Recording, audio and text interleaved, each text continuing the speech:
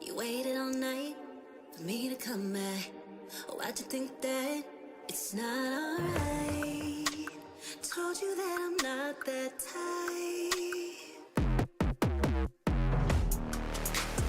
Didn't mean to get you so excited.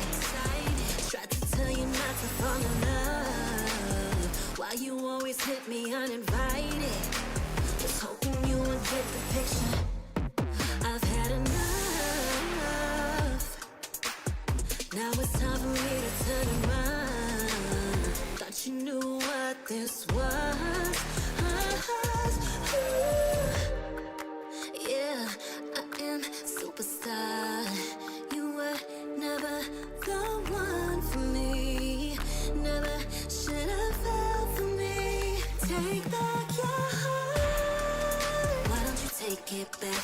You never had a chance. I'm gonna take back your heart.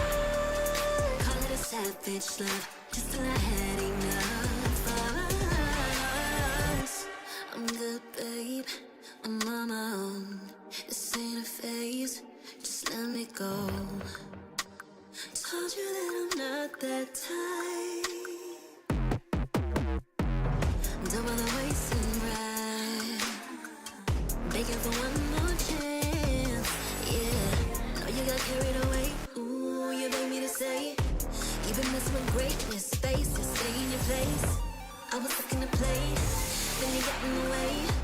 All the love that we made got me stuck in the rain. Got no time to stay here and say goodbye.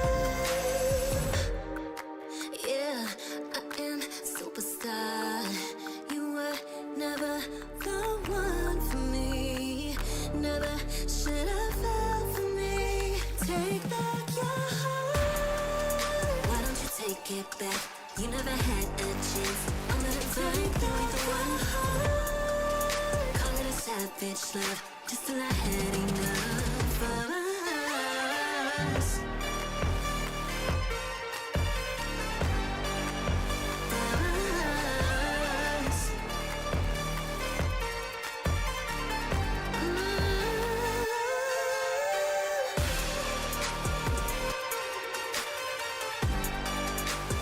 Take back your heart.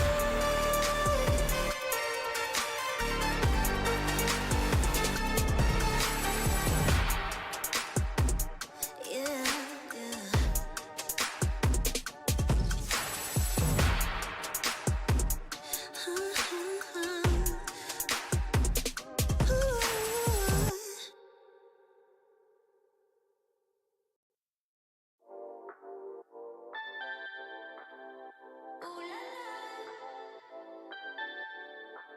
Let's go.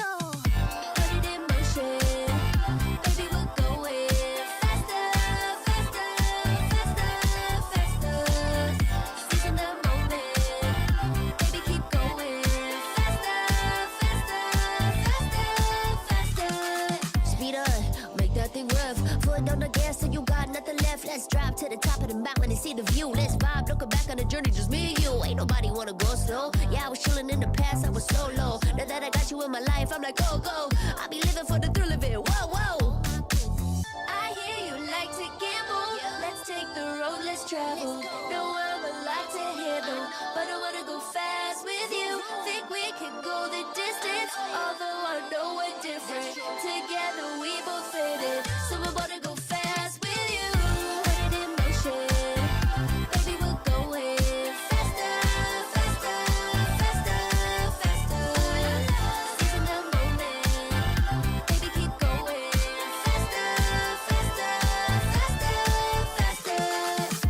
It's like they never even seen us, and nothing will ever get in between us. I'ma ride by your side every season, and if anyone try to stop us, we just speed up. Yeah, always keep it at 100. Top down, pretty face, so sun-kissed. Know it's scary, but I swear I really love this. Big shades on, summertime in London. I hear you like to gamble. Let's take the road, let's travel. Know I'm a lot to handle, but I wanna go fast with you. Think we could go the distance, although I know we're different.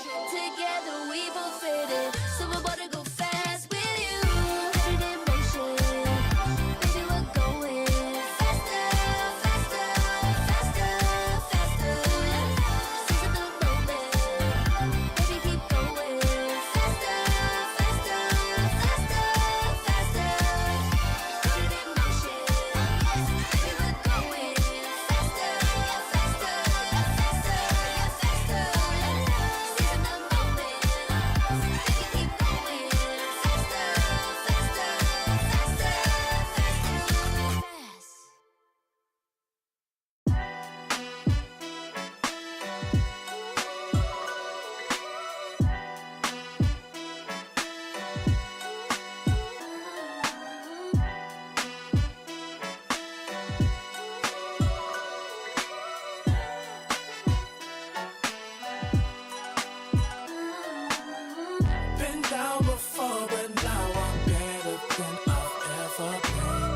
Through all adversity, I saw the light now at whatever the problem, we'll solve them.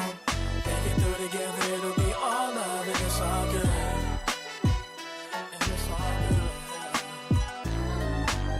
Feel like I'm the big dog, been killing it since tip-off. Come with it or stay home, the people gon' feel ripped off.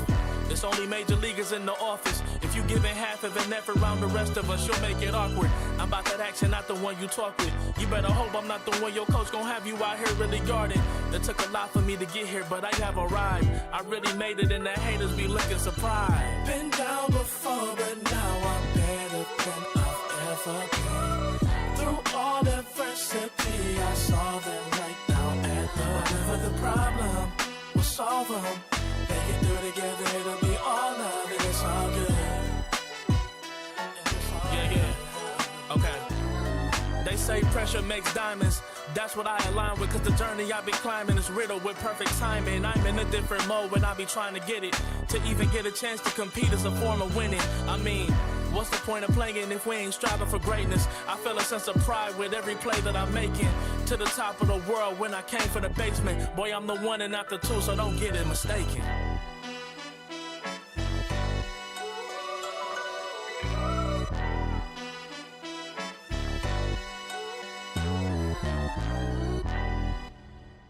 Ding ding.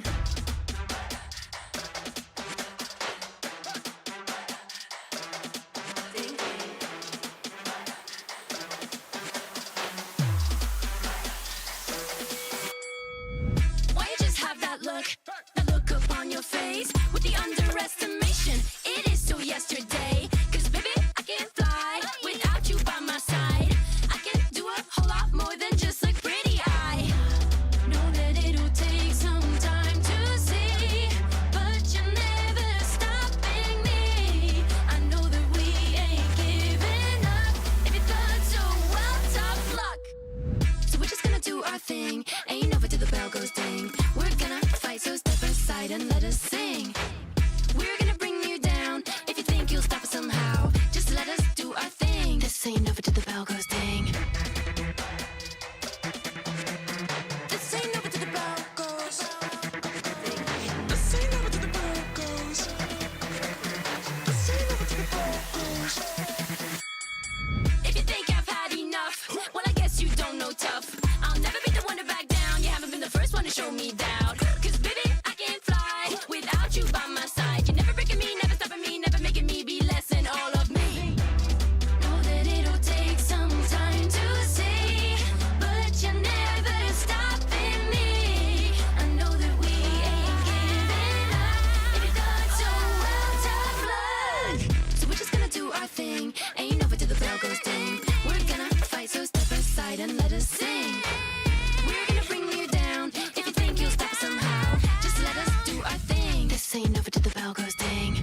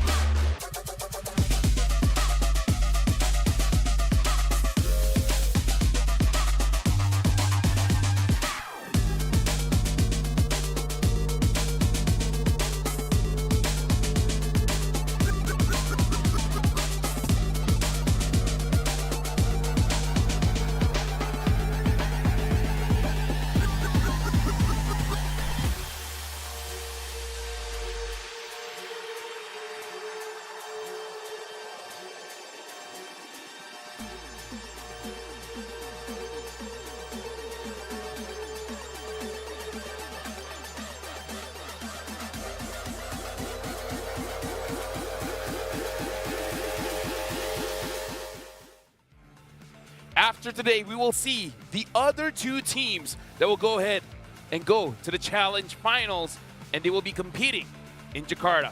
Hello, my name is Lafel, and you guys are watching the Snapdragon Pro Series MLBB Season 5. Let's play the intro.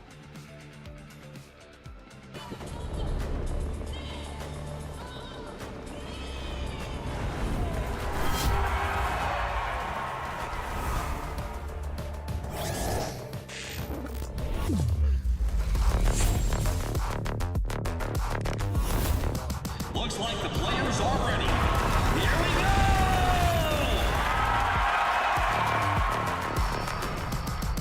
go! The Snapdragon Pro Series is brought to you by Snapdragon Elite Gaming, Monster Energy, and DHL. Welcome, everyone. Today we'll be having 5 amazing matches, and it's not going to be just me. I got a friend with me today, and coming in, Terrence. How you feeling? I'm feeling good. You're looking sharp. I like it. You Oh, thank you very much. I'm just testing out new things. I'm not having a lot of clothes today, so I was like, might as well get creative. okay. I like Yeah. it. You know, a little bit of TMI, but I can't imagine what happens if you take off everything, you know. Yeah, no, it's Yeah. just going to be a purple shirt. But All right, anyways, fair for enough. you guys at home, make sure you guys grab your tickets because it only costs 10,000 IDR. You can buy now at esl.gg/MLBB-MLBB-Tix-EN. You guys can scan the QR code as well. And for the first 1,000 to buy, you guys can get goodies up to 65,000 IDR. Exactly here. Be sure to check out the website here and just click it. You know, the first 1,000 gets the chest here, and rumor has it as well is close to almost finishing as Yeah. well. So be sure to book your tickets early, book your flights as well if you guys are not from Indonesia itself. So be sure to get your tickets fast and then travel to the actual event. But nevertheless, here today we are going to be looking for something new, and that is going to be 2 new teams to join the ranks in the challenge finals by the end of today. It is going to be the LCQ, the last chance qualifier here, and also known as Group E. Yes, like Terrence said, today is going to be all about the last chance qualifiers where if you keep on winning, you only need to win twice.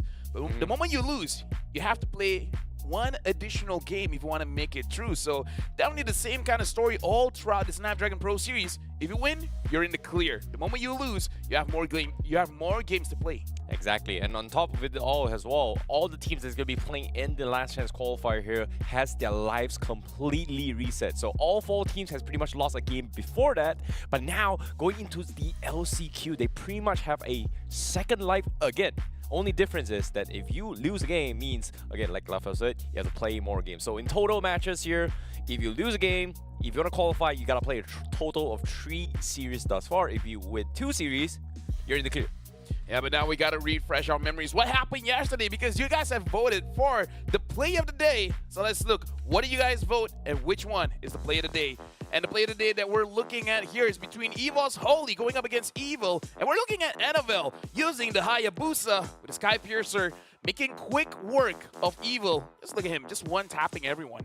You know, we talk about rumors being assassin meta coming into the play as well. Annabelle was a perfect example of why assassins taking advantage of the Sky Piercer is a force to be reckoned with. And for him to bring it out yesterday was just, I don't know, was it skill, was it luck, or do you think it is going to shift the meta here? Oh, it was completely because of the draft, because I remember that game Evil took a lot of squishy heroes, so it gave a reason for Annabelle to pick up an assassin. But now we got to look at the qualified teams for the challenge finals to see who has already made it through. We got 6 teams already: Fnatic, Onyx, GigFam, ID, Falcons, AP Brand, Homeboys, NIP Flash, and see you soon.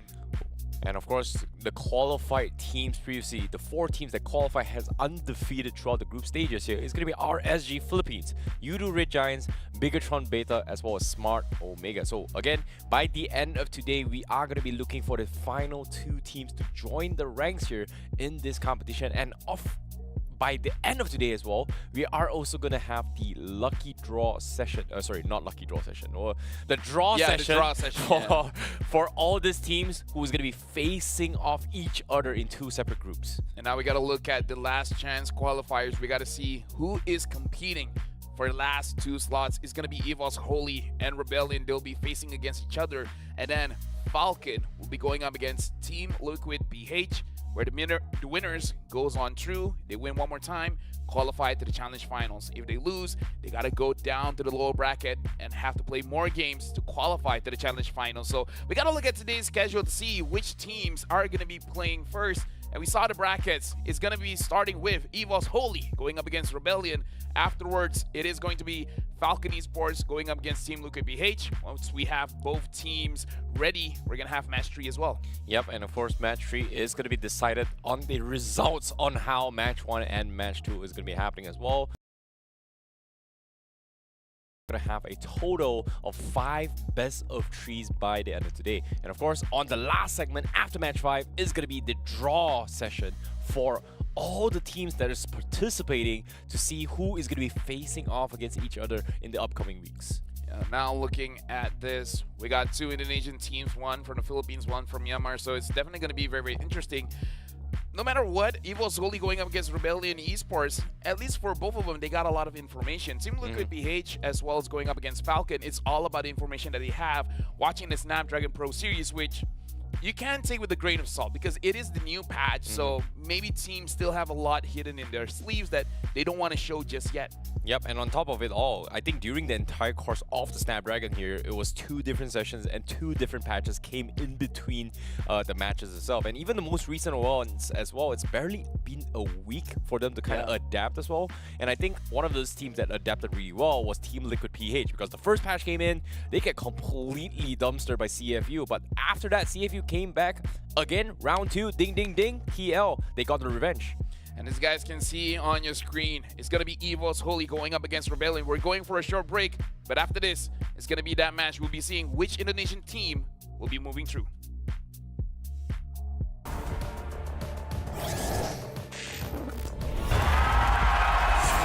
Here we go!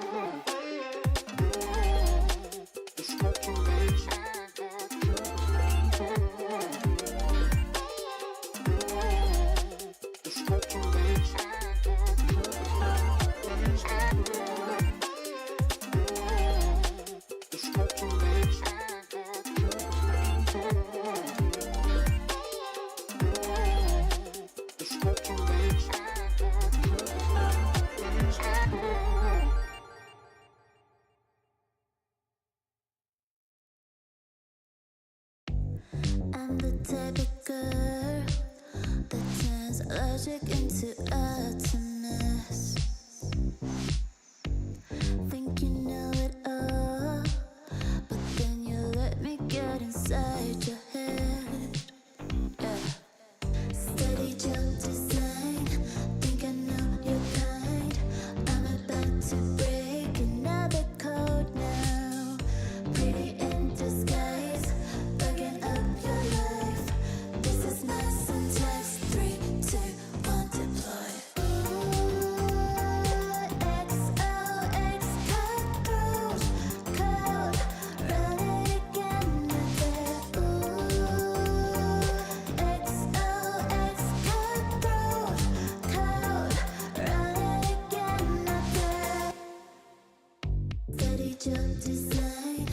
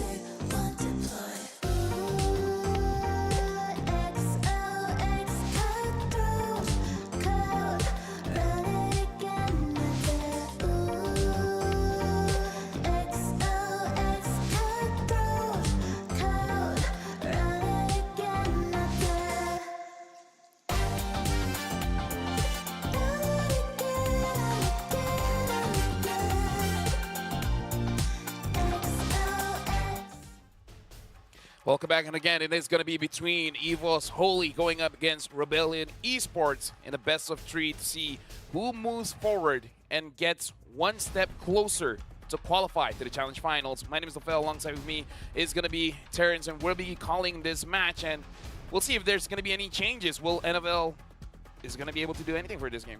Well, that's, I think, a lot of us has been talking about Annabelle throughout the entire SPS series, right? Like, he's an up-and-coming player here. He's one of the youngest junglers coming into the tournament itself, and he was able to deliver some unique aspect of a jungler that not a lot of junglers are capable of. And so far, he's been able to play as a tank jungler and an assassin jungler, which makes his variety of hero pool a lot bigger than a lot of other junglers you've seen throughout other teams.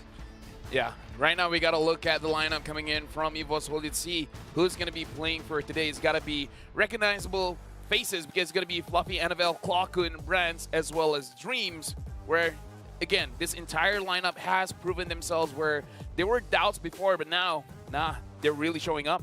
And of course, when it comes to their gameplays as well here, we have talked about the standard of a gold laner as well as a mage mid laner in terms of just MLB competitive, right? Brands as well as Clockun is going to be those guys that fits those standards. If you want to be at the top tier of pro levels here, Clockun and Brands is got to be the minimum standard if you want to be able to compete with the best of the best. And so far, EVOS Holy, they have not disappointed yet in SPS. Yes, for EVOS Holy, definitely one of the key factors is the flexibility of the players, allowing the coach to have a very good time in order to get a very good draft. But again, it's going up against Rebellion, where Rebellion as well has been showing a lot of good plays coming in from the Snapdragon Pro Series. Let's introduce the lineup coming in from Rebellion. It is going to be Cars, Vincent, Swalo, D, as well as Audie TZ. Now, when it comes to Rebellion Esports as well here, we saw a couple of shaky moments in yesterday's games as well. But at the same time, they have been sticking to their unique signature, which is sticking to their comforts of playing both the Moskov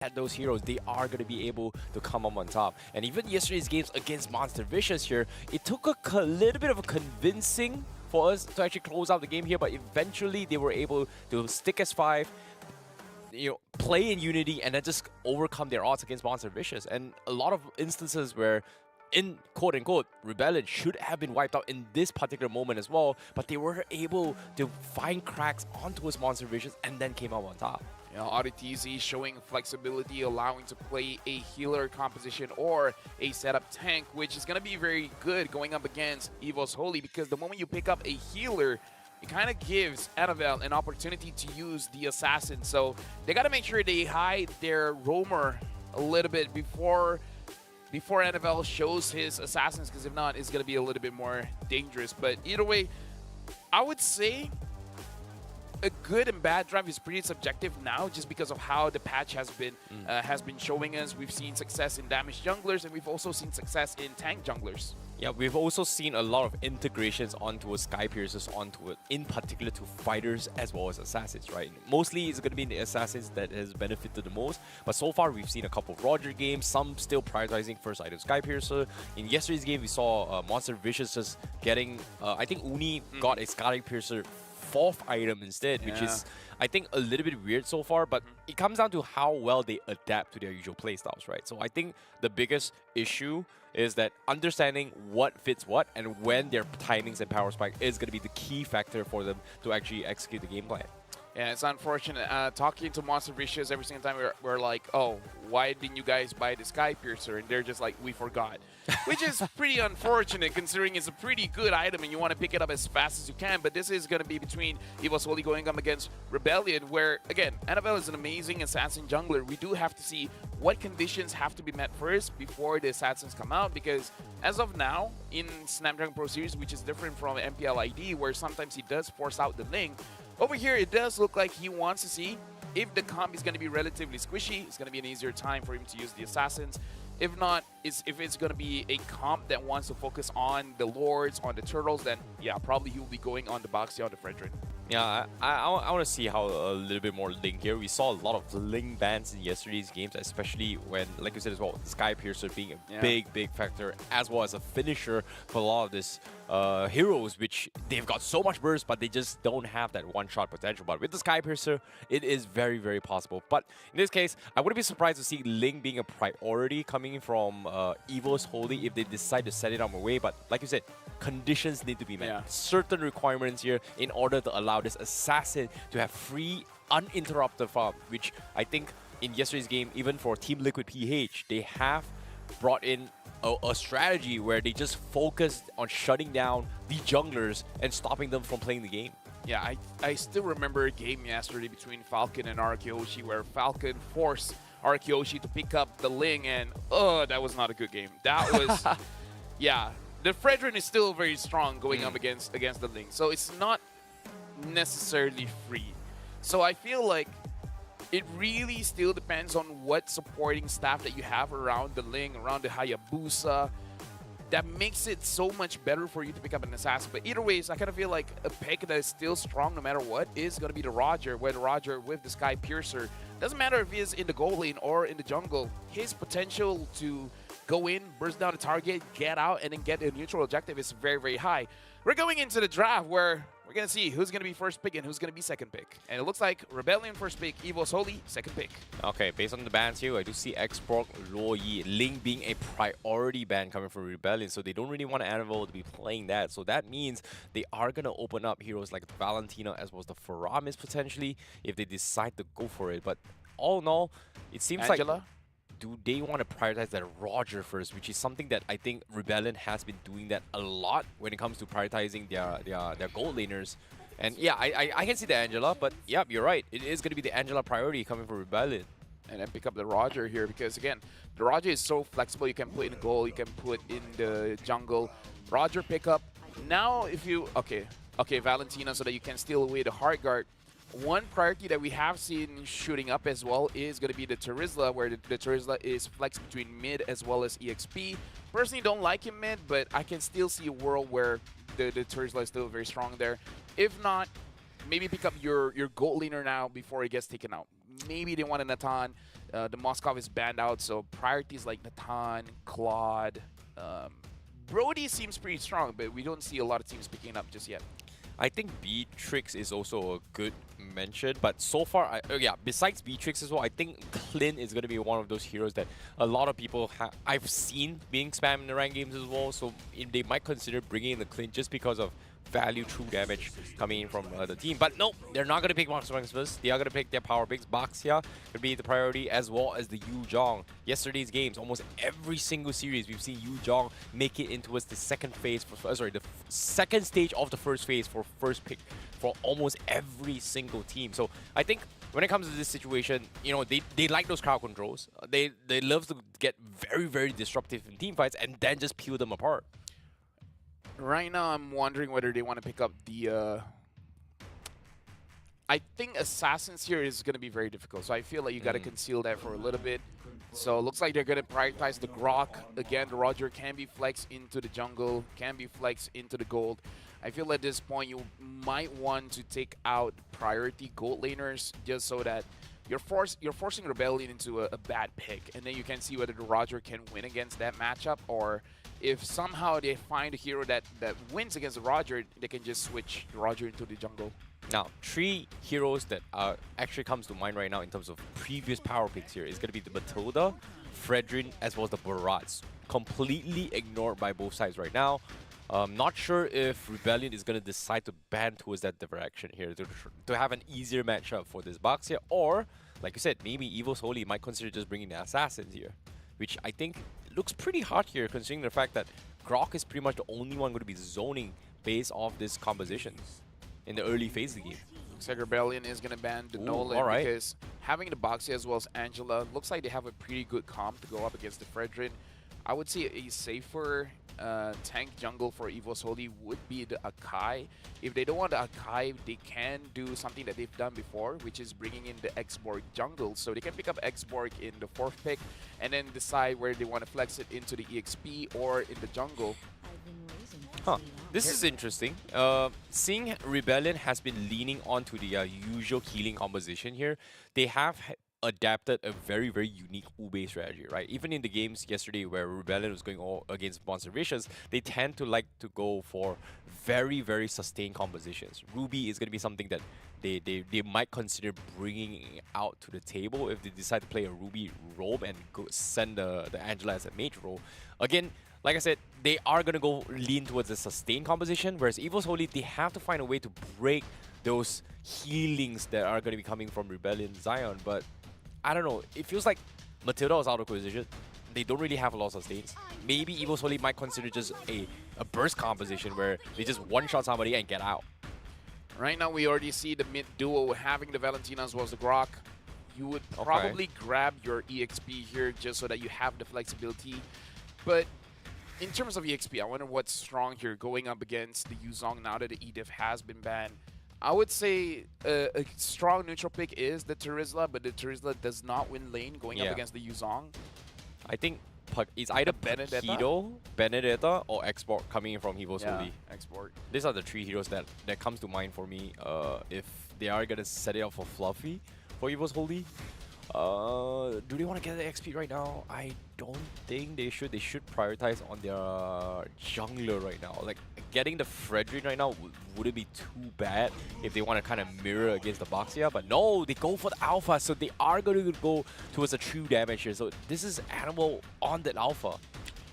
Not sure I like it because historically he's not been performing well using the Alpha against this kind of composition as well. So many divers onto him. I don't know. I kind of feel like it is going to be very, very risky. Going up against the Boxia, I might even consider using the second talent to be Festival of Blood so that you can sustain a little bit more, because based on personal experience, I kind of feel like even War Axe is not enough for the Alpha to sustain going up against a Boxia. Even with the new War Axe? Definitely not enough. I've tested out the Boxia. Having the life bin as well, is not enough just yet. So again, primary marksmans here, Natan is still open. Either the Faramis as well.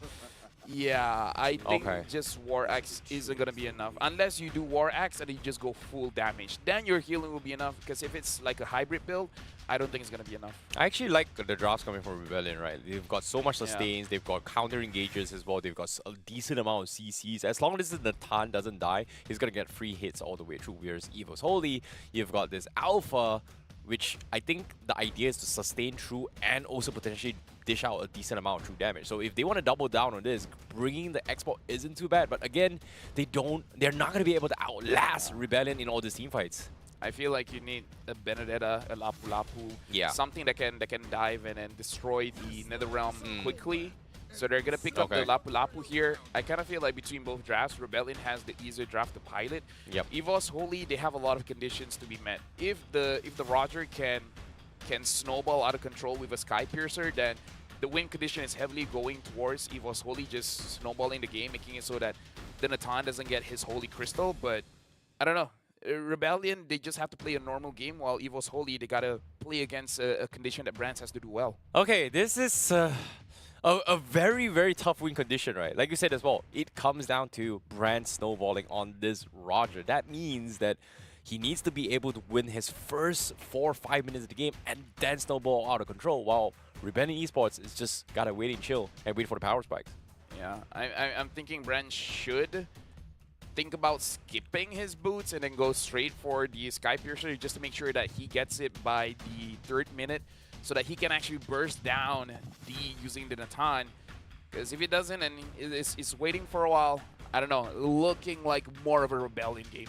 Well, let's take a look here, because this is going to be the first series of today here, where we decide to find out who is going to be the ones that advance further here in the last chance qualifier. This is going to be Rebellion Esports going up against Evo's Holy, game number 1 in these upper brackets. And now we're looking at both junglers starting on the orange buff, so they won't be really looking at each other, but I kind of feel like Vincent really wants to go inside of the jungle, try to see if he can still camp. If he can't, it's totally fine, because going up against Annabelle using this Alpha is definitely punishable whenever he's going up against a Yuzong that's having the War Cry. The War Cry is going to make it so that he wins the lane quite well, and then going into the turtle phase, it's not going to be a good time for EVOS Holy to deal with the 8% extra damage coming in from the Yuzong. Oof, that's a lot of damage here, especially in the early stage of the game, right? Like, Yuzhong isn't that super strong in level 1, but once he gets to level 2, level 3, this is where he has to respect it. And on top of the wall cry, it's something that he has to be a little bit more patient. Even see here as well, Cars is starting to just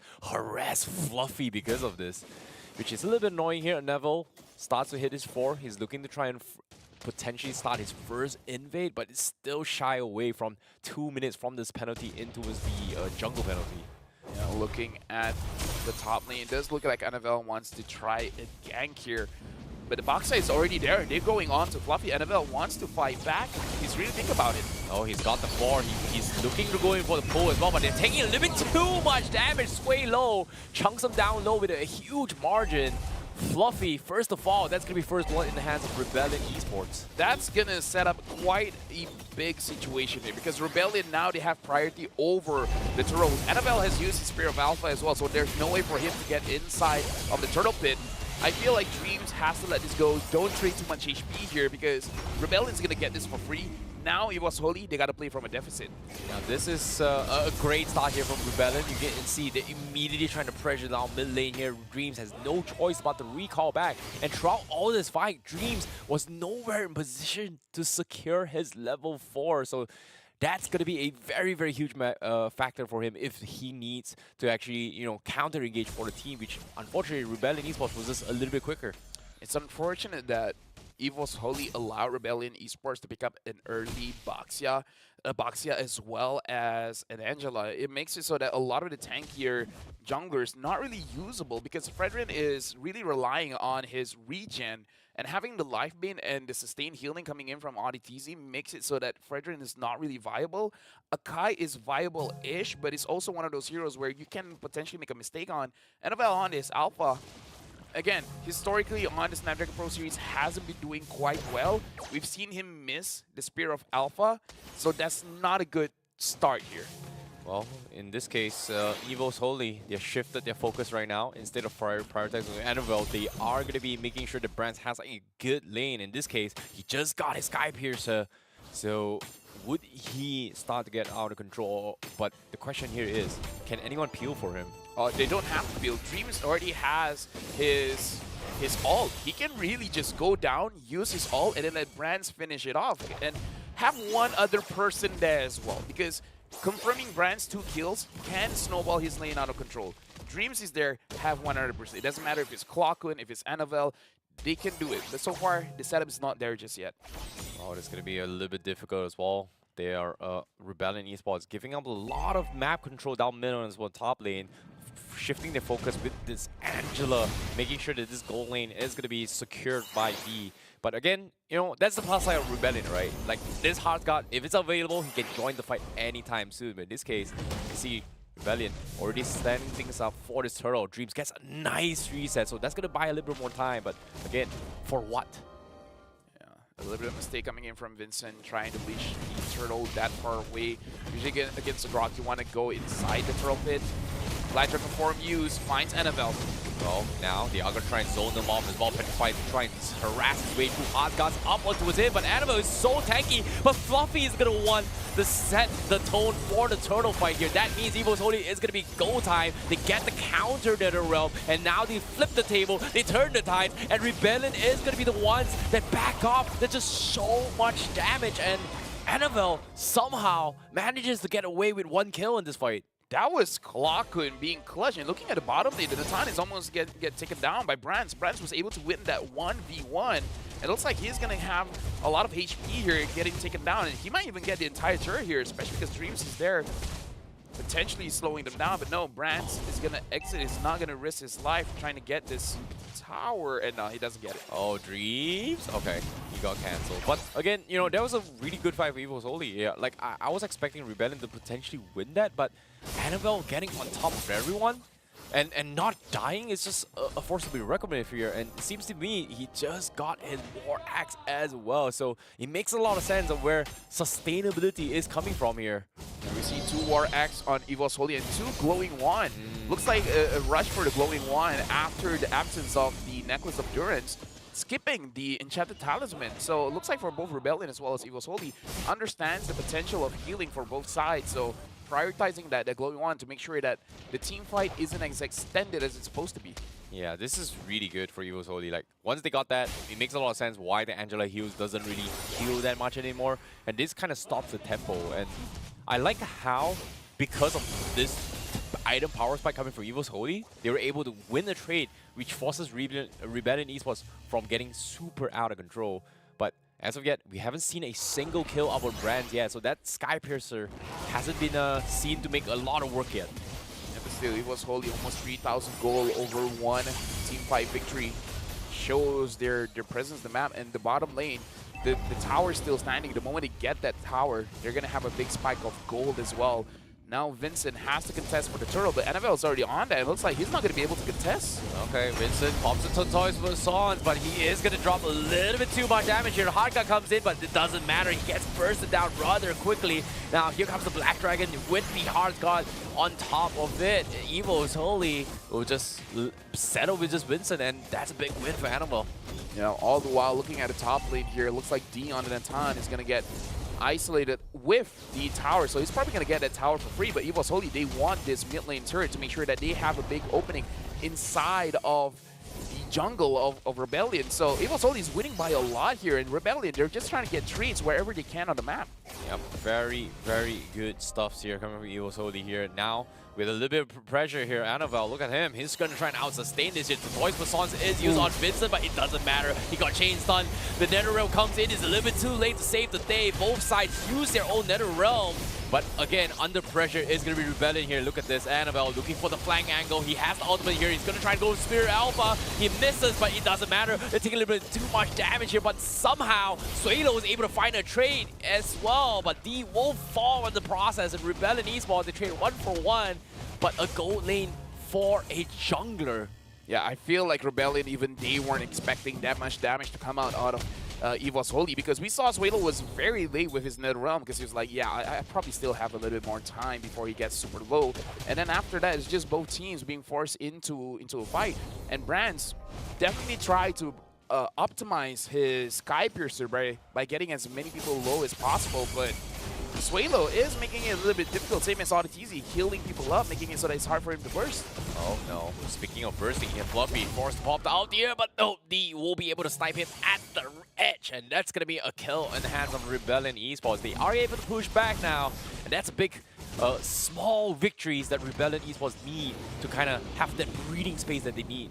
It's a good victory because it's able to delay the game, and Rebellion, once they have Holy Crystal onto D, he's going to be dealing quite a lot of damage, and he will be able to burst down the Nether Realm very, very quickly. So Evil's Holy, they're in a very good lead right now, but they do have to be careful allowing Rebellion Esports to get into their power spike.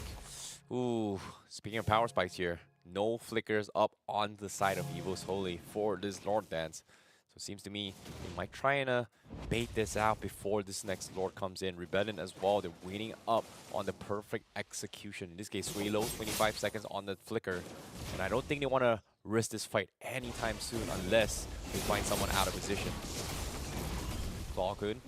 Gets the Nether Realm, but the Lord drops down a little bit low, so it seems to be Black Dragon comes in. They are going to try and force the fight. Annabelle going to be a point of interest here. They go for Petrify, but Annabelle with the Spirit Alpha still gets the Lord. And now with the counter Nether Realm as well, Evo is just dropping like fire, so much damage, and Brent is able to mow them down one by one. But Suelo is able to get a big Ghostbusters and turn the tides. And seems to me it's only Brent left alone. He's getting kited around, but eventually Rebellion still comes out on top. What happened? That was a wipeout. I have to ask the same question. The Evil's Holy had so much HP getting traded by the Lord. I don't know. I mean, like, I saw Annabelle go in, and I saw that Klakun use the Nether Realm to make sure that they are not taking too much damage. I don't see a Holy Crystal on D just yet, but I guess the simplest way to say it, Carlos was the big difference maker because he dealt a lot of damage, and a lot of kiting coming in from Rebellion Esports with the healing coming in from Auditizi. It really helps a lot.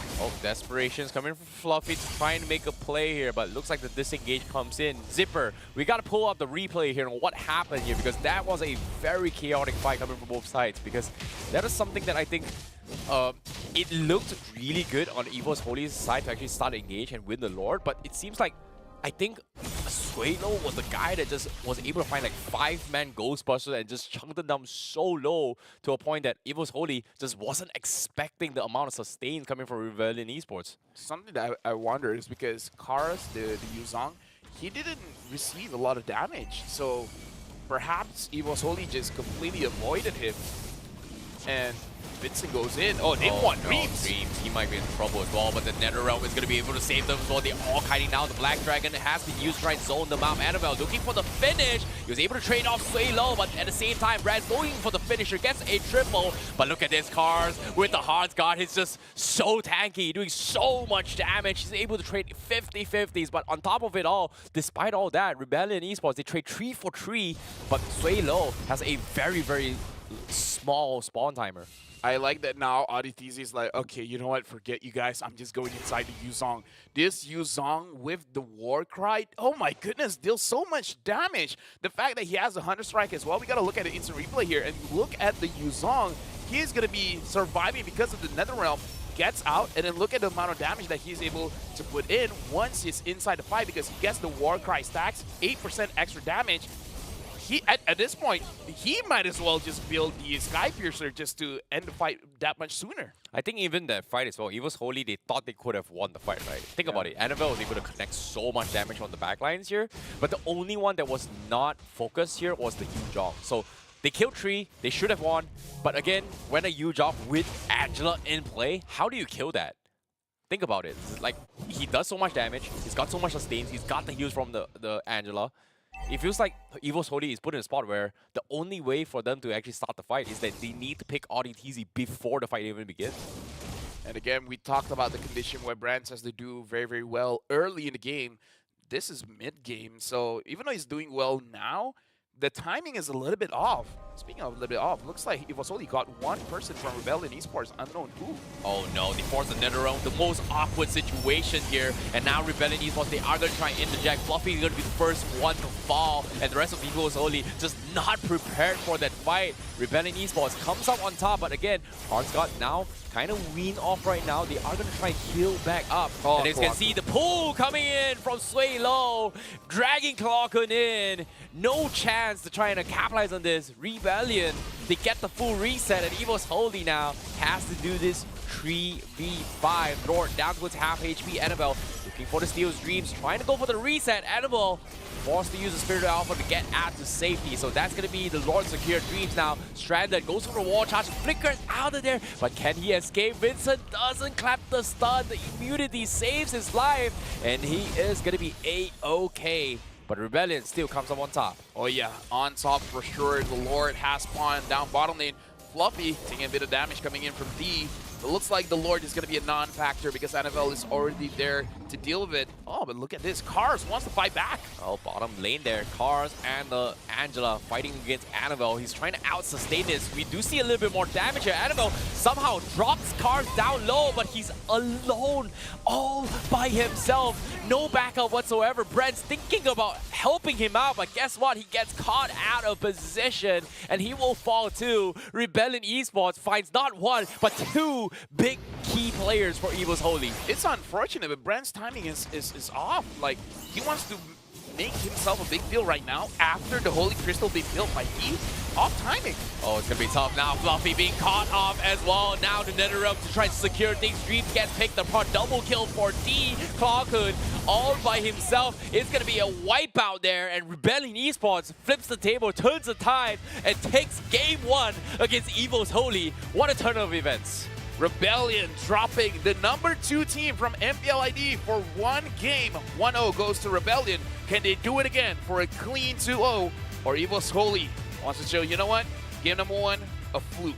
We're going to return with a 1-1 victory. But Evo's Holy definitely got to look back into the draft because delaying the pick for the jungle for Annabelle seems costly for them. Yeah, but in this case, Evo's Holy, they might have made a little bit of mistakes here. Game 1 seemed like there were a little bit of hope with Annabelle, which we did see in the final moments as well. Annabelle, he has the damage, he has somewhat of a sustainability here, but the follow-up seems to be a little bit lacking here. And I'm not sure. You were liking the Lapu Lapu, personally. It doesn't matter what they pick. Yu-Jong just Yeah, Yuzong is way Just- too strong. yeah. Yuzong with the wall cry, it's insane. Like, imagine if he was like, you know what, I'm gonna go full damage. Oh, that would have been a little bit too much. But definitely in this game, it does look like EVOS Holy, that draft is like the win condition is very niche. Brands, if you get like 2 kills by 5 minutes, then okay, we're looking like we're in a pretty good spot. Brands was able to get 4 kills, but that was like around mid game when the Natan already had 2 items and he was already on the way to building the Holy Crystal. Once the Holy Crystal has been built, the Natan's damage is way too much for EVOS Holy to really handle. Yep, and based on the stats as well, you can see his itemization. By the end of the game, he was able to max out every single team. And eventually, when this... It's 2 things you got to worry about, right? Like, it's either the Yu Zhong or the Natan. 2 very, very important heroes in terms of just dishing out damage. But if you focus on Vincent every single time, great. You take away the Tortoise Passants. But guess what? You're getting free hits after free hits, which in this case, EVOS Holy was just a little bit confused on who they should be focusing on. I would say the big turning point was when Rebellion, they won the fight around the EXP lane, where they were able to drop Fluffy down very, very fast, and then NFL just had nothing to do around the turtle fight, because once your EXP has lost his lane, you can't contest the turtle anymore. If you try to force it out, you're gonna straight up die. So EVOS Holy, I would say the early game needs to be fixed a little bit to go up against Rebellion. I think we talked about this during the draft, right? It came down to a situation where EVOS Holy needed to somehow find a way to win the early game to kind of enable Brands to get out of control. Did not happen. Rebellion was the one to set the pace and then just completely shut everyone down.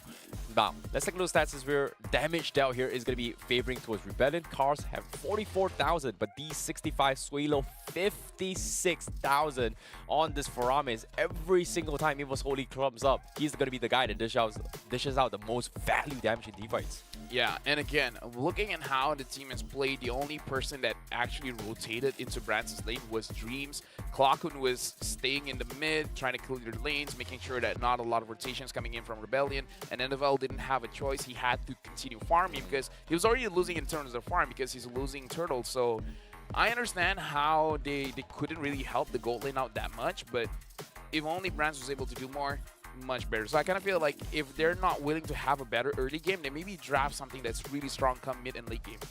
Yeah, I guess so. And even in total heals as well, you can see that Annabelle is trying to kind of compensate for the heals that Angela brings to the table. But the problem here is that you have an Angela as well as a Faramis, which is something that I think they were, you know, too much to handle in terms of just outlasting here. But despite all that, let's take a look at the graphs here. We do see that the early 5 minutes here, you know, Rebellion Esports, they won the first hurdle, they were able to get a couple trades, but ever since they made one small mistake, EVOS Holy was the one that came out on top, which I think they had a lot of lead, but what happened which resulted them just completely dipping down? I feel like it was the point where we saw Cars got 3 or 4 kills whenever EVOS Holy secured the turtle, if I'm not mistaken. Was it the turtle? Was it the Lord? But Rebellion, Carlos was able to get a lot of kills after that. They got an entire team wipeout and then cost them the victory. But the MVP is going over to D, 8-2 and 6 KDA, 828 gold per minute, 78% kill participation. And again, this is the key to victory. Let him get his Holy Crystal, and he'll be carrying the game. Oh, interesting enough, he actually went for the firmness emblem instead of the usual attack speed on his first emblem. So he's looking to out-sustain here. He's got the heals. As long as he's alive, he's going to be able to dish out damage. But, of course, in case you guys missed out on the highlights here, this was a very, very good steal for EVOS Holy with the Lord. They got the Lord. Unfortunately, Annabelle was just free hitting. Sorry, Cars was getting free hits after free hits with his Yu Zhong, which I think forced EVOS Holy in a very, very awkward position. Yeah, no one was attacking him. And the moment Brands came and attacked him, we see that quite a lot of damage gets hit onto Cars. If they target him from the get-go, maybe it would have been a different ball game. But it's something that EVOS Holy has to consider after this. Their targeting has to be fixed, or more or less like we have to consider Cars is a threat. We got to take him down to make sure that the team fight goes smoothly.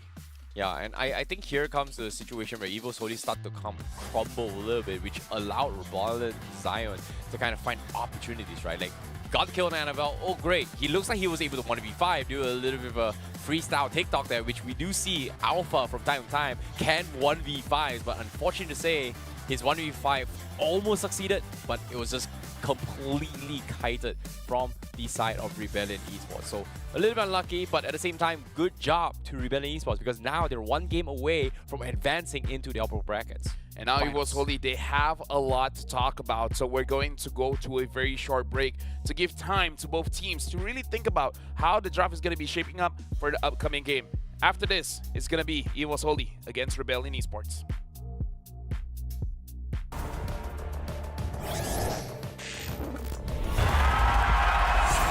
Here we go!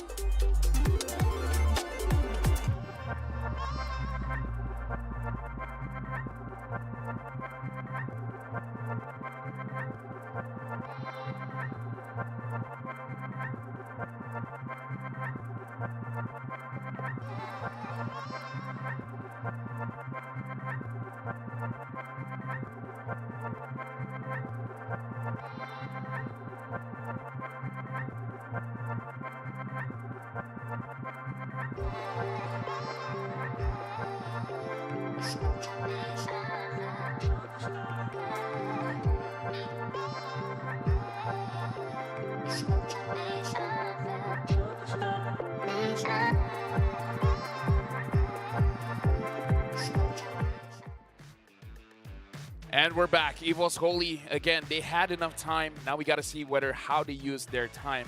Either they're going to change the draft or they're going to change how to play the game. Welcome back. My name is Lofel. Alongside with me is ICBB12. And for you guys have got to make sure you guys grab the tickets because it's selling out fast. It's only 10,000 IDR. You guys can get it at esl.gg/MMABTix-EN. You guys can get it on the QR code as well. And for the first 1,000 of you guys that managed to get the tickets, you guys will get 65,000 IDR worth of goodies. Yes, and if you guys want to get those free chests very, very quickly here, what I heard is it's selling pretty fast as well. It's down to, I think, the last 100 tickets probably in terms of rewards, in terms of rewards. So you got to get it fast. But even if you don't get the rewards, it's okay. Don't you want to feel the vibes on what SPS is going to be bringing to the table here? Something different compared to the usual MPLs. You know, I'm not going to lie, SPL brings a different kind of vibe here. If you guys enjoyed last year's SPS in Indonesia, and you know what I'm talking about here, guess what? We're going to have it again one more time. But now, nevertheless, jumping back into the game here, this is going to be game 2. Evo's Holy have to rethink their strategy if they want to survive and try and make it to the upper brackets, because little they know, if they lose here, it means they have to go down to face off 2 other teams for that slot in towards the Challenge Finals. Now there's a difference. Evo's Holy will be the first pick. Rebellion will be the second pick. So if Evo Holy want, they can actually get the Angela for themselves or just change up the draft. Try to get a Boxia early, because I feel like, judging by how the performances of the tank jugglers has been, it does look like Boxia is a little bit stronger compared to the Fredrin that has been nerfed how many times now, and Barats hasn't been seen at all. You know, it's interesting to see Baxia completely untouched, right? In the Boxia was touched. He was balanced. He was like, the early game is a little bit weaker, but his damage reduction has increased. Oh, okay. Yeah. Okay, but still, at the same time, damage reduction means that he's still very relevant. He's much this tankier fight, right? than before. Yeah. So, and I think when it comes to, you know, Skypiercer being introduced into the game, like Skypiercer's intention was to kind of shut down low HP outplays, which we see from Benedetta, heroes like Paquito, you know, 1 HP clutch situations. Paquito takes it on a different level. Like, he's going to be able to tank everything to a point that I don't think the Skypiercer's threshold is going to be able to hit him because of how high his damage reduction is in the early game. Honestly, Paquito is a good hero to use the Skypiercer as Oh, yeah, well. for so sure. Honestly, it's like, Paquito is a very strong hero, but it looks like teams haven't been willing to use him just yet. And honestly, looking at the performance of Yuzong looks pretty strong, man. I feel like it is going to be a very, like, as strong as Yuzong was before, much stronger now with the Warcry. And if teams want to use the War Axe on Yuzong, honestly, even better. You know, more penetration. The only thing that he's missing out is the movement speed compared to Hunter Strike, but some teams are willing to take that trade. Huh. This is interesting coming from Evo's Holy. They switch up the drafts a little bit here. This time they prioritize on banning the Florin. And now Angela, you know, still up for grabs here. Do they want to deny it away from Rebellion? Or do they want to try and take the Valentina as a safety net in this game here? But if you guys missed out on the previous draft here, we did see a little bit of mix up coming in. Export being let through. Oh, okay, makes a lot of sense now that why they didn't go for the Export. Export was actually banned in the earlier phase of the game. In game 1. Okay, I didn't see that, so yeah, our I didn't bad. see that too. But either ways, Angela first pick, denying Angela and Boxia combo. I feel like Boxia is still a good pick, so that you lower the healing as well as the shield generated by the Angela. But this time, having an Angela does allow you to pick up the Fredrin if you want to use a tankier jungler. Or this time, if you want to go back on the Alpha, it's a little bit better because you have the help of Angela. So I feel like fighters with the Angela does feel more like a tank, so it's pretty good as well. What are your thoughts on the new patch on Matilda Barras? Because, you know, I don't think it's that much changes, except for Barras getting nerfed a little bit here. But from I mean, we haven't seen Barats at all. We've seen Matilda. I seen one game yesterday, but didn't really do too well. Like, he was able to win the game though against a Fanny, but that's against Monster Vicious, right? Okay, I think I didn't see that game, but the games that I've casted, I haven't seen a Barras just yet, so really hard to talk about that kind of matchup. Looks like the Yuzong is gonna get picked up early by Evo's Holy, and Brands is gonna get his signature Claude. But going up against the Roger, it is gonna be a difficult matchup if D is feeling like a bully today. Oh, I like the idea that Evo's Holy is focusing on the NetherRealm in this game, right? In the previous game, they were struggling to actually deal with it here. You talked about the Lapu Lapu being the solution for the NetherRealm, but this time, doubling down Claude as well as the Yuzong is a great way to deal with it. But the problem here is they might not get the Valentina this game. Yeah, but why? They could have picked up the Valentina, but I guess they really prioritize on the Claude, and maybe they have the idea that this Angela is going to go mid anyways. Baxia gets picked up by Rebellion. No. So here we go. Yeah, here we go again. Rebellion starting with a very strong 3 pick. Evo's Holy has a strong 3 pick as well. I feel like they really don't want to run the risk of the Claude getting banned out. But again, the matchup between Claude and Roger is won by Roger. If the Roger can hit the Claude a few times. If the Claude is able to survive, then I guess his skills a little bit better, but I don't know. I'm feeling more for Rebellion for this one. Yeah, but at the same time, I think the problem that we kind of saw was that did they want to mirror the healing composition for Angela, right? Like, they couldn't really draft it as well. They didn't decide to go for Matilda. They didn't go for for maybe even a Rafaela to a certain degree to kind of force somewhat of healing here. Even the Minotaur was kind of completely ignored by Evo's Holy. But this time, I want to see how Rebellion takes this approach. Because now, no healing, Florian's out, means Angela is going to be in the pool. Do they force the Minotaur up on Rebellion to make sure they have somewhat of a sustainability? Actually, I feel like Minotaur is a very good shout for Rebellion. I feel like Evil Soul, if they want to ban a hero, actually banning out the Minotaur could be good because the Minotaur can counter the Claude as well as the Yuzong. The moment they go in, just use the Minoan Fury, and then they all get knocked up and gives a lot of time for the Roger to reposition. So, but they themselves ban it out, so they have something else in mind. Okay. What do they want like a Grok? Okay, so I think Evo's Holy has played this before, where they decide to go either for the Minotaur, to play like a full heal composition, right? Like look at this, Yuzong, insane sustains, Angela, insane sustains. With the Minotaur, it sets up a tempo where if the Boxer goes in to try and offset the anti-heals, he is not getting anything out with those stunts with Minotaur. So I think that's the idea that Rebellion just doesn't want to deal with if they decide to go for that route, so which is something that they are known for. Yeah, so now what does Evo's Holy ban out? Do they ban out something like the Edith? Because again, Paquito is a very good ban. We talked about it in CC. Completely forgot about the CC as well. So now what does Rebellion want to pick here? In terms of roamer, I guess the Grok is still open if they want that. Quite a lot of aggression, and it can potentially deal with the Claude whenever the Claude wants to go in.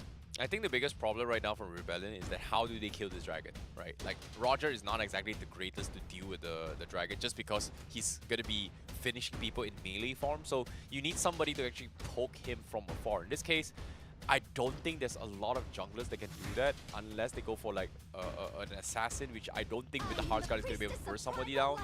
But they go for the Edith. Edith was banned in the previous game, so that is going to be the XP Edith coming from Rebellion. So he was Holy again. Unless this is a roam Edith. I guess it could be a roam Edith. Yeah. I guess they pick it up just so that they can see what the rest of the composition for Evo's Holy is going to look like before making a decision. Because again, quite a lot of roams are still open. Quite a lot of EXPs are still open as well. They can pick up. Again, I've been mentioning him. Terizla is a good shout. Oh, yeah. If they want to pick up something like a Ruby as well, maybe fight sustain for sustain. I think Ruby is something that Evo's Holy might consider because of the amount of sustains they bring to the table, right? So the question here is, who is going to be the mage? Because if they go for Ruby roam, who's going to be the mage? Who's going to be jungle? Oh wait. Yeah. They're doubling down on the Alpha, but this time with the Angela, but they bring in the Tigra. So that means this is a Angela mage for Evo's Holy. Yay or nay? I feel like if there's an Angela, then the Alpha is okay. It's just that their early game is really dependent on the Alpha. If the Alpha does well, then okay, because they can't rely on their mage to really deal a lot of damage here. So I'm not liking this rough. Like, I like the idea that Evo's Holy is going for, but they just don't have enough of magic damage to deal with Rebellion. Like all Rebellion needs to do is just itemize physical defense, and they're good. Like, the only one that can pierce through that is pretty much the Alpha with the true damage, but even then, so what? You know? They get the Matilda, so they do have the sustains now, as well as the escape mechanics. And, I don't know. I like Rebellion's drop a little bit more this time.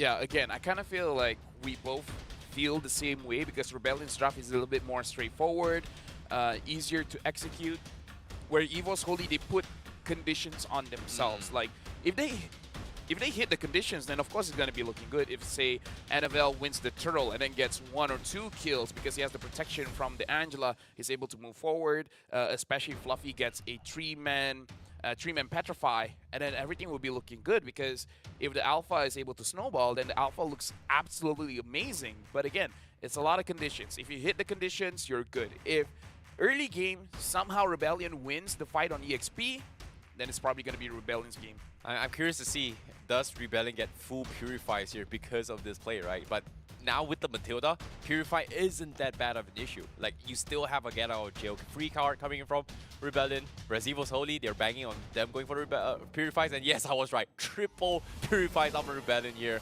Oh boy, it's going to be a tough game for Evo's Holy, but we shall see. Ladies and gentlemen here, this is going to be LCQ game number 2, Evo's Holy going up against Rebellion here to fight on whether who will be advancing into the upper bracket finals for this match.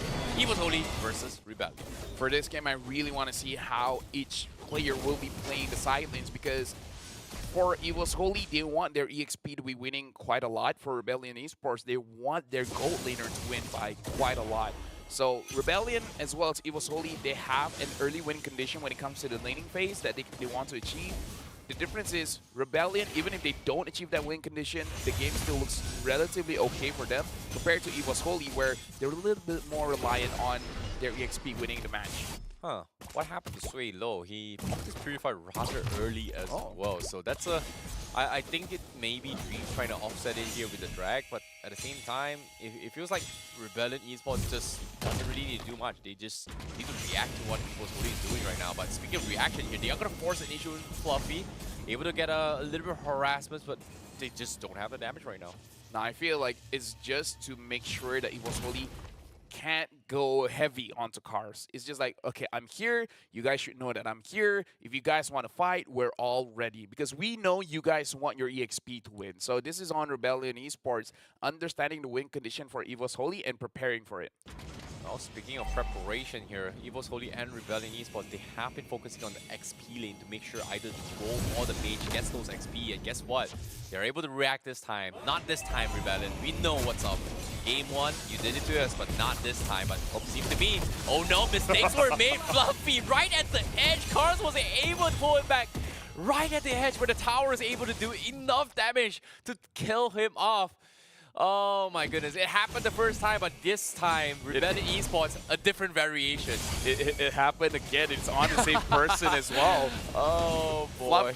Now, cars can say, like, with or without you, Zong, it doesn't matter. You're losing the lane. Dreams trying to make a play here. Implosion comes in, wants to reset this. Swalo secures the turtle. Here comes the dragon coming in, trying to isolate the fight. But NetherRealm is there to keep them all healthy. They get the full reset. Guess what? Heart's Gun is about to expire. Annabelle is trying to best kill off guards, but the Primer Up coming in. He's buying so much time. He was able to survive, but now Fluffy almost dying there. He narrowly escapes, but he's going to be able to get out there. Rebellion Esports 2-1. Seems to be a closer match than previous game. Yeah, definitely closer. This time is a good thing that Fluffy was able to get a kill, so they equalize a little bit in terms of the EXP matchup. Fluffy almost died there. If he died, I don't think it's going to be worth it. And now he was going down to the bottom lane to make sure that the goal lane is going to be won. Oh boy. Now, speaking of winning the fights here, because as of now, based on this engagement on both sides here, Rebellion, they have to be a little bit more cautious, because as of yet, they may have win the gold economy, but Evo's Holy seems to be having a little bit of fight in early game because of all this sustains because in this early fight. Yeah, especially because, again, we can't forget how much damage that the Yuzong can deal now with the Warcry. Looks like I don't think he will change the build so much. I feel like he's going for a Hunter Strike still. Looking at the Roger, he's going for a Windtalker, not going for the Sky Piercer. So I guess they understand they're not going to be winning that lane as hard, so they don't prioritize that item. Oh, interesting. To see a little bit of adaptations has been made, right? But top side, we do see a little bit of a ding ding ding round 2, right? Fluffy might be in a little bit of trouble. Going for a stun. Fluffy was able to bait something out. They forced reactions coming in. Rebellion not going to be able to capitalize on this, but Audi is going to recall back out to safety. So they are going to be prepping for this next turtle. Yeah, it looks like Fluffy understands Car's movement now, because it's like, okay, if you're jiggling this way, you're probably thinking of wanting to gank me. But now the turtle is gonna spawn. Looks like both junglers are prime and ready to start the turtle. Just that in terms of the numbers, looks like Rebellion Esports, they're going to be moving towards the turtle a little bit faster compared to Evo's Holy. Oh, Evo's Holy needs to drop it quick as well. The rest of Rebellion is here. Black Dragon has been used trying to zone off Winston. His focus is going to make sure he doesn't get this retribution, but he still gets it anyway. They're all clumped up. Brands gets a free blazing duet trying to zone him up, but they just don't have the damage. Fluffy not able to get on top of Rebellion. He is going to take a little bit too much damage here. Sway low with the Ghostbusters. My goodness, just 2 targets is all he needs. And Clockloon and Fluffy is too scared to commit. And now tier 1 in the hands of Rebellion here. Everything that could have went right for Evo's Holy just completely went wrong in that fight. Yeah, I don't know who dealt the most damage, but looking at what Swalo did with the Ghostbusters, we have to assume it was him. Because again, the Evo's Holy was an okay kind of engage. Oh, Auditizi goes on to Brands. Brands a little bit below half HP, but again, he does not have the Sky Piercer, so he's not going to be fully engaged onto anyone. You said, oh, but Vincent and Swalo is here. Vincent, he's thinking he wants Clockwood, he wants to stop the hard guard before he commits as well. NetherRealm comes in. Wait, the Tortoise was on. Wait, Clockwood, he can't even get out. Now Implosion comes in, but it's a little bit too late. He's going to try Dragon under the turret here, but the NetherRealm is going to keep him alive, and he's going to be able to get out. A drive-by hit and run by Vincent. I feel like we saw this yesterday, where whenever an Angela is picked up, the opposing side just picks up a Boxia and do exactly the same thing. Just hard engage onto the Angela, and there's legit nothing much the Angela can do. The buff on the Tortoise Poissons, or the passive, makes it so that the Boxia barely receives any damage, even against marksmen. So, yeah, I don't know. Based on the patch, I kind of feel like of all the tank junglers, Boxia got the most love. Yeah, but speaking of which here, damage leaderboard here, Swalo's got 20,000 just 6 minutes into the game. So he's doing a decent amount of damage, and Evo's Holy slowly fluttering away in terms of sustainabilities, because as of yet, I do see Blade Armors up on Vincent as well. So that means the physical damage from Evo's Holy in these upcoming fights is not going to be very relevant, especially when Brands won't be able to sustain the Blade Armors burst. Yeah, a meta update as well. A lot of heroes are practicing. Oh, before that, oh goodness, Circling Eagle into Dream, no implosion, and now the Enduro comes in. The Dragon just completely ignored Brands. Finally dropped the Blazing Duet, but he's taking a lot of damage himself. He needs to be a little bit careful here. Turtle in the hands of Vincent once more, but Evo's Holy, they lost 4. Everyone is crumbling. They don't have damage. Brands, he needs to run. The last auto attack, Windtalker not going to be able to proc him, so that's not going to be the wipeout. But the damage is done once more. Rebellion, they get absolutely everything for absolutely nothing. That was basically a wipeout, because like you said, almost everyone from Evo's Holy gets taken down, and Rebellion did not have to trade anyone. Dude, Swalo on this Faramis is so dangerous. Evo's Holy, the #2 team of MPL Indonesia, is crumbling against Rebellion. Oh no, this is not looking good. Glowing one up on Swalo is gonna completely further negate Clockwood's relevance in terms of sustain here. Rather early in this game, indeed, he doesn't even have the Sky Piercer, baby. He doesn't even need it, because right now, look at him. Windtalker, Endless Battle, and the Malefic Roar, just 8 minutes into the game. I feel like with Sky Piercer Bear, but the thing is, look at the items. Brands only has 1. And, oh no. And D has 3. Yeah. That's a very big difference. 2,230 gold difference. And now Cars having the Blade Armor as well. The interaction with Blade Armor nowadays is pretty crazy, that a lot of tank junglers are actually picking up Blade Armor as the very first item, completely denying this attack speed heroes. Oh no, Brett's is not gonna have a good time at all. His Blazing Duet is gonna get reflected, not just by 1, but 2 heroes here. It's gonna be Vincent as well as Cars. Oh boy, this is not looking good for Evo's Holy in this draft, because Rebellion is looking to try and continue the journey, but because now Annabelle, we do see the Brute Force Breastplate, which I don't think is gonna help him out that much anytime soon. Yeah, something about this Alpha. I know he's a good hero, I know he's a strong hero, but something about Evo's Holy, they haven't been able to make it work just yet.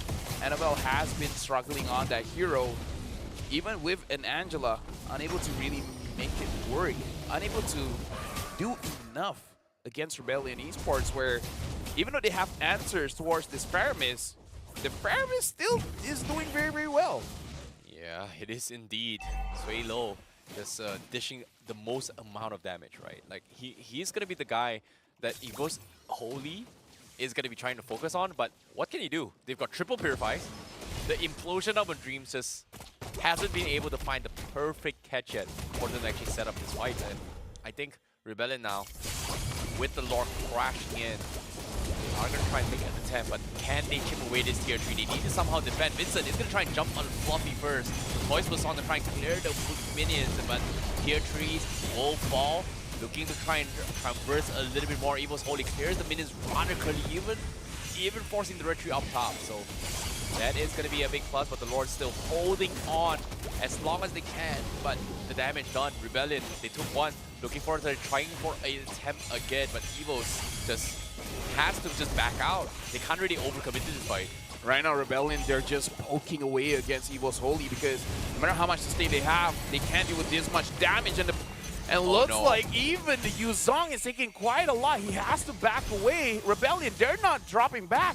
Look at their HP. Oh, Implosion 4-man comes in, but the Battle Rail comes in, saves the day, and they cannot do anything. They're getting completely dropped. Annabelle trying to dish as much damage as possible. They're not able to get a single kill. Instead, Cars is able to trade him off. Dreams, Annabelle down. Cars now with the Primal Round, and the guiding with the save is there. Now they are going to come in once more. Fluffy is dead. Mega kill for D. Crystal exposed. 5 men still alive. They're trying to top up. They're trying to reset. They're trying to close out the game. But Evo's Holy, they're trying their best. Brands tries to come in, but he drags man in. He's dead. It's over. Rebellion Esports takes the first series against Evo's Holy. The first finalist for the LCQ upper brackets. Wow, Rebellion dropping Evo's Holy. Whoa, Evo's Holy still has a shot to go to the challenge finals, but definitely a much difficult path this time. And I hope they learn something to go up against Rebellion because Rebellion made it look easy. Rebellion definitely made it look easy here. A complete one-sided game for not just game 1, game 2 as well in terms of the drafts here.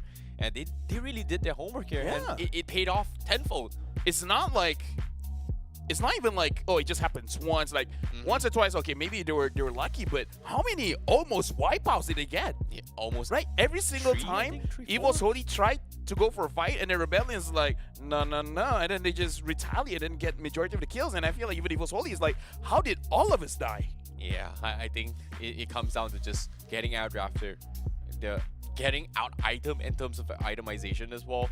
Double blade armors with the glowing wand, just a little bit too much a handle for game number 2, and not having enough magic damage as well is a problem for Evo's Holy game 2. The only thing that I have to say, maybe they trained the alpha a lot, but it's not working out. Or if they want to use the alpha, they got to change something here because it's really not working. But although to be fair, the Faramis was a big deterrent. Like if the Faramis wasn't there, perhaps they could have won more fights. Yeah, I think if the Faramis wasn't there, technically Evo's Holy was able to win that final fight. Yeah. For sure. Like, Annabelle was doing a lot of decent amount of damage. But even then, look at him. He's got War Axe, he's got Proof of Split. He needs one more item, at least 2 more items to actually outscale the guys from Rebellion here. But again, problems here. They've got Dreadnought armors, they've got the Blade armor on Edith as well. And what, 13,000 gold difference? Yeah. In 11 minutes? This is too far apart of a match for them to actually consider having a fight. And even here, look at this, Clockhood. He's a mage. He's got a Flash of Oasis. But as compared to RDTZ, he's a roamer. He's got the Winter Crown, Enchanted Talisman, and the Flash of Oasis. Yeah, I was looking at Swalo, but yeah, you're right. RDTZ, the roamer, having 3 items, and Clockhood only having 1. That's a big deficit, man. Like Evo's Holy, they gotta figure out about the jungle because Swalo, he was able to prevent a lot of deaths, but he also dealt the most damage, 4,661 damage per minute. D having the highest GPM. Now I want to look at the numbers, man. I want to look at the damage numbers. Oh, look at the damage coming in from Evo's Holy. My God. No one dealt more than 20. That is so unlucky coming I mean, in look, Clockhood did 16,000. Annabelle did 16,000. Swalo did 51,000. That's almost triple the amount as well. How can the Angela deal as much or more damage than an Alpha? The Alpha deals true damage. The Alpha has a War Axe. I think it comes down to itemization, right? Rebellion, first item. The Clockhood has a Flash of the Oasis. Clockhood has Flash of the Oasis. Annabelle has War Axe. If Clockhood had, I don't know, a Lightning Truncheon, maybe. But... okay, yeah. I really feel like Evo's Holy, they really need to figure out the jungle matchup. Because I feel like the lanes, I think, are fine. It's just the jungle matchup they have to really refined. Personally, I think the biggest issue for Evo's Holy was that they drafted Angela expecting it to be a mage here. They needed an XP or a jungle, which deals out a decent amount of magical damage, right? In this case, Edith was picked away, which forced them in a situation where what's another hero that can compensate and give a little bit of magic damage? Sylvana. A Sylvana role? Final pick for EXP? Evo's Holy? Oh wait, yeah, they already It was picked a up final Yuzong. pick, Yeah, you're right. It was so hard. Oh yeah, as a robe. Yeah, it was such a difficult spot to be in for Evo's Holy, and Edith being stolen away put him in the spot. Like I think Edith on Evo's Holy would have been the perfect fit to kind of compensate if they want to force Kaku to play the major. So the Angela Mage to kind of have somewhat of a magical damage, which I think, again, Rebellion Esports, the first item here, Blade Armor, Dreadnought Armor. What can Annabelle do? And it makes a lot of sense why Annabelle isn't dealing a lot of damage because of these two items rather early in the game. Yeah, like I said, the draft has a lot of conditions that, oh, they have to do this, they have to do that, and then things happen. But again, early game, Fluffy got killed, so completely denied. The MVP, Vincent. Again, something about Baxia. Baxia feels really strong in this patch, and first item, picking up the Blade Armor and the Impure Rage. We gotta talk about the Impure Rage as well, because now it deals damage based on your max HP. So the Baxia can actually deal very, very well against tankier junglers, because the higher your HP is, the more damage the Baxia does. Yeah, and even in this couple of fights as well, we saw that Rebellion here. This was the early stage of the game, right? Like, Evo's Holy had somewhat of a fight before things get super out of hand. But the things kind of got out of hand was when, I think, a couple of fights right here where Vincent was able to get his Blade Armor, Cars had an early dominance size. And now that I think about it here, by the end of the game, he's got Dominance, he's got Dreadnought, and he's got Blade Armor into the game. How do you kill this Edith? I mean, like, it's very easy for him to itemize that way, because which magic damage are you worried about, right? Not Angela, for yeah, sure. Not Angela. Not Angela. You don't have to think about Athena Shield, you don't have to think about Radiant Armor, so it's all armor. So in a way, it's a bit easier for Rebellion to itemize. And it feels bad for both the Claude as well as the Alpha, because they don't have to split their defense. They just have to choose one path, and then they're able to kill two birds with one stone. Look at Brands right there. One auto attack on the Baxia and the Cars. His health dropped 20%. Just one auto attack. That is a little bit of a tough spot here. And it's just difficult. Like, even with the Blazing Duet, he just couldn't do anything about it. Well, if you guys want to play rank and you guys still want to play tank jungle, try out Baxia and maybe even consider first item Blade Armor if the opponent is a Moskov, a Claude. What else is attack speed kind of hero? I think Moskov is a very, very good shout, right? Like, Moskov is a perfect example. Like, one auto attack equals to 3 auto attacks for him. So if 3 guys gets Blade Armor rather early in the game, he's not going to be able to sustain. No, unless he gets this Cast Claw and DHS. No, because yesterday, even the carry against the Baxia, who would win? The carry, right? Carry, yeah. The carry uses the ult, hits the Baxia, and then the Baxia almost one-shot the carry by reflect only. Ouch. So imagine, even the carry is having a tough time going up against a Baxia with Blade Armor. And he didn't have any other armor items. The rest is like magic resist. Yeah, it comes down to a situation where, you know, even if you get Trinity build, which I think 3 core items, is not going to be able to sustain a Blade Armor. So that's why Marksman has had a very difficult time, unless they get like full items here, maybe last item, Hard Claw, then they are able to out-sustain the offset coming from the Blade Armor. Well, patch notes, changes, you gotta adapt. Now we gotta look at the LCQ brackets to see how the movement is looking like. Evo's Holy lost 0-2 against Rebellion. Now Evo's Holy will be waiting in the lower bracket to see whether they will be fighting against Falcon or Team Liquid PH. Winner fights against Rebellion, loser fights against Evo's Holy. Now, Rebellion Esports is one step closer to qualifying to the Challenge Finals, but it's still an uphill battle because Falcon, Team Liquid PH, these are two.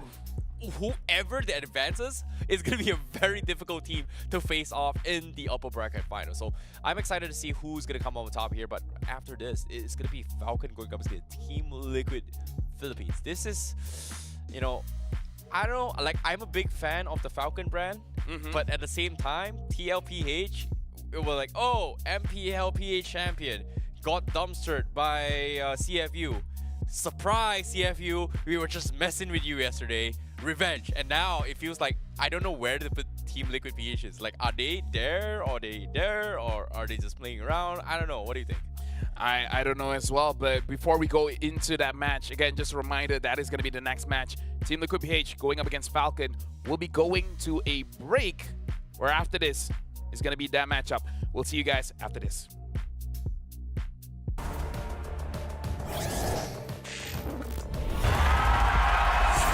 Here we go! The Snapdragon Pro Series is brought to you by Snapdragon Elite Gaming, Monster Energy, and DHL. So we're just gonna do our thing. Ain't over till the bell goes ding. We're gonna fight, so step aside and let us sing. We're gonna bring you down. If you think you'll stop us somehow, just let us do our thing. This ain't over till the bell goes ding.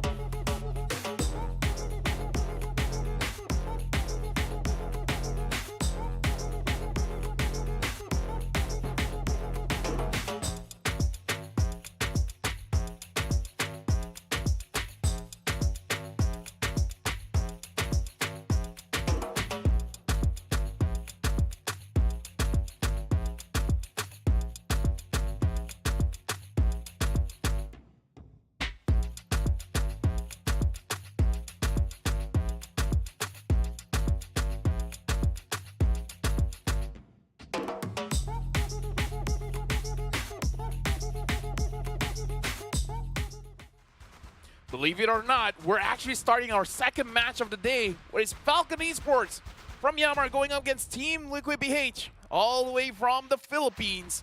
Where again, in this match, whoever wins will fight against Rebellion to qualify to go to the Challenge Finals. Welcome back to Snapdragon Pro Series MLBB Season 5.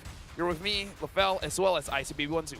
Peace out, brother. But this is going to be an exciting one as well here, because we have been talking about this for yesterday. Like Falcon versus Team Liquid BH here, two very, very strong teams going up against each other, where there were a lot of questions here whether or not can they actually perform. So I want to see the best teams in MLBB to compete in the best of the best. I mean, I don't know. The only question I have is, hey, how do you buy tickets? I think you got to go to esl.gg/MLBBTix-EN. Scan the QR code to make your life a little bit easier. We're going to let it stay there for 1, 2, 3. And if you miss it, you miss it. Because we got to let you guys know the first 1,000 gets 65,000 IDR worth of goodies. So make sure you guys are the first 1,000 to get it. Because if not, well, that's it. We only have 1,000. We don't have 2. Yep.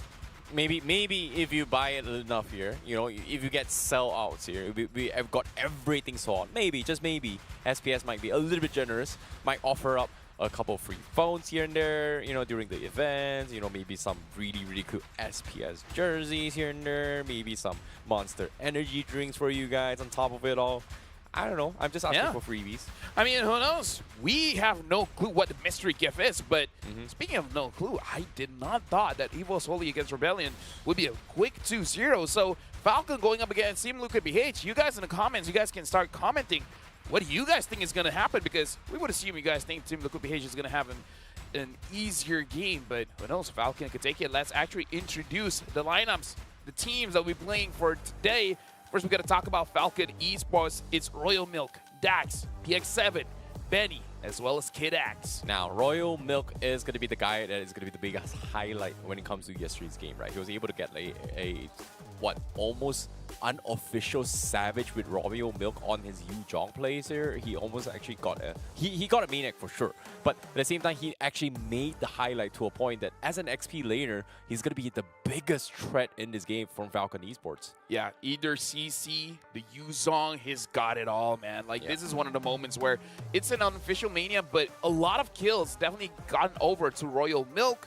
And we saw that Benny was able to show off with his Brody Sky Piercer first item and then getting like double-digit kind of kills.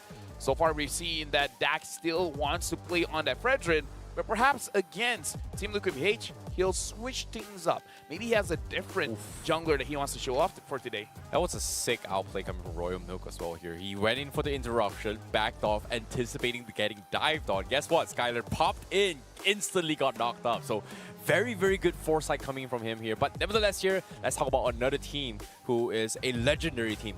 Arguably one of the best in the world right now. Team Liquid PH. We have Sanford, Kautizi, Sanji, BennyQt, and JP. I mean, if we're going to talk about EXP leaders, man, the conversation has to be all around Sanford because arguably one of the best players in general in Philippines. Definitely got to watch out for him because if Royal Milk is able to use the Yuzong that well, Sanford made his name on the Yuzong. Carl Tizzy as well having the pedigree of an assassin jungler, but so far he still wants to go on that tankier heroes. He still wants to use the Baxia. Yesterday he did show off using the Julian. Against CFU Gaming, Team Liquid PH, they had something to prove. They want to make sure that it's a high kill score kind of game. Yeah, even in yesterday's games as well, Team Liquid PH was one of the teams that actually adapted really well to the Skypiercer in particular here. BennyQt was able to get multiple high kills here. It was just snowballing out of control with this Roger. And it's not just one. Both games in particular, he was just absolutely bonkers to a point that CFU Gaming just could not do anything. And again, they were able to get their sweet revenge of just kicking CFU out of SPS. I mean, I would say one of the easier things to go up against Team Liquid PH. Do not let the Roger go, man, because BennyQt with Skypiercer, it becomes unfair because it's hard to outplay when you don't have enough HP to outplay with in the first place. So, I don't know. Definitely one thing that you got to consider. Ban out that Roger. We're in the drafting phase. Team Liquid PH, first pick. Falcon, second pick. And it looks like Team Liquid PH, they'll be banning out the Angela, the Aramis, and the Moscow for Falcon. They ban out the Roger and the Chip as well as the Harry. Yeah, I can see the respect bans coming from TLPH, right? Like they're banning off the Faramis, knowing that PX7 has been phenomenal on the Faramis throughout their journey here in SPS. And the beauty about SPS is that this is, even though a tier, technically quote unquote a tier 2 tournament, but at the same time, it is the closest thing to an international tournament when it comes to matchups against other regions. And so far, Falcon, again, you talk about stats, they don't really have a lot of it. It's all based on SPS data so far. And TLPH, they've done the homework. They know PX7 is a monster, but they do get the Yu Zhong and Lo Yi for themselves alongside with the Baxia. I don't know about you, but I feel like Snapdragon Pro Series, I think it has qualified as a tier 1 tournament. Because again, international teams are joining, S-tier teams are joining. This is one of the top tournaments all year round. It looks like Dax still wants to go on that Fredrin.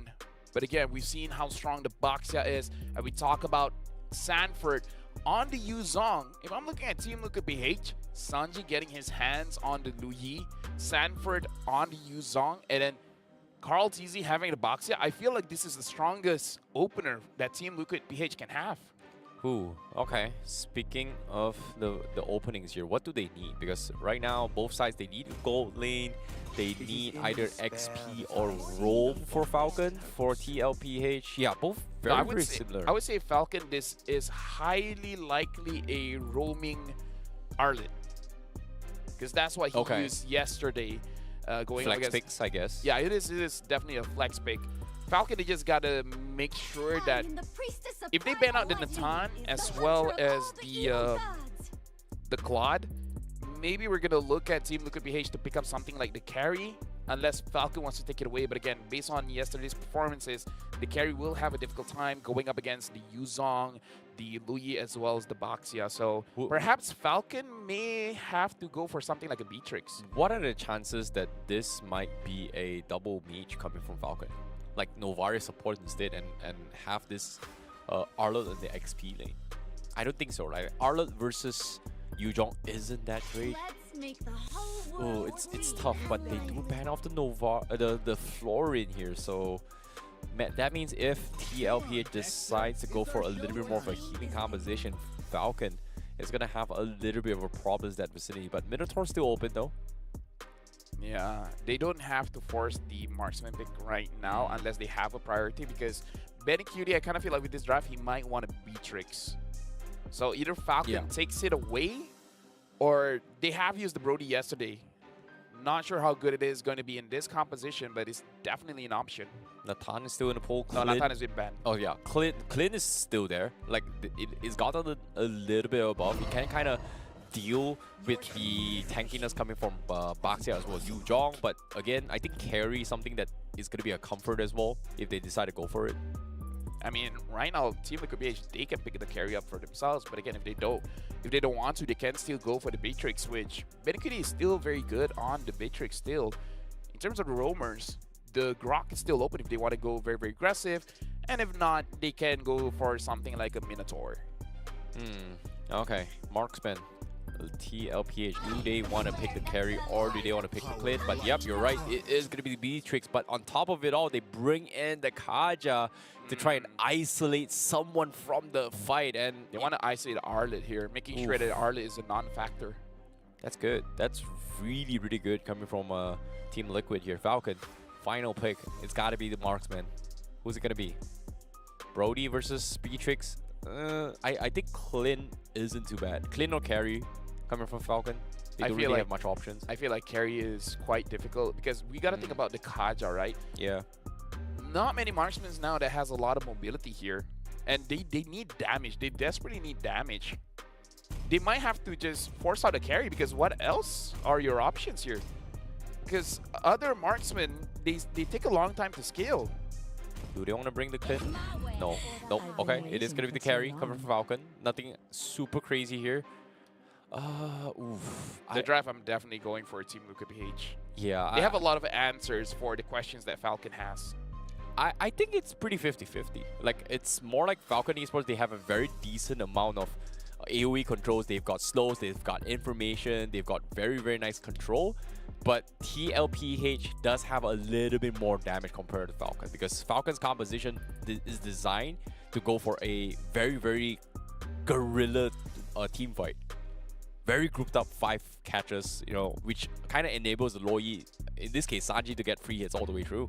Yeah, for Falcon, they got to make sure that they are able to handle Stanford because looking at their lineup, they don't really have an answer for the Yuzong. So if the Yuzong is able to get onto the carry for free, then it's done. So honestly, if Carl TZ gets himself on the carry as well, even if the carry is able to kill the Baxia, I kind of feel like the Baxia will be able to get a trade there. So again, you gotta make sure that the engages coming in from Team Liquid PH is handled. If Falcon Esports, if they win the first Turtles, I feel like they're in a very good spot to win the game. All right, we shall see, ladies and gentlemen. Here we're going to be jumping into the second series here in the last chance qualifiers. It is going to be Team Liquid PH versus Falcon for the slots, and this is going to be an interesting one here. Will Team Liquid be able to snowball and rise up to the challenge, or will Falcon deny them that opportunity? Yeah, Falcon, I would say they're the team that really wants to establish some kind of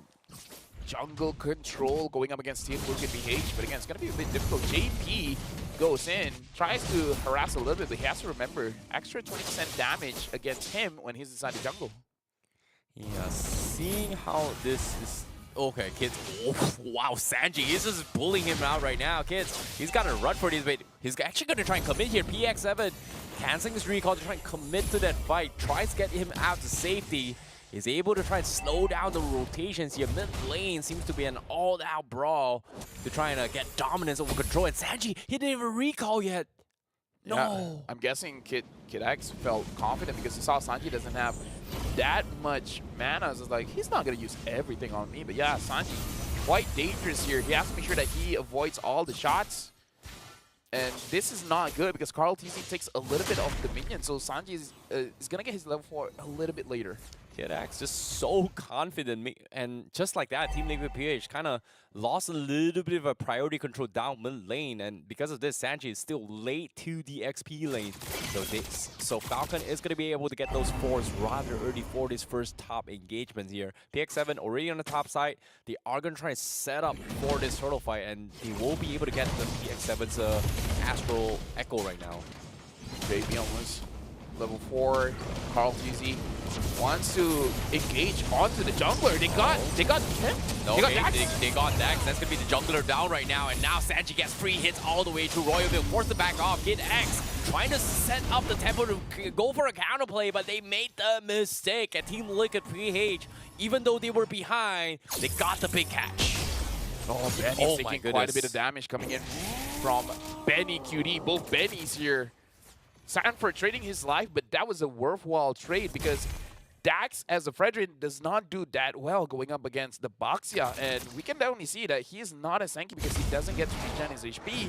And like we discussed before, JP is going to make sure that Kid X on his Arlet is not going to be moving a lot. So now that he has the Divine Judgment, Kid X have to really consider how does he engage into the fight. Oof, tough one indeed. But as we get Ben and QT, you know, Gus had a little bit of control here. Kid X reveals himself. JP also scouting things out. Falcon just not in position to try to commit to any sort of fights here after losing a major one early on to Sanford. Right now for Falcon, they did lose, but they didn't lose too much because looking at the goal difference is only a 500 goal difference. The question is, which lane do you attack? Because going up against Benny Cutie, JP is taking care of it now, so they're attacking mid. Okay, they find a big catcher. Luo Yi was the biggest contributor in the damage vicinity from the previous fight, so that's gonna be a little bit breathing room for them. So nice pickoff coming from Falcon Esports, but again, it's still rather early, right? 34 seconds for this next objective here. It's not that big of a deal for Team Liquid PH just by losing Sanji in this fight. Yeah, looks like Royal Milk as well as Sanford. Even though Sanford is an EXP above Royal Milk, looks like Royal Milk is not trading too much against him. Oh, JP goes on to Benny. Oh, JP with a Divine Judgment. It dropped everything on Benny. Perfect. Ultra instinct moments coming from JP. He knew exactly where he was. Yeah, and that was a big catch because now Team Liquid PH is 1,000 ahead and the turtle has spawned. We gotta note that JP does not have his Divine Judgment. Oh no, Echo Divergence from behind. He brought in Sanford. He's got 3 men right on top of them as well. And Falcon, they need to get out. Royal Milk narrowly escapes, but the damage is done. Benny QT finds one. Kid X next to fall. Double kill for Benny QT, and Team Liquid PH is back. Oh yeah, Benny Cutie starting the game as a ultra late game marksman with 3-0-0, and I believe he's gonna complete his Blade of Despair very soon. This spells trouble for Falcon Esports because ultra late game marksman, in the sense that his items or her items are extremely expensive. Got the most expensive item by 5 minutes compared to the carry that just completed the Corrosion Scythe. This is not a good start going up against Team Liquid PH. Oof. What are the chances that Ben and QT go for the Sky Piercer as well and go for the one-shot long-range Yeah, snipe? might as well. Like, technically, if he goes full damage item here, one out of the snipe can literally just one-shot any target almost instantaneously. But it seems to me we do see a concealed play. How easy. They are going to try to make an attempt onto with Benny. Kid X with the final slash. Dragon tier 2. Novaria with the Echo coming in. But TLPH says, I'm out of here. Yeah, but look at Falcon. Right now, Dax is trying to find as many farm as he can. He goes inside the jungle, takes as many camps as he can, and Benny Cutie is able to get a Scavenger Crab. Looks like Falcon, they are prepped to fight around mid here, but Sanford is the one controlling the mid wave, taking quite a lot of damage from BX7. Okay, you know, JP not resetting yet here. He's finally going to go for the recall. He still has the Divine Judgment here. Seems like they are going to back off to prep for the turtle up top. See, Kautizi also not going to be forcing a fight yet. He does have information on where the Falcon boys are as of now. And the rest of Team Liquid, they are not in position yet, but they will try and contest this by clearing out the minis first. Yeah, Sanji has the diversion, so we got to look at how he's going to use it. He's aiming for it now. Is he going to bring Benny Cutie into the fight? I think he's going to try. At least try and go for a flank there. Yu Jong is already on the top side here. He doesn't need positions for those Black Dragons. But the Turtle is going to drop very quickly here. They need Benny Cutie. Here comes the Divergent. Black Dragon starting the zone off. Dax, Cardezy still wins the Turtle. But they need to get out. Benny Cutie in the fight right now. 4v5. They need to go in for the poke, but Kid X, he's stranded inside the turtle, but he cannot get out. He's going to be mowed down, and Benny Cutie gets a kill. Falcon immediately just backing off after seeing Benny QT. Yeah, now they want to get this mid lane turret. Carl Teasy is going to try to zone him away. PX7 has to use a flicker to make sure that he doesn't get taken down. Team Liquid PH, 3,000 gold lead, able to get the mid lane as well as the turtle. All 3 turtles are for Team Liquid PH.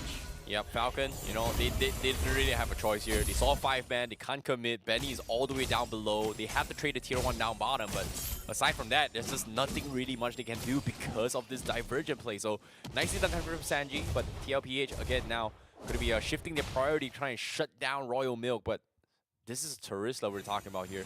It's going to be very difficult to do so here. Sanji, you know, getting a nice little bit cheeky plays, but instantly they're just backing out. Very fast reactions. Yeah, very good respect coming in from Team Liquid Cage, understanding that they don't have the numbers in order to contest against Falcon. Carl TZ finds Royal Milk.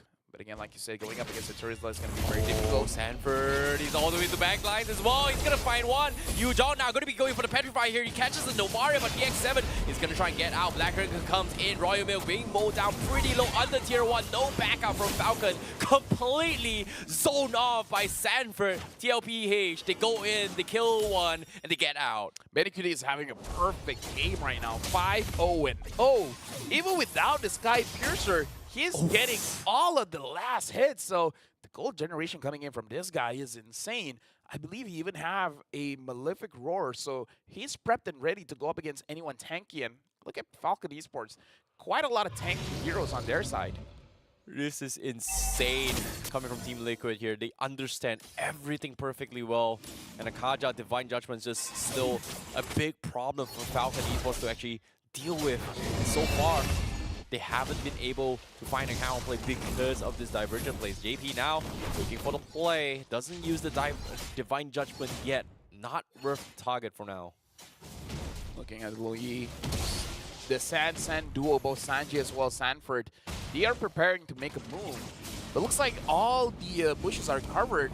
Carl TZ finds Royal Milk. No, doesn't need the cover right now because they are going to try and force him out. Penalty zone comes in. They will try and take down JP. He's going to be able to get out. Royal Milk finally goes down, but Benny actually bleeds out to Sanford. The Kid X as well, taking a little bit too much. Sanford still alive on this dragon, and Falcon Esports just too strong. But oh, Benny guilty! What was that snipe? I'm pretty sure he didn't see that. He could not. He just anticipated and just shot him down. 3 down. Falcon, no retaliation. Lord in the hands of Team Liquid. Ladies and gentlemen, keep note. BettyQT still has it with the Beatrix. Changing into the Wesker just to make sure to get the Lord super fast. Oh, this is going to be an anticipated pick coming up for MSC. Oh my goodness. We got to look at an instant replay here and look at the engage. Even though JP was taking quite low, they focus all the way onto Royal Milk. And now, okay, just. Oh my goodness. I'm pretty sure it's like. Oof. That was a beautiful snipe. And yeah, like you said, he might not even have vision of that. Yeah, that was crazy anticipation here coming from BettyQT. He's definitely feeling himself for that shot. Team Liquid, PH, 10 and 2. Complete, absolute Now he has dominance the here. Sky Piercer. Okay. I kind of feel like he doesn't need it, honestly. Oh, but you'd be surprised. But he was like, you know what? Might as well. Might as well. I saw this YouTube video as well. If you go full damage on BettyQT without the shoes, just get the Bladed Despair. Second one, any squishies get shot without, instantly gets felt. Yeah, and it procs the Sky Piercer. Yeah, no, the thing is, I kind of feel like even without the Sky Piercer, he's like one-shotting everyone from Falcon. Now with the Sky Piercer, it's like, yeah, you guys can sell your defense items now. Now the question here is, does he build stacks off kills or does he build stacks after he gets item? Okay. After he gets the item. Okay, so he's got 0 stacks now, so that's 6% lethality up on BettyQT. But I don't know, can he just one-shot Benny right now? Without items? But no, okay, the Divergence comes in. Okay, he still got the kill with the lethality. Just 1 out is all he needs. Okay, sure, whatever, man. Like, broken. Hello, Beatrix, broken, Sky Piercer. I mean, like, it's hard to say because this is BettyQT we're talking about. Look at how he's playing the Beatrix. I don't see anyone playing the Beatrix like this just yet. If multiple people, then yeah, maybe Beatrix is just that strong. At this point, I say it's just BettyQT. Okay, he's got the snipes available. Carl TZ getting zoned out, dragging a little bit of commitment here. He goes for the snipe, connects on the Frederick. Not exactly the target he's looking for as well, but Benny drops half HP with the Vesker. The Nibiru coming in here, but BettyQT now just doing so much damage across the fight. Lightning Truncator and PX7, does it matter? I don't think so. I mean, like, anything helps at this point, you know. I feel like it's fine because I feel like his target is gonna try to get onto Benny Cutie. Because if you can kill Benny Cutie, imagine the shutdown goal. He has 8 kills and 0 deaths, so that can swing maybe 2,000 gold for Falcon Esports, dropping the gold lead from almost 8,000 to potentially 6,000, which 6,000 advantage is still a lot, but it's better than 8. Now the Wishing Lantern has been built by Sanji. Oh boy, that's a lot of damage coming in from Sanji as well. But at the same time, I want to see how far away that Falcon Esports is going to be able to bounce back here. Right now, 8K net worth deficit here. They need some kind of breathing room. They need some kind of space coming in here. Because Team Liquid PH, if they get this door, that means they are going to crack open the inhibitor. Echo comes in, but they just get the info. But aside from that, nothing much coming from Falcon. Benny now having the Blade of Heptacy, so his render shots are going to have a lot of impact. The on-hit damage is going to be a lot. Carl TZ is trying to use the Lord to bait out Falcon, even though he's taking quite a lot of damage. Oh, Divergent. Oh, no, Divergent. Divergent. But they're not going to take it. Okay, they've got vision. They don't really want to overcome into this, but Liquid, they're just playing hostage with this Lord right now. They're just not overcommitting, expecting that Falcon Esports might make the play. Echo comes in, sees the information. PX7 goes for a little bit of play, but Black Dragon comes in, but he's completely whiffing. Falcon, they might have overthink this, but I guess they're just securing the Lord as a safety net. I mean, like, Team Liquid PH just wants to prepare for any kind of bad situation. They had no idea where Falcon is. They had the educated guess based on their divergence. Like, okay, they're not around the buff area. Perhaps they're around the tri-bush, maybe around the bush next to the buff. But yeah, Team Liquid PH overestimated what Falcon Esports' attention was. They really did not want to contest that one because they know how dangerous of a situation to go up against Team Liquid PH against the Lord when Team Liquid PH has secured every single turtle. Oh boy, Filipino snipers on a different level right now. It seems to me Benny Cutie is of that gold standard.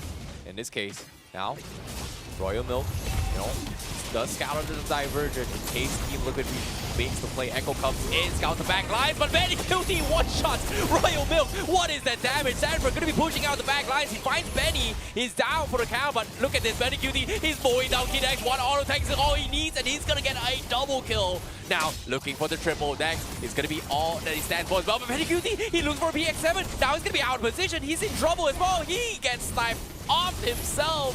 Overcommits, but the crystal open as well. Down to his 1 HP. They will take it down, and Team Liquid PH takes game 1 very convincingly against Falcon.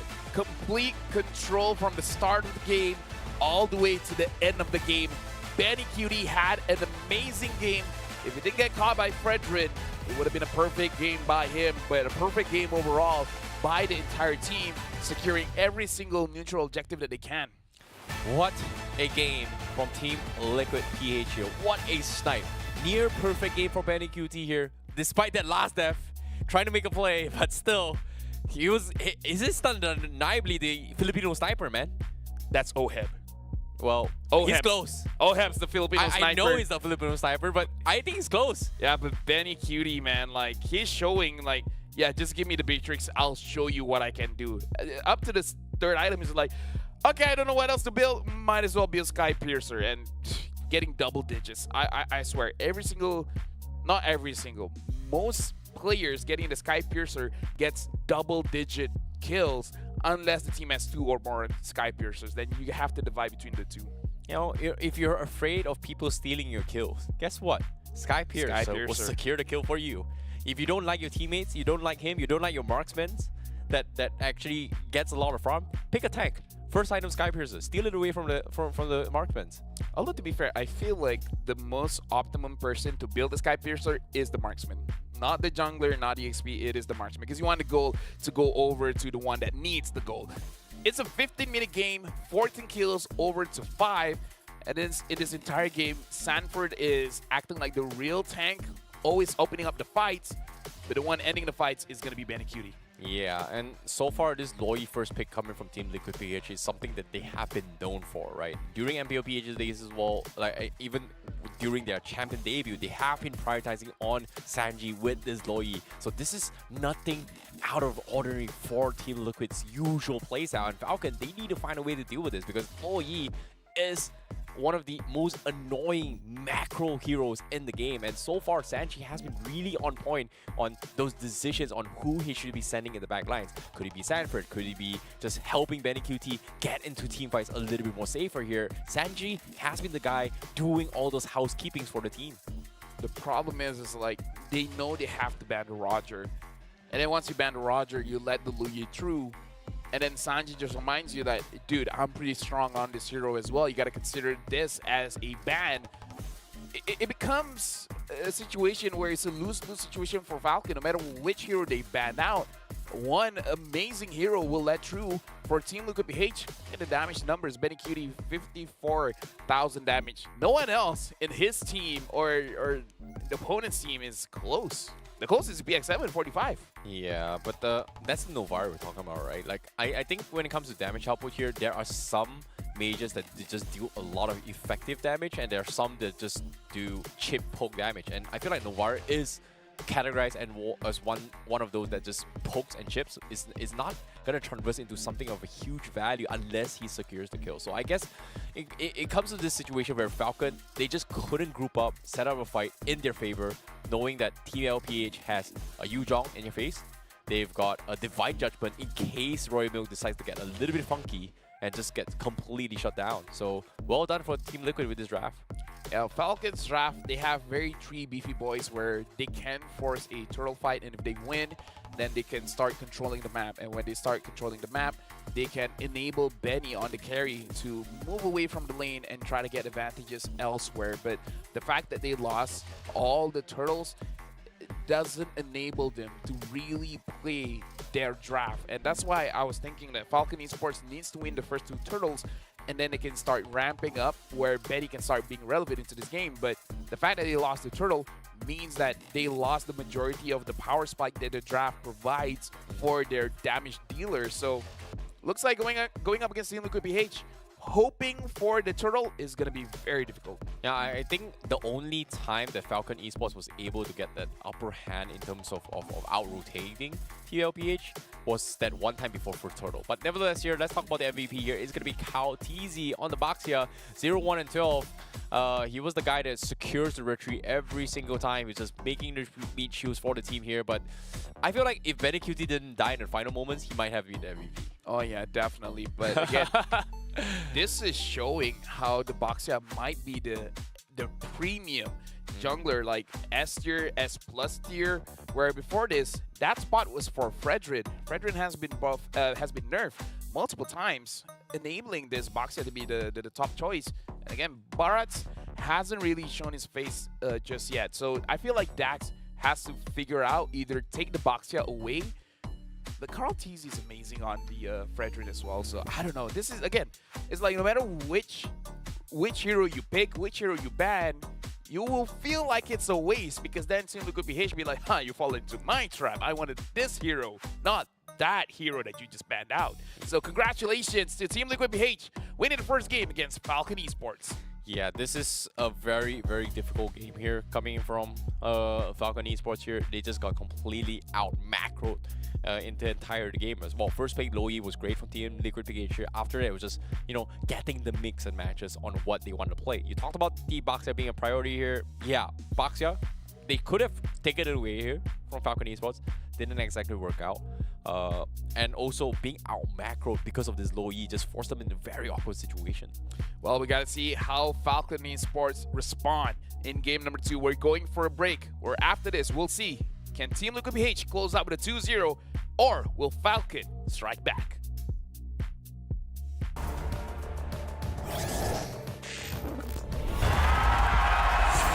Here we go!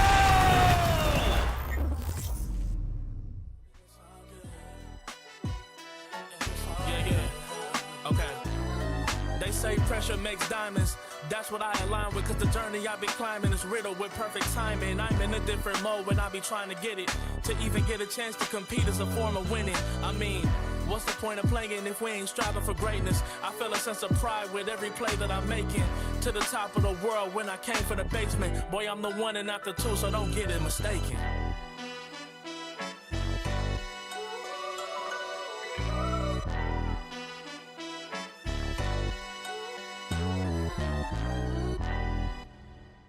Ding ding.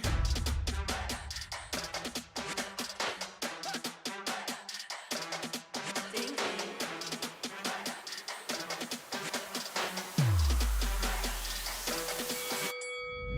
Why you just have that look upon your face with the underestimation? It is still yesterday. 'Cause baby, I can't fly without you by my side. I can do a whole lot more than just look pretty. I know that it'll take some time to see, but you're never stopping me. I know that we ain't giving up. If you thought so, well, tough luck. So we're just gonna do our thing. Ain't over till the bell goes ding. We're gonna fight, so step aside and let us sing. We're gonna bring you down. If you think you'll stop us somehow, just let us do our thing. This ain't over till the bell goes ding.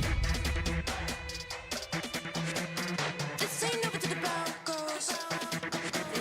This ain't over till the bell goes. This ain't over till the bell goes.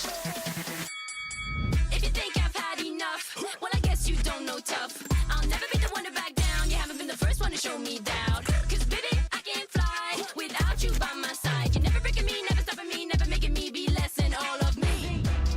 Know that it'll take some time to see, but you're never stopping me. I know that we ain't giving up.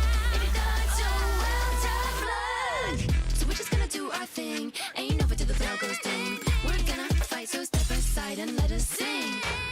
We're gonna bring you down. If you think you'll stop us somehow, just let us do our thing. This ain't over till the bell goes ding.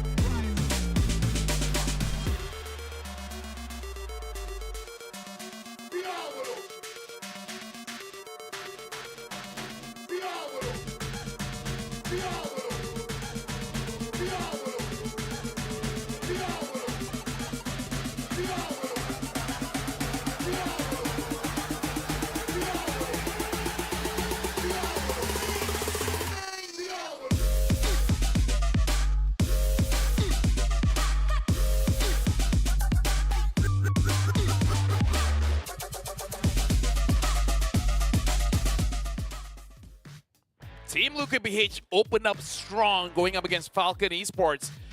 But again, Falcon Esports, they have one more chance to be able to fight against Team Luka BH. And you guys have a chance to get your tickets because again, it only costs 10,000 IDR. Make sure you guys grab it while it's still there. ESL.gg/MLBB TIX-EN. Scan the QR code. If you guys want it now, it will go away in 5, 4, 3, 2, 1, and it's gone.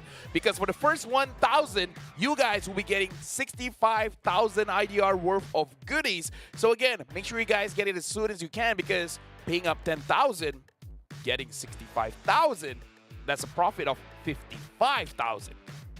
Quick maths. So 6, 5, 55, 65,000? 55,000 profit? Yes, I just said that. Oh, okay. Yeah, that's I pretty just cool. did the math for you, but now Yeah. we're jumping into the game. Falcon will be the first pick, and they're going to pick up the Angela. Just a quick recap. They ban out the Louis, the Roger, the Arlet. Team Luka BH, not really hesitating. Quickly pick up the Baxia as well as the Valentina. And again, the Baxia is a very good counter towards this Angela. Okay, now at least with the low Yi gone, they at least have a little bit of a macro presence here with this Angela pickup coming from Falcon. But TLPH, they have the Baxia. Matilda is something that they can still bring to the table.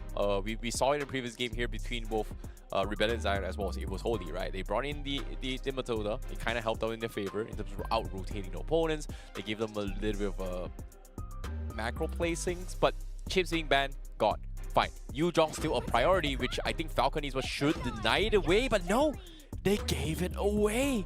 they prioritize the Angela CC instead, which I think in yesterday's game we saw it in their games. It is like more of a comfort because as strong as Royal Milk is with the Yuzong, but it looks like Royal Milk really likes this CC. And now Faramis and Angela is going to take a lot more for Team Liquid PH to kill them, but Team Liquid PH, they can get the Netherrealm as well. So, I don't know, it's kind of like a negative becomes a positive. So, yeah, it cancels each other out. I like what Falcon is going for, but what Falcon is showing is that we don't care, we're going for comfort. I think when it comes to this as well, I think even before the 2 patches that came, right, MPL ID during their entire playoff season as well, Angela CC was very much more popular there compared, more fairly used in that region compared to PH as well as Malaysia. So I think when it comes to the situation here, think about this. Like for Ramis, Stampede, you know, you can pull people, like you link somebody in. CC comes in, you are going to be linking somebody in. So whoever from the side of Team Liquid PH comes into this fight, they are going to be chain stun all the way through. So there is a lot of linkage coming from Falcon Esports. But the question here is, do they have the focus fire burst damage? That's something that I think Team Liquid PH can still somewhat get away with it here. Either very tanky, Baxi are very tanky. Not exactly a big issue to deal with. So for Falcon, they need something to threaten these 2 very tanky heroes right now. Shouldn't the question be why they banned the Chang'e?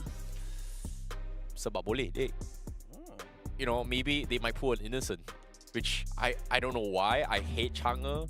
Like, you were laughing about it, you went viral for it. Like, I personally hate Chang'e marksman. Like, I hate it.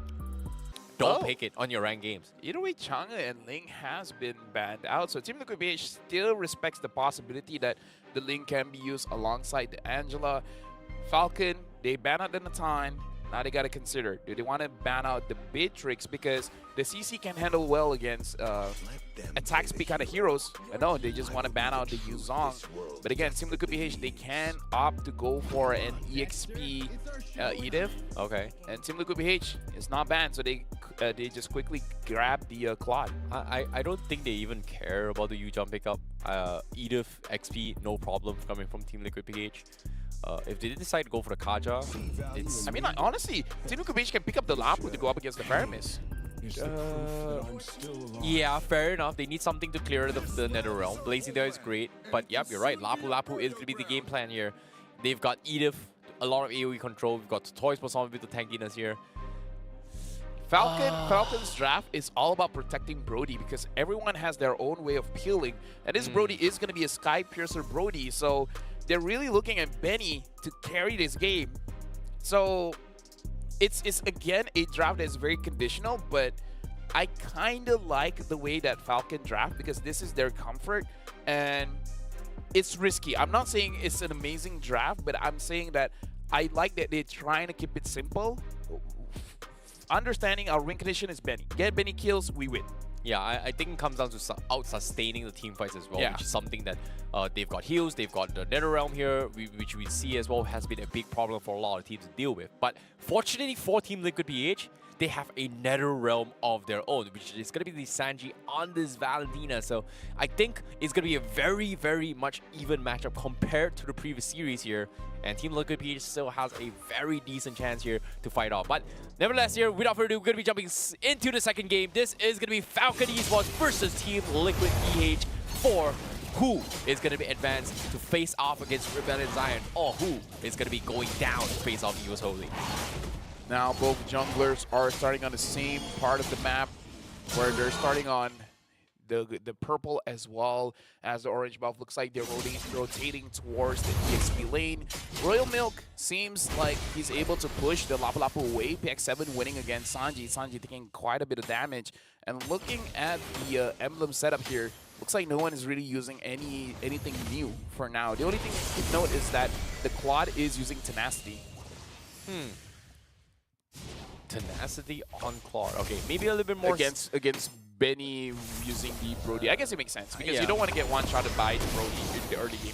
Yeah, but the Sing how this is going to be a little bit different here. We just do see a little bit of replication from what Falcon Esports is trying to do game one here. Slow down rotation, setups, be the first ones into the XP lane for that first level 4 to try and jump a fight. And that's going to be Team Liquid PH also understanding this. How easy, scouts this out. Does he get the crab here? No, unfortunately he doesn't. So Dax is going to be able to get it out. But no retrieve for this upcoming fight, but I think it's a decent amount, so he's going to be able to get it out before the next turtle. Yeah, but this is already a better start for Falcon. Royal Milk bullying Sanford, making it so that Sanford is staying inside of his own tower. Sanji taking a little bit of damage. Benny Cutie as well is losing in terms of the lane. They're really just trying to win the turtle, and even if they don't, they gotta wait for Benny to complete his Sky Piercer, because I believe that's gonna be his first item. Yeah, speaking of first item here, Benny going for Sky Piercer is I don't know, man. Like, it might be a hit or miss here. If he's able to get a lot of stacks, it's great. But Falcon now having control in Turtle. Team Liquid PH, they're looking to try and shut him down. No Yu-Jong's going for the play. Royal Milk now with the hard guys, they're trying to isolate the fight. Team Liquid PH, they're going for the fight. First blood, they get Frederick. And NetherRealm now comes in. Royal Milk still not going to be able to chip away on anyone from Team LPH. NetherRealm gets full utilization, and Kaltizi easily takes the turtle. And now Royal Milk needs to make a run for it. Kid X actually forced a flicker out of Team Liquid PH. NetherRealm comes in and they actually get Kaltizi. What? That's a good trade. Now, the thing is, the reason why Falcon lost that turtle is because PX7 was still level 3. He did not get the NetherRealm. The NetherRealm was used by Sanji from Team Liquid PH. In fact, Kid X hit his level 4 faster than PX7. If PX7 was able to rotate to the EXP lane, grab the EXP, get level 4, they had a better chance, because Team Liquid PH, they ignored the turtle and they just went straight for the kill. They wanted to get Dax first, and once Dax is done, then they start focusing on the turtle. I think that's it comes down to the beauty of what Valentina's passive do, right? Like, if you're higher level, you're going to be able to get more XP in terms of value whenever you do damage onto his hero. So I guess that's the reason why he was able to get his level 4 a little bit earlier from the exit. But nevertheless, here Falcon, they made a little mistake. They are still able to trade somewhat 50-50s evenly because of one mistake coming from Kaltizi. So it's not the end of the world yet for Falcon Esports, which is a very, very good sign. But they have to be very careful on this next approach, because right now Benny might be the focus here for Team Liquid PH, and I was right. JE is going to try to overcommit for this fight, but fortunately for Benny, he is going to be able to get out to safety. So great positioning coming from him. Completely aware that he is going to be a massive target. Royal Milk going up against Sanford, looks like it's not a lot is going on. They're trading blows, but they're healing against each other. Sanford now has the Hunter Strike. Kid X finds Carl TC. Looks like Team Liquid PH, they're the ones that have to go back into the turret. Benny is making sure that he doesn't overextend, trying to get his minions. He is willing to sacrifice some minions to make sure that he doesn't get taken out of the fight. Well, speaking of the fights here, Team Liquid this time, they have turret control. Falcon gonna do a little bit of housekeeping. They have to find somebody. Sanji got the stolen NetherRealm himself. Kaltizi gonna force fight. Zoid's first on comes in. They're all grouped up. They use the first NetherRealm on Falcon. Here comes Sanji. Try save the day. And guess what? They flip the table. They turn the tides. Dax secures the turtle. But Team Liquid PH, they are able to find Royal Milk. Kaltizi first to fall. Nice drag back coming in from PX7. And they get 2 from Falcon Esports. And seems to me Falcon Esports was able to find an opportunity right there. They got to be careful, because they just gave a kill over to Benny. And I believe Benny has the Sky Piercer. So whenever he's joining the fight, the threat of him just escalating into monstrous proportions is going to be there. Where his next item, I believe, is going to be the Malefic Roar to make sure that he can take down JP, Carl TZ, as well as Hanford as fast as he can. The moment he has that, then he can start transitioning into either a Blade of Heptases or even a Hunter Strike for more movement speed to chase after his targets. Oh boy, now conceal play from JP, looking to catch on towards Benny for now. Dex looking to try and save the day, but bottom lane here, Royal Milk, he gets dived on. Kaltizi finds Royal Milk with the hard cut. It doesn't matter. But at the same time, Kid X, he needs to make a run for it here. Sanji might look for the finish on him, and it seems to me he's going to be fine. TLPA is going to try and trade the tier 1 down bottom. Meanwhile, Falcon just not able to do anything up top. Royal Milk, unfortunately, as comfortable as he is using the CC, he's being too comfortable by overextending quite a bit, giving options for Team Liquid PH to actually take him down. Dax finds JP. Looks like they're not going to commit into the fight. Yeah, they can't, but they are able to trade a tier 1, which is a little bit of space coming from both sides. But middle turret is going to be the priority from both sides. They need those turrets, and in this case, TLPH, they lost the middle turret, means there is more space for Falcon to try get a little bit more juicy with those rotations. But 10 seconds left for the turtle. That's something that I think Team Liquid PH needs to be a little bit aware of. Your Kaltizi cannot be the first one to fall. Yeah, we have to look at the timing for the Nether Realm, because in the previous one, Falcon used theirs first, so they were in the deficit. Oh, before that, Royal Mill gets caught. Okay, Royal Mill, he's got the heals from Hard Gun. They're not hard diving this fight yet. JP taking a little bit too much damage to the Kaltis, even some toys for Son. But Sanford going to the back lines. He's going to try and force out onto his Banny here. But the stolen Nether Realm keeps things alive. They try and drag this out. Sanford needs to get out, but PX7 is able to bleed him out. So he's going to take a little bit too much damage here. Sanji make a run for it here. Royal Mill looking to try and go for the outflank. Flickers away. Benny QT finally joining the fight. He's got the blazing duet. He's still holding on for now. He's not dropping it anytime soon. Turtle. That was a final moment here. Kaldizi, does he get it? Yes, he does. He's going to go away, but the CC link comes in. They find two. They will trade him off instead. Benny QT finally drops the blazing duet. Is it too late? Yes, it is, because Falcon now is going to try and run him down. The taunt comes in. Dax is going to finish him off, and Falcon Esports, in one fell swoop, they wiped them all off, and now Sanford is the only one that remains, and he dies again. Double kill for Benny. A full wipeout for Falcon Esports. Just like that, Benny 5-0-1. Do not, again, do not underestimate the power of a Sky Piercer. Benny was able to take down Team Liquid PH, and even though he might not be the one to deal the most amount of damage, but again, getting those kills now with just one team fight, he got his Demon Hunter sword. His gold is much higher than the Claude right now, the Claude that's being used by Benny Cutie. Oh boy, Team Liquid PH, they need to get a kill on Benny to reset the stacks up on this Sky Piercer right now. He's got 5 kills, means that he's got an additional 11% lethality. So any health dropping below 11% means you are going to get one-shotted on top of the ton upon memories. That's instant death for anyone coming from Team Liquid PH. The fact that Benny has the Demon Hunter sword means that he's not even reliant on the burst. He has attack speed now. He has the DPS. So he has penetration, and he has damage based on current HP, so it's gonna be hard for anyone from Team Liquid PH. The squishies, the tanky ones, even Sanford just now tried to make a play, absolutely couldn't. PX7 gonna try and make a reaction coming from Team Liquid PH, but this time Team Liquid PH, they might need to shift their focus here. Pay attention to this. PX7 doesn't have Purify, so if they focus him down quickly, he's not gonna be able to drop the Nether Realm anytime soon. This is actually, now that you mention, it's good discipline coming in from Falcon Esports to make sure that PX7 does not get caught. Because, yeah, he does not have the Purify. So the fact that he hasn't been focused down means that he's concealing his presence that well. Now the Lord has been started.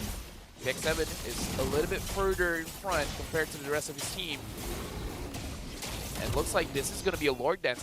They're taking it slow. They're not going to be bursting it down super fast. They want Liquid PH to contest this. Dax is taking a little bit too much damage here by the Lord. He's going to try and juggle his way through, but he's a little careful here. Doesn't have the charges for those appraisals wrap. Kaldizi still looking for the drive-by.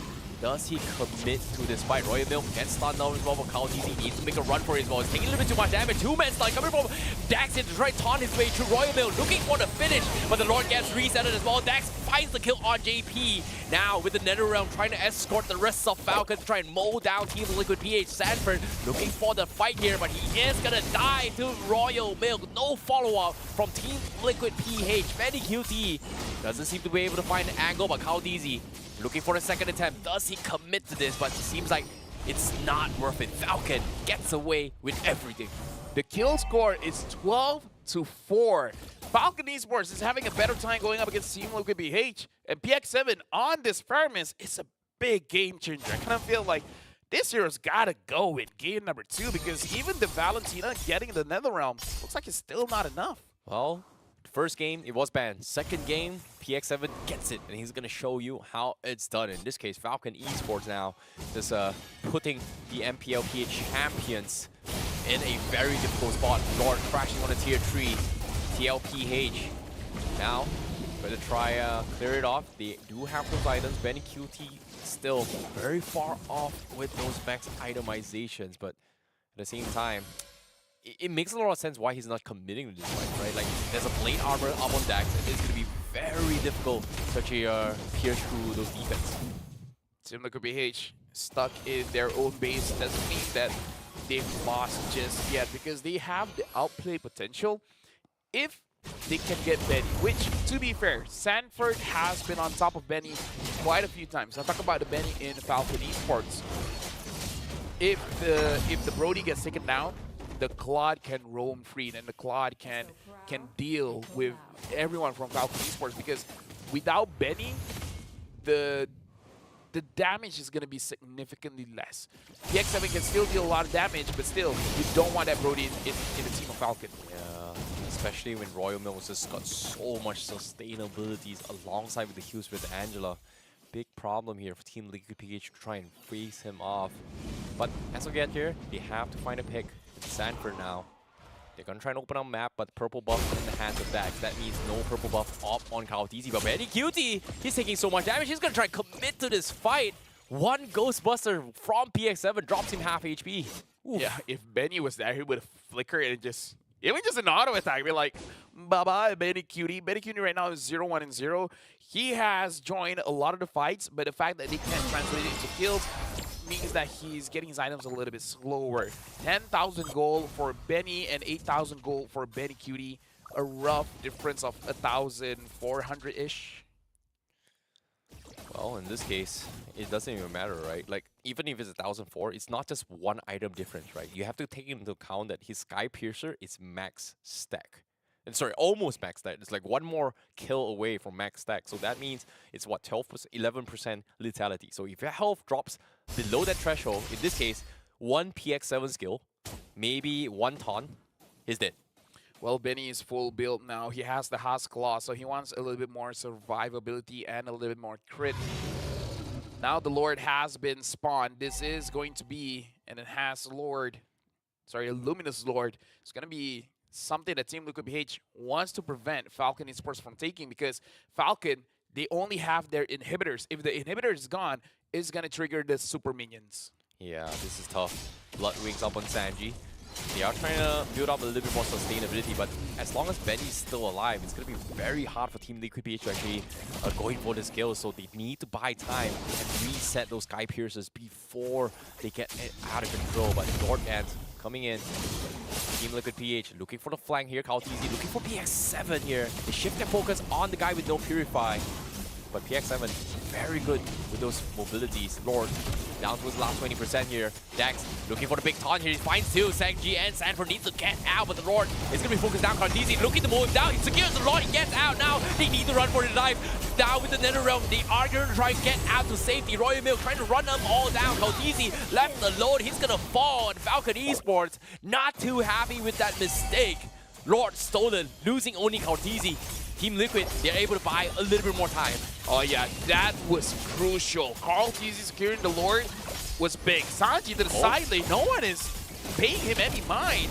The Lord's gonna get taken down. Wait, trap. No, they need to get out as well. Total Power Memories almost drops them down. No, Sanji needs to run away, but no! Benny QT! One normal attack with the Sky Piercer. He's on max stack. He's down. 3v4. Benny still alive. And Team Liquid PH, they need to do something about this here. Benny QT still has the stacks. He's got the CC out on him, but it doesn't matter. They are able to hold on and defend against this. The minions are shoving the bottom lane. Falcon, they need to back off. Kaotizi and trying to pull them back into this fight. Royal Milk now looking for the commitment here. Benny with the hot gun. Do they get the finish? He is going to be able to get out. Sky Piercer doesn't proc on Kaotizi. So Team Liquid able to buy a little bit of breathing room for now. But look at the bottom lane. Huge minions here. But it seems like it's going to be fine. Yeah, if Benny had his torn apart memory, that would have been done. So the fact that he already used his ult earlier in the fight made it so that he couldn't get a last hit on to Kaotizi.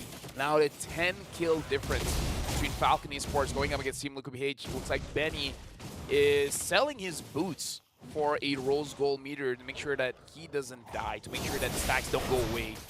And now Team Liquid PH, we're in the spot where almost everyone is full build, so everyone is in danger of getting killed, and everyone is in a spot where they can do a lot of damage.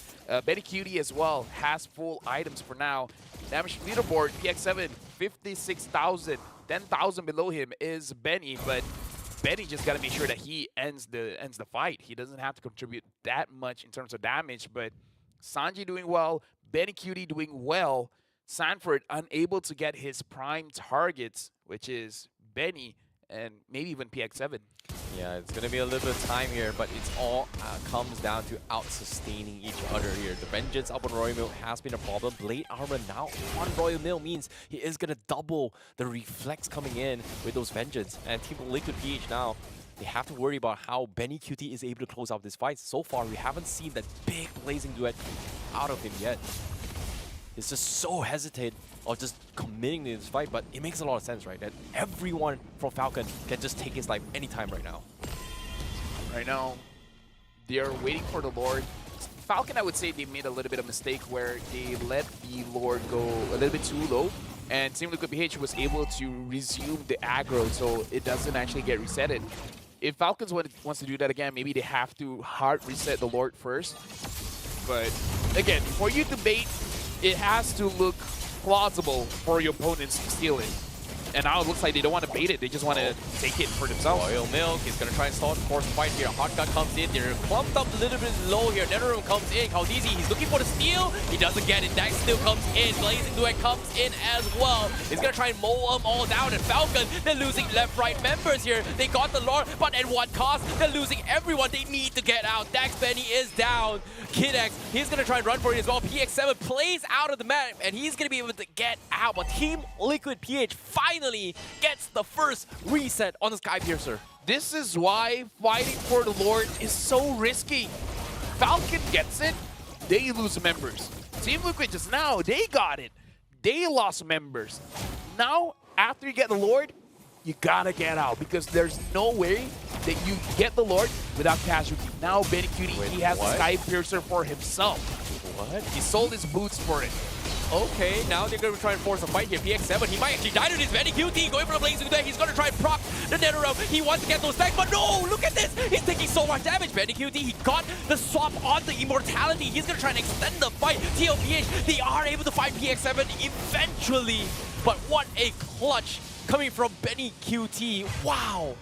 Honestly, Benny Cutie now having that Sky Piercer, the Lord dance is going to be much more dangerous because Team Liquid PH, they can allow the Lord to chunk down the majority of damage or the majority of HP from Falcon Esports. And all that Benny has to do is just to go in. Blazing Duet, 5 procs of Sky Piercer, that's going to be insane. So I feel like that's a very good item. And I can understand why he doesn't pick it up much earlier because he doesn't have a lot of bursts. It's not going to be easy for him to get that proc. To be honest, I don't even know what Benny QT did right there. Like, he sold something to get immortality, got back in, he sold the immortality, and now he's got the Winds of Nature, and he's not died yet.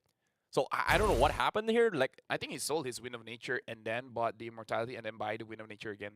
oh boy, this is crazy. Like, he didn't die to the immortality, if I'm not mistaken. So it's a bit weird here, but that was some fast reactions coming from Benny QT. Yeah, one of the best marksmen in the world, a world champion as well. No wonder he has that kind of reaction. But now Team Liquid PH and Falcon, 20 minutes in.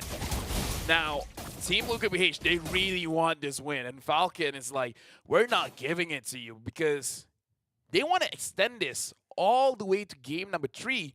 But Team Liquid PH has shown that in terms of team fight, they are very good themselves. PX7 has been taken down. Benny now has a Blade of Despair, so he wants to make sure that his damage is very, very bursty. Well, this is a little bit of a tough spot here coming from Team Liquid PH, but Falcon, they could have closed out this game, but they dragged it out really, really close now.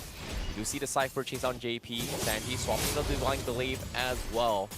try and force a couple of fights. Lord finally respawns on the top side. Lanes are in a good position for Team Liquid PH, but are we going to see a potential rat play? That's something that I think Falcon Esports may be up for game, but it all comes down to immortalities here. I don't see any immortality on Falcon, while everyone feeling PH can swap it out anytime. This is a very dangerous situation because now it's an enhanced Lord. It's 21 minutes in. This is going to be a very strong Lord, meaning 2 people might not be enough to take the Lord down. Conceal play use. Oh, EX7, they're looking to fight a Caldeezy. They're going to try and bait it out as well. Netherrealm comes in. Sanji saves the day to try and hold the fight. Caldeezy fights Benny again. That's huge. They take down the marksman, and now Royalman will be mowed down. Benny QT saves the day. They find 2. 50 seconds on the sidelines. They have to go in for lane control. They lose an inhibitor for themselves, but now they have to focus on the Lord. 5v3 Falcon. They still have Dax. Do they want to commit to this? It's 21 minutes, and the Lord, very difficult, but it seems like they're not going to fight this. Oh yeah, it's going to be very difficult for them to fight this. The Lord needs more members to have that damage reduction reduce. But eventually, Team Liquid secures it. And how did they do this? It looked like Falcon Esports got this game in the back, but Team Liquid BH with their immense amount of experience. Even Kid X has a Sky Piercer now. Oh boy. They want to make sure they don't care who gets the kill, just kill them. Okay, interesting. Interesting to see Kid X getting the Sky Piercer here. You know, getting in the hard guard, hoping that maybe Royal gets some kills somewhere. But it's gonna be a last-ditch effort here because now with the Lord crashing in the bottom lane, Team Liquid PH finally being oppressed. Now gonna fight back, looking for freedom as they fight for liberty. Now JP now looking for the setup here. He's got immortality, he's taking a little bit of damage. Goes for Primal Wrath. Use the Netherrealm for the escort here, but they're taking a little bit too much damage. Sanford does have the Winter Crown. He's going to try and hold things out of here, but eventually he will fall. He's got the immortality. He's going to come back, but he still goes down. Lord still hammering their way through, but Falcon is able to push them back. They take down Sanford. Now it's all about the rundown. But Falcon, again, they hold on. Yeah, Falcon has so much damage there, especially PX7. Whenever they're clumped up together, the Ghost Boosters deal a lot. At this point, even PX7 might consider selling his boots for the Sky Piercer just so that he can have that big burst damage. But Team Liquid BH, they honestly, for both teams have taken down inhibitors. 2 inhibitors, in fact. So this is going to be a very difficult macro play coming in from both teams. If Falcon wins this one, the third game is going to be exhausting for both teams. Yep, still 50-50s. It comes down to who still has those immortalities. But as of now here, let's take a look at the items real quick here because I'm not sure how many Sky Pierces are in this game. Is it like Benny, Kid X as well? But okay, damage output here. PX7, 91,000 damage. Whoa. Almost 100,000 again. The more Team Liquid BH clump up together, the more damage that PX7 is going to do with the Ghost Bursters. He has a Holy Crystal as well, so his on-hit damage is very, very high. He has the Glowing Wand, so high DPS. Team Liquid BH, again, gold lead doesn't matter at this point. It's really about swapping your items. And like you said, for Falcon, they don't prioritize on getting the immortality. They just want to have straight-up defense or straight-up damage. Speaking of which, Kid X haven't died just yet, and he has 100% kill participation. Wow, that's crazy. Like, oh, well, yeah, he's got 1 kill in 15, right? So 16 kills for Falcon Esports. But now we finally get the glimpse on the items here. So 1 Sky Piercer on Engine. Oh, come on, Zipper. Come on. But as of now, it makes a lot of sense here. Fight is about to break out. Caldeezy gonna try and find PX7. Unfortunately, doesn't find the right target. So he's gonna Toys Persons out of there. Oh, Falcon. Boy. They are aware that they want to get Caldeezy, but the fact that he has immortality, they don't want to use everything against him. Team Liquid BH, the timing is when they use the conceal. Once the conceal has been used, Falcon Esports, they gotta be able to retaliate. We gotta look at Sanji as well. Does he have the Netherrealm? Yes, he does. He has the Netherrealm, so this is gonna be an extended team fight. The fight around the Lord, who gets the Lord, honestly doesn't matter. Who wins the team fight is going to win this game. Yeah, but at the same time, it feels like the Lord is going to be tough to hold on to, right? Like, usually the Lord Dance, we expect them to kind of held hostage on the Lord, but it's 26 minutes in the game. This Lord is going to hurt so much to a point that it's just not worth holding it hostage unless you're looking to try and clear it yourselves. But Falcon, are they going to try and bait this out here?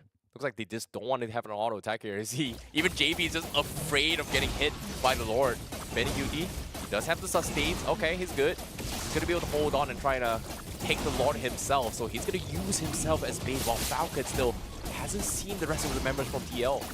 Once the crown bought by Sanford. Sanford's going to engage, and then he's going to freeze. Kid X is still waiting for a moment for him to use the hard guard to get onto anyone.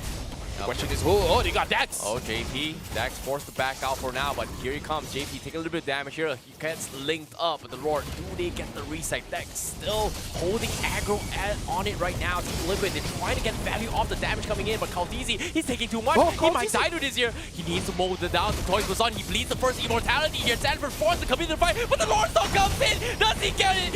No, he does not. Unfortunate for Team Liquid, and now Falcon, they find Sanford. They get the Lord. Mistakes were made, and now Sanji, he needs to run. Can he run? Royal Milk tried to mow him down. Last tick of health. Does he get the life steal? No, he dies, and he is gonna die a second time with the crown. Doesn't matter. PX7 finds Caldeezy. Falcon Esports now does finally find 4. Everyone is near dead. It's only JP left. Looks like we are gonna see a game 3. JP trying to hold on, but can he do anything?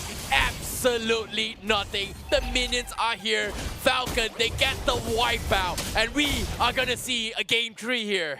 I mean, if you want proof that Sky Piercer is a strong item, look at Falcon, man. They got 2 of them.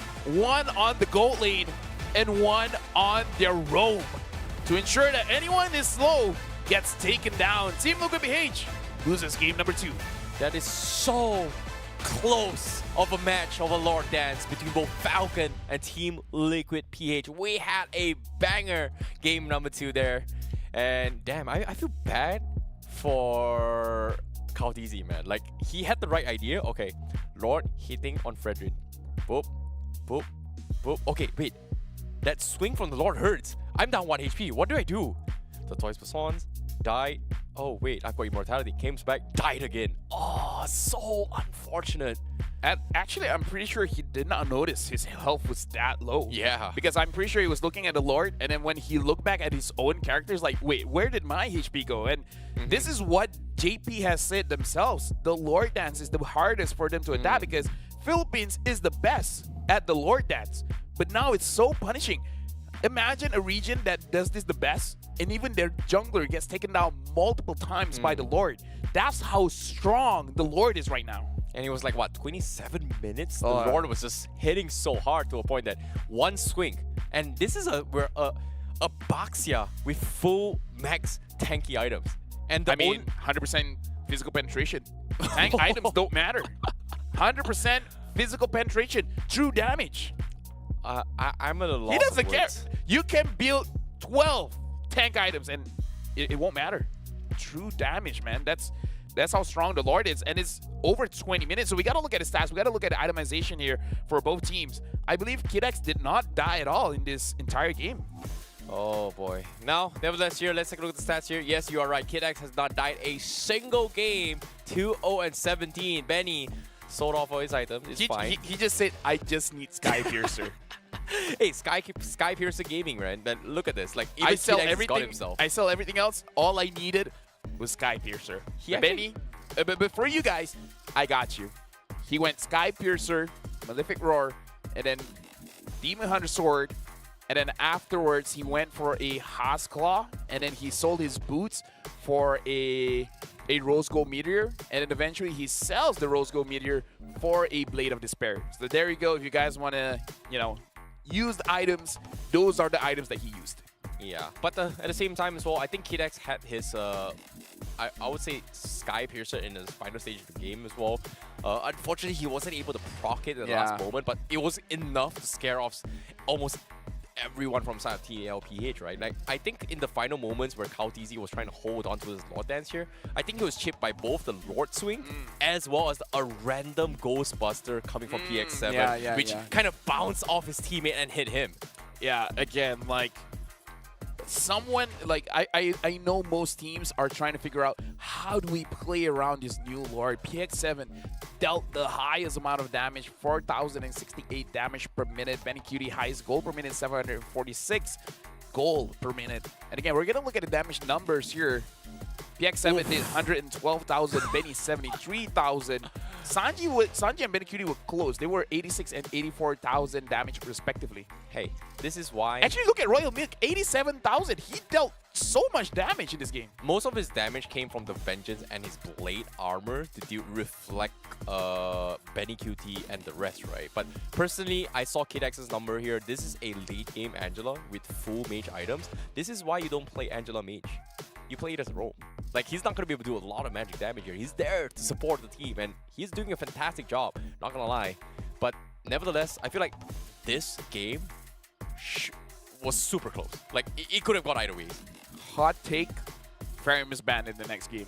Yeah, it has Hot, to, right? hot it has take, to, you know. right? It is a PX7 Yeah. special. Like, honestly, imagine Sanji with that hero as well. Like, yeah, no, just take it off the table. It's been proven, at least in this situation, the Pharym was too much. That was like, what, 27 minutes? Almost 30 minutes. And look at his game. The game was more or less for Falcon Esports, but at the later stages of the game, I believe this is where Team Liquid PH was able to counter when Falcon wanted to get that Lord, and then they were able to get the majority of kills. And then after that, they started holding on to the game for a little bit longer. But yeah, Team Liquid PH, Falcon, this is why I like that draft. It doesn't have to be meta. It is their comfort. They understand how the win condition works. They understand how they want to play around objectives. And that's why they won. KidX, the MVP. 2-0-17, 19% kill participation. You were joking about Roamer using Skypiercer. KidX was like, actually, that's not a bad idea. Well, he did really, really well here. But in case you guys missed out on the highlights here of a banger game, Falcon Esports, they were able to come up with top in the earliest stage of the game, especially with Benny with a 5-kill lead in terms of Skypiercer stacks, which kind of forced TLPH to play so defensively to a point that they have to be max items in order to fight back. It's Benny using the Brody, by the way. I know it's confusing. Yeah, it's there's so two, confusing. There's I two know, right? Bennys. There's one Benny Cutie. Just Benny is Falcon. Benny Cutie is Team Liquid PH. Why did they decide on the same name? No God idea. knows. Look at Oh, Carl yeah, this TZ. final fight. I feel like he did not notice for a bit. And it's like, wait, why did I die? And it's like, oh, the Lord, that's Yeah, right. the swing was so painful, and to a point that he was thinking he was back off. The stomp came in, and Dax was able to get dips on the Lord with the retry. So it's so unlucky for Kaldizi, and there was nothing really much he can do, because if he got the Lord, maybe they could have bought a little bit more time. But Falcon was in such a dominant position at that stage of the game. Again, like, this is good early and mid, transition into late. And now we're at a 1-1 score. There is a situation like Team Liquid PH, champions of MPLPH, could be taken down to the lower bracket by Falcon.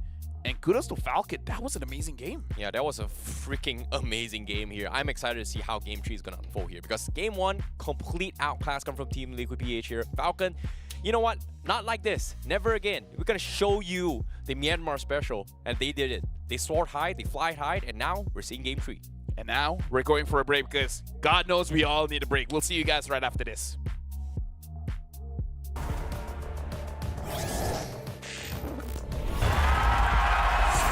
Here we go!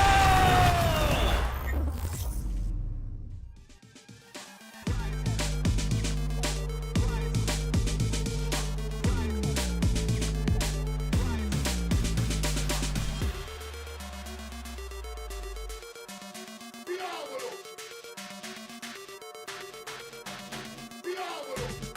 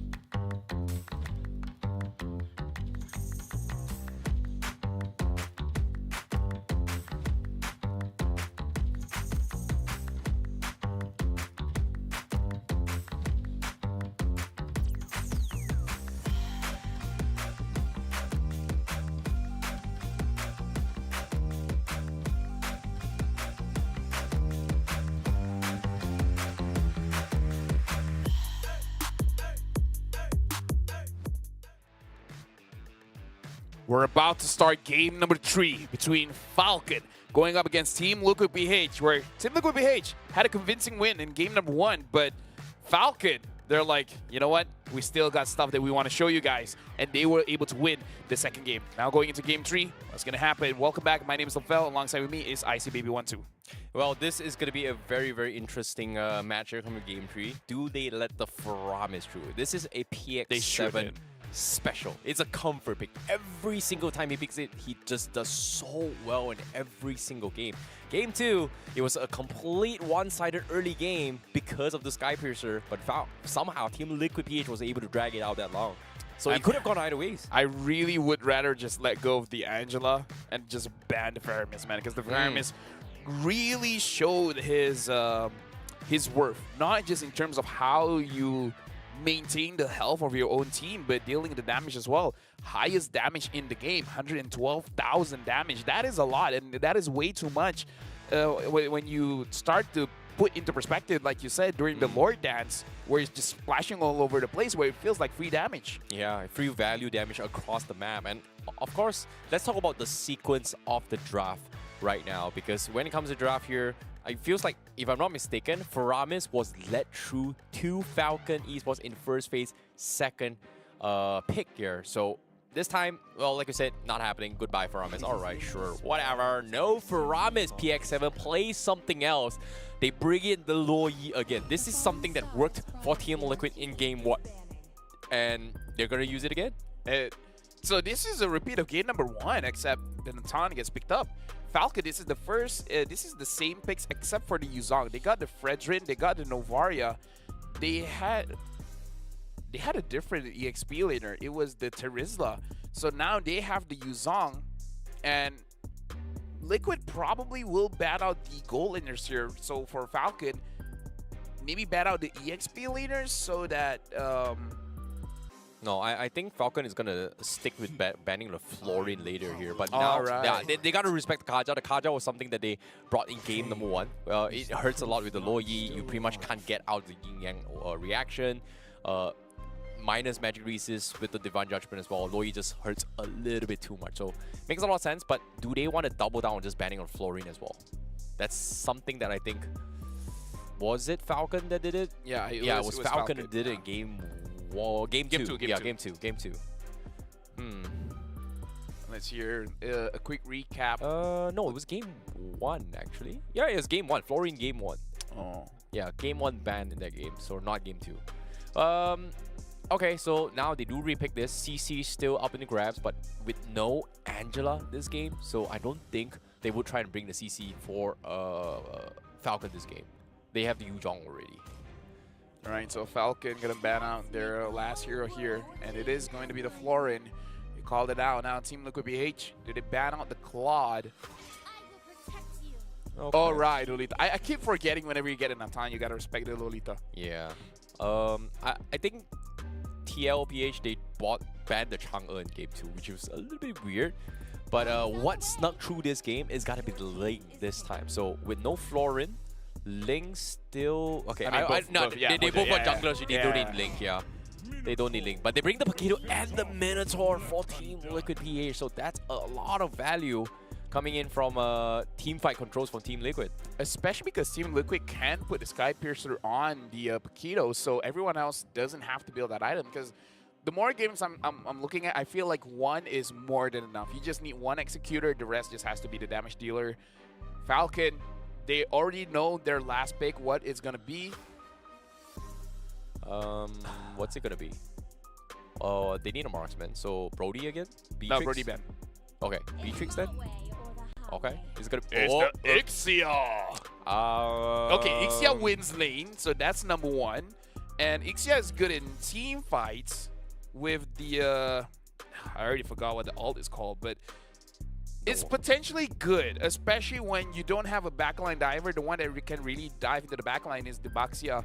The Paquito, you need a flank angle for you to go there, but Ixia, very interesting pick here.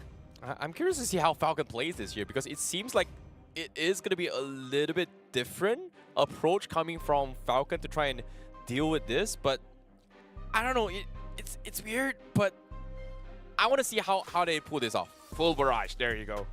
Forgot what the alt's called, Full Barrage. It's such a cool name. I can't. Oh, why did I forget that one? But either ways, this is going to be an interesting match. I will definitely be looking at itemization for Ixia because traditionally you just go for attack speed items. Perhaps that's still the case. You don't want to change that one, but yeah, definitely a different way to play the game. Yeah, I want to see how this works with this Ixia here because I'm not sure how Benny's going to be able to pull off here, but considering the amount of slows and amount of CC controls, he's going to be able to get a lot of safety nets in the back lines, just getting free value damage on the full barrage. And I'm pretty sure if Sanji is just a pixel in, he's going to get 3-shotted if he gets all 3 items. But nevertheless, we're going to be jumping into the decider match. Match point for both of these teams here. This is going to be game 3. Team Liquid PH versus Falcon Esports. We gotta look at the EXP lane because we saw the early game getting dictated by that. Now this time it's gonna be a Yuzong going up against the Paquito. Yuzong is gonna use the War Cry, so he should have more damage than the Paquito in the early game, especially looking at both of the EXPs. They're going for the Festival of Blood, so they want to make sure that they're able to sustain as long as they can. Speaking of sustains here, I do see 2 Impure Rages coming up from Falcon Esports, from PX7 as well as Benny, whereas we do see the Lethal Ignition up on Sanford. Oh, so they want to be able to actually chunk down high HP targets, which is going to be Carl TZ as well as JP. And the bottom lane here, Dax finds Carl TZ. They want to go for this Scuttle Crab. Looks like... No, Carl TZ still wants it. He just made one big turn. See if that's going to start it up, but Dax starting it now. Yeah, I think now, again, you know, this is kind of repeat from Game 1, Game 2. Falcon, as well as Team Liquid PH, they understand that, hey, XP lane is going to be a priority, right? This is something that every single time PX7, they're going to send out the roamer in the middle lane to try and soak a full creep wave and then send the mage into his XP lane, share it, and then set up for the turtle fight. In this case, first turtle already reviewed yet, but both mages not for anytime soon. Carl TZ getting aggro on dips on the turtle. Meanwhile, Kid X looking for the flank. We do see the divergent play from Sanford. He's looking to try and catch PX7, and yes, he will fight him. And here he comes, first blood for Sanford. Falcon not able to do much here. Royal Milk trying to go for a steal here. Dax was able to secure this fight, but Royal Milk, he tries to run, but Sanford runs him down. He gets another one, and now with the Matilda from Kid X, gets it on the safety. Zanji catches the midway, but Sanford is not close enough to intercept, but he still got 2 kills. Dax is low. He still wants to continue his farm. That was a bit of a mistake coming in from Royal Milk, where he used his Petrify a little bit early when Dax was not in position to actually use the Retribution on the turtle. Dax still got the turtle anyway, so it's not that big of a deal, but he had to trade a lot of HP because it was a little bit delayed. But either ways, props to Team Liquid PH, especially for Sanford, able to get 2. Oh, full barrage comes in. Benny QT taking a little bit too much damage. Benny just getting free value damage across with no contest. Turtle in the hands of Falcon. This time, Team Liquid, they have to play this safe. That's a big lead. Level 6 onto level 4. Royal Milk is going to hit level 5 off of this minion wave, but still a very big lead generated by Sanford off of those 2 kills. And looking at his itemization, looks like he is going for a Hunter Strike first item, so not going to opt for a Sky Piercer just yet. Yeah, but the top side here, we do see Benny. You know, he's going to be able to steal the Cold Crab away. He's still 1 level ahead of Benny QT, so that's a good sign for Falcon on this gold lane. Meanwhile, the XP, not so much for Falcon. Carl TZ looking for the flanks. He's going to try and find something, but again, seems like both teams right now are a little bit more respectful compared to how Game 1 and Game 2 went. I guess they're just going to fight around the turtle because they understand fighting around the lanes, even if they do get an advantage, it doesn't translate too much. So they want to make sure that whenever they do get a win, they can do something about it. Sanford almost gets 1v1 against Royal Milk. Oh, Petrify missing the mark here. Sanford is able to sidestep that, so that's going to be a big battle spell used in. But Sanford is going to try and cancel the recall. Is he? No, he's going to check it as well. Royal Milk is going to waste so much time. He actually makes the attempt at Sanford. He takes him down. Royal Milk out of the question. Now Turtle Dance coming in. Falcon will not have the dragon protection this time, and Team Liquid, they have to rush this. Where is Sanford? Guess what? Divergent from the back lines. He's looking for Kid X and PX7. And here comes Sanji looking for the plays here. Kid X needs to make a run for it as well. They are zoning the back line. Dex is all by himself. Full Barrage comes in from Benny. They secure the turtle for Falcon, but can they get a kill? Falcon, they have to scare off Team Liquid. Team Liquid looking for the back lines here. Dex is getting beat with the Divergent here. JP, they want to finish well, but the Guiding Wind once again saves the day. And Falcon, they get the turtle, they get the escape, and they are going to be fine. But unless Benny Cutie, he goes for the entropy, circling you next on 3. Kid X still holding on, buying time. Guess what, Dex? Look at this. He's so Divergent. low.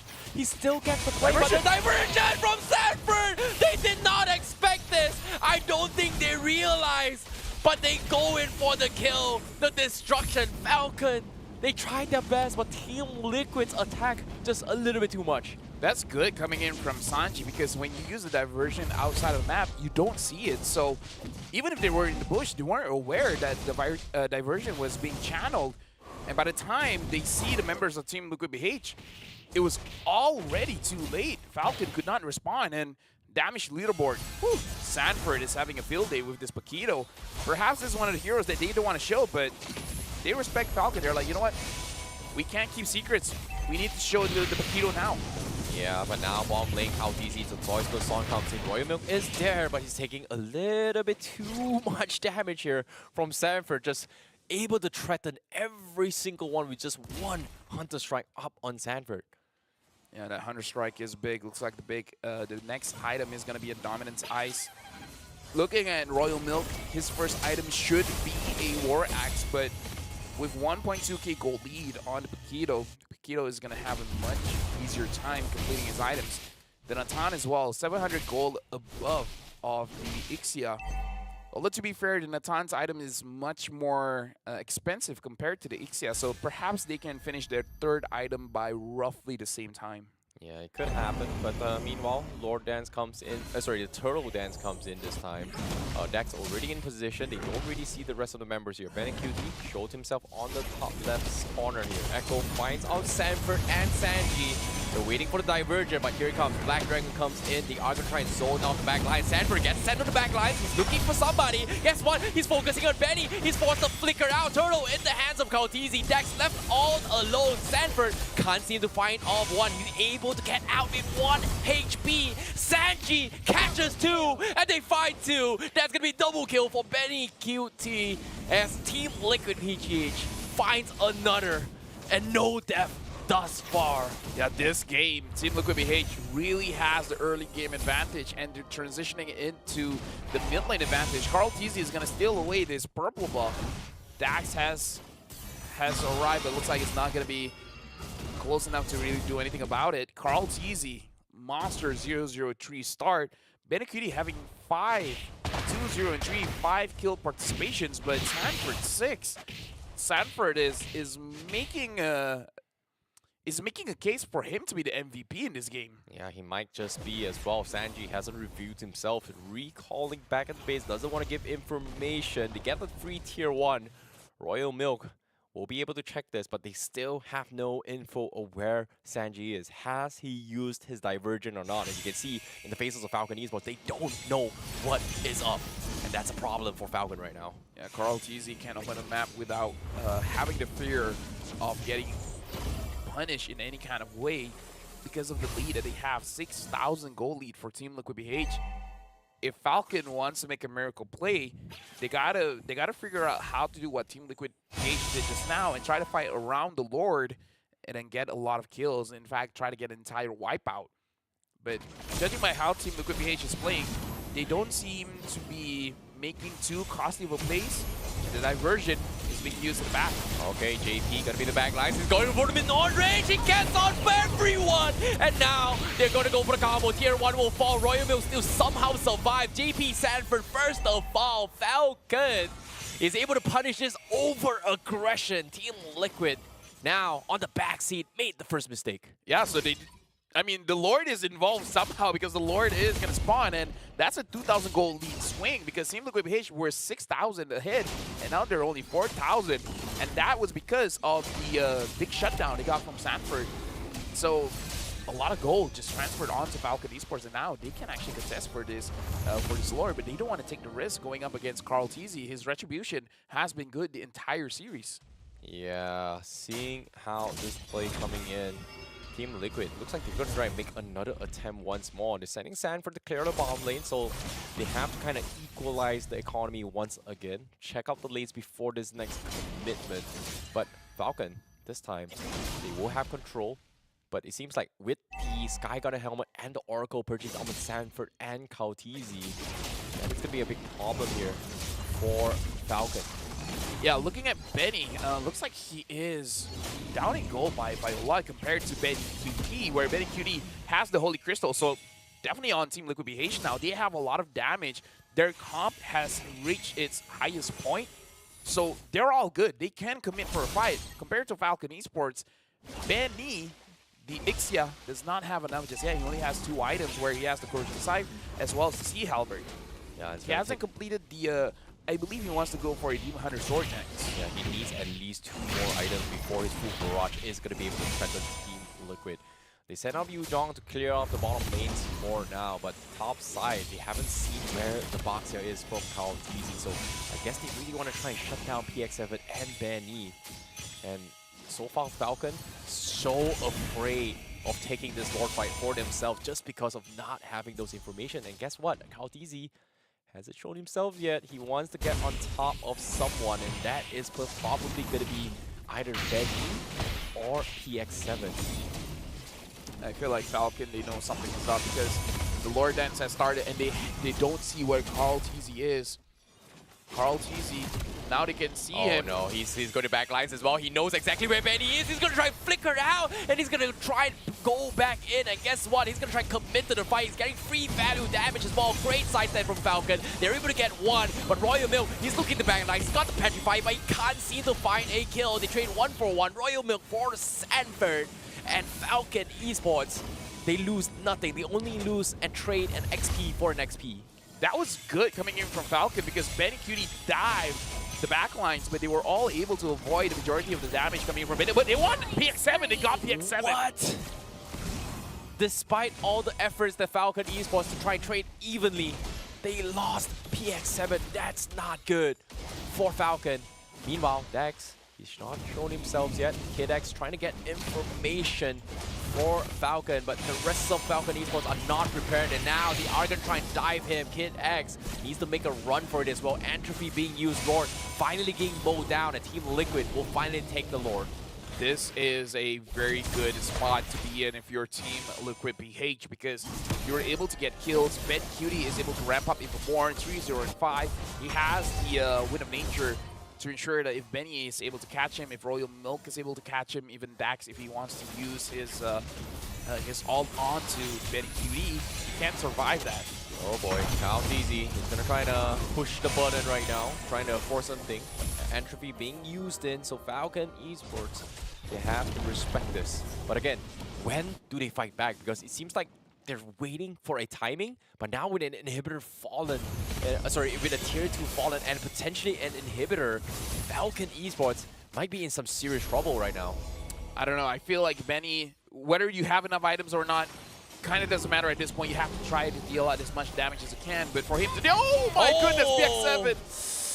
Ah, PX7, a second time now, 2 times in a row means Team Liquid, it's go time for them to try and force an issue. 4v5, no problem for them. Sanford looking for the flank, but guess what? JP from behind is gonna go in for the clap. Royal Milk first of all. Sanford looking to try and kill Benny, and he is gonna try and drop them down low. Now the crystal being focused down. Team Liquid PH says it's not about the kills, it's all about the crystal. So Team Liquid PH will be the next one to advance as they will be facing off Rebellion Esports for the first ticket for the Challenge Finals. Look at the San duo. They're both happy that they got a win against Falcon.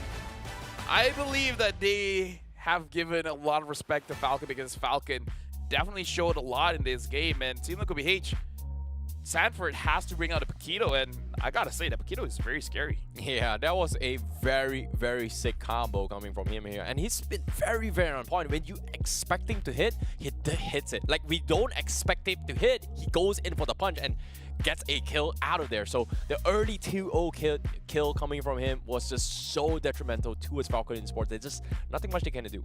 Yeah, it's and so again, hard. Sanjay as well on the Louis, exceptional, and Benny Cutie on the Natan. The Natan was picked second, and we saw the burst potential. The moment he has the Holy Crystal, he doesn't hesitate.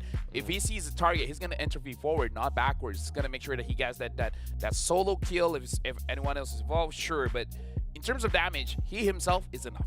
I think that was a gamble coming from Falcon Esports to bring in the Ixia. We could see a lot of potential that it may have happened, but I like how Team Liquid is able to adapt because of this, right? They're so well guarded in the front lines. They were looking for so many off angles to just punish this, which I think makes Team Liquid so unique compared to the rest of the world. I guess something that Falcon has to consider now is that even though Team Liquid BH looks like they don't have any divers to go up against an Ixia, you have to consider the Lu Yi using the diversion into a bush behind where the Ixia is at, and then automatically you get a very good flank angle. So this is good coming in from Team Liquid BH, understanding that it doesn't matter what kind of hero that is. As long as Sanford has a good early game, you can use the diversion and let Sanford go through. If Sanford dies, he's going to make sure he takes 1 or 2 guys with him. So it's not over for Falcon just yet, because they are going to the lower bracket. And Team Liquid BH, they're 1 win away from qualifying, but the same can be said for Rebellion. Yep, it is going to be the fight for the first ticket here right after this, and this is going to be Team Liquid PH fighting off right from the get-go against Rebellion Esports. So that's going to be a little bit information from both sides. Meanwhile, from Falcon, they still have a second shot, but that second shot includes fighting against Evo's Holy. So again, this final 2 tickets is going to be bloody, and these are the 4 teams that I think are the strongest in the LCQs, and it's all fair in games right now, and it could be anyone that actually takes the final 2 slots.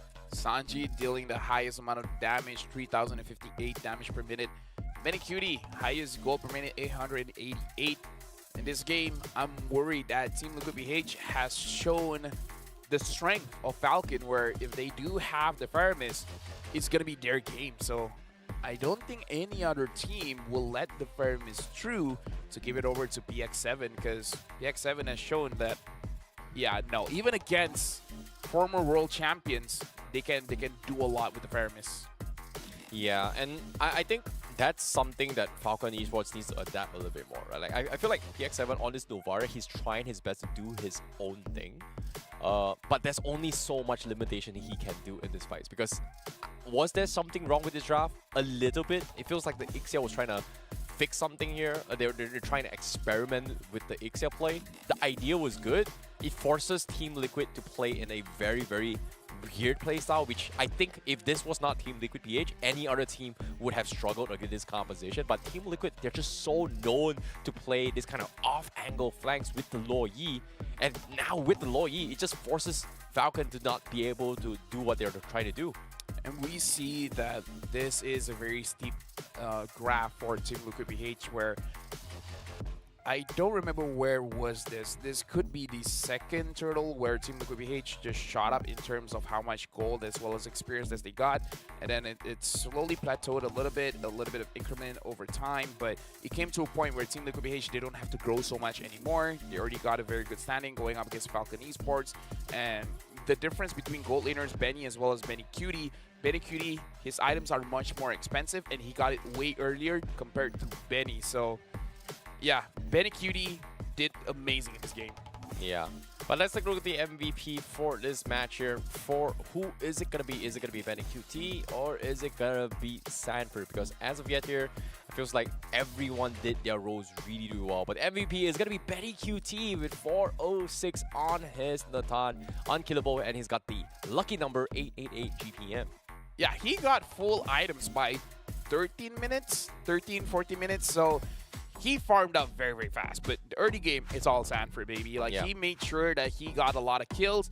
He made his impact known. He got a few deaths, but is because he's just trying to do his job, man.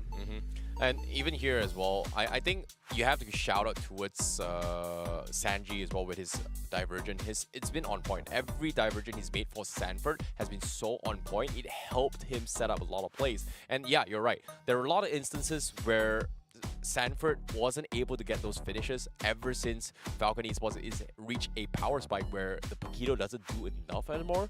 Look at how they switch up. They switch up between JP, they switch up between Kautizi as well to try and go for these off angles. But eventually, it's all about the switch ups which forces Falcon Esports to kind of adapt every single time.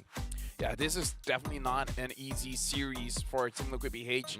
They had to really use all that they have to go up against Falcon Esports. And again, big congratulations to Team Liquid BH. They're really holding their standards as the champion of MPL Philippines to, no matter who they're facing up against, they're able to take down. Yeah, they're going to give their all. And in this case, Team Liquid PH just didn't want to risk challenging against an late game Ixia. So well done to Team Liquid PH. They will advance further.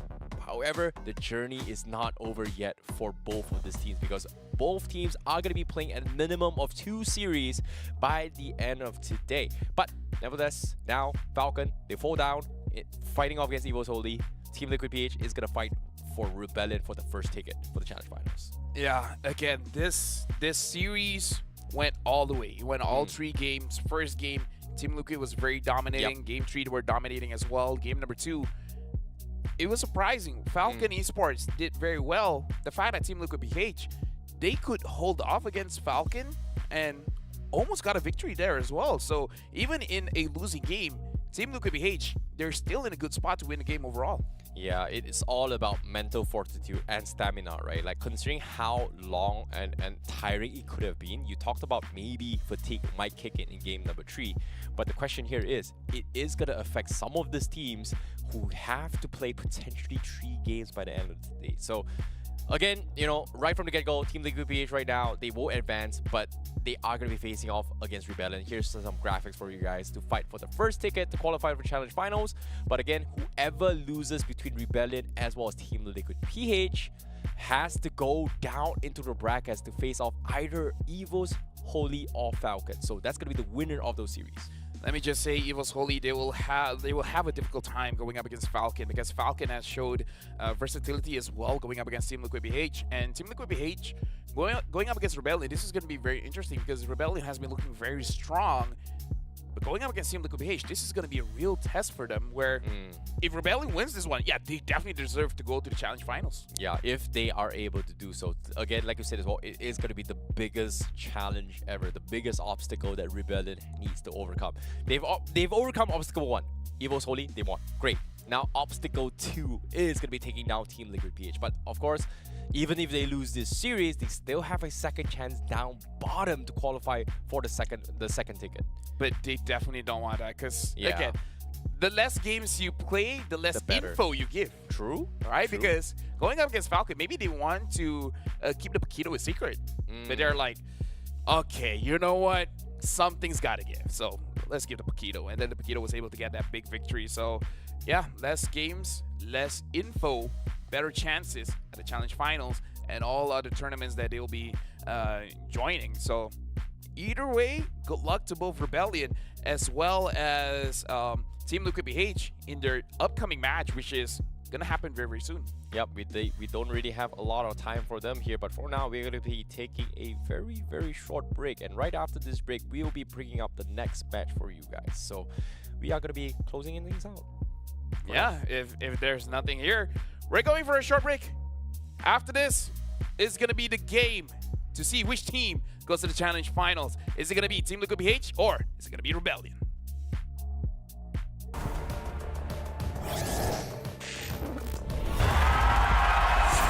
Here we go! The Snapdragon Pro Series is brought to you by Snapdragon Elite Gaming, Monster Energy, and DHL.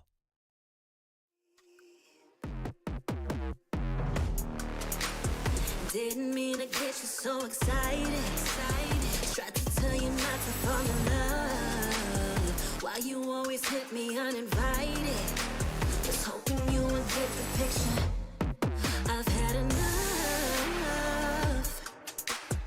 Now it's time for me to turn around. Thought you knew what this was.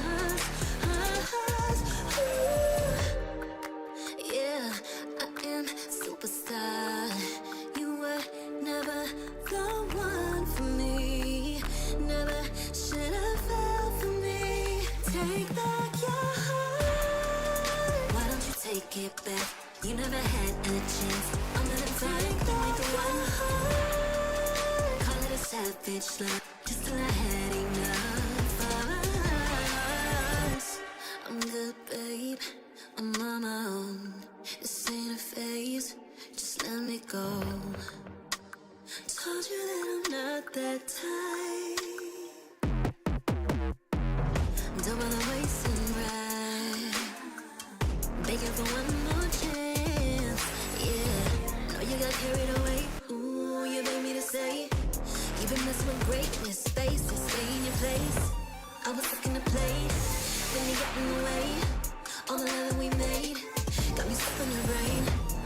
Got no time to stay here and say goodbye.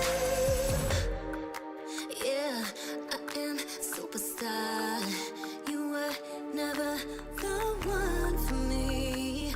Never should have fell for me. Take back your heart. Why don't you take it back? You never had a chance. I'm gonna take back your heart. Call it a savage love, just till I had enough of us.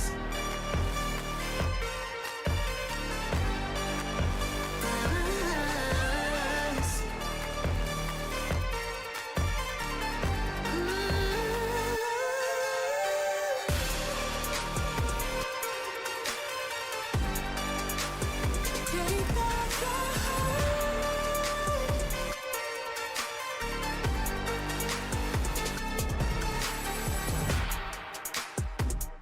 Yeah, yeah.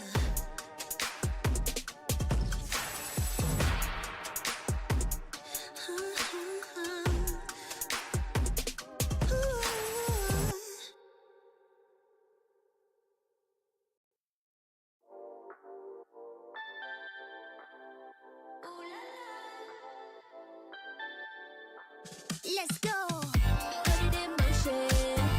Baby, we're going faster, faster, faster, faster. Seizing the moment. Baby, keep going faster, faster, faster, faster. Speed up, make that thing rough. Foot on the gas till you got nothing left. Let's drive to the top of the mountain and see the view. Let's vibe, looking back on the journey, just me and you. Ain't nobody wanna go slow. Yeah, I was chilling in the past, I was solo. Now that I got you in my life, I'm like, go, go. I be living for the thrill of it, whoa, whoa. I hear you like to gamble. Let's take the road, let's travel. Know I'm a lot to handle, but I wanna go fast with you. Think we can go the distance, although I know we're different. Together we both fit it, so I wanna go fast with you. Put it in motion. Baby, we're going faster, faster, faster, faster. Seizing the moment. Baby, keep going faster, faster, faster, faster. It's like they never even seen us, and nothing will ever get in between us. I'ma ride by your side every season, and if anyone try to stop us, we just speed up. Yeah, always keep it at 100. Top down, pretty face, so sun-kissed. Know it's scary, but I swear I really love this. Big shades on, summertime in London. I hear you like to gamble. Let's take the road, let's travel. Know I'm a lot to handle, but I wanna go fast with you. Think we could go the distance, although I know we're different. Together we both fit it, so I wanna go fast with you. Put it in motion. Baby, we're going faster, faster, faster, faster. Seizing the moment. Baby, keep going faster, faster, faster, faster. Put it in motion. Baby, we're going faster,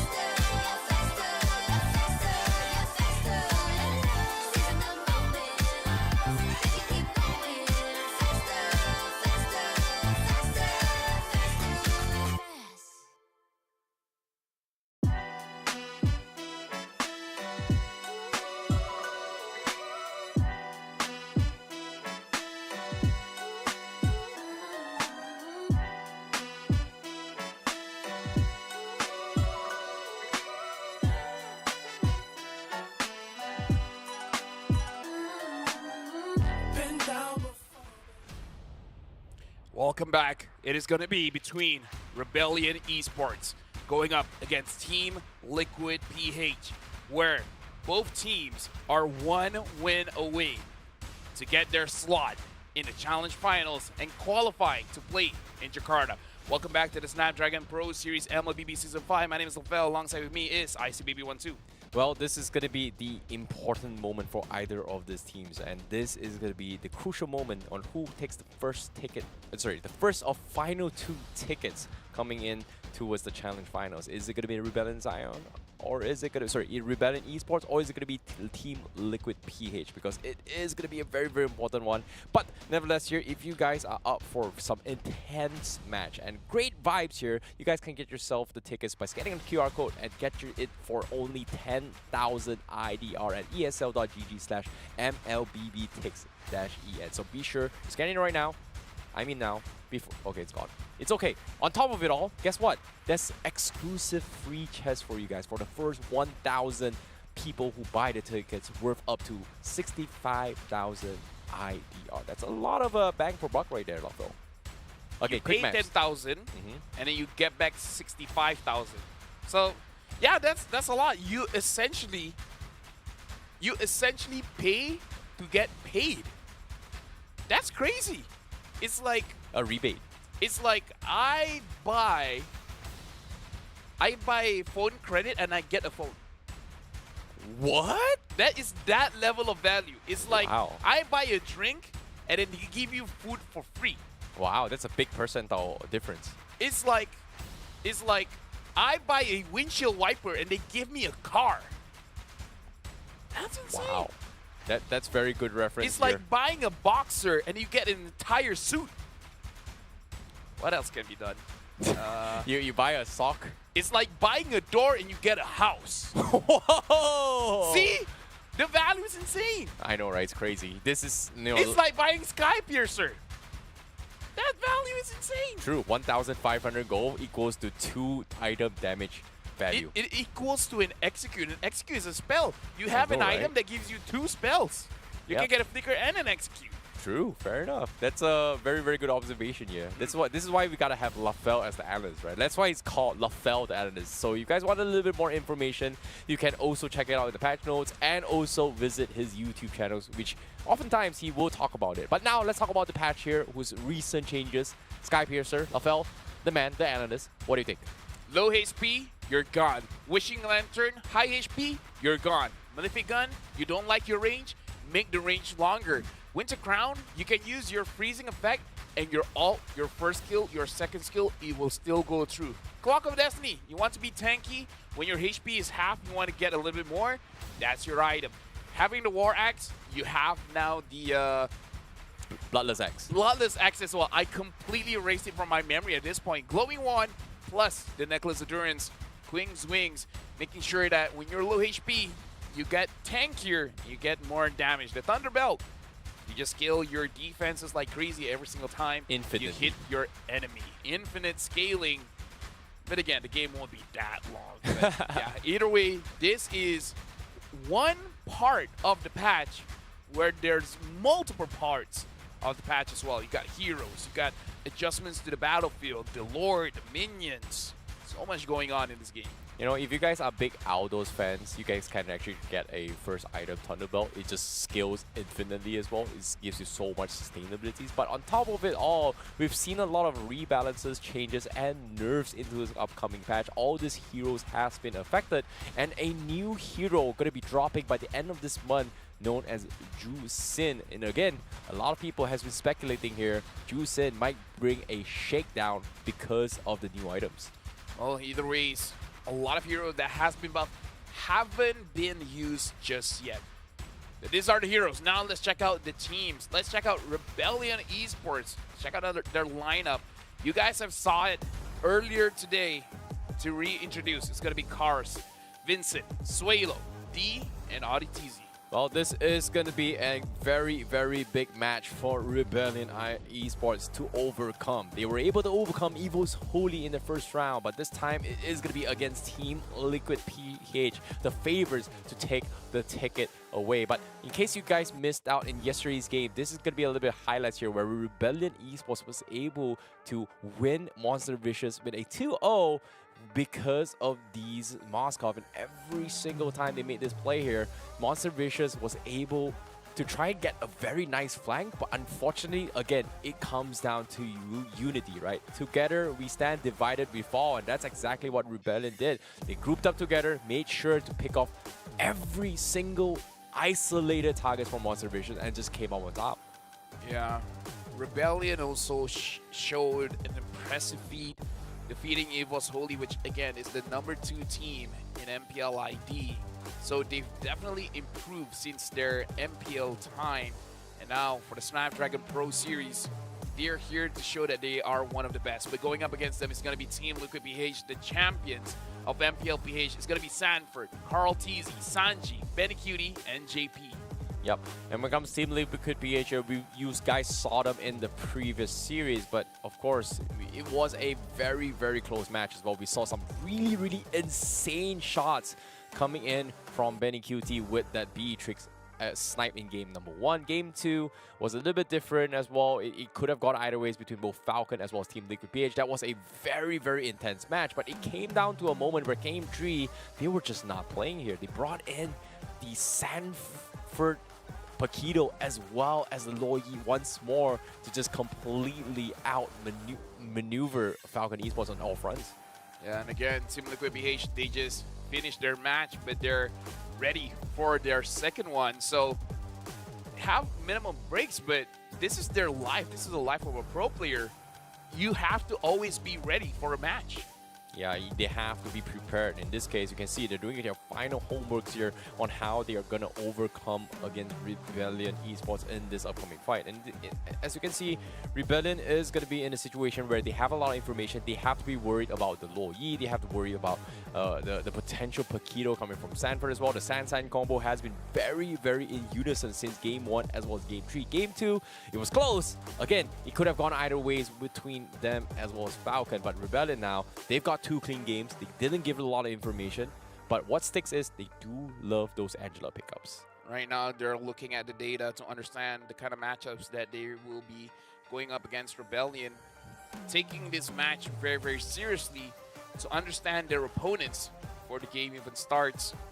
All 3 games, all games throughout, Carl TZ has been using the Baxia, hasn't been forced to use anything else. We got to look at a hit-to-hit here. Average KDA, Team Liquid PH 5.2 against 4.2 of Rebellion. Looking at the damage numbers, it's more or less the same, but average goal per minute is much higher for Team Liquid PH, and I would say that's mostly because of Benny QD.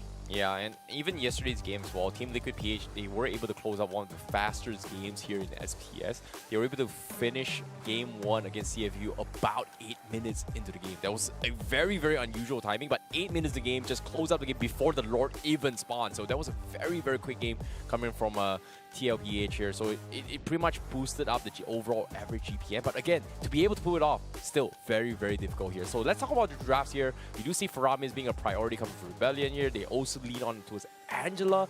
But in terms of bans here, Team Liquid PH do focus on that bans the most. So I wouldn't be surprised to see that this is actually a very, very good counter matchup for Rebellion here for Team Liquid PH. Yeah, I feel like we will not be seeing the Faramis. I feel like Rebellion, they can't afford to ban out the Baxia, so they have to figure out something here. They got to figure out how to handle Carl TZ on this Baxia. We're starting the drafting phase here. Team Liquid PH will be the first pick and instantly banning out the Faramis, and the Rebellion being the second pick. Yeah, Faramis is gotta go. It's the only hero that gave them the biggest problem here from the previous series. This time, doing the exact same thing. Do they ban the Angela as well, or do they want to prioritize it for themselves? They still have first pick, but at the same time, at the start of today, we talked about Roger being first pick material coming from all these teams here. Evo's Holy was the one that prioritizes that. Didn't really go too well for brands. This game, they banned off the Angela as well, so no healing for Rebellion. A comfort strategy that Rebellion has been using for this past few days. I feel like Benny Cutie is a much different beast, man. Like the moment he gets the Roger, forget about it. Everyone can do whatever they want. Just let Benny Cutie do everything. Moskov has been banned out by Team Liquid PH, so now it's on Rebellion. Do you ban out the Lu Yi? Do you ban out the Roger? Pick your poison. Oof. Or don't ban either of them. I think this is it comes down to the drafting style of how Team Liquid PH is, right? Like they don't really care if they face off against a Roger. It's more like they want to prioritize the low E. And both games that they got the low E from game 1 as well as game 3 for Falcon, and even in the previous games as well, they've always first picked in Falcon. And this is first pick the low E, and this is kind of recurring as well during MPL PH days. Their playoffs in general as well, they always prioritize the low E in this upcoming patch. So Rebellion, they have to take this read. Ban the low E, let them take the Roger and play something else. But again, like you said as well, it's going to be picking your poison. Do they ban it? Yes, they do. So Team Liquid PH, they are going to be picking the Roger themselves. Yeah, and you know that the Sky Piercer is going to be the first item. So Rebellion, they don't have a healing mechanism here unless they pick up the Matilda or the Rafaela. So Sky Piercer is going to be pretty strong. They got to pick up, well, the Fermis is not there anymore, so pick up a Valentina perhaps. Valentina, Baxia, Valentina, Fredrin. Baxia is something that I think Team Liquid PH isn't Team that Liquid worried PH keeps about. on take it, yeah. Yeah, they always take the Baxia as well, so Rebellion may consider taking them themselves. But again, you talk about healing, right? I think the good shout here is going to be the Florin, because if Team Liquid PH decides to go for the Baxia pickup, the Florin does have a immunity for those kind of anti-heals coming in. So nope, not gonna happen. They will take the Yuzhong, but Baxia is still in the hands of Team Liquid. Now Team Liquid PH, they have the majority of the firepower. Oh, they're picking up the Farsa. Okay. Interesting, considering that you see the Yuzhong on the other side. Perhaps he feels like he can outplay this Yuzhong.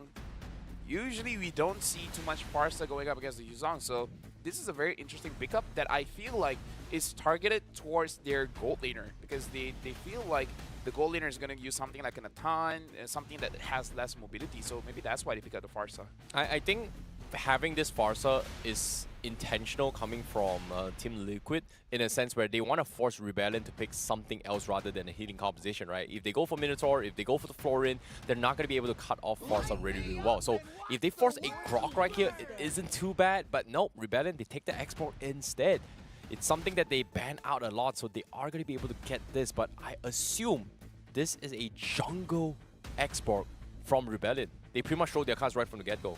Yeah, pretty safe assumption going up against Baxia. You gotta chunk down this tank as fast as you can, and the Baxia has damage reduction, but going up against the export still hurts, especially if the export picks up a War Axe, which most of the time as a jungler he will. And afterwards, perhaps pick up an Ice Queen wand to make sure that the Baxia, once he engages, he can't run away. And Rebellion, they could use the healing, but they ban out the Matilda themselves. Okay, export gonna be a good way to do a Baxia, right? It's just true value damage here. Baxia comes in, he's gonna burn them to death. But I feel like maybe, you know, they might consider banning off the Grok just to make sure that Sanji doesn't have a very difficult time, considering that he already has to deal with the dragon, doesn't want to deal with the wall as well, especially with the feathered airstrike. But again, they're used to it, they have got the experience to actually deal with it. But now the question here is, do they want to win the lane matchup? So in this case, I think you talk about Benny QT winning the Roger matchup, Natan out. They have to ban, I think, the Claude as well. Maybe. It's either Claude, Brody, or Beatrix, but it's most likely going to be the Claude ban coming from TLPH. Yeah, honestly, Claude, Grok, both are very good bans for Team Liquid PH. Rebellion, they themselves ban out the healers. The healings, okay, interesting. Do they want to pick the Ruby themselves? Or maybe just grab a Minotaur so that they have the healing and Team Liquid PH does it. But then Team Liquid PH, they could grab the Grok. I mean, the Grok isn't great going up against the X-Borg. Maybe JP goes for something crazy and pick up something like a Cho or something. Okay, that's the thing about the Cho, right? Like, it's been integrated in this upcoming patch to focus more on Cho damage, but the Sky Piercer Armor Cho isn't too bad. It's literally one-shot anyone. But again, against a Yuzhong, that's something that I think Team Liquid might struggle a little bit here, but they can still get the Paquito for themselves.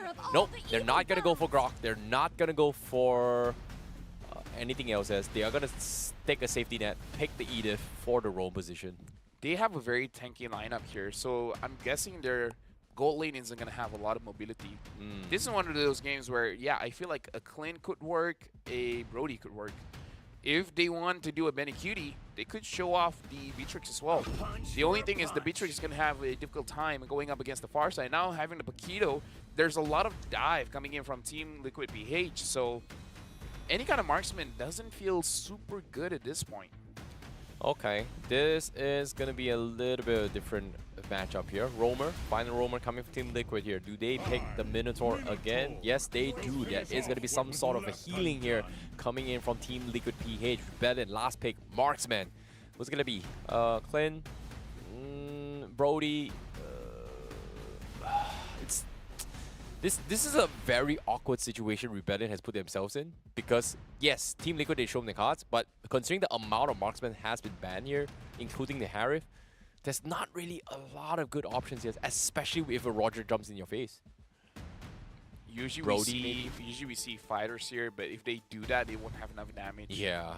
So like, everyone is a peeling composition, right? But technically, you know, Edith kind of transitioned into as a marksman later stage of the game, but nope, they are going to go for the Beatrix. And again, I feel like the Farsa was picked to fight against this kind of marksmen, low mobility marksmen. So the Beatrix, we've seen that Benny Cutie can do a lot with this hero. But the Roger going up against the Beatrix, Roger, very popular for popping off in the early stages of the game. And Beatrix requires more items, and the items are very costly. So a different tempo here. Team Liquid PH, they can start things fast. Compared to Rebellion, they got to scale up just a little bit before really committing, before really being able to do anything against Team Liquid PH lineup. Yeah, this is going to be an interesting one here, but based on this draft, who do you like more? I would say Liquid Echo. They got Comfort, they got a Paquito, they got the Boxia as well as Benecutie on this Roger. I feel like Benecutie will dictate the pace of the game, so I'm more towards Team Liquid PH. Yep, I want to see how things go as well. Rebellion Esports, again, the favorites here is going to be Team Liquid PH to actually go and take the ticket. But now Rebellion Esports, they have to prove their worth of fighting the grind here. Ladies and gentlemen, here, we're going to be jumping into the third series for today. It is going to be Team Liquid PH versus Rebellion Esports game number 1. Who's going to come over top? Who's going to set the tempo? And who is going to take first blood? Carl Teasy was able to secure his buff faster compared to Vincent. Even though Vincent had a little bit of help leashing for his buff, they're starting on opposite sides of the map. And looking at the emblem set here, it is going to be the war cry on the Yuzong as well as on Roger. So we see that war cry doing a lot for Benecutie, already denying D from a lot of farm. That's interesting to see Benecutie actually prioritizing on that. Like, is he gonna look for the finishers here? Is it used as an execution? But bottom lane Carr is not having a good lane against Sanford at all. And now Sanji is looking to try and harass him further, denying him XP and space. So this is a lot of pressure down towards the XP lane for Team Liquid PH, where they switch up their focus this game. Sanford going to hit level 3. Looks like Benecutie again forcing D to stay under his turret. But it doesn't look like that. It doesn't look like Benecutie wants to deny so much minions instead of just what is this get a kill. ambush? Did they spot Vincent out? I don't think they did, right? I think they don't, but I know that there's more than one person there. Yeah, there's 3 people there, but Sanford, you know, he's playing a little bit safe here. He's still got the XP. He's freezed up in a very awkward position, but again, Turtle's going to spawn in 4 seconds. Eventually, Rebellion has to show themselves here. Vincent took the long route. Sanji still unsure on what's happening. There's 2 guys there, and finally revealed himself. But AudiTZ is taking him to too much damage here. Better Astra comes in. He predicted AudiTZ to flicker there. Drops the bomb before he gets out. That's gonna be first blood in the hands of Team Liquid. The Sansan duo has amazing game sense. They just like, I don't know what's going on there, but I know I don't like it. Oh my goodness, Suelo now with the stolen Minon Rage, but at the same time, JP also has a Minon Rage of his own. So Team Liquid PH does have his advantage right here in this fight. But speaking of which, here, Turtle in the hands of Team Liquid PH. Rebellion Esports now gonna be on the back seat. Yeah. Now Rebellion Esports, again, their composition, they want to ramp up a little bit. Even though Swale has the Minnow and Fury, but the engage is not going to be good enough because they don't have the damage. Vincent needs item first. D needs a lot of items. Swalo, if the first item is going to be the Enchanted Talisman, he has damage, sure, but again, it's not going to be enough. So I feel like Rebellion Esports, it's good that they let it go because look at it, even Cars is not doing good. Yep, oh my goodness, that's a second time now Sanji is able to find a pick off. Rebellion Esports just could not respond to this. Team Liquid just having so much foresight in his plays, and now Baggy QT just got his Sky Piercer on top of this. This is a very, very good start for Team Liquid. 3 minutes in, gets the Sky Piercer, and the Turtle is going to spawn up top. Oh, they want to give him kills. Oh, Firaga not there. Down. Vincent is dead. Benny QT, that's going to be first kill on the first stack for him for that Sky Piercer. And again, after this is go. Oh, before that, they still want to go. D taking a bit of damage, and D has to be forced back a bit. The next item for Benny Cutie is going to be the Wind Talker. So more movement speed, making it so that he can get to his targets much faster. Yeah. Speaking of movement speed right now, like it seems like Rebellion Esports is playing very defensively right now, whereas Team Liquid PH, they're just capitalizing on a lot of all these micro fights rather than just being very, very reactive to these fights. You can see a lot of micro plays coming in. Again, Kaldizi just says like, you know what, 3 guys coming in, I'm not even afraid. I don't care. I see something that I don't like here. That spells Rebellion Esports is not able to fight the first 3 turtles. Is that Vincent looks like he's going for it before that car taking quite a lot of damage. Okay, Sanford, he's taking a little bit of damage here. He might actually fall to this here. The Residue comes in. Sanford trying to buy Libram one time, eventually gets picked off. He even forced the flicker. He's bought a little bit of space, but the turtle, they have to rush this before Swalo comes in. Vincent is so low. It seems to me this is going to be an easy turtle in the hands of Team Liquid once more. Again, the reason why I say that is because Vincent, his first item isn't going to be the War Axe. It's going to be the Immortality. So there you go. He just bought the Immortality, meaning that for the lineup of Rebellion Esports, you can only think of damage when you're looking at Swalo. Everyone else, they're not going to be able to do much. So Rebellion Esports, they have to drag this game out for a very long time before this draft gets online. Speaking of drops coming up online as well, Rebellion, they're trying to get any sort of resource as much as they can. ODTZ missing 2 spell. JP shows you I don't miss.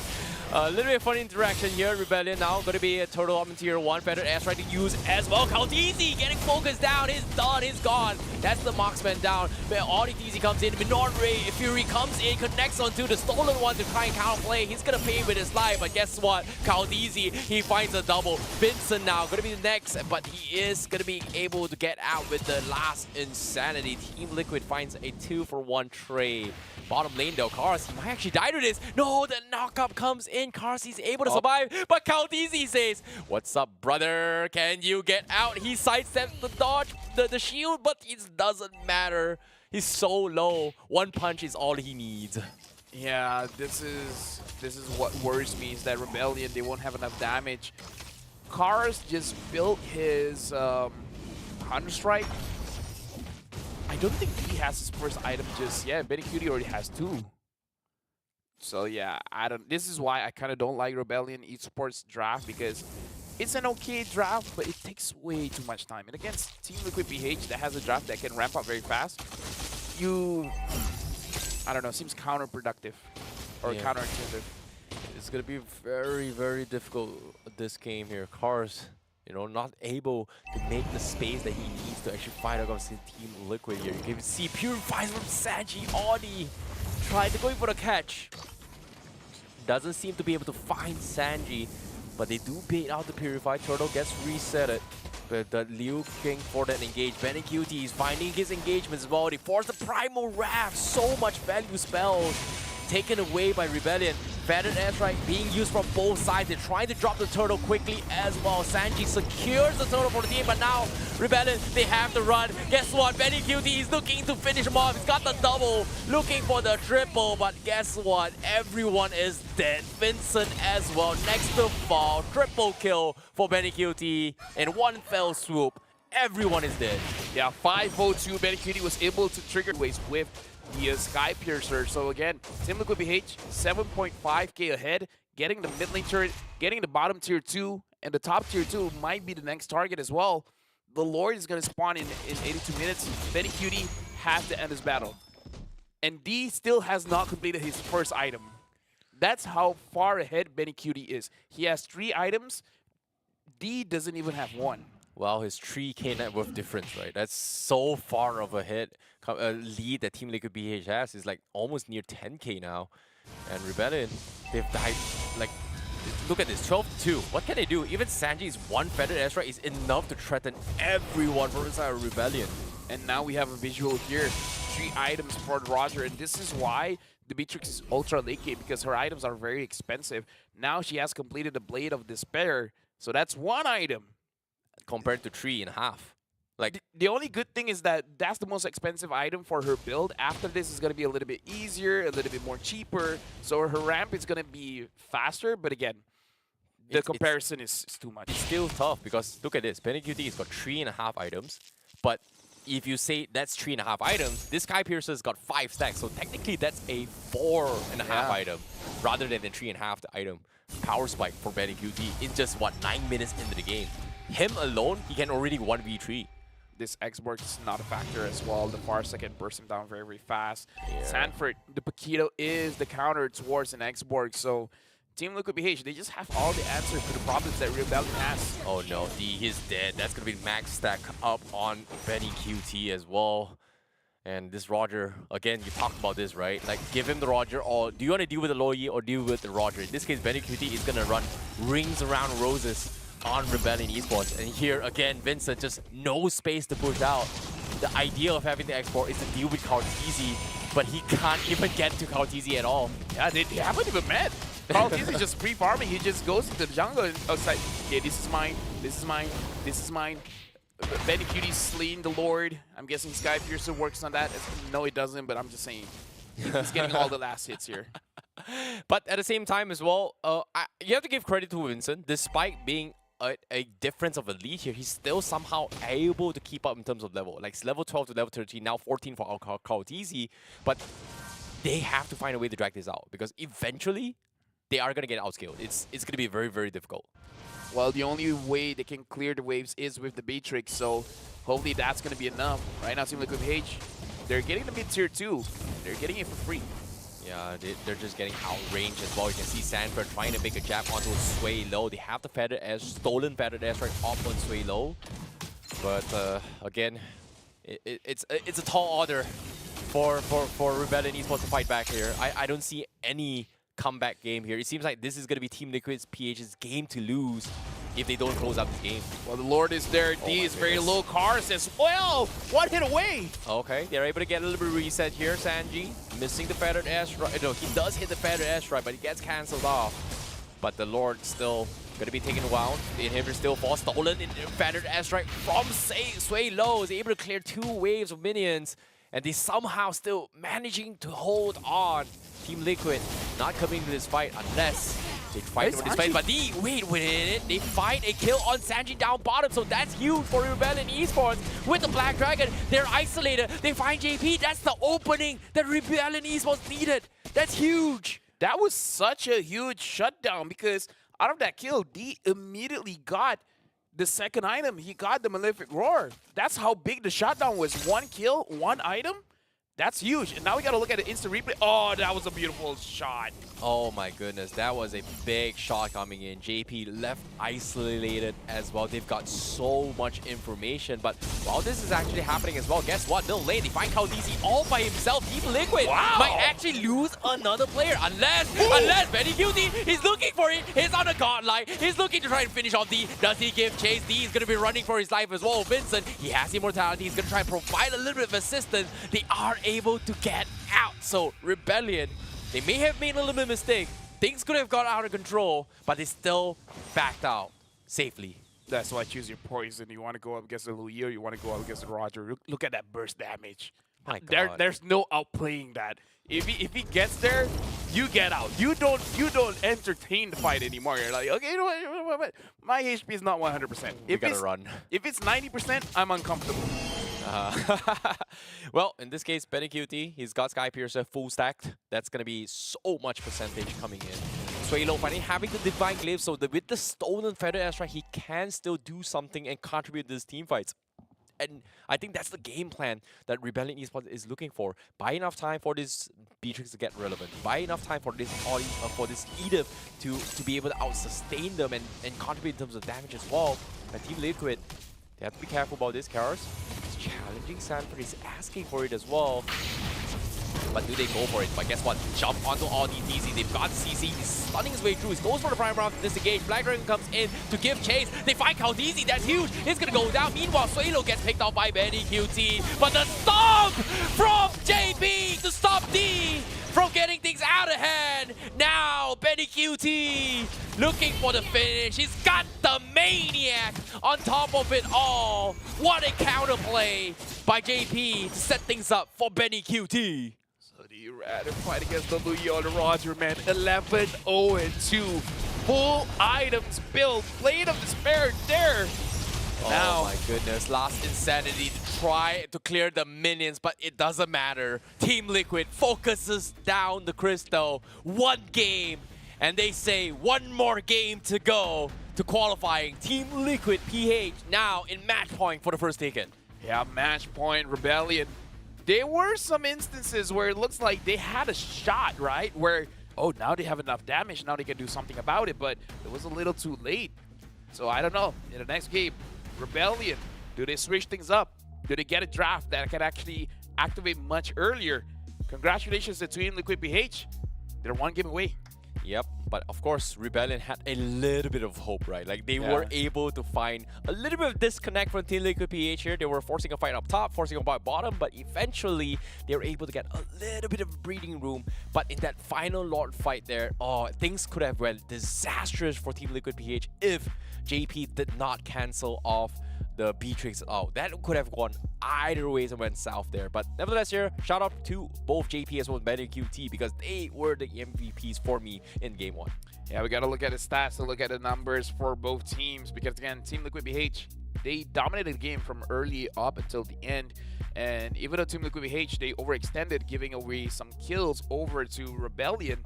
Rebellion did well, but again, I kind of feel like you got to play against the tempo of Team Liquid PH. If you're going up against a Roger that has the Sky Piercer, you're going to need ways to dive onto him to make sure that you guys can actually get the kill yourself. The game is 14 minutes, 18 kills to 7.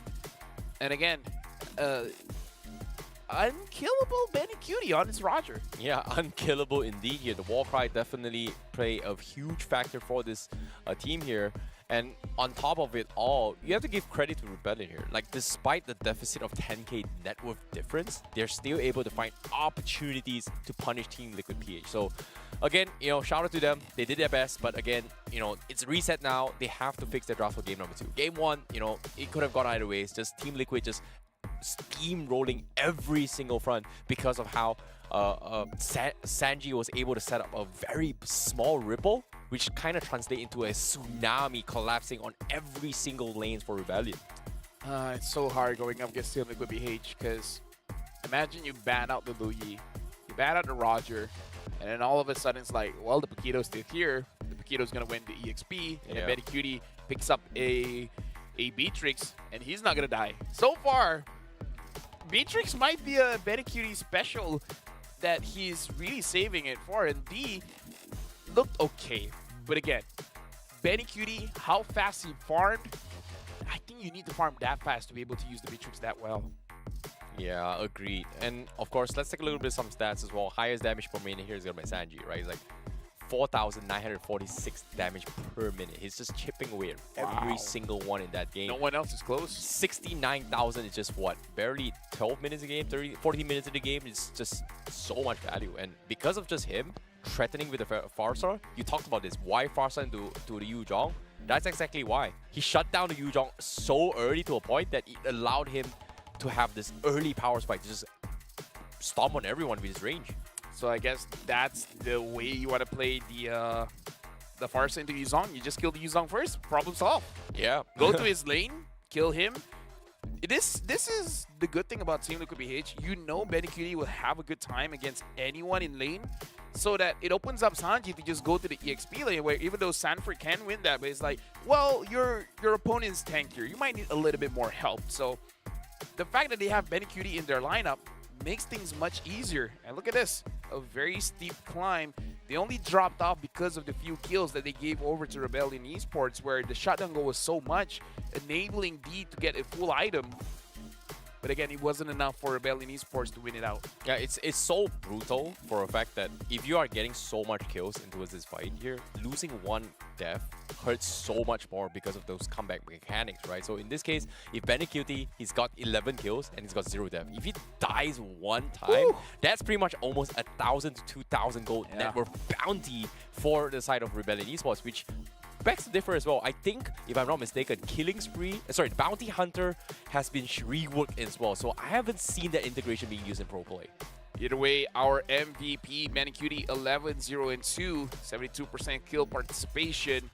Again, first item, Sky Piercer, just making sure that he does a lot of damage. And looking at his itemization, he has a lot of movement speed as well. He has the Wind Talker for added movement speed, Endless Battle, added movement speed, Great Dragon Spear, where whenever he's changing forms between a human form and a Lycan form, he will have added movement speed as well. So make sure that he is safe and he is able to engage crazily like this, like no one is able to get away from him. And if he is in a very bad spot, he can run away. So overall, perfect build, but I feel like it is because of how Benikudi plays his lane. He's able to get a lot of farm, harass the opposing laner, and making a difference of 3 items to 1, that's a big difference. Yeah, and even that fight as well, it looked like D was able to set up a very, very big ultimate setup here to try and zone them off. But again, you know, instantly got cancelled by JB, caught him out of pants as well. BenikQT just ran over and killed everybody as well. You can see they were just trying to pull them in towards a choke spot and just completely wipe them off. So nicely done coming from Team Liquid PH. They are going to be 1 game away from taking the first ticket. 1 step closer. They've shown it. 1 more game is what they need. 1 more game. Congratulations to Team Liquid PH. Can they actually close this out with a 2-0? Or will Rebellion and come back? We saw Falcon able to do it. Can Rebellion do the same? We'll be going to a short break. After this, we'll be able to see 2-0 or Rebellion equalize 1-1.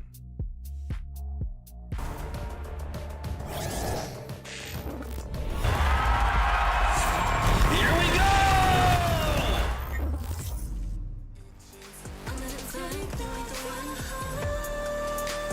Savage love, just till I had enough of us.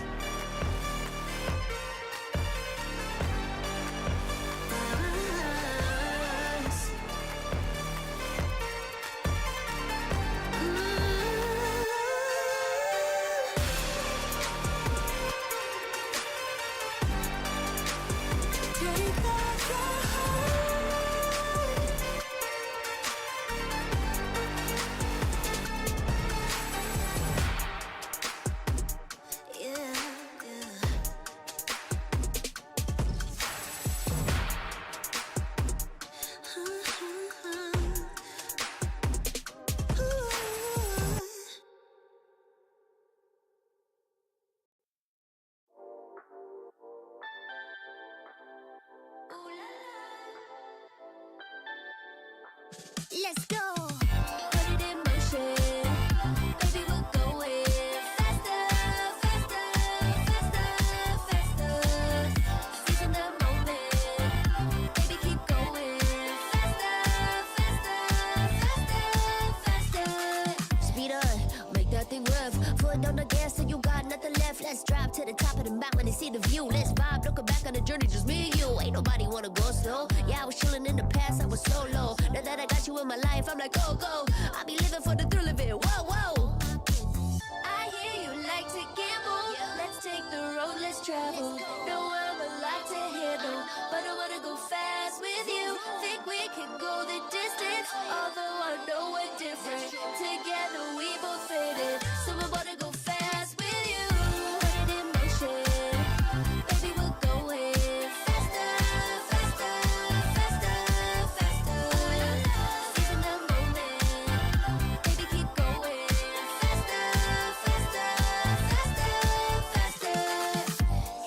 never even seen us. And nothing will ever get in between us. I'ma ride by your side every season. And if anyone try to stop us, we just speed up. Yeah, always keep it at 100. Top down, pretty face, so sun-kissed. Know it's scary, but I swear I really love this. Big shades on, summertime in London. I hear you like to gamble. Let's take the road, let's travel. Know I'm a lot to handle, but I wanna go fast with you. Think we could go the distance, although I know we're different. Together we both fit in, so I wanna go fast with you. Put it in motion, baby, we're going faster, faster, faster, faster.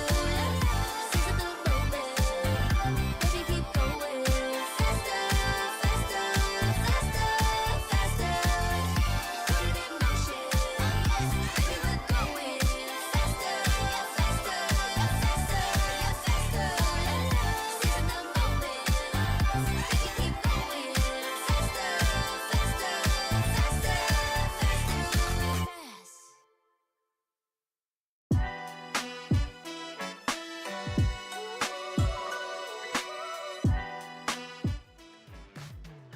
Rebellion Esports required a lot of time for the draft to work, and Team Liquid BH just didn't give them enough time.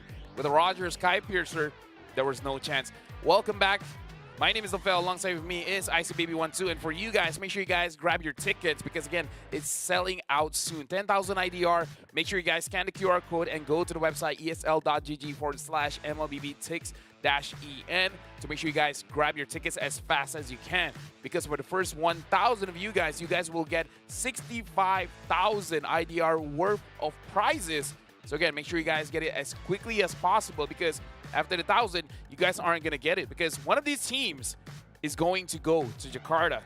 So make sure you guys check this out, because we're going into the draft to see which team is gonna qualify for the challenge finals. Rebellion will be the first pick.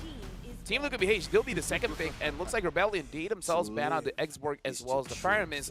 TLPH, they ban out the chips. Well, we saw the stats earlier as well, right? Rebellion has been prioritizing on banning Xbox throughout the entire SPS journey. So again, now Faram is being banned as well. Team Liquid PH, do they want to just double down, just deny the Angela once more, which is something that I think both sides has prioritized a little bit more. But here's the plot twist right now. Because Rebellion does have first pick, Luoyi was something that they banned themselves to show respect towards Team Liquid PH, right? They had to decide, like you said as well, Luoyi or Roger. And this time, Rebellion has that say to take either or for themselves, which, again, I think Team Liquid PH, they have to deal around it.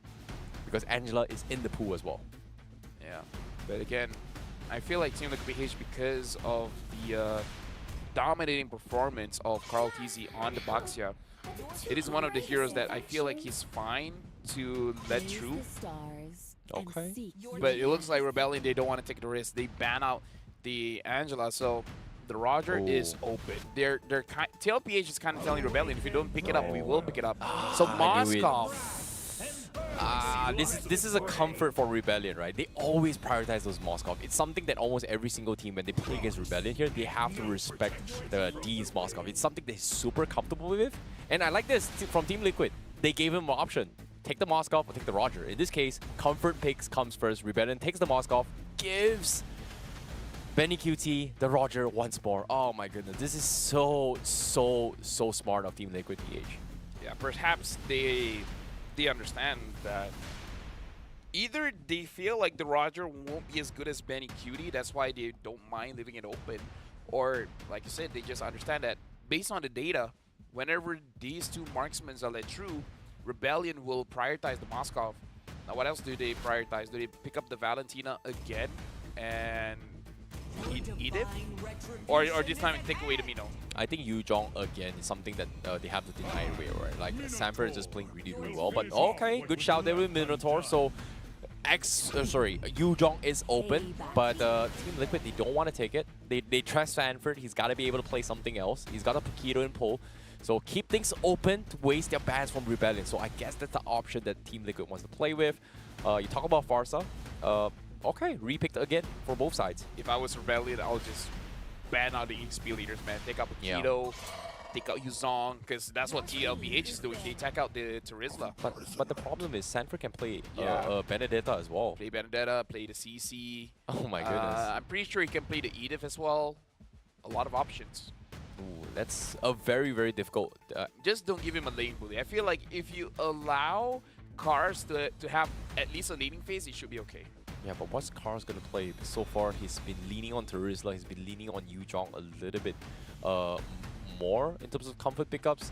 And now with the Xbox also being banned in, I'm also concerned. What is the jungle going to be played from the side of Rebellion, right? ODTZ, Edith is something that's comfortable, but you called it. CC's gone, Fredrin's gone as well.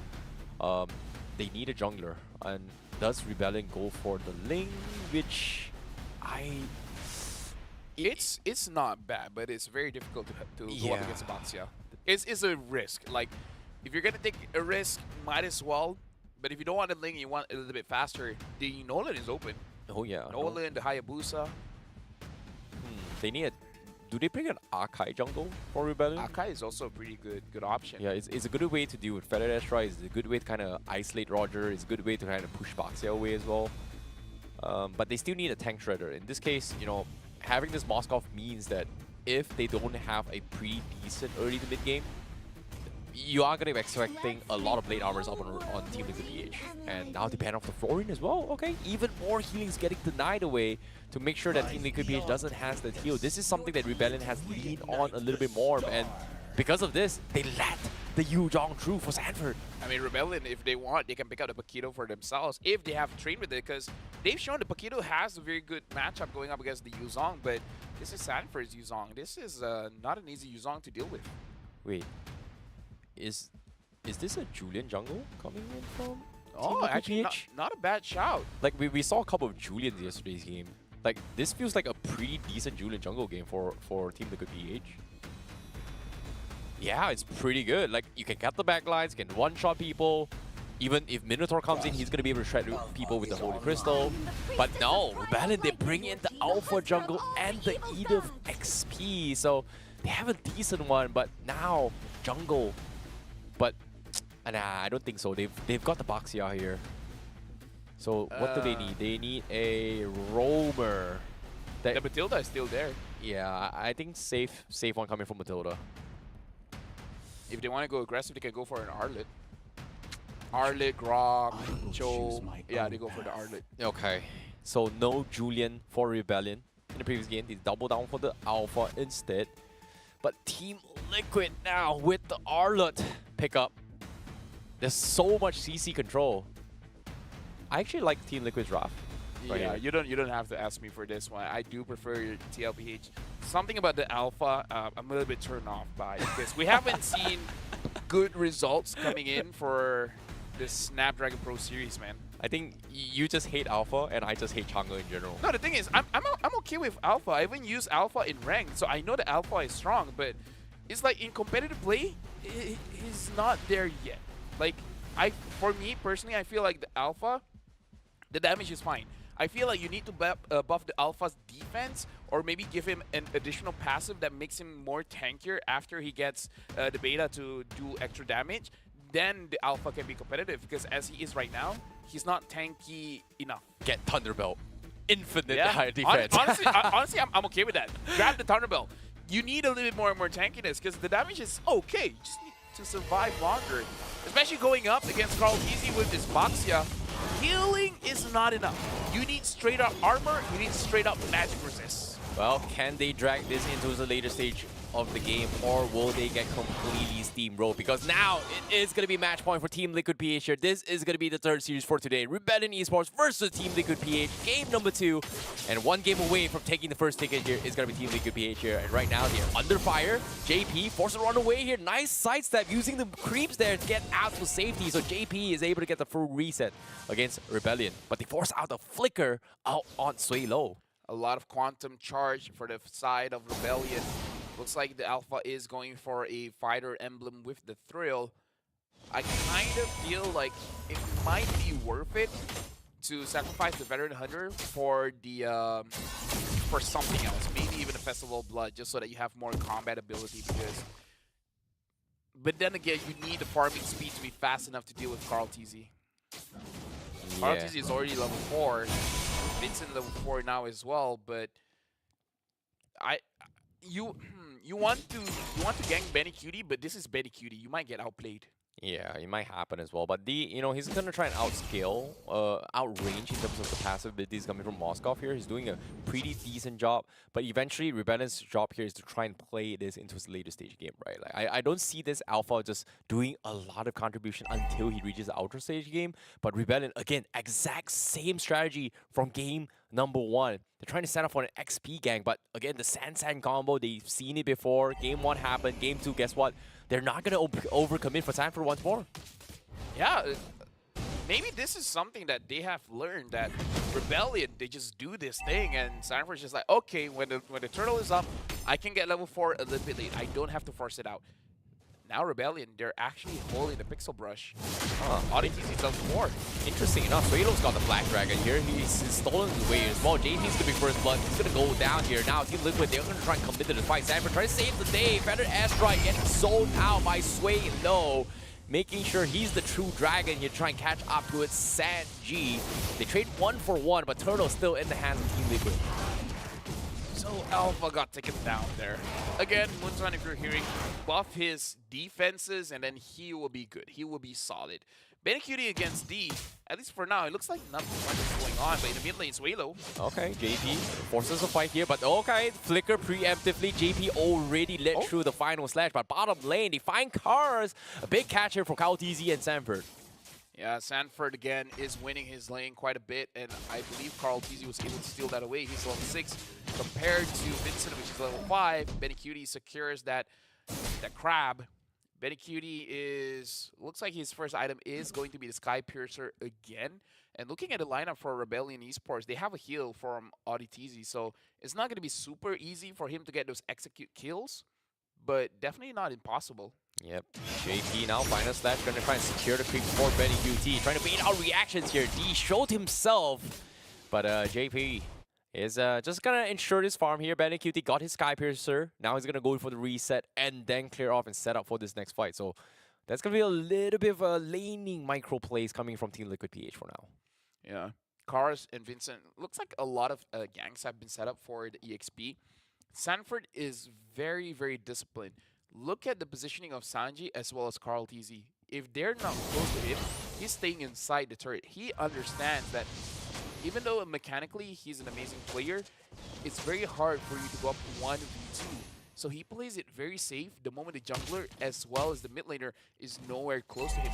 He doesn't mind delaying his minion takes. Maybe he doesn't mind even if he sacrifices 1 or 2 minions, as long as he doesn't die. This is a very good discipline coming in from Team Liquid PH, where the entire team mechanically is amazing, but they won't take those chances. Yeah, but now he's able to clear it off as well. He just got his Hunter Strike. So imagine if he died, he wouldn't be able to have that Hunter Strike into this fight. So Sanford, now with the Petrified, he's going to be able to destroy one person in this upcoming fight. Now Black Dragon already expanded as well. Suelo stealing the Black Dragon instead of the Feathered Airstrike, trying to zone them up. He's trying to find onto his one target here, but now with the Mignon Fury coming in, he's going to collapse onto Team Liquid PH and taking a little bit too much damage here, and they won't fall, but guess what? It's up to Benny QT to save the day. He's going to find a little bit more. Suelo as well, going to be cleaning out the rest of members of Team Liquid PH. They're all so low, but Benny QT, he's got a double, looking for the triple, and he is going to be all stacked up. He's only got 2 kills, and that's going to be 2 stacks on the Sky Piercer. Yeah, either way, now they're looking for D, which is Carl TZ. Wait, they want to force this. I think they have damage as well. Benny QT, he's got the Sky Piercer. Can he get it? Yes, he will. Can he get out to safety? He will sacrifice Carl TZ for the stacks, and Benny QT now 3 kills, barely 6 minutes into the game. Carl TZ was laughing. He was like, yeah, I don't care if I die, as long as you get stacks. Uh-oh, Vincent. Ooh, okay. Scary moments here. Vincent tried to steal the crap away, but doesn't get the kill. Sanford again being completely safe. For Rebellion Esports, the draft doesn't really require a lot of ramp. They can start fighting as soon as he gets 3 items. He only has 1. And again, Benny Cutie has his way of getting the items very, very fast. He is 1,000 gold lead above Again, 3 kills. JP is going to be there, making sure that everything is safe. Medicutie, not going to sacrifice anything. He's very careful, making sure that he doesn't get caught. Yeah, the rest of his team is nowhere to be found, so they're playing a little bit safe. So both sides playing a little bit slow tempo this game. Definitely going to be trading 50-50s here. But here's a little bit of damage output leaderboard here. Sanjay's top damage here, followed by Sway Low. So Sanford is going to be next as well. So Team Liquid PH, they have 2 very, very heavy hot hitters before this upcoming fight. And Vincent, he's nowhere close to destroying anyone for Team Liquid PH yet. It's so hard for him to actually dish out consistent damage considering the amount of CCs that Team Liquid PH is doing the table. You've got Arla stuns, you've got the Feathered Asteroid, sorry, the stuns from far side, you've got Yujong as well. It's just so difficult to focus in the fight unless they want to try to go for the final slash, but nope, they're not going to take a risk. This is what we've seen by Alphas, is that they are willing to go in. They can deal the damage, but the moment they go in, they're just going to be CC'd to hell, and then they're just going to get taken down. Now the Black Dragon form tries to clear the way for Kaltizi to secure this turtle for free. Sanford wants to go away, but Rebellion wants to fight. Oh, Minion Fury comes in, trying to set up the fight. ODTC first of all. Kaltizi is there, but Moscow finally joins the fight as well. D gonna try and clean house as well. He's looking for Kaltizi. He finds the kill, but guess what? He finds another because JP is also gonna fall. Double kill for Rebellion Esports, and Kaltizi, Sanford, JP down for the count. Team Liquid PH, they might have underestimated the Moscow from behind, from downtown. And just like that, in one fell swoop, they may have lost the turtle. They are taking every single objectives. And D, now Medicutie, he's not shown himself yet. Not sure if he's going to be able to do anything about this. Yeah, D, amazing on the Moscow. He has 2 items completed. The only items he is missing is the Demon Hunter Sword. After Demon Hunter Sword, he can't stay in the fight for much longer. Something that we have to take note is that D is being very aggressive. He has the Inspire on the Moskov. When the Inspire is off cooldown, you can expect him to try to 1v9, but the moment it is on cooldown, he won't be able to do much. The only bad thing is that he doesn't have a way to escape. He doesn't have a Purify, he doesn't have a Flicker. So the moment he's in, he's all in. So Rebellion Esports, they gotta make sure that they are able to protect this guy. Okay. Interesting enough, Rebellion is taking a different approach on how they view this game, right? Normally, we expect Valentina to kind of steal the Feather Asteroid to kind of contribute in terms of damage here, but he opted to steal the Black Dragon to try and zone the backlines, as well as the amount of CCs that ODTZ and also Cards brings to the table. They're kind of trying to make small little pocket spaces to allow Vincent a little bit of breathing room to kind of survive the brutality of what Team Liquid PH can do if they get the big wombo combo. Rebellion has a goal lead now, and the goal lead is going to increase even more because D is able to get the turret. Vincent now having the Hunter Strike, Sanji now having the Lightning Truncheon, so damage from both parties are going to be quite a lot. The Lord has spawned.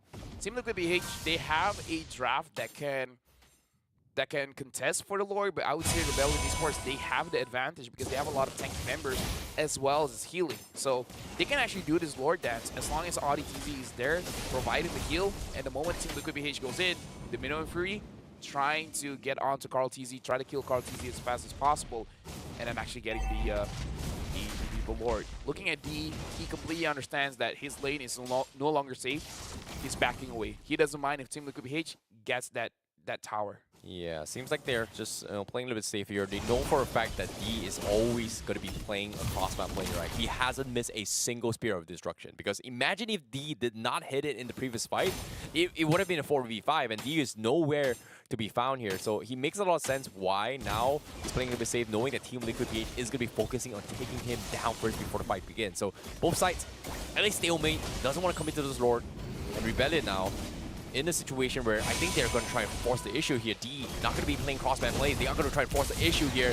Yujong nowhere to be found. They're going to try and focus down on Carl DZ. Minon's Fury comes in. He's going to try and chain stun his way through, but from the sides, JP with the final dash and the Lord Storm as well. Carl DZ still the Lord away, but Medicutie also in time to save the day to try and force the fight. But D, look at this. He's so healthy. He's got a 2-man stun. He gets a double, and now he's going to look for more. Carl's going to be diving the back line. JP running for his dear life. Medicutie doesn't want to waste his stack here. He's getting kind of around. He needs to get out. He needs to maintain the Sky Piercer's stack, but at what cost? They've lost 3, and now Rebellion, they are going to be knocking on some towers as well. D is amazing, man. Like, again, you have to respect the Inspire.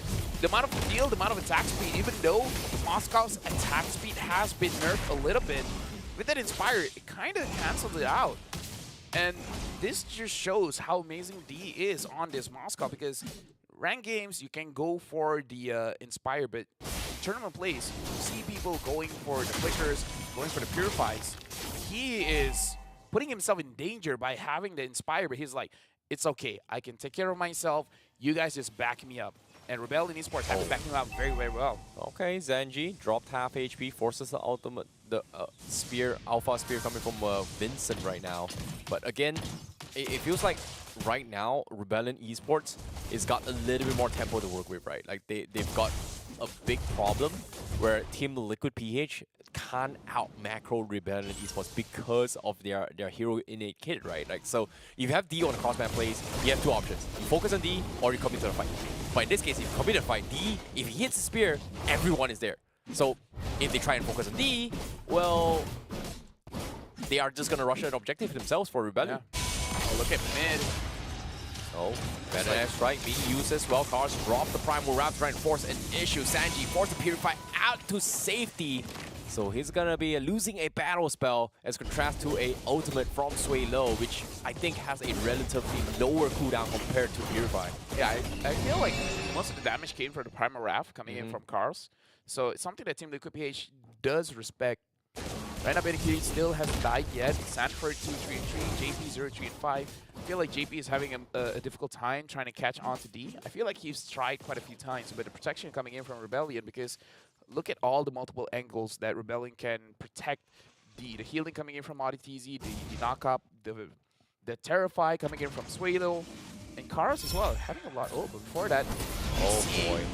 JP missing his final Oh, flash. Black Dragon is gonna focus down on D. He's gonna be first one to die here, Team Liquid. But at the same time, they're getting chain stunned as well. Here comes the stolen Black Dragon from Sway Low to finish mob. They lose Sanji, they lose KaoTZ. Meanwhile, Vincent and AudiTZ will be able to pick off the back lines. Benny QT nowhere and says, guys, I'm not joining the fight. I don't want to lose my stack. But guess what? They killed D, but everyone has been blown to smithereens. Rebellion Esports might be able to hold on and drag this to game 3. It's only Benny QT left. He needs to buy time. Sanji, 6 seconds left. They are going to try and focus him down. He's going to throw his body. He's going to go down. And Rebellion Esports, they might have done it. Feather Airstrike, it's too late. We're seeing game 3. Rebellion Esports' hope of taking the ticket is not over yet. We're seeing the full 3 series. Rebellion Esports proving that Team Liquid PH can be taken down. Letting the Roger go. D on this Moskov is an absolute monster. I feel like we need to rewatch what happened in the previous team fight, because even though TLPH started the fight, Rebellion's like, oh, no worries, we'll be ending this fight. Oh boy. This, you talked about hating Alpha, and now guess what? It's not the Alpha, it's the D show, and this is why whenever you face against Rebellion Esports, you gotta respect D's Moscow. This is a comfort here, and you talked about comforts. Who is gonna be the better player? In this case, Better QT. He played really well with the Roger, but unfortunately, there's only so much he can do with the amount of CCs. Yeah, even though I was doubtful of the Alpha, but I do have to say, the Alpha in this game, he did pretty well. Not so sure what difference that he made compared to the other Alphas throughout the tournament, but you can definitely see that he doesn't put himself in that dangerous of a position. And there's where we can talk about the draft coming in from Rebellion. They have a lot of crowd control here. Crowd control coming in from the EXP, from the jungle when he has the Spear of Alpha, from your mid. Honestly, even from your gold laner, he has his own way to deal the crowd control. And perhaps that's how they were able to deal with TLPH. They have a lot of crowd control as well, so Yeah. I don't know, I guess Rebellion just played the team fight much better. That's the thing about TLPH, right? Like, the idea is to set up for JP and then going for the wombo combo and make a counterplay. But what Rebellion took for me was a little bit eye-opening for me. Was that Suelo prioritized on the Black Dragon over the Feathered Airstrike every single time. So Alpha's got stunned, Edith's got stunned, Valentina's got Terrify, Moscow's got stunned, the Minotaurs also got stunned in all these team fights, which personally I feel like, oh, it could have been 50-50. But because of having this Black Dragon and Suelo isolating two different fights, that means that every single fight Rebellion Esports takes a fight, Team Liquid PH will always be out CC'd. This is a relatively low damage game because for both teams, no one crossed the 40,000 damage threshold. It's an average of 30,000 damage by almost everyone in this game except for the roamer. So again, TLPH, this is a very comfortable draft for them, but looks like Rebellion, they learned something from game number 1. So will we see a TLPH in game number 3 just coming out with a different draft and then just stomping the competition, because that's what they did going up against Falcon? Look at the graph here where first Rebellion got a spike. They were able to get some advantage, but honestly this just through the laning phase, and then afterwards it's all about Team Liquid PH controlling. But then after one fight, Rebellion Esports, they were able to neutralize first, get an advantage a little bit later. Honestly, once D gets his 2 items, he didn't even wait for 3. He got 2 items and he was like, you know what, this is enough. I'm joining the fight. I'm getting the kills. I'm getting this team ahead. Yeah, but at the same time as well, like, again, Team Liquid PH here, it seemed like they could have done so much more. Ben and QT, he was just so conservative off his I would say Sky Piercer, to a point that he could have just went for a 50-50 risk, but a lot of times he just decided not to, knowing that it's just not worth it, right? Like, think about this, there's so much CCs that they bring to the table. But of course, let's talk about the MVP for the match. It's gotta be Suelo, 2-1 and 12 here. He's got 579, 88 kill participation, but on top of it all, he stealing the Black Dragon, just making things a little bit different here. You can see every single time Sanford tries to kill him, guess what? I'm out of there. You think you've got a dragon? I'm a dragon myself, baby. Yeah, it's also interesting when he gets the Black Dragon form, he's like, yo, isn't this the counter to Farsa? Let me try. Maybe I can do something with this. And he definitely did a lot with it. So perhaps in his downtime, Suelo is just playing a lot of Yuzong, and he's just like, I know there might be better ults, but trust me on this one. Just give me the Yuzong. And this just shows the Yuzong kit how strong it is. Even when it's taken by a mid laner, the mid laner can do a lot with it. So it's something that Team Liquid PH have to consider after. Just like, if they pick up a Yuzong, they're giving a Yuzong over to Rebellion as well. Yeah, you can see even in this final fights as well here, he waited for the right moment here. He used it as a counterplay. And what I mean by counterplay is that the moment Team Liquid PH is unable to stop this Yuzong because of the fact that they don't have the tools to burst him down. And I think this is a very, very small microplay, which I think was a mistake coming from Team Liquid PH. They overcommitted to D, allowed a 3-man stomp from RDTZ, allowed Vincent to get so much value in the 3-man punch, and just completely shut them down. So I would say it was just a little bit of a bad call from Team Liquid PH, and a very, very crucial clutch read from Suelo to turn things around for game number 2. Congratulations to Rebellion. Something that I saw as well when Suelo was using the Black Dragon form, it looked like Betty Cutie didn't want to join the fight. Yeah. It's like, if I go in, it's a lot of trouble. But the score now is 1-1. We're going for a short break because both these teams need as much planning time as they need. So by the time you guys see us again, we're going for game number 3 between these two teams.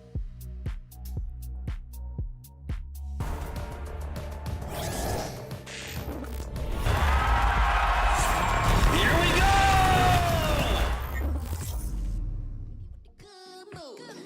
Keep you up all night, never around you.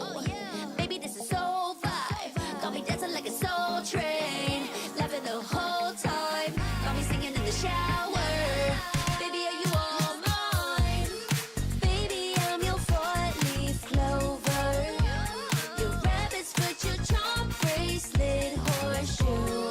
Baby, I'm your good omen. You wanna keep me with you.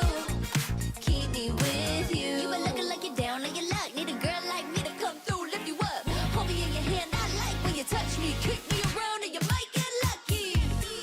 Baby, I'm your 4-leaf clover, your rabbit's foot, your charm bracelet, horseshoe.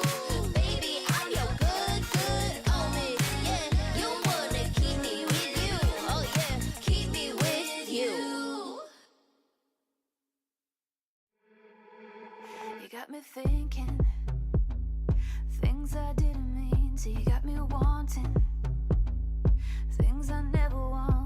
This is the way you always get what you want. Alright, alright.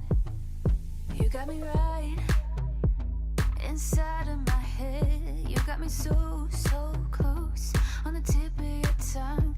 This is the way you always get what you want. Alright, alright.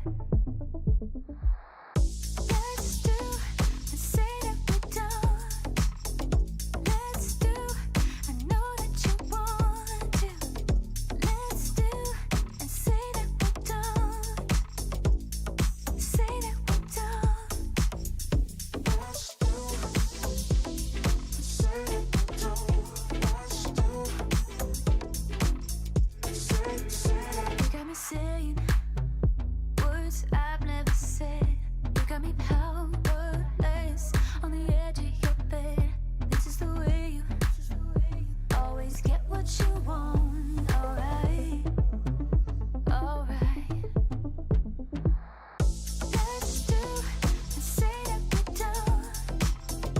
Let's do, I know that you want to. Let's do and say that we're done.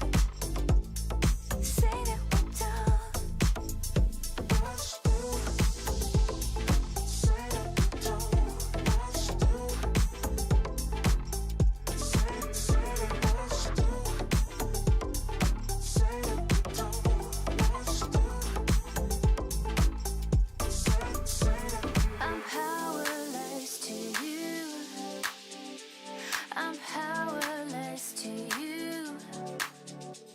I know that I want you, and I know that you want me back, and I know that you want me back. Let's do and say that we're done. Let's do, I know that you want to. Let's do and say that we're done. Say that we're done.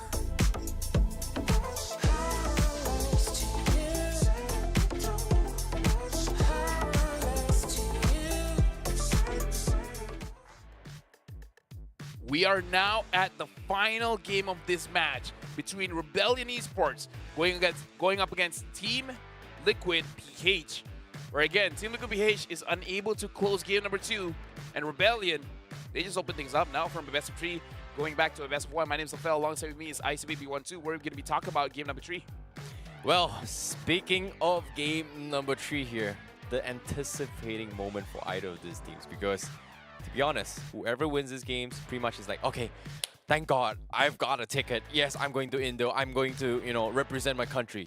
But whoever loses this game number 3, it's more games, more stress, and it's going to be a huge morale downer. And in this case, seeing up on the screen here from the side of Team Liquid, Team Liquid PH. I am not liking the vibes here. Team Liquid PH already played the most games today, True. right? Playing 2-1, 2-1s. So if they lose, and then they Oh play my more, God. oh my goodness. That's fatigue right there. Like imagine even if you lose 2-0, you don't play that much games. Yeah. Because in the games that they lose, it's long games. You can even see the vibes on Rebellion, right? You can see how intense, how important it is coming from them here. They're all so focused. But Yo. again, I like these vibes here coming from Rebellion. They're focused. But Team Liquid, it seems like they're just puzzled with what happened in game 2. Listen to this, right? Okay. Rebellion defeated the number 2 team of MPL ID. If they beat the number 1 team in MPL PH, woo! New patch changes things. It does things to you, man. Like, It's a big statement, right? I feel like MPL ID fans will scream and shout like, "Yo, Rebellion, where were you?" To be honest, we haven't seen a dark horse like ever in so many years. Like a real dark horse that just comes in, shut down, being champion slayers, right? Like Rebellion is just one game away from making things happen. Because to be honest, at the start of the game, I didn't believe it. The fans didn't believe it. Guess what? They dragged into game 3. They bought BTR. They beat BTR. They beat Evo Soli just now. Now, they're looking to beat Team Liquid. Why did Rebellion ban the Moskov? Their Uh, first pick? Sorry, I think based on the players here, I think Team Liquid is on the left side. Huh. Yeah, the pictures are swapped, logos are kind of swapped here. Oh, So yeah, I yeah, think yeah, Team yeah. Liquid is Okay, on the okay. blue side. Makes sense, makes sense. And they're makes sense. respecting D's Moskov. So Yeah. I don't think D will ban his own hero. Yeah, because I was like, okay, now it makes sense. Edith instantly picked, so do they pick up the Valentina again? I mean, the Valentina worked. Ooh, that's the thing, right? And then TLPH picks up the Baxia. And then Considering that Team Liquid has kind of figured out that the Yuzhong was a big factor, right? The Yuzhong kind of worked against what Sanford was trying to do in this game fight. But now with the Valentina and Pool, they might double down on the CCs here. And it's smart. They switch up. They steal the Minion Fury away. They take the Minotaur away from Rebellion. So that's good. That's actually good. But the thing is, since you have a Valentina, the Valentina has the Minion Fury as Oh well. my goodness, What if you're you right. what if you just add one more? Maybe you add the maybe you get the Fredrin and then ban the Baxia, or you pick up a Grok. Like you can get more CC here and then just ban the Baxia, or pick up the Baxia for yourself. I think we have to reference on towards how Game 2 went, coming from Team Liquid PH. Like the reason why they weren't able to clean up the fights here, because the whole idea of the composition was that to bait out as many spells as possible from Rebellion and allow Benny QT to go in for the finisher. But the fights could not be finished or bait out because of how long the duration of the Black Dragon with the Valentina. So because of this Valentina from, the Black Dragon from this Valentina, it bought so much time to the point that Rebellion always has an uptime in CCs. So I think in this sense here, let go to Yuzhong, it's fine. Now, because now they have a Minotaur in their favor, they can set their tempo in their favor instead. What if TLPH is like, you know what? It's been a long day. Let's release some stress. And play more games And Carl and have fun. And Carl TZ picks up a damaged jungler. Rebellion's thinking the same thing. They ban out the Julian. Oh They're no! like, they're. I feel like Rebellion is on the same page as me because the draft is looking like it enables a damaged jungler. I'm even Yeah. thinking something crazy. If they ban Ling, they ban Hayabusa, just pick up a Lancelot.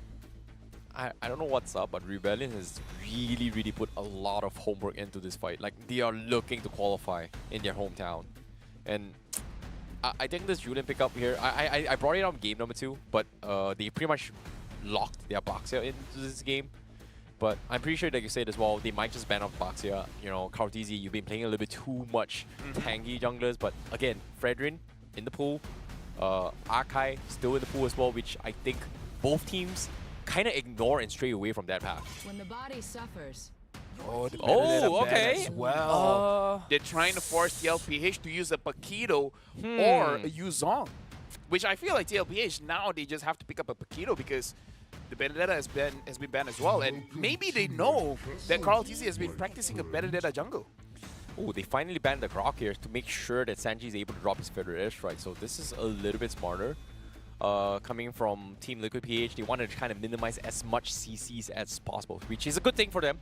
But my question here is, has Rebellion has good success with this Claude? Because today's games itself, almost every single Claude game has had struggles, completely shut down. Whether it's finding farm, whether it's contributing in terms of damage. But guess what? You want to talk about AoE CCs? Guess what? Everybody is going to be completely linked here. In this case, Rebellion, they bring in the Carmilla, an Indo special. Maybe Rebellion has the right idea. Playing around the objectives isn't great. Play around the team fights, now we're talking. The question is, where is this Carmilla going? Is it going to the roam? Is it going to the jungle? The Baxia is still open, so TLPH, they can go for a damaged jungler if they don't want it. They can pick up the Baxia again. They pick up the Yuzong. They pick up the Baxia. This is basically the same draft. Near identical drafts coming in. I think it is the same draft. No, I think no. It was the Arlot from the game number 2. Arlot, yeah, correct, they correct. stole the Minotaur away. Okay, Rebellion, they have almost near drafts, but only difference this time is they don't have the Moskov for Rebellion. It's a signature for D, and they are lacking that jungle. Unless could this be a jungle Carmilla? It could be, and then they could pick up a Matilda, a Florin. It is open. If they don't want it, they just want to straight up. Honestly, maybe even a. Can't I say? But yeah, Matilda's open, Florin's open. They could pick that up. Paquito against the Arlot. No, unless they want to play Edith XP, which they did. So no, okay. they play the Carmilla jungle, and they bring in the Matilda for this play. This is an Indo special coming from Rebellion. I like this. Hey, you know what? If Rebellion is able to take down TLPH, they deserve to go to the Challenge Finals. Yeah. But I do have to say, the lineup coming in from Rebellion is a little bit squishier compared to what TLPH has. But the thing is, both teams does have the healing. For both EXP leaders, I feel like they understand that they're going to be the target of a lot of ganks. So Sanford has shown that he can play very disciplined, not going to overextend. We got to see whether Cars can do the same or not. And we have to see Vincent on this Carmilla. How does it look like? This is going to be a very, very important moment for Rebellion Esports. 1 game away from taking a ticket. 1 game away from denying an opportunity from Team Liquid PH to take that slot. In this case, game number 3 is a do or die for Rebellion, or it is going to be the pride coming in from Team Liquid PH. Without further ado, game 3 decider match. First ticket, or in this case, the first of 2 tickets going to the finals here. This is going to be TLPH going up against Rebellion Esports. Yeah, and it looks like they're both starting on the same side of the map. Carl TZ securing his orange buff, Vincent securing his purple buff. And looking at the lineup here, Benny Cutie should have a good time going up against this D on the Claude. But we do have to see whether he will go for the same idea for the Sky Piercer or not. I feel like the strike still go. Oh, Odyssey's taking a lot of damage. Okay, first blood for Team Liquid PH. Gonna try and deny ODTZ here from his over-aggression here. Maybe got in their heads, but this is a good start for Team Liquid PH. And now Sway Low, he's taking a little bit too much damage here. Wait a minute, Sway Low. Getting a little bit of harassment coming in, but Team Liquid PH playing hyper-aggressive here. Kautizi stealing resources away from Vincent. And it seems like Team Liquid PH is looking to shut them down once more. Yeah, Team Liquid PH is definitely winning the lanes. Benecutie is doing well against D, but I would argue as long as the Claude survives, Claude is actually the one winning because he's the one that wants to scale up. Vincent, even though his cam got stolen, his cam got stolen, he's still primed to get his level 4 quickly. The thing is, Carl TZ is able to get level 5, and I feel like he's going to get level 5 off of this one. Yeah. And as of yet as well, Team Liquid PH has done this to CFU Gaming, right? Like 2 times in a row, they make sure that the jungle gets out-rotated, out-farmed to a certain degree here. We finally see Kautizi get a little bit aggressive because for the past 2 series, he's not been targeting junglers. In this particular matchup against a Carmilla, he's making sure that he's out-leveling Vincent, knowing that he's going to be able to win those retro battles because of level advantage. Now, Black Dragon comes in, Rebellion Esports, they have to back out. They just lost too much in a span of 2 minutes. Kautizi securing the turtle, and now Rebellion, they just can't do too much. Kautizi, the Zoids Poisson's getting a little bit aggressive here. Observer is going to be going down as well. They get Sway Low, and now they have to run for their life. And just like that, 2 very, very easy kills, but it's starting to be a little bit of a big lead here, 2 minutes in the game. Oh, Benecutie is actually low going up against D. But again, Team Liquid PH, they're playing much more aggressive this time. 1,720 gold ahead compared to Rebellion Esports, and they're attacking the mid lane, making sure that Swalo as well as ODTZ isn't going to be able to do much. Vincent hasn't been participating as well, understanding that he's under-leveled, so he has to continue farming. Carl TZ is level 6.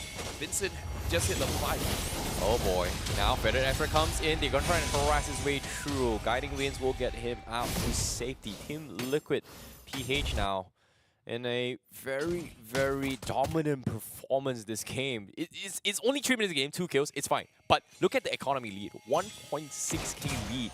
It may not be much in mid to late, but this is 3 minutes. It's a huge lead. Yeah, I feel like for the early game, it's a huge lead because it's the difference between 1 item and half an item. So it's really big, meaning that Team Liquid PH, they will have a big advantage comes the second turtle because, oh, D taking a lot of damage, but he's going to be MI out of there.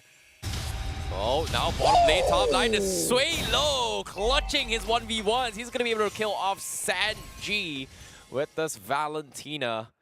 Yeah, that's going to be the equalizer that they kind of need, but still the lead economically, Team Liquid Beach still dominating. In this case, Arteezy is looking to try and shut down Vincent as much as he can. It's only one level ahead of Vincent. They're doing a pretty decent job and being the guardians to kind of make sure that Arteezy doesn't get out of control for now. The impact of having a gold lead right now is that you will have one item above your opponent when it comes to the turtle.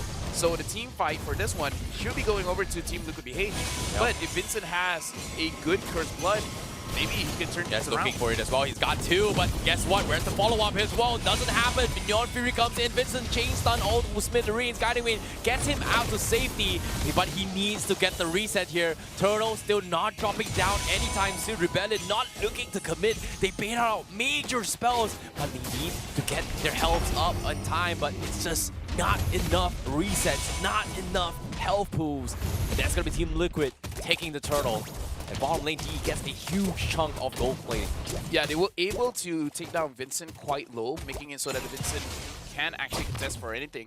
BennyQt trying to get his stacks of Warcry to go all in onto D. D, even though Warcry is a new mechanic in the game, D is playing well to make sure that he doesn't get caught by BennyQt getting maximum stacks on the Warcry.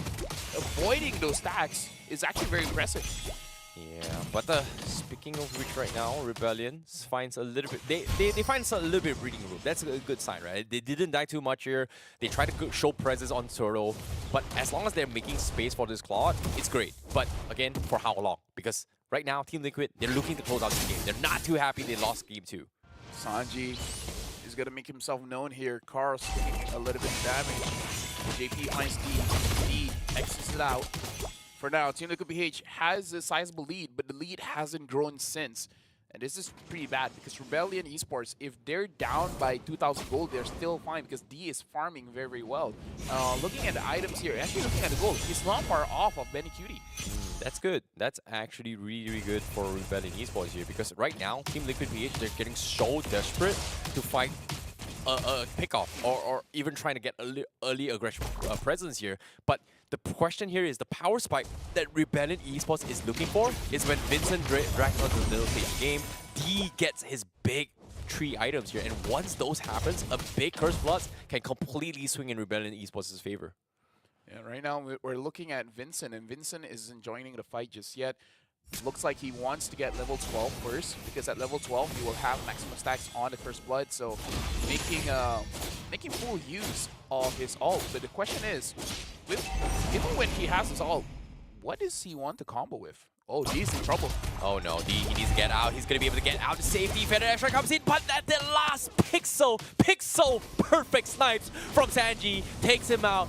Everything has gone to hell right now, and now in the turtle pit, 2 dragons showing a little bit of a dance here. Caldeezy, can he secure it? No, he does not. Vincent takes the turtle, but Rebellion, they have to get out. Team Liquid, they've got some stays. They are able to chip away, but Cards, he's looking for the setup for the team. He won't eventually fall, but no, a 3-man petrify into the guiding wind. Sanford is able to find another one. Team Liquid now looking for the finisher. Rebellion, it seemed to be a good fight, but they were out macroed in all these small little micro decisions. Yeah, I feel like once D gets taken down, it was a good shot for Rebellion Esports to go for the turtle because they know the majority of members for Team Liquid BH is far away from the turtle.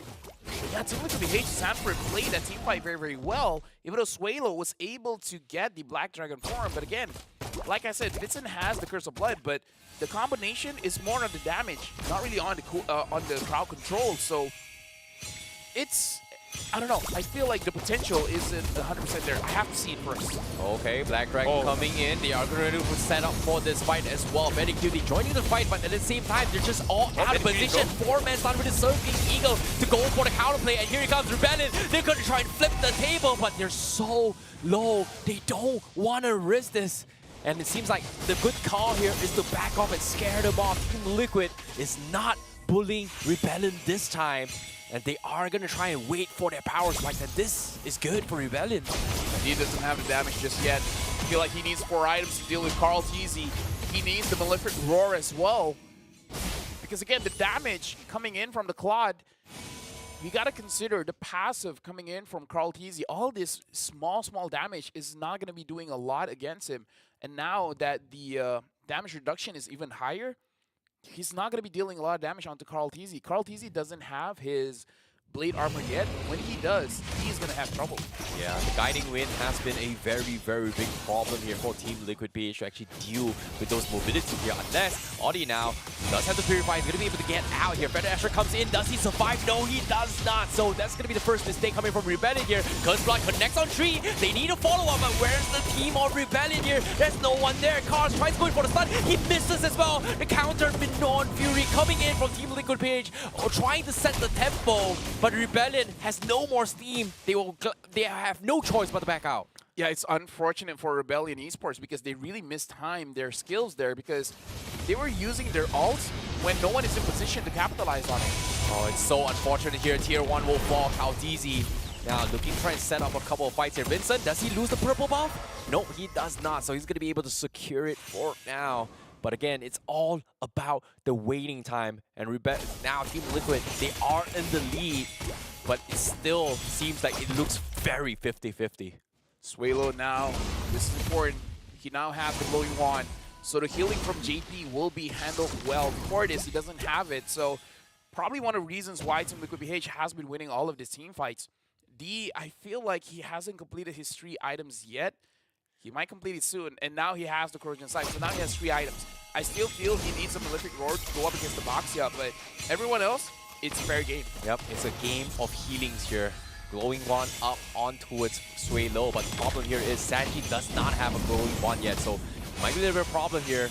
Non-Fury being used as well. They are going to poke it down on Cars. It's going to be first ball. Playthrough comes in. Curse Blood. They get 2. Vendicute JP down. Now the Sanford with the Black Dragon is trying his best as well. Sanji with the Feather is trying to contribute, but there is no damage. Rebellion flips the table. They're able to find one more. Rebellion Esports, the underdogs. They're trying their best. They're trying to close out the game. And now Kaldizi is still alive here. The Lord is going to be able to secure here. Look at this. They are trying to zone him out. They're not giving him a chance. Vincent secures the Lord and Rebellion Esports. They're doing it. They're trying to shut down the champions. They're trying to take the tickets, and it might just happen. Oh, dude, at this point, D2 1-1. He's half an item away. He's getting a lot of gold now. He's gonna be getting the Malefic Roar very soon. So we've seen what Vincent is doing. He's not giving crowd control. He's giving damage. Now they're going for the mid lane, but Sanji already cleared the mid lane minion. Rebellion Esports, they're looking for an avenue for them to start to fight. Lord is coming up top. They're gonna get this their top tier 2 for free. There's a lot of standing objectives for Rebellion Esports. They're finding an opportunity to make a mark, make a name here against Team Liquid PH. As you can see, they're trying for the big wombo combo. Lord crashing into tier 3, tier 2 still stands in the middle turret. How easy. Looking for the off angle to try and shut down Sway Low, but looks like they have no choice but to play defensively. Very disciplined plays from Team Liquid PH. But a Rebellion now, they finally got back the lead. They finally got the power spike they have been eyeing for the past 10 minutes. 5,000 gold lead from the Lord. That is very impressive. They were able to get 1, 2, 3, maybe even 4 turrets off of that Lord alone. And now getting the bottom as well. They might want to try to get this inhibitor, but it's going to be very difficult. They're going to try as well. Tier 3 standing as well. They're trying to look for the counterplay. Guiding Wind gets him out to safety. Cars playing also on the safety nets as well. Rebellion Esports, they may have the lead, but they don't want to throw. And I like this discipline that they're going for right now. Vincent is 0-0 and 3. And now the Malefic Roar has been built by the Claude. For the first time in this game, he has a gold advantage going up against Benny Cutie. Looking at the items for Vincent, it's all about HP, having some magic resist as well. He's not going for the Athena shield, he's going for the Radiant armor to go up against the Sanji on the Farsa. Quite interesting here. Perhaps it is a newer build that is good against the Farsa. This is weird. Sanji's actually opting to go for the Holy Crystal instead of going for glowing wands here. The heals. Oh yeah. Yeah, there's no one to deal with the heals from Matilda. I was expecting him to rush it, but now it is gonna put Team Liquid in a very awkward position. Yes, they have more heals. Yes, they have the fast oasis, but they still need to minimize the shields that's coming from the Rebellion Esports. Now, Is it because, oh, Feather Dash, right? Okay, it's not gonna be stolen. is it because Sanford has the dominance ice? That's why Is it enough though? I don't think it's enough, because I feel like Sanji is attacking different targets, and I feel like Sanford is attacking different targets. So it's always safe to have a minimum of 2 anti-heals. One for your roam, one for your EXP.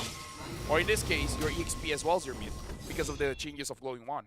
Yeah, but at the same time, as well, Cars, doing a decent job in trying to out-sustain those team fights. Vincent as well trying to get as much stolen stacks as possible, right? Once he drops his Curse Blood and he hits multiple targets with his first kill, it's going to be fully stacked out in terms of defense, and that could be a problem for Team Liquid PH to actually shut him down, or even take him down as well. But now, Stolen Feather Dash, right, being used by Sway Low, try and zone them off, but the Lord Dance comes in. Rebellion, they have to be decisive for what to do next. They don't see Benacuti. Benacuti is waiting for quite far away. JP, Carl TZ in the same spot. Sanji goes into the bush, very, very safe. Vincent is gonna secure his purple buff first. I'm very sure Rebellion Esports, they really wanted to burst that Lord down very, very fast, but they understand it could be the biggest mistake that they could make in this game, so they gotta posture it slowly. Everyone regen back to full HP. Try to get a team fight win over Team Liquid PH, because their draft, having the Carmilla, is going to be good going up for a team fight. They just need to wait for Team Liquid PH to come as a team. Yeah, this is tough. Like, it's only 1.4k net worth difference as well. BettingQT just got max items as well. So it's going to be a 50-50 coin flip here. So anything they do, they has to be very precise. And Team Liquid, it's all about being patient, and this is something that Team Liquid has been known for, right? If they see you make one small pixel mistake, everything is gonna collapse. You give them an inch, they take them a mile. In this case, Team Liquid is looking for that small inch off Rebellion. Well, Suelo now has the Black Dragon form. I'm starting to see what Rebellion is trying to do. Get the Lord up to 10 seconds and then reset. Get it up to 10, maybe even like 14, 15 seconds and then reset. They might need to rush this as well. BettingQT showed himself up top. They are going to try and collapse it as well. They are going to go for it as well. Team with the Blazing Sweat, trying to do as much damage. He goes out to safety, but they can't find a pickup at all. BettingQT finally rejoins the fight. They need to take someone out, but Cartesi, he steals the Lord still. And now, BettingQT won't be the ones to wrap up Rebellion Esports. They might have dropped the ball here. They will give him a pinch. They take him out, and it's up to BettingQT to do it. Mega kill for Sanji. Team Liquid PH, a complete wipeout, denying Rebellion Esports that chance. What a catch from Team Liquid PH. What a game. Rebellion, they knew that going for the Lord would be one of the biggest mistakes that they could ever do, and it definitely was. Team Liquid PH, they are the masters of the Lord Dance. They know how to execute it, and they won this match, going to the Challenge Finals. At a loss of words, everything could have went right for Rebellion Esports, went absolutely wrong. They saw BettingQT on the other side of the map, but they could not finish the fight in time before he regroups. And BettingQT cleans house. Team Liquid PH will qualify to the Challenge Finals, denying the chance for Rebellion Esports here. What a heartbreaking moment for Rebellion Esports. A could've, would've, shouldn't situation. You give them an inch, they take a mile. And that's exactly what Team Liquid PH did. Let's just say it wasn't an easy run. Like, all the opponents Team Liquid PH had to take down was very difficult. Like, we saw them celebrating. They're like, thank goodness. Because, they knew if they lost, how many more games were they going to play today? Because we're going to end it by today. So, all the extra matches, everything, today. We're gonna end it by today. So, whoo! I'm not Slide. I'm not gonna lie. Rebellion, like, you know, who said Rebellion was gonna think? Like, I'm gonna take back my words because they proved themselves that they are on par. They just need that opportunity.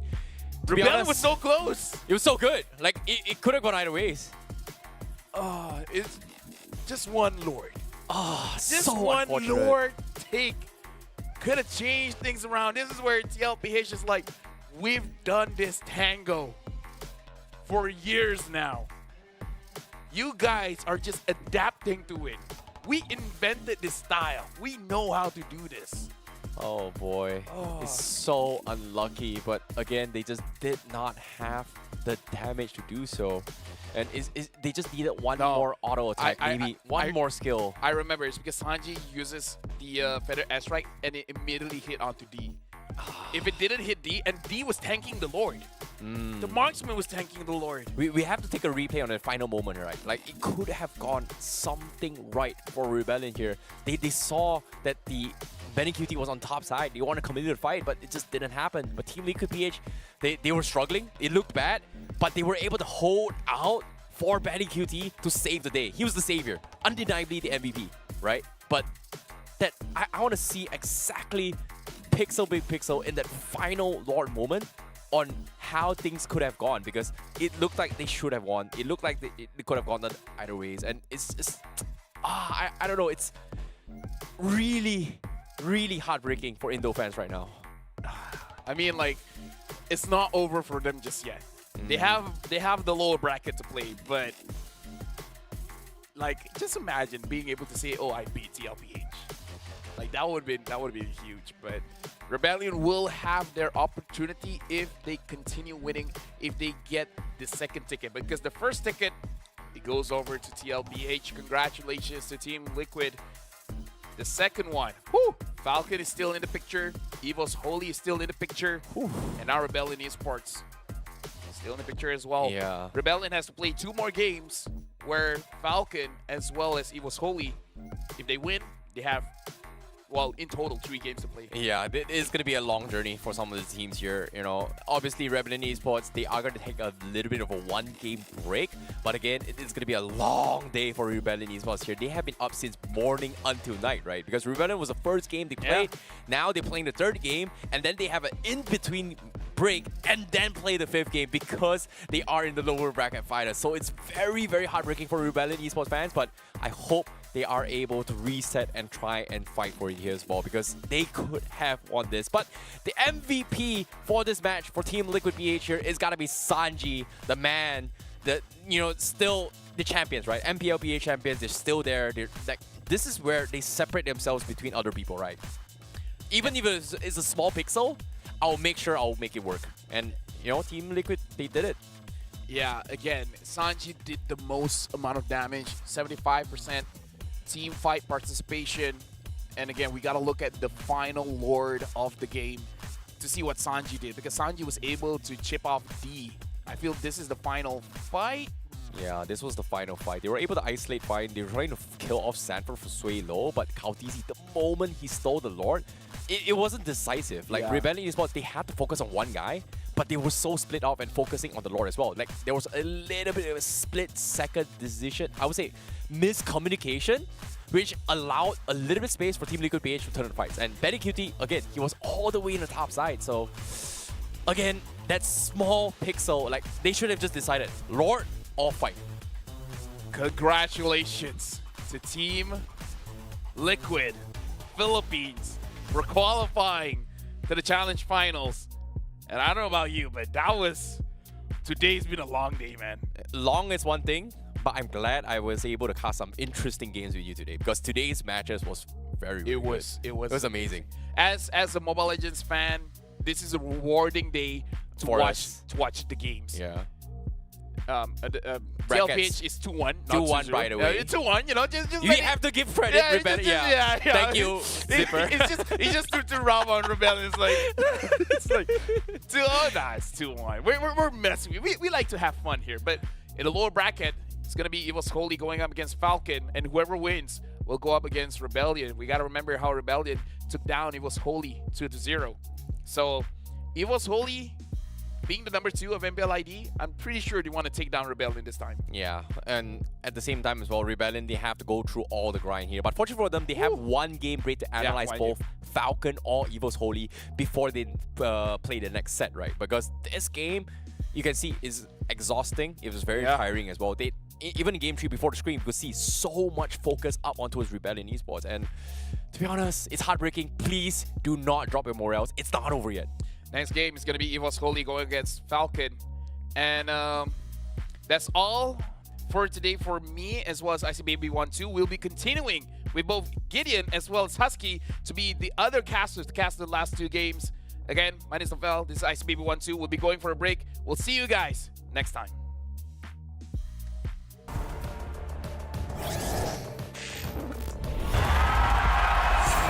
Here we go!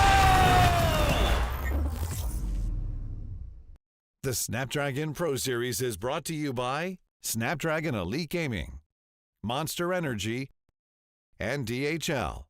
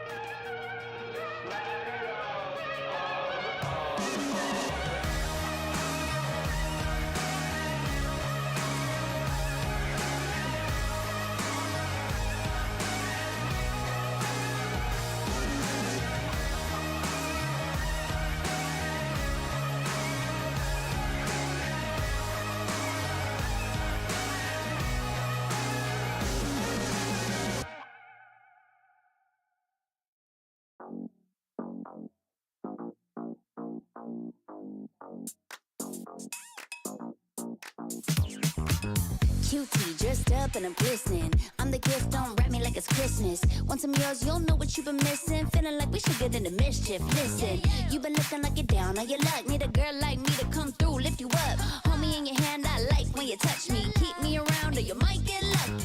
I'ma keep you with the good mood. Keep you up all night. Never around you. Baby, this is so vibe. Got me dancing like a soul train. Laughing the whole time. Got me singing in the shower. Baby, are you all mine? Baby, I'm your four-leaf clover. Your rabbit's foot, your charm bracelet, horseshoe. Baby, I'm your good omen. You wanna keep me with you.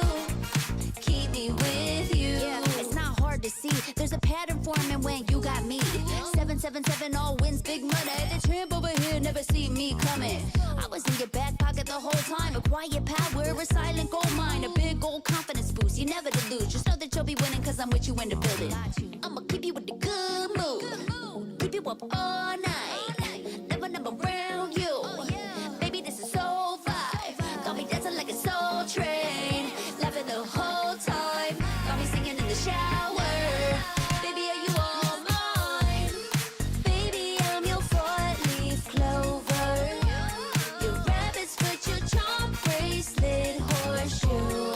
Baby, I'm your good omen. You wanna keep me with you. Keep me with you. You been looking like you're down on your luck. Need a girl like me to come through, lift you up. Hold me in your hand, I like when you touch me. Kick me around and you might get lucky. Baby, I'm your four-leaf clover. Your rabbit's foot, your charm bracelet, horseshoe. Baby, I'm your good omen. Yeah, you wanna keep me with you. Oh yeah, keep me with you. You got me thinking things I didn't mean to. You got me wanting things I never wanted. Is this the way you always get what you want? Alright, alright. You got me right inside of my head. You got me so close on the tip of your tongue. This is the way you always get what you want. Alright, alright. Let's do and say that we're done. Let's do, I know that you want to. Let's do and say that we're done. Say that we're done. Let's do and say that we're done. Let's do. You got me saying words I've never said. You got me powerless on the edge of your bed. This is the way you always get what you want. Alright, alright. Let's do and say that we're done. It's only the beginning here at the SPS. The first LCQ qualifier has already made it. Congratulations to TLPH, but now it's EVOS Holy versus Falcon Esports. Both of these teams have worked very hard to get to this point, but so far, it seems like the LCQ is a bit of a different beast. My name is Getting Q. This is Husky here at the Snapdragon Pro Series for Apex MLBB Season 5. So far, I mean, based off of TLPH's performance, doesn't feel like everybody has gotten a good sense of what the meta is asking of them. Yeah, absolutely. And I think even for TLPH, they themselves have struggles that need to go through, right? Especially Lord Dancers with the recent Lord change. They had to go through a pretty rough bracket. They played 3 games all the way to qualify, so it was a hard-fought battle. But for the rest of the teams, there's a second chance. We always give it to those who deserve it. Yeah, and that's why this time around with EVOS Holy up against Falcons, what are we supposed to expect here, right? Because I feel like Falcons overall, very macro-based team, but EVOS Holy, they play around brands more often than not. Yeah, and I think for the Indonesian fans, they want to see EVOS Holy make it to the challenge stage because that's where it's going to be happening in Jakarta. And for everyone else, you can get your tickets for only 10,000 IDR. And if you can either scan a QR code or go to the website esl.gg/mlbbtix.-en.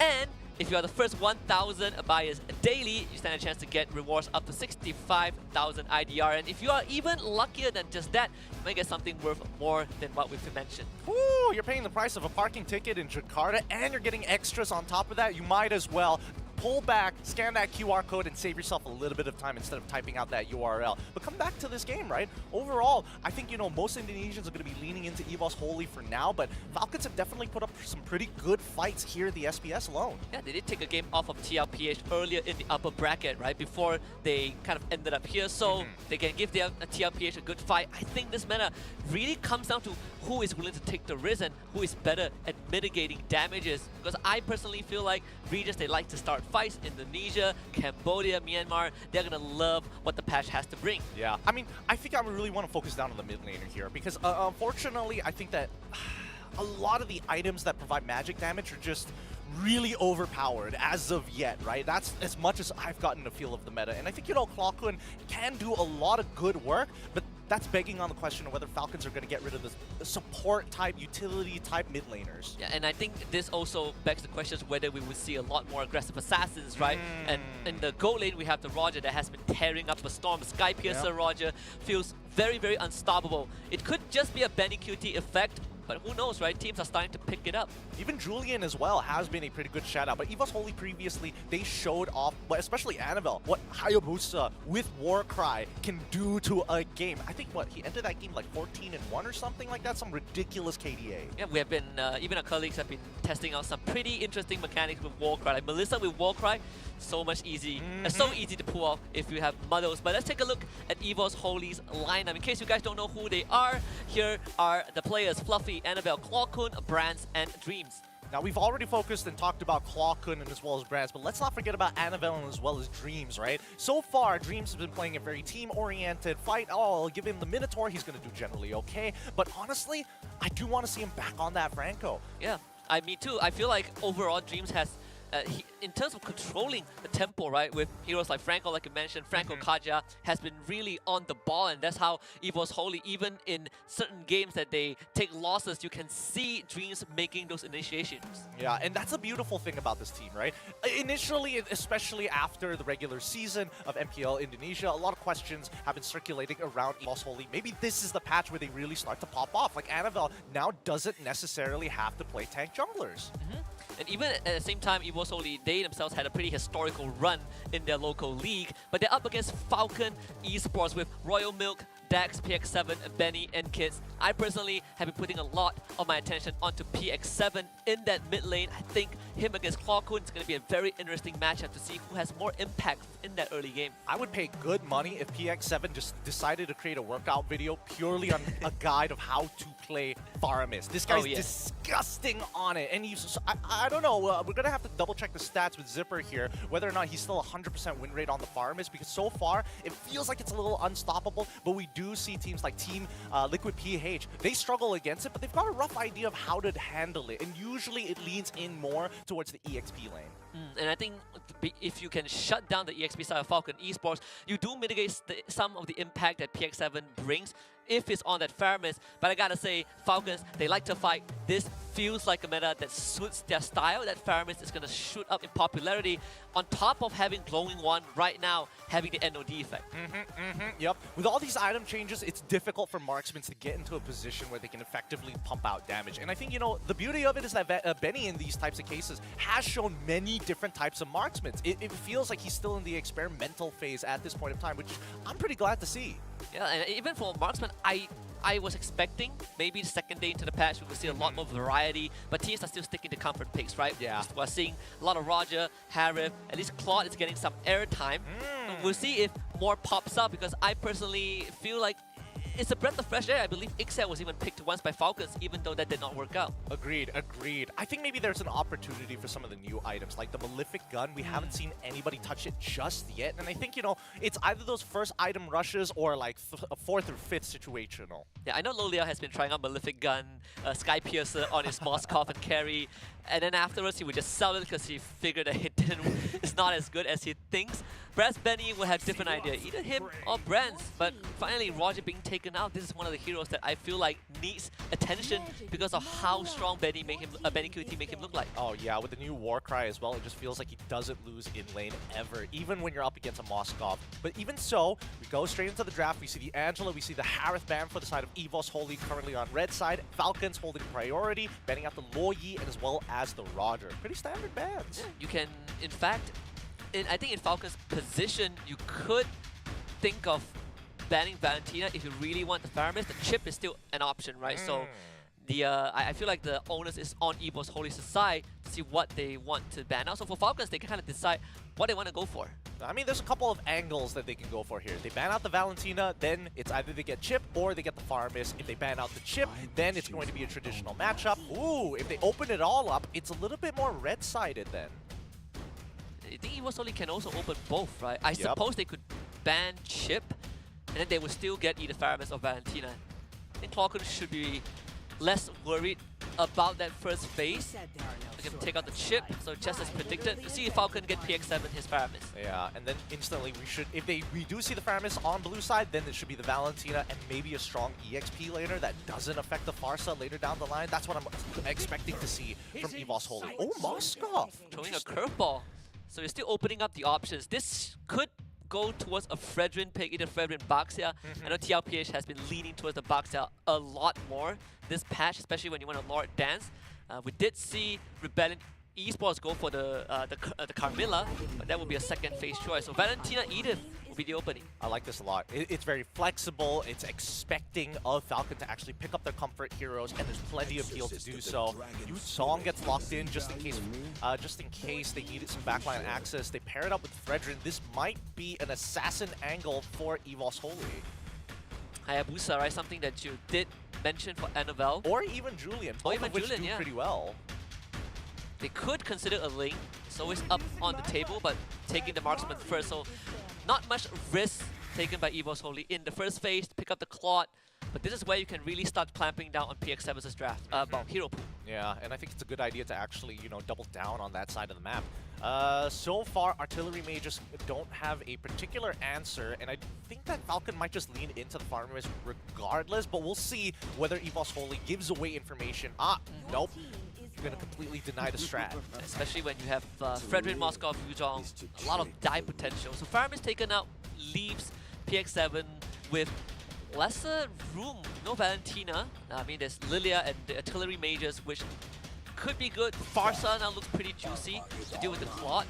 They opt for the Alpha ban first to protect this Fredrin. Okay, I think that's totally fine. The Alpha Band situational pick especially good against these tank-style junglers. Now, EVOS Holy holding the priority so far. What else are they worried about, right? Because even if they do have Farsa, they can go into Grok. There are natural answers to it. And if they're getting rid of the Farmis, it means that they want Dreams in particular to play something that isn't so teamfight-oriented. It might still just be the Minotaur at the end of the day, to be fair. Yeah. Even the Edith, there is a flex option for EVOS Holy. See whether looking at a potential Farsa, I suppose. Depends on who they want to protect, right? That's the thing. Like, as much as I want to see Falcon actually pick up the Farsa for themselves, it might be counterintuitive. We see the Matilda banned out, and I think that EVOS Holy recognized that, right? It's a potential counter pick down the line, especially since you're on red side, you have priority. You can kind of see what else Falcon is going to deploy before you go for that final pick. You only have so much time to prep for Falcon's match, right? It's been quite a long day for these two teams. I think EVOS Holy got a lot more breathing room, I suppose. Matilda banned out, I think, for Falcons right now.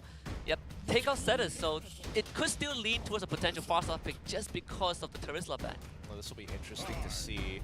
Minotaur gets locked in for the side of EVOS Holy, which means that this Edith is going to head over to the EXP lane. Let's see whether it's going to get punished by the side of Falcons. Wow, they're saving that jungler for last. It could go to the Baxia Akai to deal with Fredrin. We'll see. In Falcon side, it's time for the mid lanes and the Romans. Looking at a potential Grok pick. That wouldn't be too bad for Falcons. Aside from that, what else do we have? I don't think they want to give them any valuable ults for the Valentina, and they need a particular answer to deal with the peel coming in from Edith. Man, this could be tough. Because Loyi is already out of the question. So if we're talking about mid laners, artillery mages might just be the only way that Falcon can actually get relevant magic damage into these fights. What a Yeve. So they still stick with the Barca. That's what the Terizla ban is for. Ruby being picked up, so at least you have some sort of crowd control to kind of deal with Evo's Holy. The Hayabusa shows itself. That was a good call. Honestly, really good call and really good foresight from Falcon's side. Locking in that Ruby just knows, hey, if Evo's Holy is waiting so long to the final pick to pick their jungler, it's most likely going to be an assassin. As long as we have a way to disrupt and keep him in check, we have an opportunity. And it's just an extra layer on top of what they already have. You know, Fredrin, even the Moskov himself has some sort of crowd control. So Evo's Holy, it's time to, they gotta pick their moments to fight. Most important is to get Annabelle ahead as soon as possible. Hit the Sky Piercer timing. Some players, they go for Fury Hammer and then a Sky Piercer just to get the extra oomph. And if he gets to that point, then I think Evo's Holy is going to have a good time. Personally, for me, I'm one of those Fury Hammer starters into the Sky Piercer because I think that having that component alone gives you a lot of flexibility in that game. If things aren't going well, I'm not going to rush the Sky Piercer. I'm going to finish off the Hunter Strike so I can get out of the situations. Yeah. But considering how Annabelle played the last time on the Hayabusa, hopefully we get to see that ridiculous KDA at the end of the game. Yeah, we'll see how fast he can kind of push the tempo with the help of Dream. It's not particularly a draft that can go for the invade. We'll see if Evo's Holy will push the limits. Game 1 to be Falcons against Evo's Holy. Both in the lower bracket. Only one team will make it through to this at the end. Falcon's going to be on the blue side. Evo's Holy on the red. I want to see how Annabelle approaches these fights, especially the bigger team fights, right? Because we need somebody to threaten PX7. He can't just get away using Feather Airstrike into the middle of Evo's Holy. It should make life pretty hard. Still go for the Monster Hunter for Annabelle, so clears the way faster. I think we were debating a bit. On Monster Hunter or the Master Assassin, right? Do you want that extra damage on top of Warcry, which I think totals up to 15% on an isolated target? But I think in this case, Annabelle, he just wants to speed up the farm as much as possible. Even mid lane Pryor, in fact, going a bit more towards Evo's Holy. Yeah, I mean, right now, Kid X on this Ruby, very, very effective at trading, but unfortunately doesn't have the raw pushing power just yet. He's going to need a couple of levels before he's actually relevant. Plus, he didn't take Concussive Blast. He opted to go for Grave Smite. But in the meantime, down to the bottom side of the map, Brands, he's got to be a little careful, right? Because earlier, we did see that Benny, he's going Common Emblem, same with Brands, and I think both are going for Master Assassin, but we do see Tier 2 boots finished by Brands, and Benny opted to go for Steel Leggings.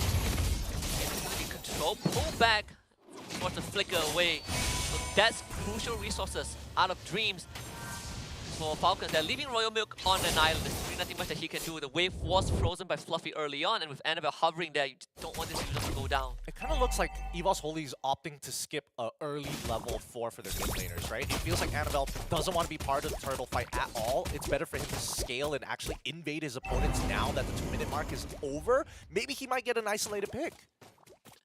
And with Royal Milk slowed down, I think Evo's Holy would feel a lot more comfortable if they want to consider any sort of contest. Fluffy will go back to lane just to hit the floor. Clockwork joining just in time, so the timing for Evo's Holy is already on point. Kid X doesn't have 4, neither does PX7, so this is not an easy turtle fight. They gotta let it go.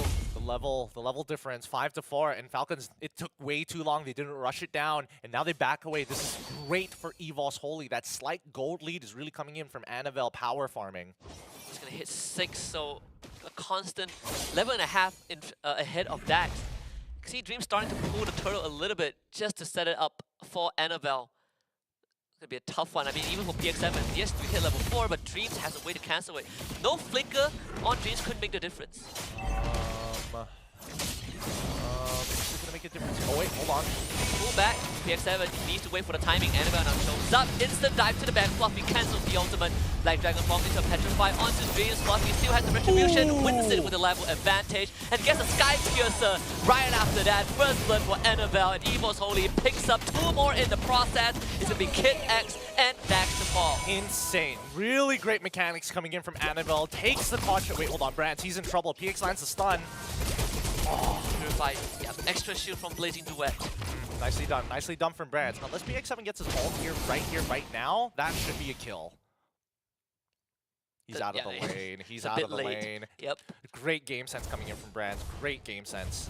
So far, I think, Annabelle, he's played this really well. He's a full level ahead. He's found the picks that he wanted to. Hit Sky Piercer at a pretty early time to take out Royal Milk initially, but it just goes to show, this Warcry emblem, it's so easy to proc.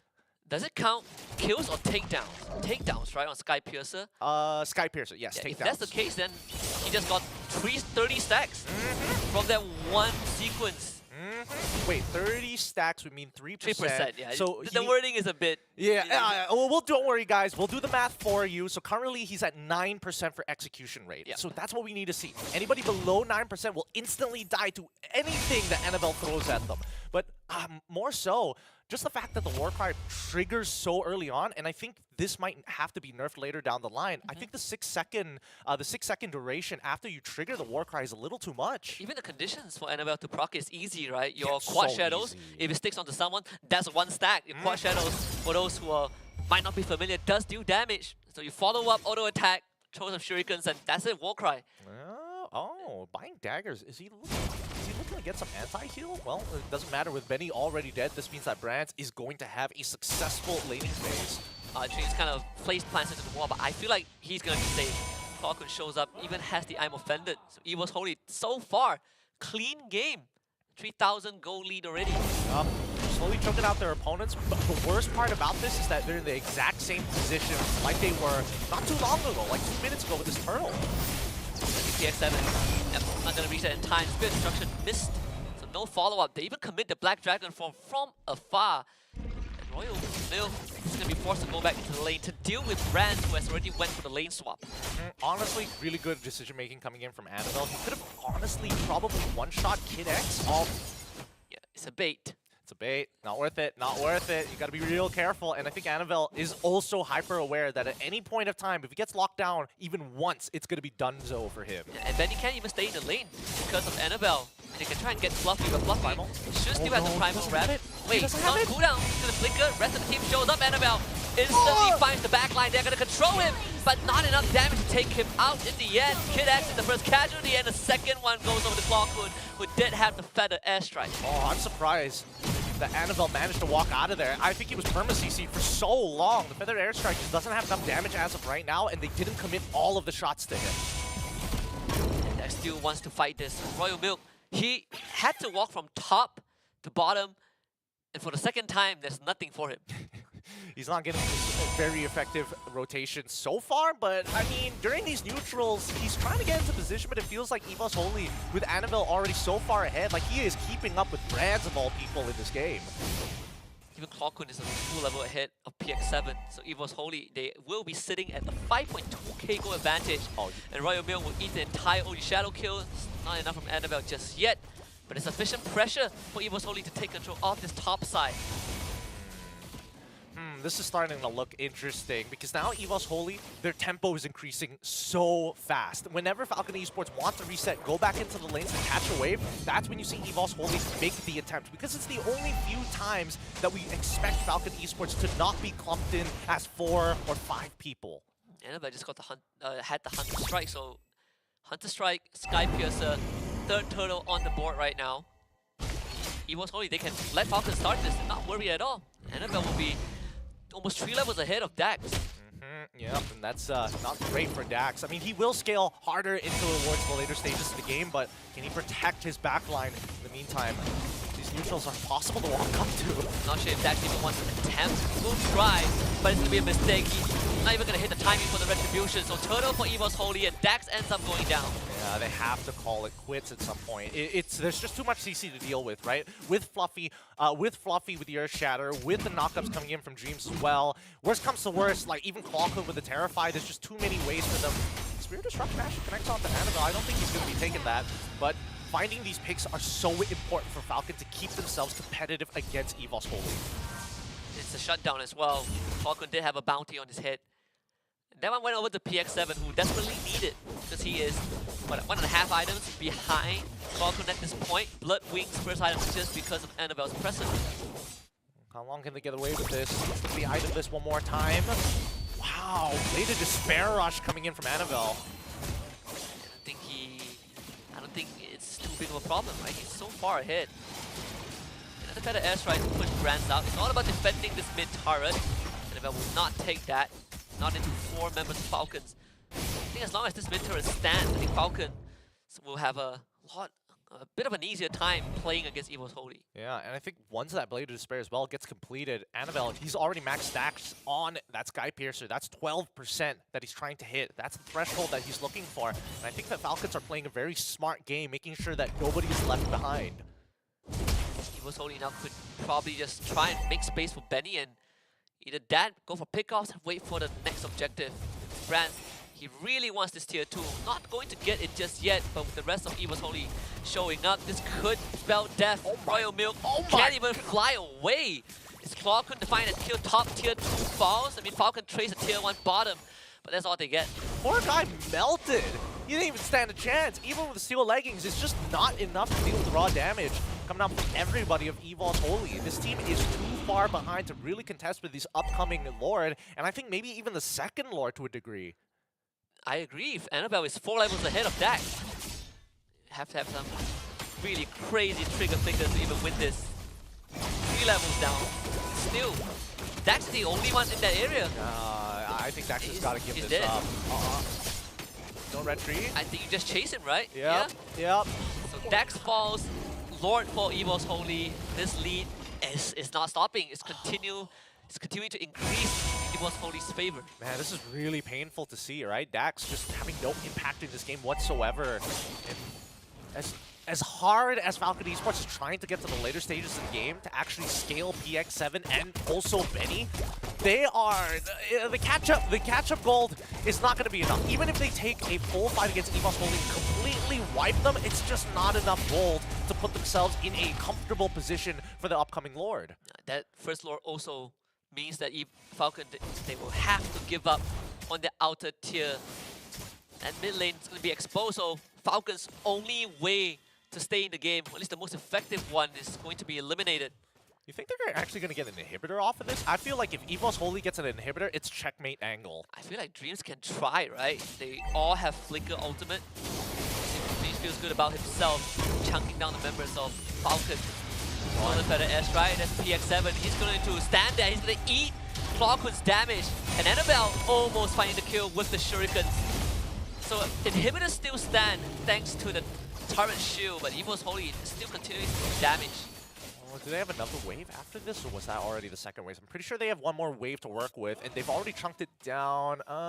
Looking at the minions, yeah. They've got one more Lord-empowered wave, but it's kind of staggered, right? The wave down bot side slows down, and it's not in sync with the top side, so they're not going to have a simultaneous push. Evo's Holy actually didn't even use much. Just a Stolen Feather airstrike. Didn't really have to commit. Played slow and steady. They are almost 10,000 ahead of Falcon at 12 minutes. Yep, this is the checkmate angle. Oh, that's lucky, finding a catch. Royal Milk doesn't get the move at all. Had to Furious die. So that's another Feather airstrike forced out from PX7. A necessary defense mechanism. Annabelle finds Benny. They try to split the damage on the Shadow Kill and they will be successful. So Benny gets escorted out. Good dash, a good flicker coming out from Benny. Times it just right to make sure as soon as the Oki Shadow Kill tick happens off of him and moves to the next target, he's out of there to not give him the extra range. But still though, it is still a 9.5k lead for the side of Evo's Holy, getting 3.7k gold difference off of that Lord advantage alone. I mean, we're not even talking about the EXP at this point because it's not worth mentioning. A majority of the members from Evo's Holy is about to hit 15. Even if Falcon wins the next Lord fight and wipes Evo's Holy, it probably would not even equalize the net worth. That would put them at like what, 42 to 36, so that means one more. Unless it happens like at the 50-second mark of Lord spawning, then sure. But other than that, it's 15 seconds until the next spawn. So Evo's Holy, they're going to take their time. They can honestly say, hey, Falcons, you can take position first because we don't want a Lord dance. It's better for us to let you sit on top of it. Right now, with this new patch, the Lord can be weaponized. 10 seconds after aggroing, he starts dealing true damage, and there's really nothing much you can do about it. Pretty beefy. So Falcons, they've exposed 3 of their members, and Evo's Holy, they can start taking position at the Lord pit. Yeah, and they also know that PX7 doesn't have that Feather airstrike, so with the information in hand, Evo's Holy can really take their time with this. Feather airstrike just to clear the bush. Evo's Holy surely will get the Lord at this point. Falcons will just have to give it up. It's not even an attempt. They try with the Black Dragon form, but Dax isn't even near. Royal Milk not able to get much out of that. Perfectly played by EVOS Holy. The most that they lost was a flicker from Dreams, but with the lead that they have, they don't even need a clean engage at this point, right? It can be messy as long as they knock up the correct targets, which is PX7, and if they're lucky, Benny. They can be a lot more generous with their skills also. Oh, for sure. So 11,000 gold advantage, and just in time for the Luminous Lord to spawn. 30% max HP increase for the Lord in this patch after summoning. That means if you are snowballing already, it's gonna get harder. Go find Fluffy, they'll pull him back. The burst damage, it's not enough still. Fluffy didn't even have to use the ultimate. Okay, that's not too bad. That means he can pop the ult a little earlier for this upcoming siege if necessary, but he's just sticking with the Minotaur, with the Minoan Fury. Sorry, not Minoan Fury, Motivational Roar. He's popping himself up. Did use the Minoan Fury from Dream. Right, Morab, another two-man pull from Kid X. That is the angle for Benny to find a kill. Ogi Shadow View on the Kid X. They're gonna split the damage. Sky Piercer execution does not trigger, so Kid X gets to walk away. In EVOS Holy, they only get one inhibitor. Well, honestly, really good play coming in from Kid X especially. He knows for a fact that Fluffy does not have his flicker. So if he walks up forward and it comes too close together with his targets, that's an instant punish here. I think that EVOS Holy, unfortunately, that checkmate angle didn't come into position just yet. They didn't get enough kills to really seal the deal. Yeah, that's the defense of the Crystal successful for the first big siege. Oh my god. It's a 12,000 gold. 12,000 gold on Hayabusa compared to 6,600. Nearly double his farm. Oh yeah, no, he's clearly double his farm. He's maxed out, right? Endless Battle, BOD, Malefic Roar, Sky Piercer. Wouldn't be surprised if he gives up that wood soon. Oh boy, it's not looking good, but at the very least, Benny is full items. Wait, actually, no, he doesn't have the Malefic Roar, but he does, in matter of fact, have the Winds of Nature. Hopefully that's going to be enough to keep him alive in these types of fights, but at the same time... Benny, Winds of Nature had to be used. Benny will just heal all the way back up. Annabelle, it's going to be taunted. Here's the burst. Annabelle needs to go, and they'll find it. Benny finds the kill. That's it. And that's Malefic Roar. Yeah, that's a huge shutdown in a matter of fact, right? And with that being said, with that Malefic Roar, now the frontliners have to be a little more careful approaching these fights. They cannot just get free hit by Benny. Hitting frontlines is definitely something that Benny does not mind. We have a concealed Kid X starting to take up space with Dax. I think Falcon Esports recognizing that we now can slowly go for the pickoffs. We need map control for the next Lord. Ah, man, it's so unfortunate, right? Because Falcon Esports, instead of saying, hey, I'm going to approach this Lord, I'm going to give you a free fight, instead, they've been targeting the frontliners, the heavy engagers, whether it be Fluffy or even Dreams. Get some flickers, get some resources out of them. They did find Dreams, and that's his flicker as well. So Lord spawning top side, I assume Falcons would probably send Royal Milk to deal with that wave. But this Lord is very, very important for EVOS Holy.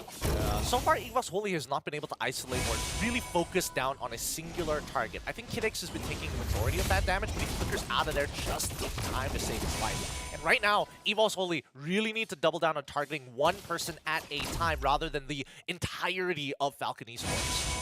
Wait, so Annabelle just went back for Hunter Strike, so at some point he did sell an item, but not sure where that was. I'm pretty sure he sold his dagger initially, right? No, he sold dagger for Malefic Roar. Yeah. So Hunter Strike for Wind of Nature, maybe?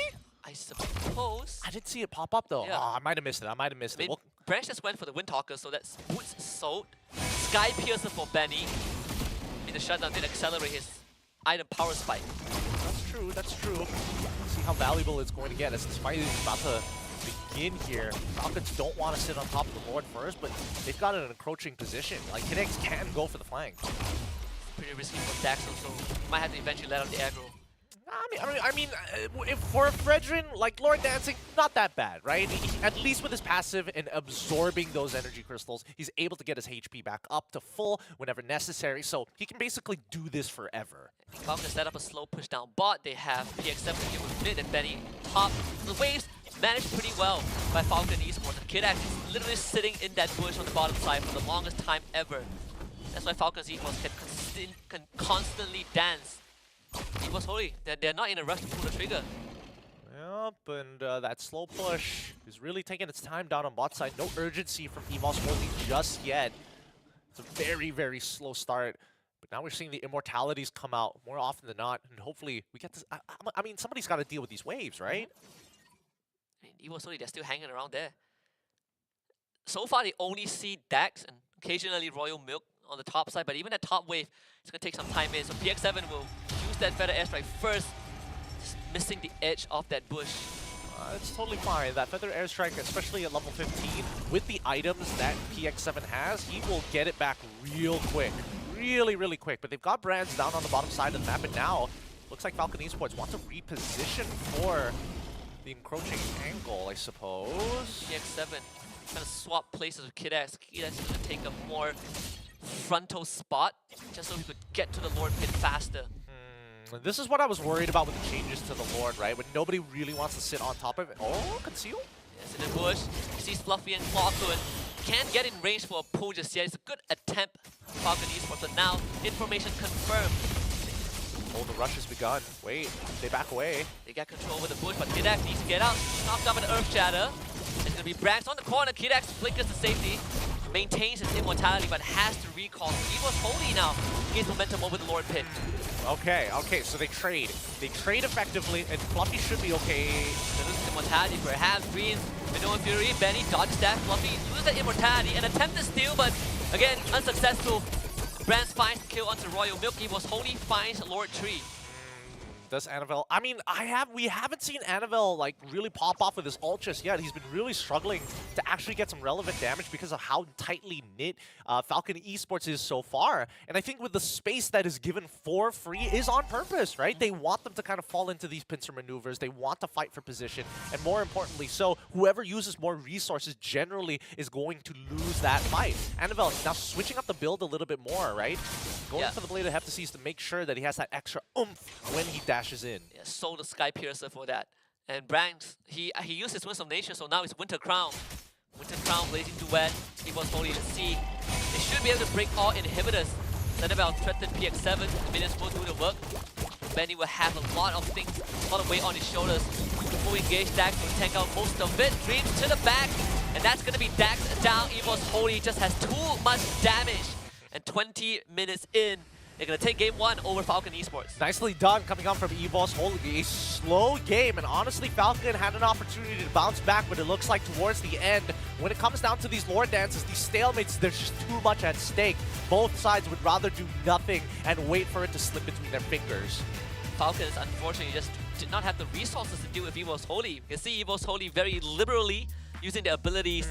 Even then, they were too strong for Falcon. Yeah, and that's the thing, right? It really goes to show that scaling plays a very large part of this game, and also like taking away engagement tools, right? Without those big engagement tools, you can see that Evo's Holy really take a huge step backwards, and I think that's something that Falcon Esports need to note of, right? The next upcoming fight, if we're ever falling back into that situation again, let's target their frontliners, get their flickers out, especially that Minotaur, because Dreams has been particularly annoying for, sorry, not PX7, I was thinking of Dax, because every time he's walking in, he's just gonna be Minoan Fury in your face just to not let you take the space. That and Fluffy, right? Yeah. Edith against Fredrin, there's nothing that Fredrin can realistically do, and I think Falcon Esports, they were relying a lot on Kid-X to get those isolated targets, but even if he does, there's still the counter engage from Evo's Holy that Falcon had to worry about. It's tough to actually, it's really tough to approach these types of fights. Maybe they can attack the draft a little bit better here, because again, a lot of their draft was like, oh, I'm worried maybe Anavel might actually play an assassin. We always have to keep that at the back of our mind. But now that we've seen the draft pattern, they're saving it to the very last pick to make sure that Anavel doesn't have too many counters.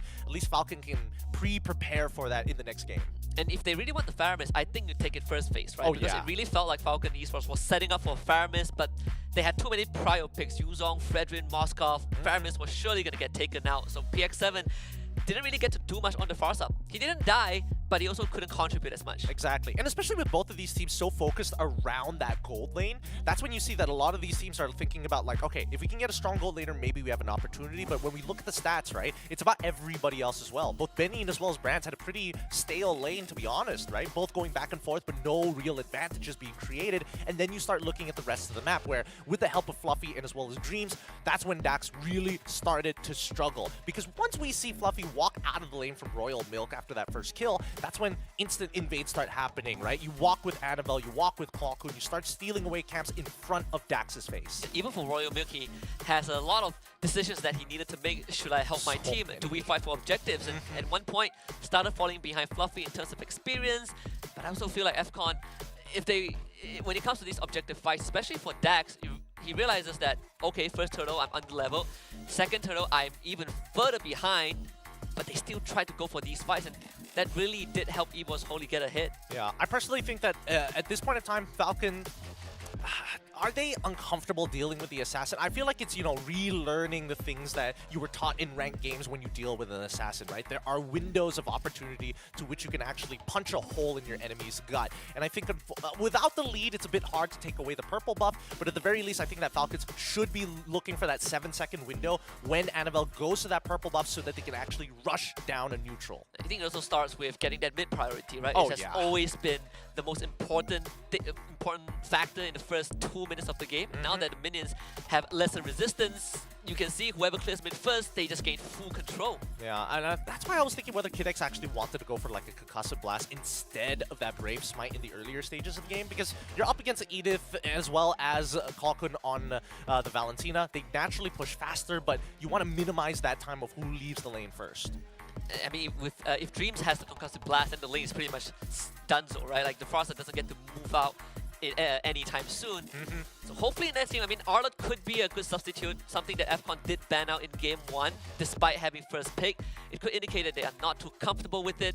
This draft basically shows how dominant Evo's Holy was. Yeah, I mean, as dominant as they were, it doesn't mean they don't have clear weaknesses, right? It feels like Evo's Holy is too within protocol, right? They're not willing to, especially with the 10k gold lead, they're not willing to risk it for the biscuit, even though there's like a 70% chance that they walk out with a better trade and an endgame angle, right? Which happens towards the 15th minute of the game. Afterwards, we see Falcon Esports catch back up off of a single, like honestly, just 1 or 2 picks. So it just goes to show that if Falcon Esports, they bring the fight to EVOS Holy, then EVOS Holy naturally will pull back unless they can guarantee something to happen. I think one of the points that EVO's Holy could have potentially pushed their lead even more was after the first Lord, right? They had resources to go for the siege, but Protocol says that we do not need to take those risks. They used nothing, and inhibitors didn't go down. I think that could have been a turning point. Maybe they just felt like if we give an inch, FCON might strike back. Either way, Dreams will be the MVP for Game 1. 1-0-9 on this Minotaur. Just the bulkiest support you can ask for. Yeah, bulkiest support, also is able to heal you on top of that, has like an insane team fight it's just ridiculous to deal with, right? And every single time he is nearby, you can see that Falcon Esports are very wary of his position, and more importantly, really keeping into account when his battle spell is up. If he's flickering, hey, people are already typing in the in-game chat what time it's going to come back up. Yeah, and I think it's also very, you can see FCON feels a bit disconnected in these early objective fights, right? It really feels like they don't want to do it, but you know, someone is committing, we gotta help, and they just started trickling back to the grave. This was probably the best that Falcon could have gotten. They got a shutdown on the Annabelle, they were able to get a pick off, I believe, onto Fluffy in their own base, but afterwards, they just did not have the output.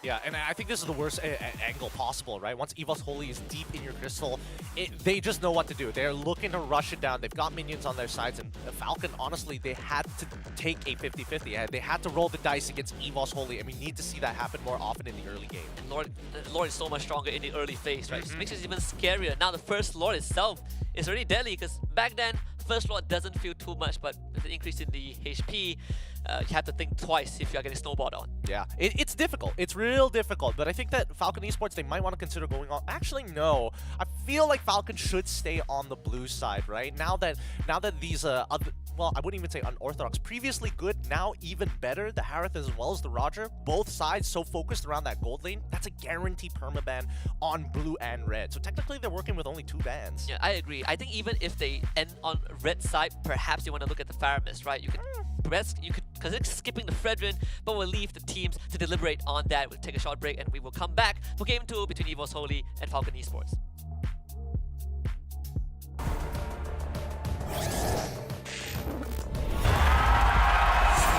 Here we go!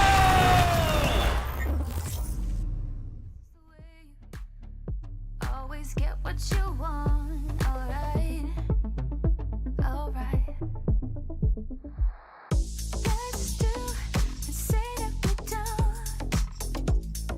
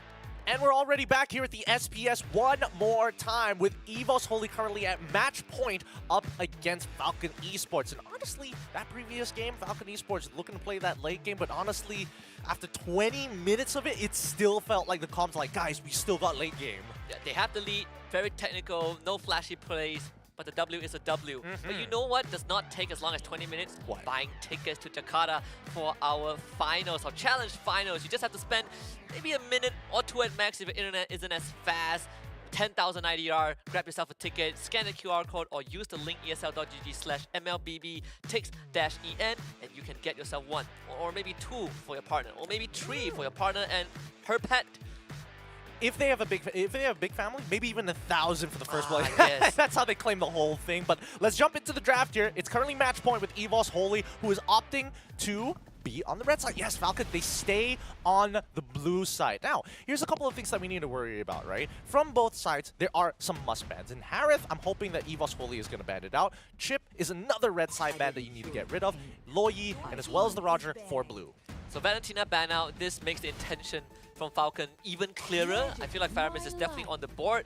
And Evos Holy, they are willing to let it through because they are still prio picks, right? Like Moskov, Claude, Natan. I feel like right now, you probably don't need to prioritize marksman too much unless it's a Roger Harith. Every other matchup is pretty even overall. I mean, yeah, unless you're like real good at a hero, like Unless Super you're like Marco. D? Yeah, you're D playing Moskov, or you're like Super Marco playing Claude. Like for some reason, they're just made to play those heroes. But Farmis first pick for the side of Falcons. Now Evos Holy have to respond with 2 picks of their own. They could go, I mean, there's an Arlet angle now that it's opened up, or they can just take the Moskov Edith again, something that they did show in the previous game. We've seen Fluffy on the Edith, but it doesn't rule out that it cannot be flexed. I think this is totally fine here. I think now it's about how do they scale towards the later stages of the game. They've got Moskov, but most teams like to have a secondary win condition in these types of situations, and I think that Farsa does a really good job, especially when we're thinking about like how do we deal, how exactly, we don't have the Valentina, so we don't have the Farmis ult. How exactly do we deal with it? Just blow it up. Just blow it up with a Feathered Airstrike. Yeah, plenty of options, honestly. Xborg is also one. Terizla. Which was a hero that Falcon banned in game 1, but towards the second phase, they did prioritize the Yuzhong and Fredrin, but in this case, they might want to look at their own marksman. So they take the Terizla and the Baxia for themselves. Okay, that's totally fine here. That's totally fine. The real question is whether Annabelle is going to get a jungler this time, or are they just going to be like, he's got a huge hero pool, let's not worry about it, let's start focusing on what we want to bring to the mid lane, or even better yet, just lock in, just keep that double flex up possible. So it could be a mid lane, right? It has to be a mid lane. Bumblebee reporting for duty. Okay, so they take the Xborg. So it doesn't put Fluffy on the Xborg yet, right? Because it's still a flex pick for Evos. The double flex pick is always good. I was thinking whether or not they wanted to go for the Arla instead, because it's like, oh, you want to clump up really, really close to each other, that's totally fine. Even better when you're playing the Arla to like sweep you, guarantee a nasty final slash. Oh, interesting. Brody ban coming up for the side of Evos Holy. This time is they want to give brands a good lane, right? They want to get dominated by a Brody. I heard Brody Warcry is obnoxious. I'm not sure how true that is. Is it that good? Wait, let me think about it. I you never can put proc too it much pretty thought. easily, right? Your first ability, second ability, auto attack, ult. So you have to be in range of the second ability to guarantee the Warcry trigger. Okay, I could see that happening. Or you just hit the person twice. Oh, you're right. But then, like, you're wasting 6 seconds worth of extra damage here. I think it's interesting, right? Because a lot of these laning phases come down to, do you want a prolonged trade or do you just want, like, instant value? If you're looking for instant value, I mean, Quantum Charge is always good. Impure Rage, another one. Ooh, Yves Novaria ban for the side of Falcons. Brodian as well as the Matilda for the side of Evos Holy. Kind of interesting. And it makes it even better for Farsa, right? No Matilda to save your team. You ban out the Eve and Novaria to protect Faramis, but still, there's not enough bans to account for Farsa. There's 4 mid laners banned out by FCon just in this game. I think this could just be like a, honestly, a Grok pick. Ooh, Xavier! Dude, even nastier. Okay, I have a lot of respect. I have a lot of respect for Evos Holy, because now with the changes currently to that to Xavier, you you can literally, at level 12, you can sit by the creep. I think you have to have like 20% CDR if I remember correctly. I could be wrong about this, right? You sit in front of a creep, you max out your stacks, and then you just spam your ult every 9 seconds. Yep, and cooldown reduction actually has a lot more value on Xavier in this patch because they did do some number tweaks, I believe, to the passive, if I'm not mistaken. So actually, that brings a lot more to the Xavier if you invest in the Enchanted Talisman. In this case, it's a good glowing one buy as well. Yeah, it's going to be so funny. He's going to be like, dawning light, 9 seconds later, dawning light, 9 seconds later, dawning light. It's like, stop it. And he can also like spam the gates as well. So it's a really good way to actually manage the farm miss, right? Because if you want to stick together, Xavier's just going to get even more value, and most likely he's going to poke you out. If you just take Minotaur at this point, might as well go full AoE. Oh, that's a good Or, point.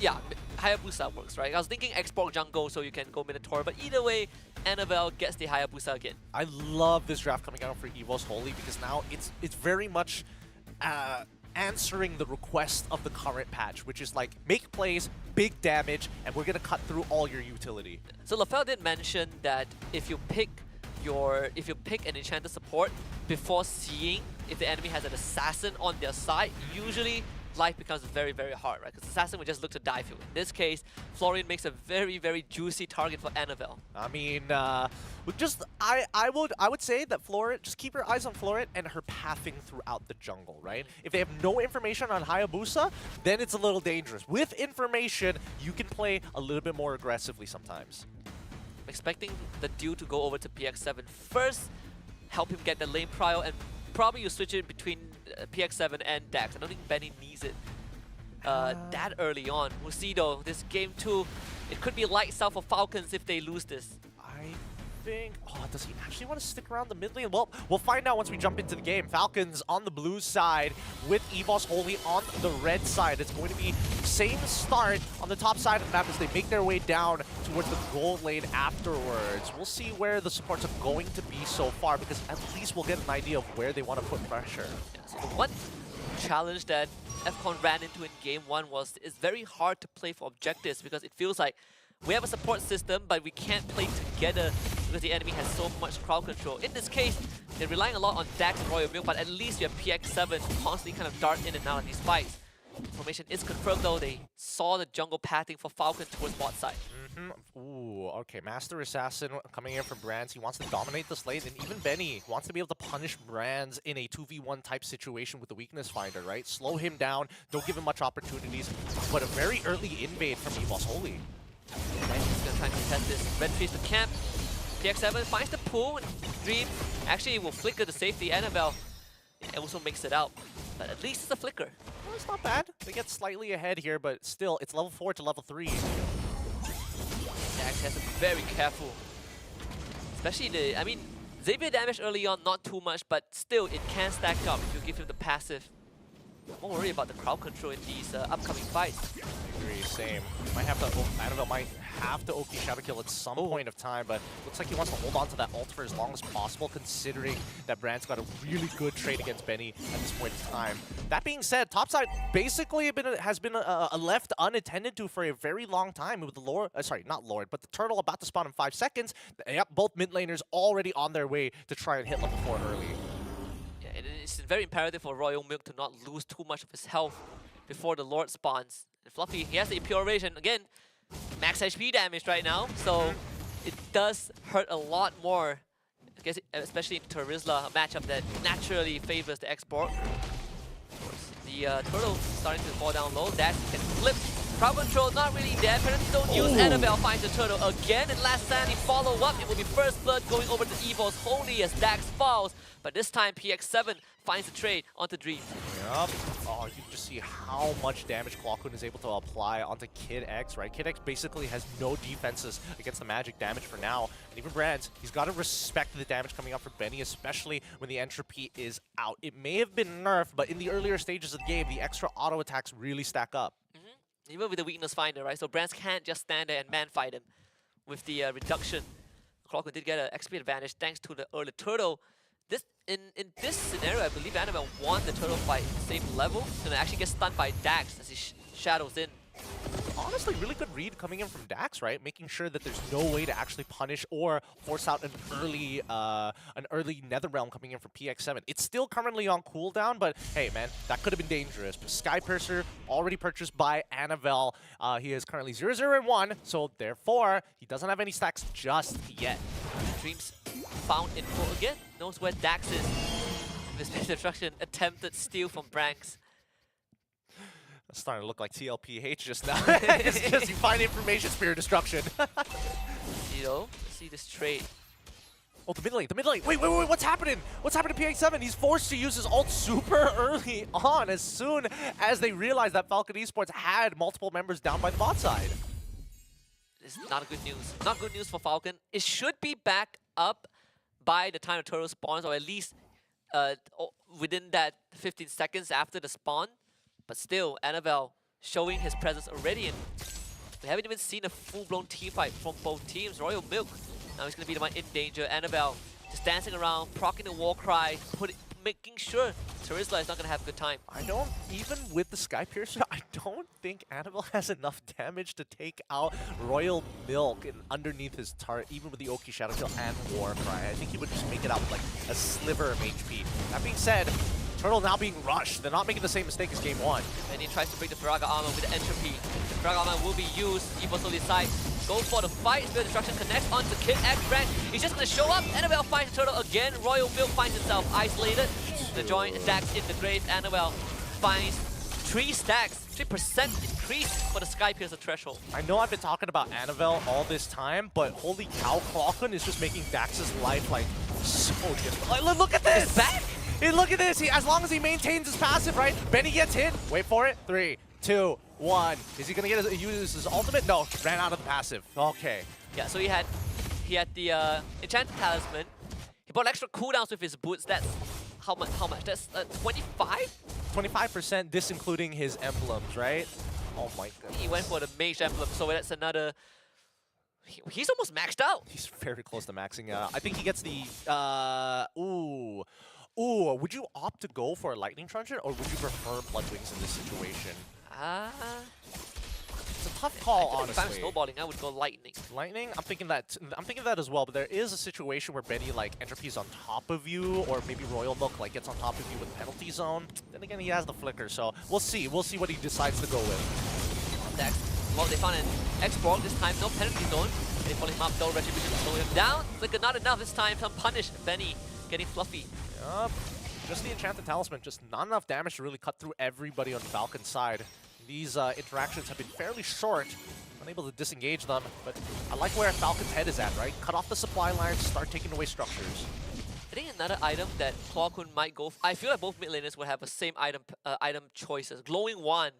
It's not too bad as well for Clawkun. Especially if you are hitting multiple targets on Falcon, you're going to severely reduce what Kid X can do. With basically a global ultimate as well, like you guarantee so much burn.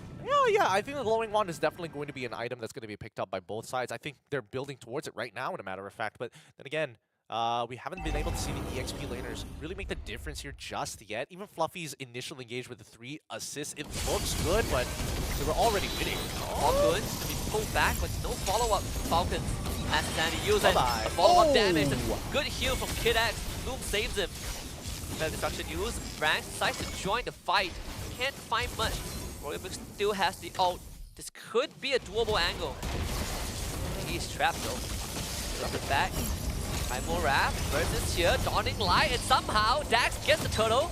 And then around to save his teammate. And it's gonna be Benny to pick up Fluffy. Another last Sandy. Fluffy wants a lot more. The burst is dead. Kid X falls to Benny. Forward, Ricochet, not enough! And Clockwood turns around and blasts him in the face. And still Falcon Esports this time finally going down. Annabelle executes all of them. It's a wipeout for Evo's Holy. Beautiful stuff coming up from Evo's Holy. They know that as much as Falcon Esports wants a prolonged trade, Evo's Holy does it even better as long as Clockwood is alive. How many times did you see Falcon Esports getting stopped by those open gates? Every single time they get into an advantageous position. That was the best case scenario for Falcons, and it was not enough. I believe Fluffy had 2 ultimates that fight.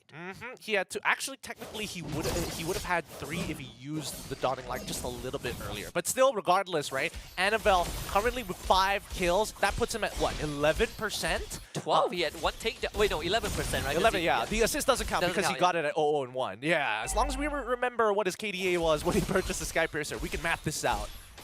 So he's 11%. That was the best case scenario for Falcons, and yet could not make it work. And I suppose at least Benny got a kill and they got the turtle. The goal advantage still very manageable. Just, you know, mere 3,000 plus. I think right now, EVOS Holy main objective besides the neutrals, take out that mid-tier. Whoa! Annabelle goes to the Oh my shadow, God! kill the bloom. Kid X survives with the bloom, but they're gonna chase him down. He flickers. The destruction connects. That's gonna be Branch's call. Doesn't even need to arrive. Dreams finds it. Is that nuts or what? Is that disgustingly good or what? Annabelle, level 13 against Dax at level 9. He has doubled his farm speed. He has 3 full components. Sorry, 3 full items compared to 2 components from the side of Dax. Dax is probably considering going for a Garden Helmet next. So it's just gonna be scraps. He won't have much physical defense though. It's primarily focused on just magic resist, tough boots, the mantle, molten core, and some extra HP. Yeah, I think, you know, doubling down on the HP is a smarter option for Dax rather than thinking about getting an anti-cuirass this early on, because the main issue is really the magic damage coming in from Clawhood, right? He can't seem to just shake him off, and if he engages too hard, then he has to deal with both Dreams and Fluffy. It's gonna be such a tough dance. Falcons, they are willing to do it, but they need info, right? I feel like they are thinking of the rush. I think they need more should. info. Personally, I think that Falcons should rush this, right? Every single time, they always need to pose a threat to this Lord and force Annabelle to come down to the situation before Falcons kind of split off. Every reset just feels a lot worse because Dax lost half his HP just now to reset the Lord. Another big burst onto Benny. That's half his health bar. Both mages with glowing wand, and Clawhood, he can just keep farming the stacks off of the Lord. It's always risky to kind of walk out, right? Dude, this is so painful. Look at this! Look at this! And then Clawhood goes back into the mid lane. It's like, okay, reset the stacks, walk over to the Lord, reset the stacks. Boy. And Royal Mick has lost so much of his health. I don't think it's doable. You might want to consider just have Benny clear the wave top first. Dude, this sucks! Falcons Esports were like, okay, we're gonna ban out the Novario so we can't get poked out, and EVOS Holy is like, don't worry, we have more tools. We have another global ult. Oh, this is so painful to watch. It's in a dangerous zone though, and Dax is not looking too healthy. They gotta try and get rid of the Braga armor. Royal Milk also, he's gonna use the penalty zone. It's so late. Does lock down Clawhood. NetherRealm saves Dax, but the Primal Wrath from Dreams will give him the extra oomph that he's looking for. Royal Milk will fall in the process. Dreams sacrificed by EVOS Holy, but it's a 1-for-1, and with Clawhood around, this is just not doable for Falcon. Yep, rinse, repeat, EVOS Holy. They don't need to rush this if they don't want to, but since they got brands, they can start rushing this down. Dax is going to try once again with Clawhood. Full mana. You know what's going to happen every single time. It took so long. This dance took so long that the top tier 2 of Falcons got destroyed by the wave. It just goes to show that minion wave management has been a top priority for EVOS Holy for a majority of it, and they're really good at identifying how quickly a wave is actually going to collapse. Finally, EVOS Holy gets the Lord, and Falcon can't really do anything about it. Just have to try and play from behind. It's about these small victories, really. It's about being on top of your opponent in multiple different areas of the game, right? As long as the chores are being done by the side of EVOS Holy and they hold that much precedence over that Lord, Falcon Esports is between rock and a hard place every single time they choose to take an engagement. Yeah, it's hard to walk up to EVOS Holy with the export already, and then you have a Xavier, and then you have an Edith. Essentially, everyone on the side of EVOS can do damage, right? Even the support, even the Roamer is considered a pseudo damage dealer. All right, I'm looking at both mid laners to see how far ahead they are in this game based off of their item components, and it looks like Clawhood is ever so slightly ahead of PX7 as of right now, as they're both on their way to Holy Crystal. Oh, what? Annabelle so early on, 12 minutes into this game, 4th item, BOD. Endgame item. BOD, Annabelle, Holy Crystal soon for Clawhood. Siege! It's so hard to walk up, right? I feel like only Dax and Royal can afford to tank it, but then you need Kid X to walk up to heal his teammate up. Look at Dax lost 50% of his HP off of that. They should be able to get an in him at this point. You see Evo's Holy sieging mid as Branch taking down the structure, Razzani into Dawning Light, Betty forced away. That's Bloom used by Falcon.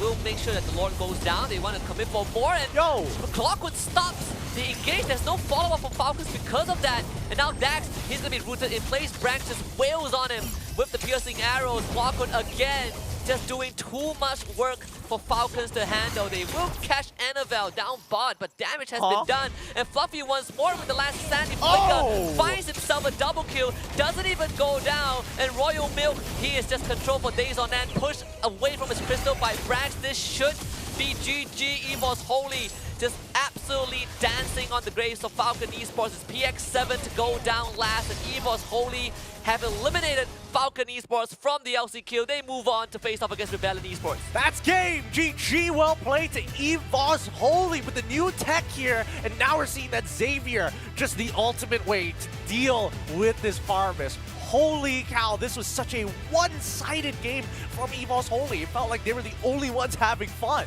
Yeah, so much faster compared to game one. This time, just with the first Lord that took 2 minutes to dance around. Yeah! They get the Lord and they're willing to pull the trigger. That's all Evo's Holy needed.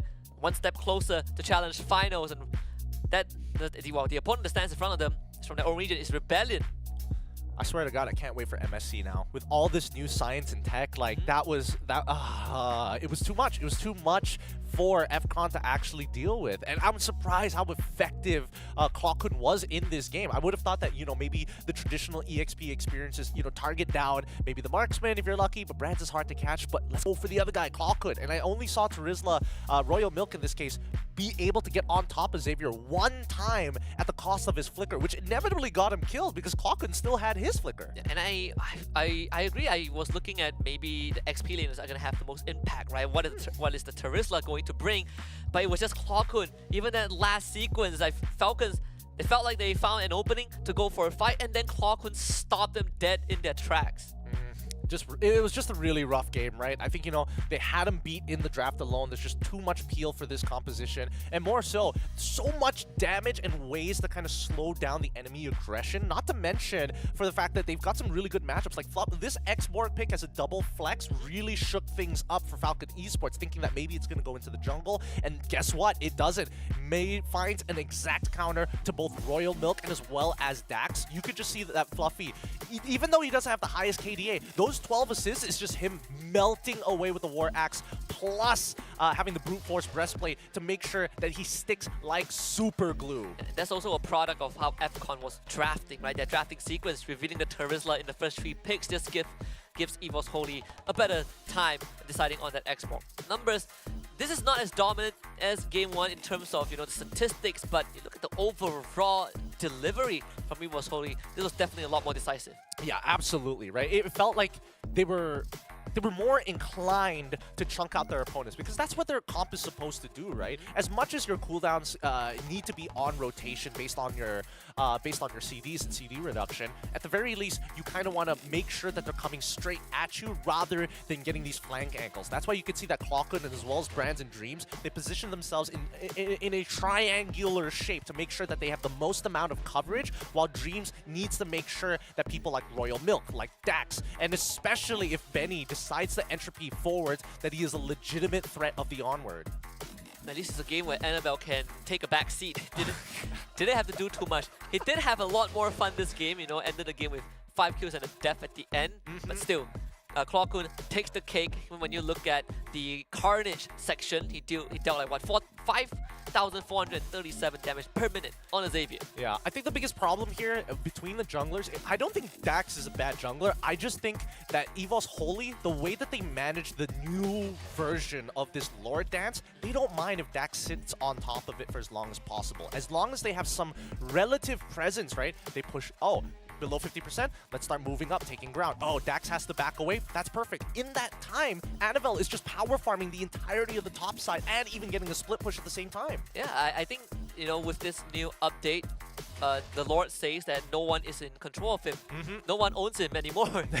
You can't just pull him and have him dance for you for a full minute. It doesn't work. Lord, breaker of chains, first of his name. He's sick. He's sick of it, right?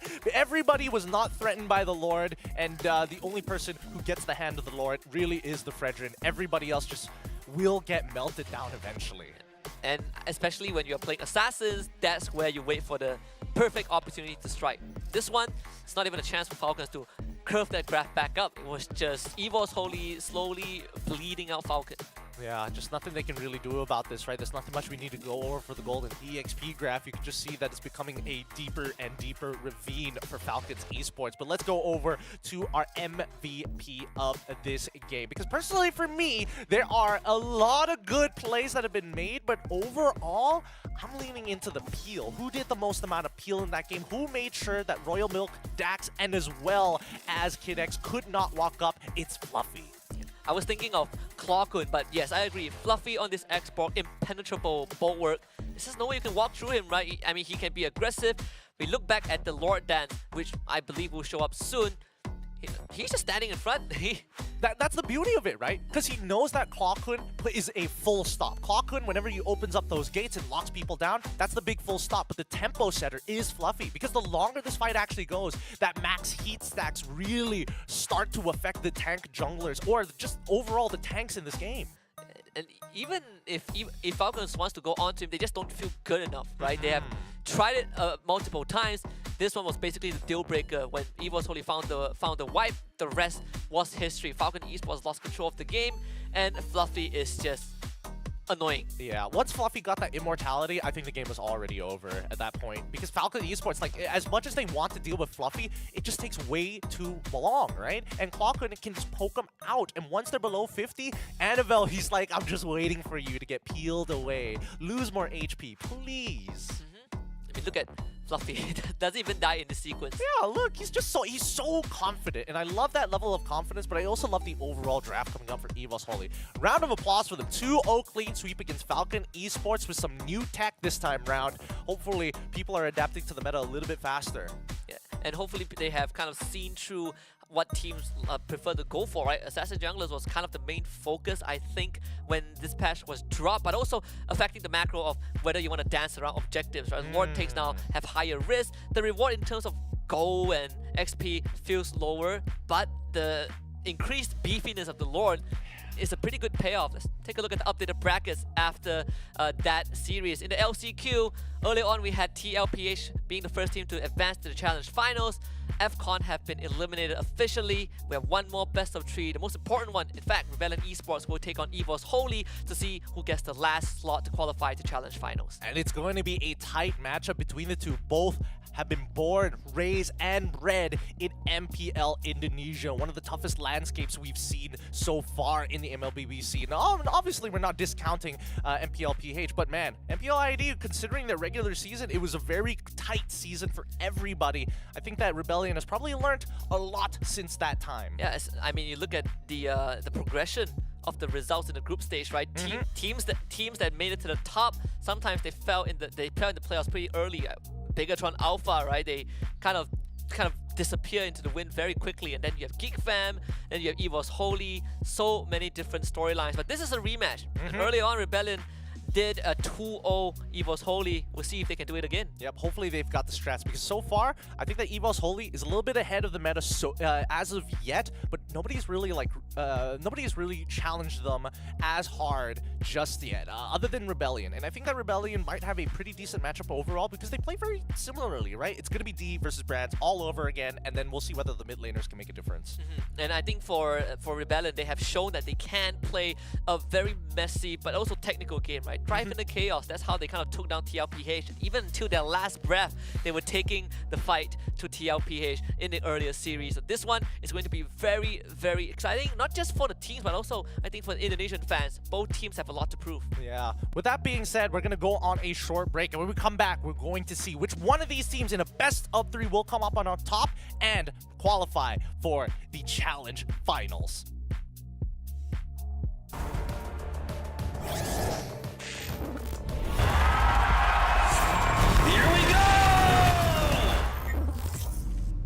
The Snapdragon Pro Series is brought to you by Snapdragon Elite Gaming, Monster Energy, and DHL.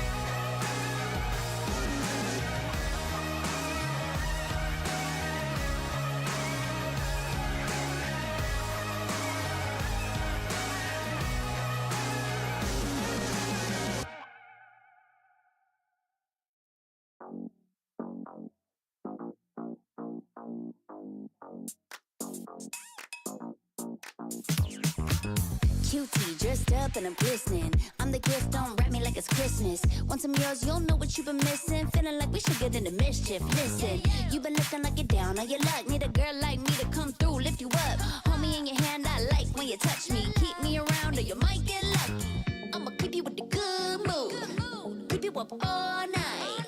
Never, never around you.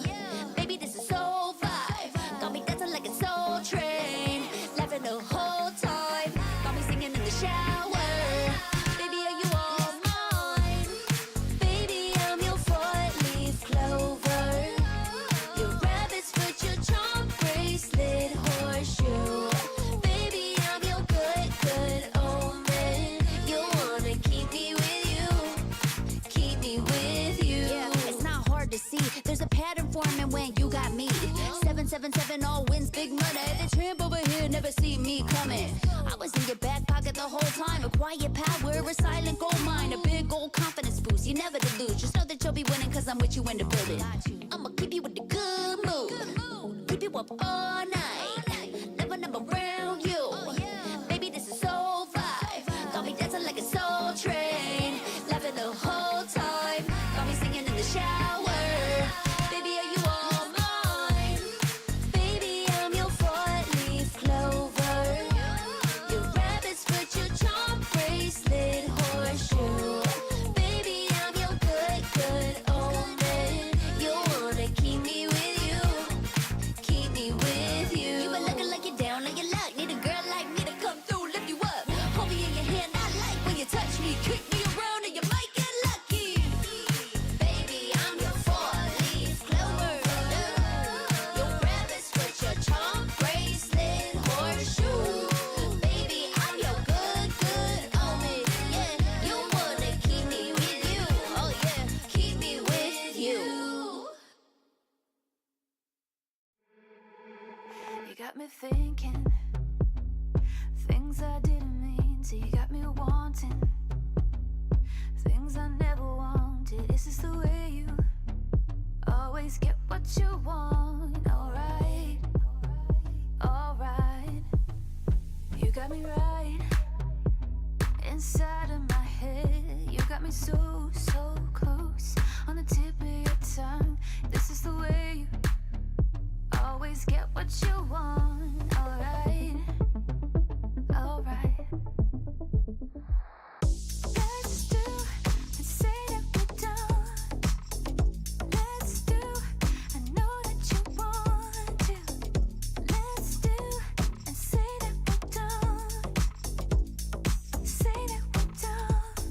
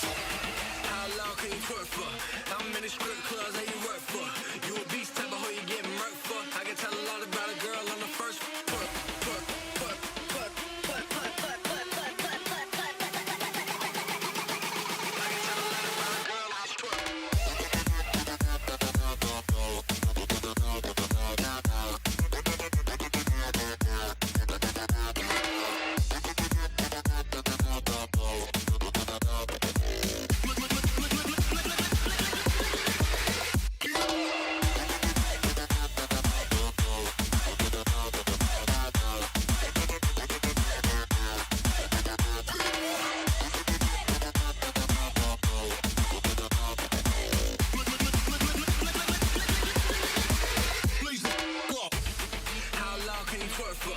How many strip clubs that you work for? You a beast type of hoe you get murked for? I can tell a lot about a girl on the first twerk, twerk, twerk, twerk, twerk, twerk, twerk, twerk, twerk, twerk, twerk, twerk. I can tell a lot about a girl on twerk.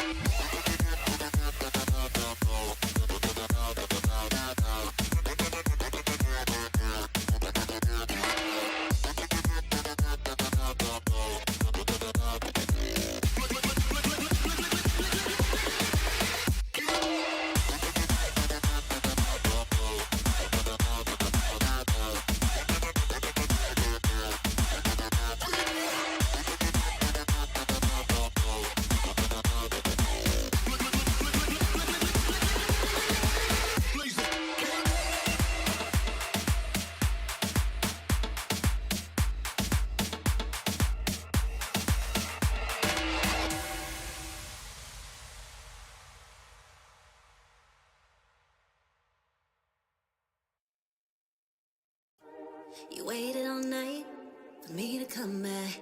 Oh, why'd you think that it's not alright? Told you that I'm not that type.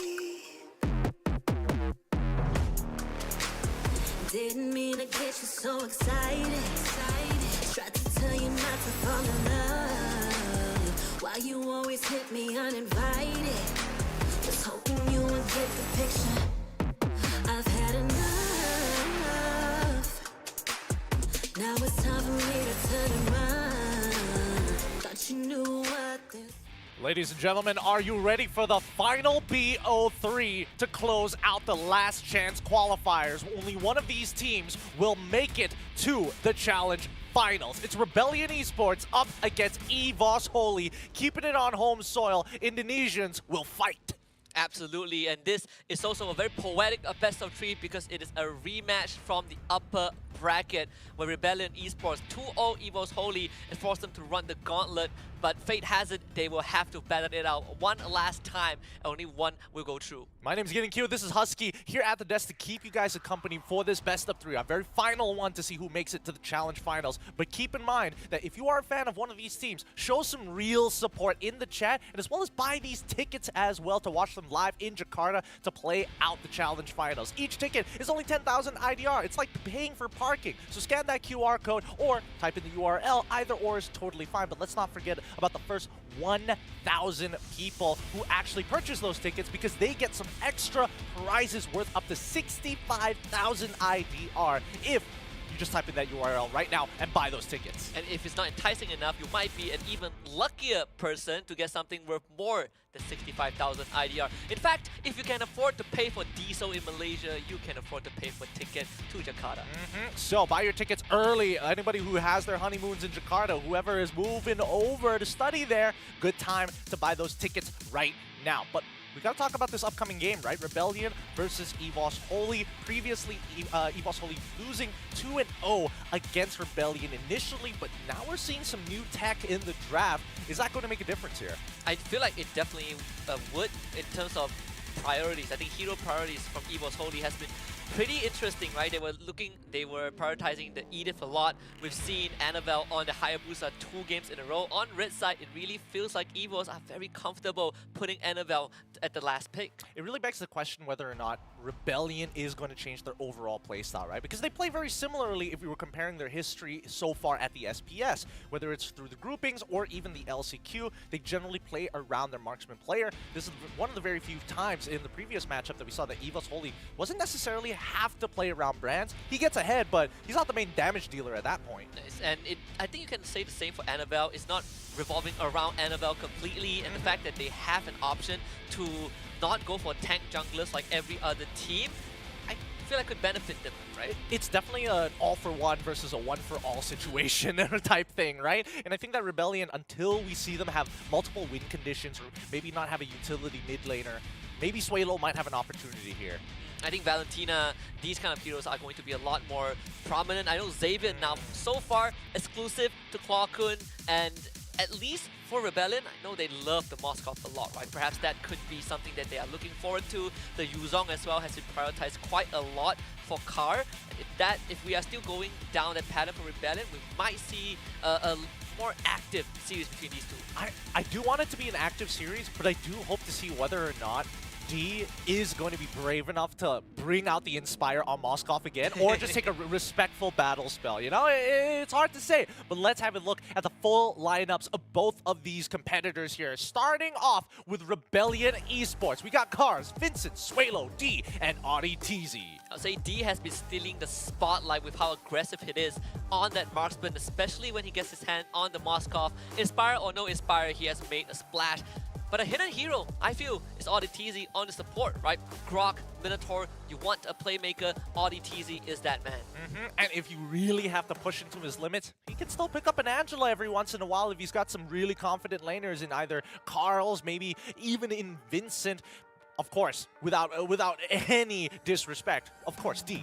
Yeah, absolutely. I want to see if Vincent would even pivot towards Assassin, right? Considering that he also has a repertoire, but we have to look at their opponents. We've seen them earlier just now, but just to give you guys a quick rehash, it is EVOS Holy on the other side of the ring, Fluffy, Annabelle, Clawkun, Brands, and Dreams. Now, honestly, I think they are pretty warmed up after their previous matchup, so we generally know the type of plays that we're expected to see from EVOS Holy's side. The real question is whether or not the pre-preparation coming into this game, right? Against Falcons, it's very clear that they had a draft set up against PX7's Farmist comp, but now, against Rebellion, is that going to change? Yeah, and is Rebellion, then does Rebellion have enough time to prep for this version of EVOS Holy? Of course, Rebellion, they're still coming off hot from that earlier series against TLPH. A bit of a break in between, but for EVOS Holy, they have been warmed up since the very start of the day. So this is going to be the conclusion for both teams. I think for EVOS Holy, if they get that red side again, I think Annabelle probably will get a lot more of that leeway in terms of what heroes he gets. Yep, and it looks like EVOS Holy is going to be on that red side once again. Rebellion, based off of the last game, banning out the X-Borg early on to make sure that their tanks aren't going to get melted down. But now you're forced to get rid of lane priority heroes. Things like the Loyi as well as the Roger for blue side, Chip, and as well as Harry for red side. One thing that we noticed from Rebellion when they went up against TLPH is that Roger is not on their prior list, right? They've been giving it free to Benny QT whenever it is open. So for them, they don't feel like it's important. That Ling is going to get banned out instead. Yeah, I think that Rebellion want to go for a W-Till style of composition, high sustainability. Ooh, ban out the Moskov as well. Force Rebellion into something more volatile. It's a respect ban for sure. Do you want that Roger opener for Rebellion Esports, right? Now you have some important decisions you have to make. Especially in this case, do you want to still prioritize D's hero? I would agree with that as well. I think that at this point, might be worth taking, but Rebellion looks like first pick Farmis here. We've seen EVOS Holy prepare drafts against them. The real question is whether or not they're going to be locking in that Xavier within this first rotation, or by now, we don't have to show the Xavier. Might as well get what we know. Let's get the Edith first, and then maybe we go for a double flex pick. Let's get the Edith and perhaps our Marksman. They have done it. Marksman's second or third pick on their red side, but Edith has been the constant for EVOS Holy. Such a valuable flex pick for them. They could also get their hands on the Roger, considering right now mid lane it's either Valentina, or if they want to go down the route just now, Xavier is possible. But looking at the Roger, I think both are okay, right? Whether it be Roger or Claude, both is pretty suitable for EVOS Holy to actually deal with the Netherrealm. Oh, wow. Interesting! So they're going with a different... Alright. So now with the Edith and as well as the Angela, this kind of changes the dynamic, right? With this double flex pick, EVOS Holy are saying, hey, Rebellion, you cannot just play a double sustain. You cannot just play pure utility to play around D. We are going to be the ones who are going to try and out-sustain you. I think the advantage that flex picks, especially multiple flex picks, have for a team is the fact that you now threaten your opponents if they want to opt for linear, a one-dimensional team comp, something that we saw from FCON early on, which was easily answered by EVOS Holy. I think Rebellion, it feels like there is not really a clear win situation, right? No matter what heroes you give them, you still cannot fully grasp where the Edith and Angela are going to go. I totally agree with that one, right? But the previous draft, we saw alpha bans come through. I'm curious to see whether EVOS Holy is going to take advantage of the alpha in this situation. I mean, we see the Natan, we also see the Minotaur. Team fight, W-Till as expected from Rebellion. We'll see whether EVOS Holy has a direct answer to this. There's a case to be made that they pick their marksman right now just to save the Edith and Angela for later on. So That could be an option. The Roger is still up on the tables, or they could fall back to Claude, which has been popping up in popularity. I think that Claude in this type of matchup is generally okay and has a pretty good laning phase against the Natan if he takes Master Assassin. But Wow. An early first rotation for Annabelle. They're going to give him the Hayabusa super early on. That's a boost in confidence for sure. After winning 2 games in a row on Hayabusa last pick, now they just straight up review it and go for the jungle ban. Start to lock out Vincent from the tank junglers. Baxia banned out. I like this. I like this a lot, right? Because they don't have a tank buster as of right now. And if they want to get a tank buster, these mid laners, they need some time to actually scale in this game. I think that the Xavier is on the back foot for now. They might still pull it off later down the line. We're just going to have to wait and see who is going to be the priority EXP laner, because that's the only real advantage that EVOS could make happen to walk around or at least control some part of the Turtle Pit. I think there is also a chance that depending on what Rebellion Esports banned out, now that Roger has been taken out, and they pick that marksman first, right? If you pick an XP lane right now, I think it completely reveals where this Edith and Angela will go. They take out the Arlet, make sure that Cars does not have a way to set up for his team. It does open the Yuzhong though for Rebellion, which is a hero that they do pick up a lot.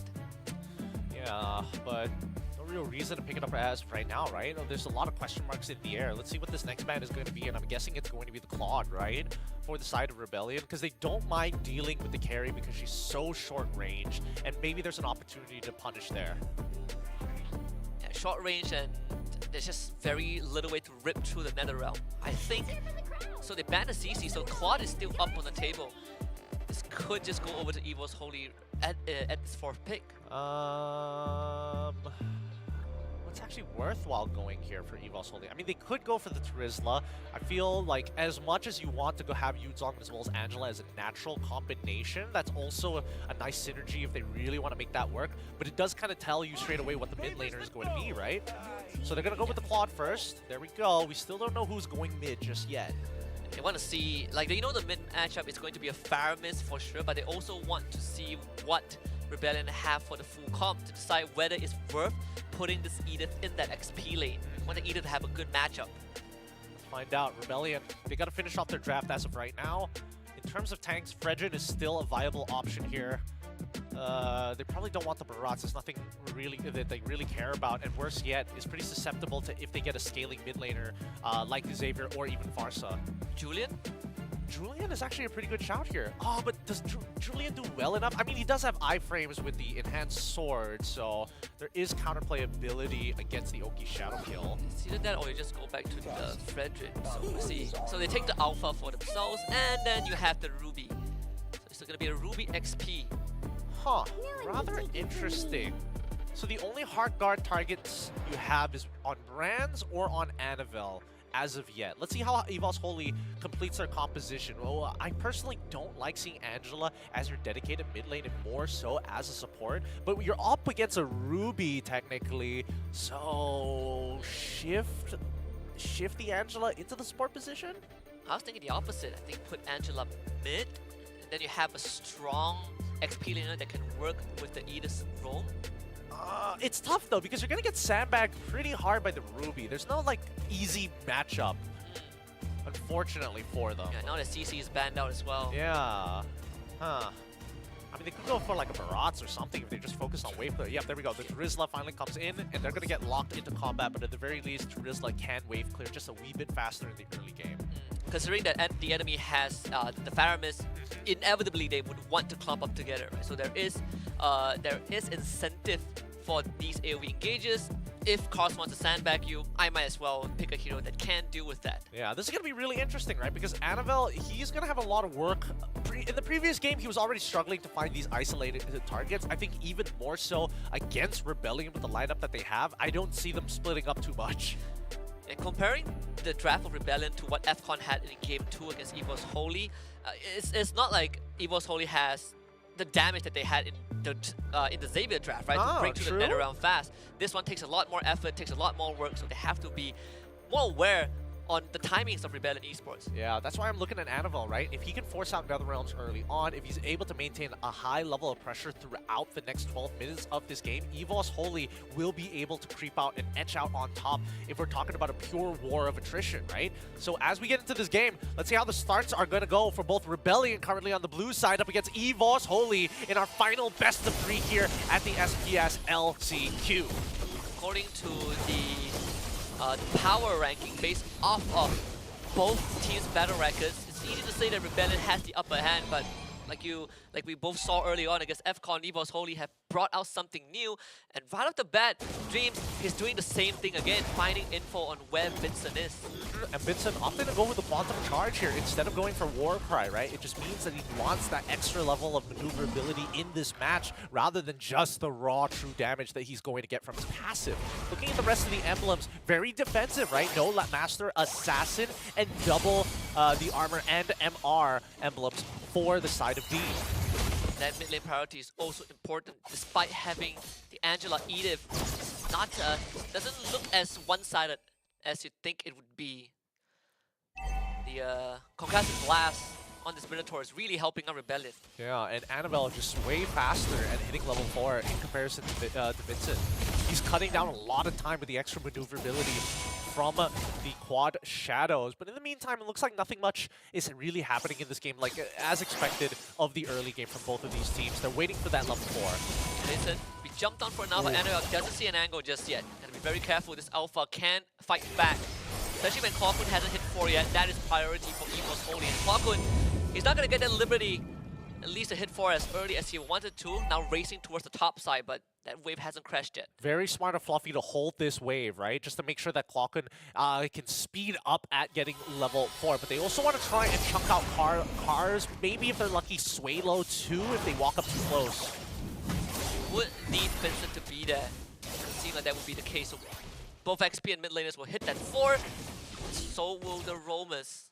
Okay. This could be a full-blown turtle fight. Now, this turtle fight, it's going to be interesting, right? Because we've seen many teams kind of hover around the turtle, others holding on to priority of the turtle while the junglers go off and do their own thing. And Annabelle taking full advantage of his maneuverability. Every second that he's saved allows him to get a free level against Vincent. Currently a full level ahead of him.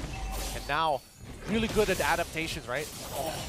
He clears the wave, and even Clockwood leashes the camp for him, but Fluffy is already down to 50%. And with Vincent around the corner, EVOS Holy will have to make a decision soon. Skypiercer already finished by Annabelle. This is really good timing. He's hitting the Skypiercer timing before 3 minutes. It's always around the 2 minutes 45 seconds. The pace that EVOS Holy is playing at is always the boost straight into the Skypiercer. Really begs the question, how many scrims has Annabelle played Hayabusa in to get to this level of play, right? He is not wasting any time whatsoever. His efficiency allows him to be a full level ahead of Vincent, despite the fact that they have the same number of camps.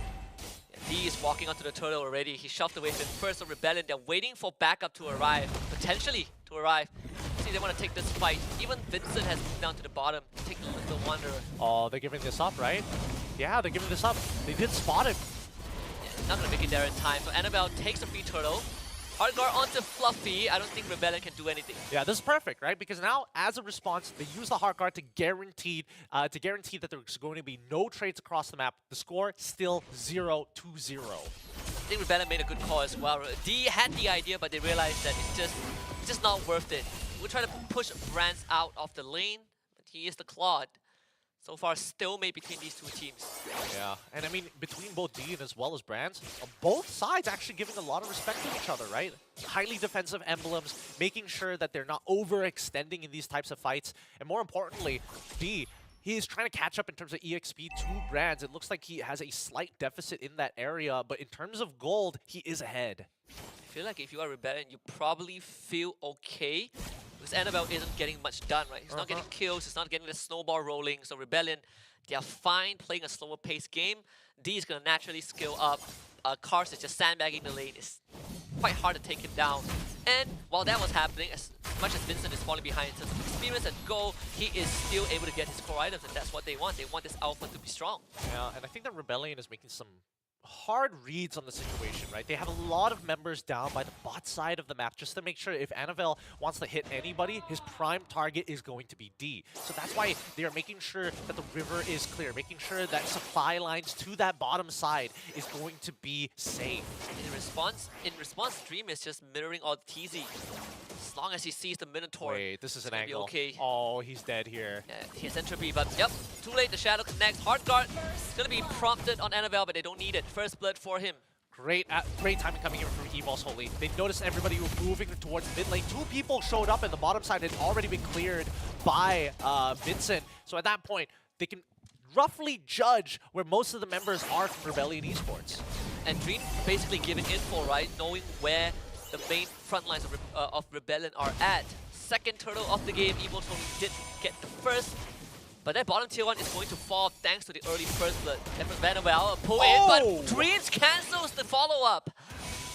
That could have been, honestly, that could have been really, really big if their composition wasn't using Claw Kun on an Angela, right? Oh, I can imagine the damage he would be doing on anything else, but for now, this is working very much in favor of EVOS Holy. They don't need to do this turtle. They don't need to rush it. At the end of the day, they're waiting for Brands to hit that 3-item power spike before they really speed up that tempo. And Anavel, he doesn't mind scaling as well. EVOS Holy, they are fine giving up the turtle. Dreams will make it hard for them though. Anavel shows up, the Alpha in the 5 Fluffy 3-man penalty zone. Anavel shows up, loses the turtle, but the nether realm has been destroyed. Fluffy losing his health slowly but surely, still being healed up, finally flickers away. EVOS Holy disengaged. Yep, but they take another tier 1 on the top side, and now they're pushing in middle as well. So, you know, he's not going to give up the tempo. There's a burst damage. Anavel this time will not go away. Oh, he's given 0 frames to work with. He wanted to Oki Shadow kill. He wanted a quad shadow away, not given the opportunity to do so whatsoever. Fluffy might get punished though. He is so far up. Wants to outplay D, but he has the entropy, and D finds the kill, and Claw Kun just has to back off. At that point, do you flicker in for it? I don't think so. Especially when Suelo is so nearby, you might as well just maintain the same level of farm that you always had. Topside gonna get shoved in pretty hard by Vincent, who's now caught up with Anavel because of that one death. Unfortunately for Anavel, he's not getting any value from the Skypiercer so far. He got the kill, but and then he lost the stack, right? Because ended up going down. So very unfortunate. It's probably the preparation that Rebellion has made. As long as Anavel doesn't get too far ahead of himself, we should be able to take the fight straight to EVOS Holy. To their credit, they survive a full hard guard duration on a Terizla engage. Yeah, and they also won the 50-50 on the turtle itself, right? So then again, it really comes down to who's got better timing on these retries. They're utilizing their whole team. You can see like everybody is throwing spells at the turtle when the time comes. I just noticed that the turtle fights, especially the first turtle dance, took so long that we only get 2 this game. Because both of these teams, they don't care about that turtle. They care about the kills, the people who's guarding that turtle. So if you prioritize it even more, by all means, take it. Go. Show yourself. Be around the pit. EVOS Holy are definitely a lot more comfortable kind of playing the lanes, right? If Hayabusa on one side, Claude on the other, and then you have Angela that can show up any time as an insurance policy. This first Lord up, EVOS Holy. They're going to be looking at the Lord very, very closely. Yep, and D currently already finishing that Starbeam site. He is a legitimate threat in this upcoming fight here. In comparison to Grant's, oh no. And Sophie is just getting pulled in, and now Clockwork didn't even bother using the hard guard. It's not worth it. I mean, if you're going to die anyways, I was thinking whether or not to try and force out the Netherrealm. But then again, conceal. A few ready, I suppose. Getting some more Primal Wrath already. Wants to finding cards, but cards just pushes it back in. There's just too much damage from the Alpha. Lazy to wet Anavel. Finds the back. No. They did get rid of the Netherrealm, but Anavel is now stuck. Had to use the Shadow to retreat. Suelo is not going to let him get away. He pulls him back with the Stampede. Anavel goes into the ultimate fight. The execution of 2 of them. And Anavel strikes back. Vincent will get the Lord, but EVOS Holy are not going to go down without a fight. Anavel dancing around this Alpha. Anavel finds a triple execution. What a play. I mean, honestly, there was a lot. Wait, hold on. It's not done yet. Clawkun ends up going down, but he might just die to the trade. Suelo has to back off. I feel like Branson's just going to man fight him, right? Branson It's a wipeout for EVOS. Wow, okay, nicely done from EVOS. Very scrappy situation to be in, and honestly, Annabelle could have died a multitude of times, but is extremely patient and very trigger disciplined on that Oki Shadow kill. With that being said, finally EVOS Holy finds some ground as they were winning on the structures, but may not have won the retry battle. Completely negating this Lord advantage, and ODTZ realizes that jumping in is no longer an option against Brands, who is like 3-0 and 4.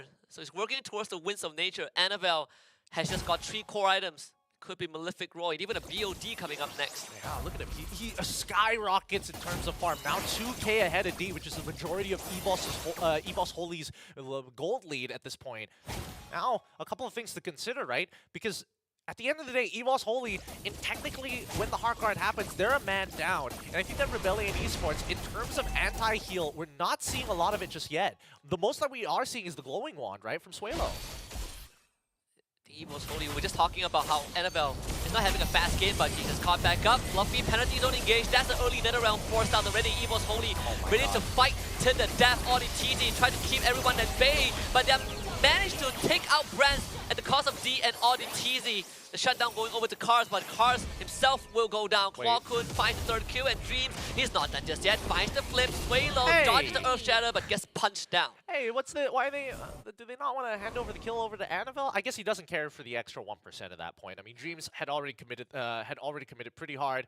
Let the man have his meal. Oh! Annabelle is just busy escorting the wave. I don't think they can kill Dreams. I mean, Dreams doesn't die.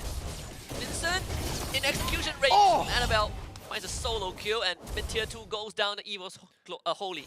I feel like everybody holds their breath when the Oki Shadow kill from Annabelle happens, right? I mean, let's look at the instant replay one more time. And look at Brands just stand in front of them instantly. Oh, knock up Purify straight away. Maintain those golden staff stacks for as long as possible. And while all of this was happening, a split push down on the bottom side from Annabelle, forcing Alpha away from that fight. I mean, the interception from Annabelle to clean up everybody else would have been perfect enough, but EVOS Holy really maximizing the situation in a 4v4. It's the second big team fight that EVOS Holy won. From that, they got a slight lead, just 2.2k.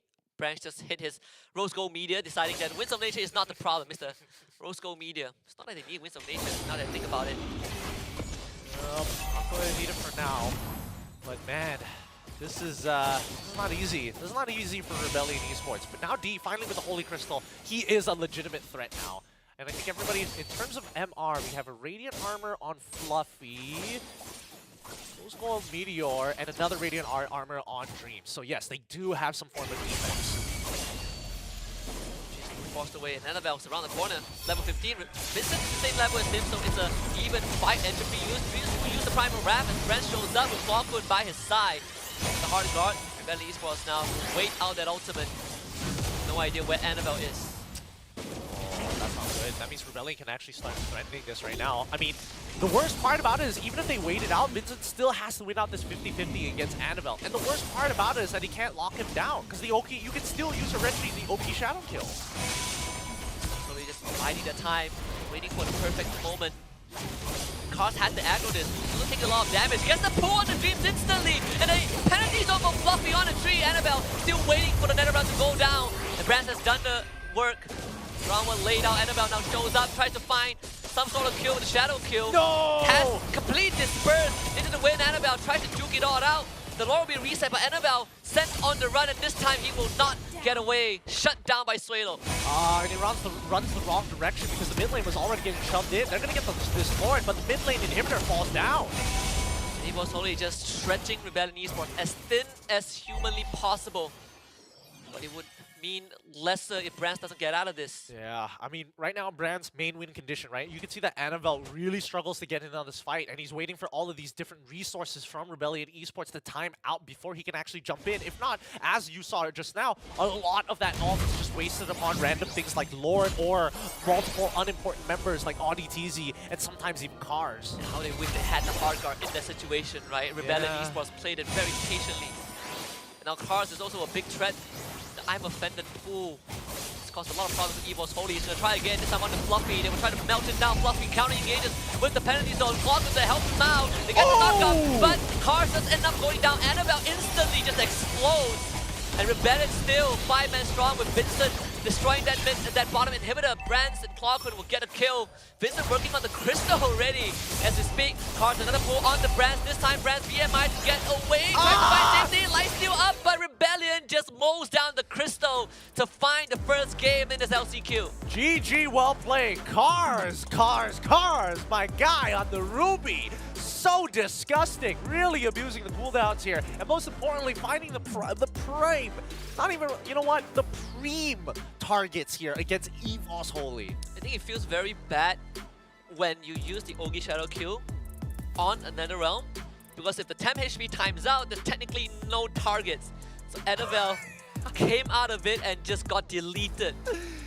Oh, that's so unfortunate. That's so unfortunate, right? With so much on the line here, 14 minutes and 43 seconds, that game ends. It doesn't extend further than that, luckily for Rebellion, because so far, like in terms of the way that the comp actually plays out, it looks like they've done significant homework against a lot of the movements from EVOS Holy, right? They recognize, hey, if we're missing a couple of people here, this is what they're going to do. And the same can be said about EVOS Holy with the way that Annabelle was able to sneak through to get that initial kill onto D. Yeah, and they also figured out that there are key conditions for EVOS Holy to take fights. First of all, Clockwood needs to have his ult, and as the game progressed, we realized that Rebellion, they're pushing the tempo just more and more with every passing moment, and Clockwood, he's deliberating whether he needs to use that ultimate or not, because Rebellion played them once and played them to a T. Yep, it's difficult. I think it's real difficult with this type of sustained compositions, right? The Minotaur as well as the Farmist, just they work so well in tandem with each other. It's a soft synergy overall, not a hard synergy. But let's have a look at the stats, right, and see where a majority of these numbers are going to be leaning in towards, because I'm expecting Brands to be at the top of the charts, and of course, he is at the top of the charts.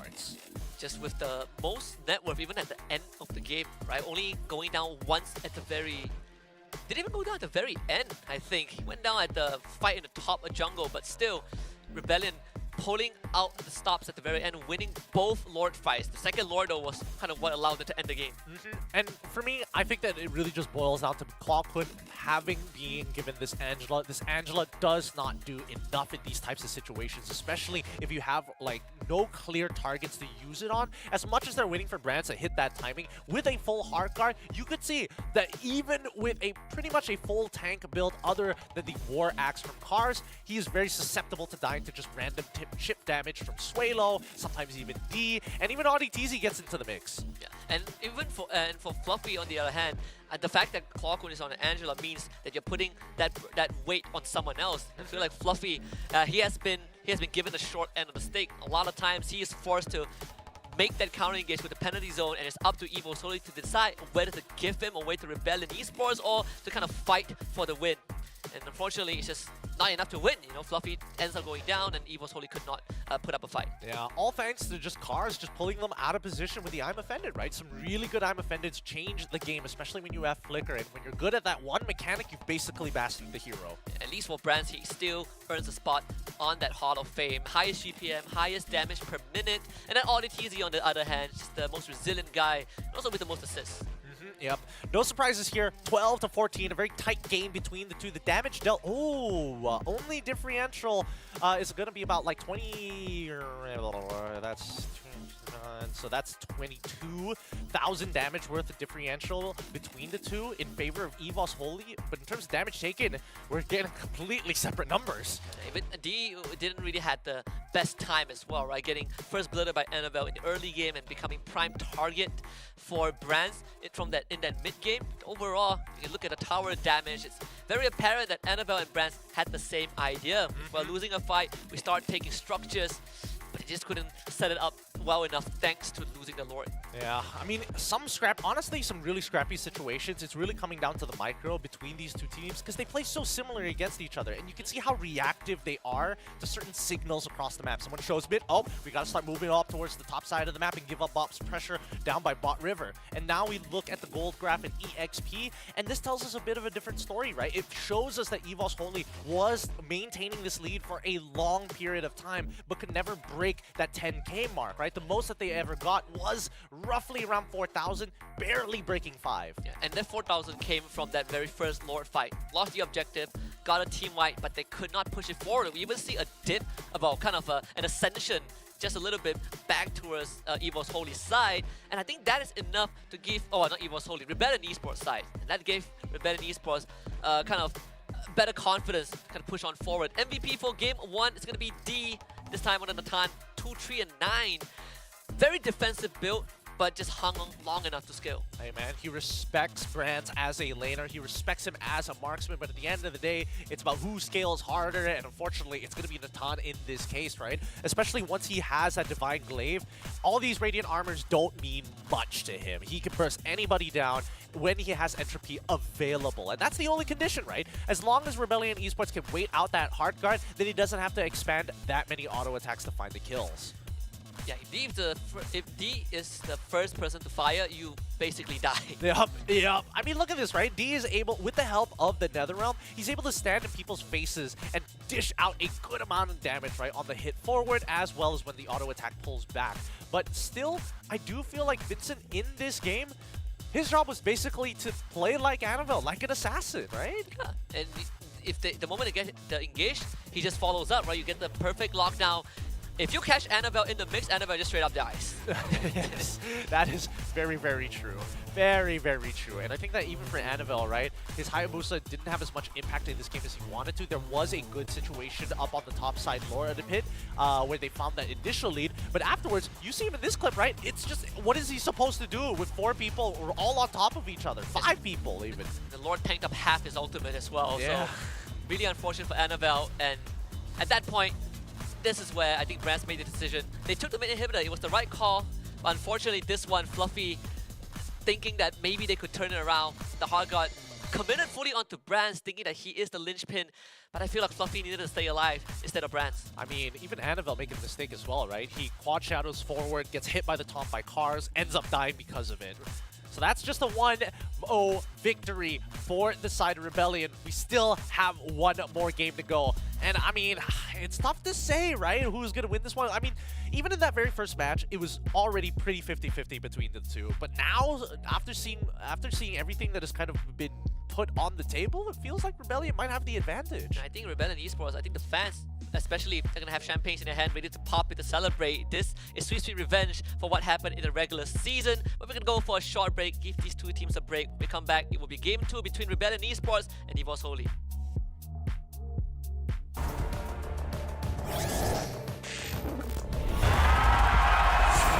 Here we go! Powerless to you. I know that I want you, and I know that you want me back, and I know that you want me back. Let's do the say that we don't. Let's do. I know that you want to.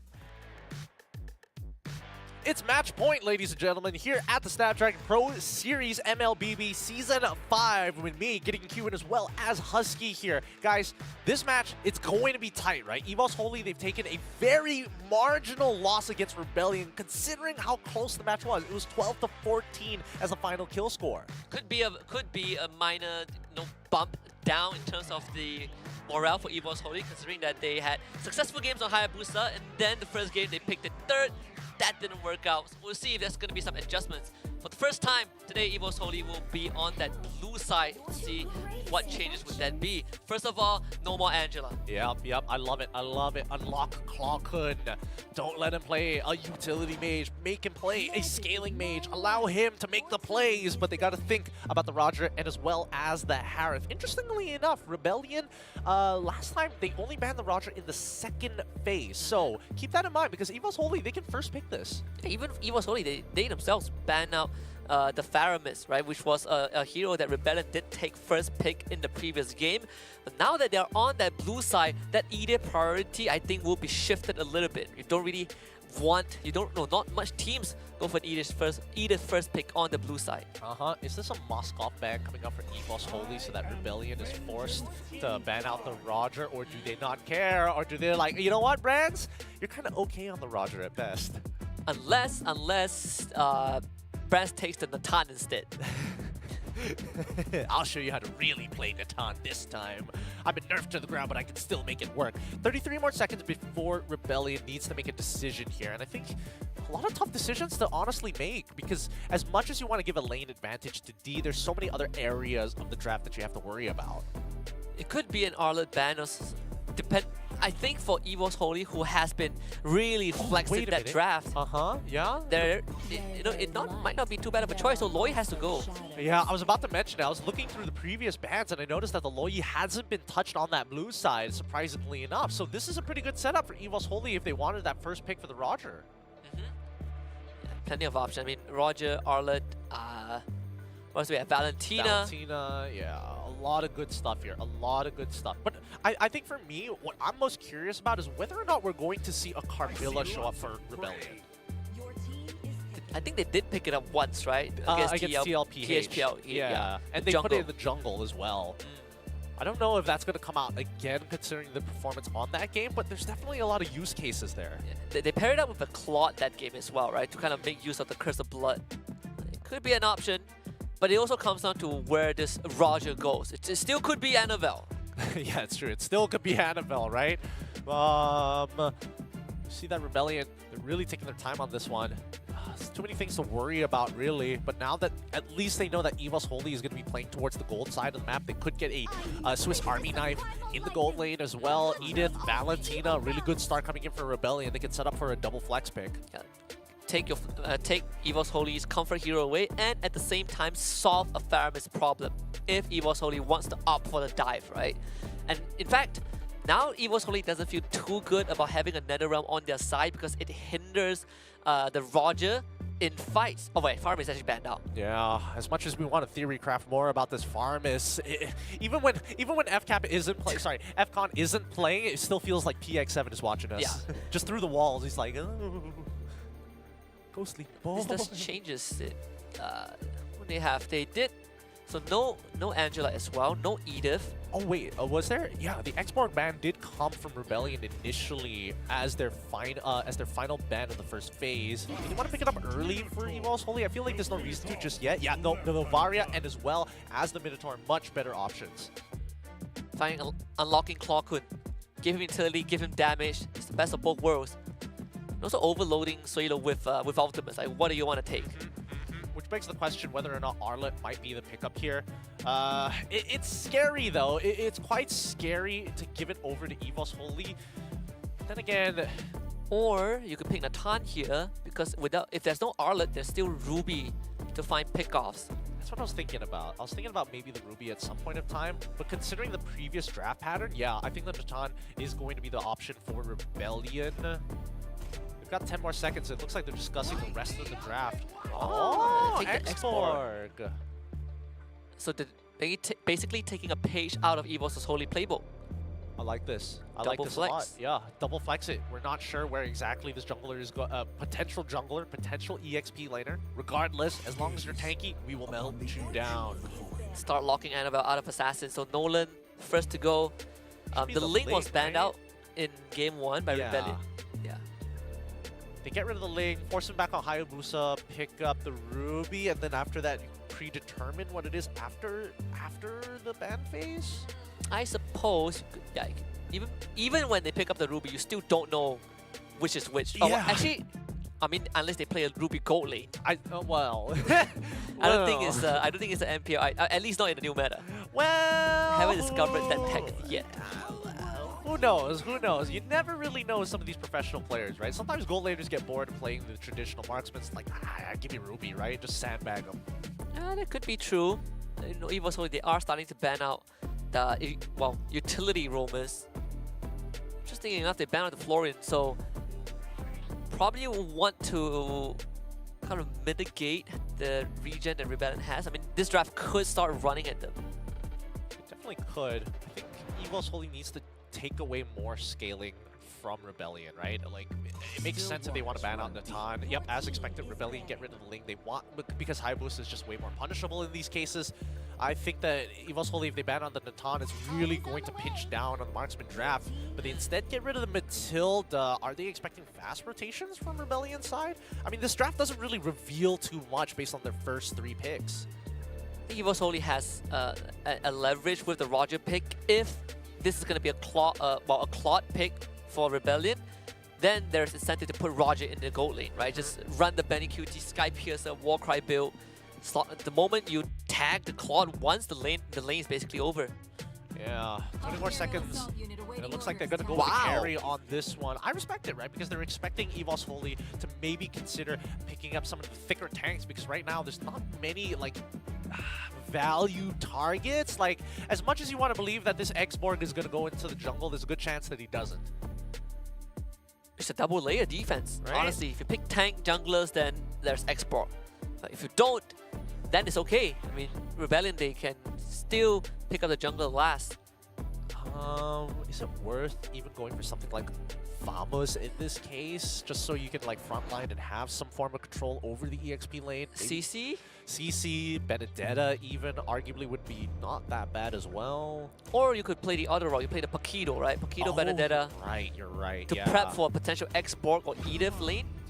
And take the Claw. So it's the Annabelle Roger, and they take the Ruby. Okay, just to make sure that they can at least not worry about the disruption coming in from cars. I respect it a lot. And now Rebellion, final pick, just to kind of complete the composition so far. Yuzong. All right, so it's going to be... Oh man, it's going to be the X-Borg jungle here. Oh no, they're switching around? Okay. Surely, so For a moment, I thought like AudiTZ is going to go nuts on this X-Borg robe. But yeah, no, as expected, right? This Faraga armor is going to be quite a problem for the side of EVOS Holy. So now it's all about, can they break that Faraga armor before Cars reaches the back line with AudiTZ?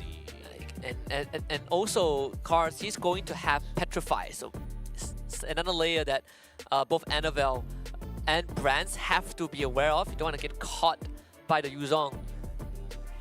But at least you have Fluffy to sandbag the lane, right? That's kind of the bare minimum. Depending on what Cars takes for the emblems, I know a lot of Yuzong now has been going for the Warcry just for the early lane dominance. Because it's so free. As long as you you proc your Shah residue as well as the Warcry, you're getting an extra 6% of damage from like DOTing them, DOTing and regenerating at the same time. So it's just pure value. There's nothing wrong with it. So second game, Rebellion Esports. If they can take down EVOS Holy once more, they're going to go straight to challenge final. So EVOS Holy needs to win this to force a game 3. This time they're going to be on the blue side for once with Rebellion Esports on red. All right, let's see how both of these teams are going to do it. Annabelle going to be starting off on his purple, while Vincent is going to be on his orange. They're on mirrored sides of the map and will end up on 2 opposite sides. They're not. It's kind of interesting to see because they have so much faith that Brand is going to be walking away from this lane okay, especially since, as expected, Master Assassin already picked up by D. But not forgetting to have the firmness just in case any trades come in. Still need to be careful of a potential Roger making that rotation. But Evo's Holy, they are babysitting Annabelle as much as possible, leashing his camps, making sure that he hits that timing. This probably is not a Sky Piercer angle. I don't see him going for the Expert Claw component. He went for the Ogre Tomahawk. Okay, Ogre Tomahawk's first component built here. So it's a War Axe build. Does he really want to go for the War Axe build? Is it valued in this particular matchup in comparison to going for the traditional like Sky Piercer, maybe even like Windtalker? I guess when you do have the War Axe, you're going to be a little bit more relevant from early to mid once you complete the item. But up until that point, you're basically just power farming, right? I guess also you want to survive a bit longer considering the enemy has Firaga armor on their side. That's true. That's a good point. That's a good point. But Extended fights, I feel like, would be what Evo's Holy is expecting. well, it would be ideal, but we'll see whether or not, like, who makes this first mistake, right? Vincent just sitting in that bush, and it feels like EVOS, they have a hard read on this. Don't really want to walk up as well. I mean, you see Annabelle so deep in the jungle on Rebellion's orange buff. That means Vincent gets on top of the turtle first, but this is not going to be a fast clear. I don't think they care about this, right? EVOS Holy, they don't need to fight for this whatsoever. Especially with the Black Dragon form, yeah, it's just, they're going to back away from this. And you can see how quickly Annabelle is just taking away every single camp on the top side of the map. With that being said, he's just power farming for the most part of the next, I'm going to predict 5 minutes of game. Yeah, in fact, I think they found Annabelle. He cannot move at all. First blood going over to Suelo. The rotation so fast from Rebellion. Yep, unfortunate indeed, but that's just how that's how the cookie crumbles, right? Rebellion now should be able to take full goal plating here. And you see Clockwood, he's moving up as fast as he can. Rebellion Esports, they're going to stand there and take it. It's not like Brands has a lot of damage. In fact, even with their combined efforts, they are the one taking punishment. And the orange buff stolen by Vincent. All right, that's Wait, fine. did he get it? No, he's working on it. He's working on it right now. Annabelle already did it to him, so it's only fair that they trade the buffs. Oh, Dreams got hit. Huh. I mean, Vincent didn't have retry. I think he didn't come off cooldown in time. That's kind of funny, though. But still, regardless, means that Rebellion Esports, their gold lead very minimal here. And it looks like the majority of that gold lead actually coming in from carry. For the most part, because of that goal plating, right? 55 more seconds until we see the next turtle actually spawn, and this is what we were expecting to see. EVOS Holy and Rebellion, early game, just very, very chilled, just playing around the river and giving up and taking space. Annabelle, he does not have his camps on the bottom side, unfortunately. All taken by Vincent. And that actually does hurt Annabelle a little bit. Thank goodness he's not going for Sky Piercer build in this case. Yeah. It's good that he's saving that 1,500 gold. 25 seconds until the next turtle spawns, and so far these lanes have been very, very stale from both sides, right? Nobody finding any real advantages. Kaz has a really good freeze in his current...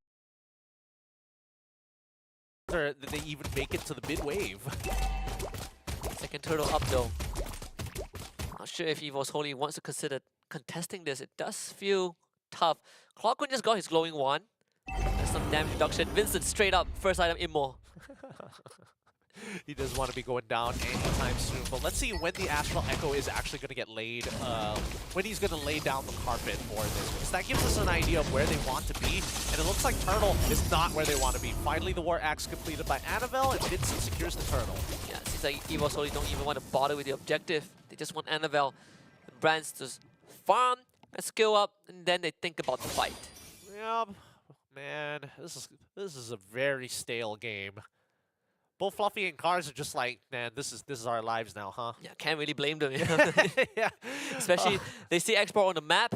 I'm pretty sure Fluffy called out him with the immortality. They're like, okay, no objective fights, guys. Just farm. Farm. There's no point fighting it. Even when they skill up, it's still not the easiest fight that they can take, right? Go through Vincent. You have to go through a potential stolen Minoan Fury. A lot of factors that EVOS Holy needs to consider. I suppose the goal lead's still below 1,000. That's very manageable for EVOS. It's a very cold war.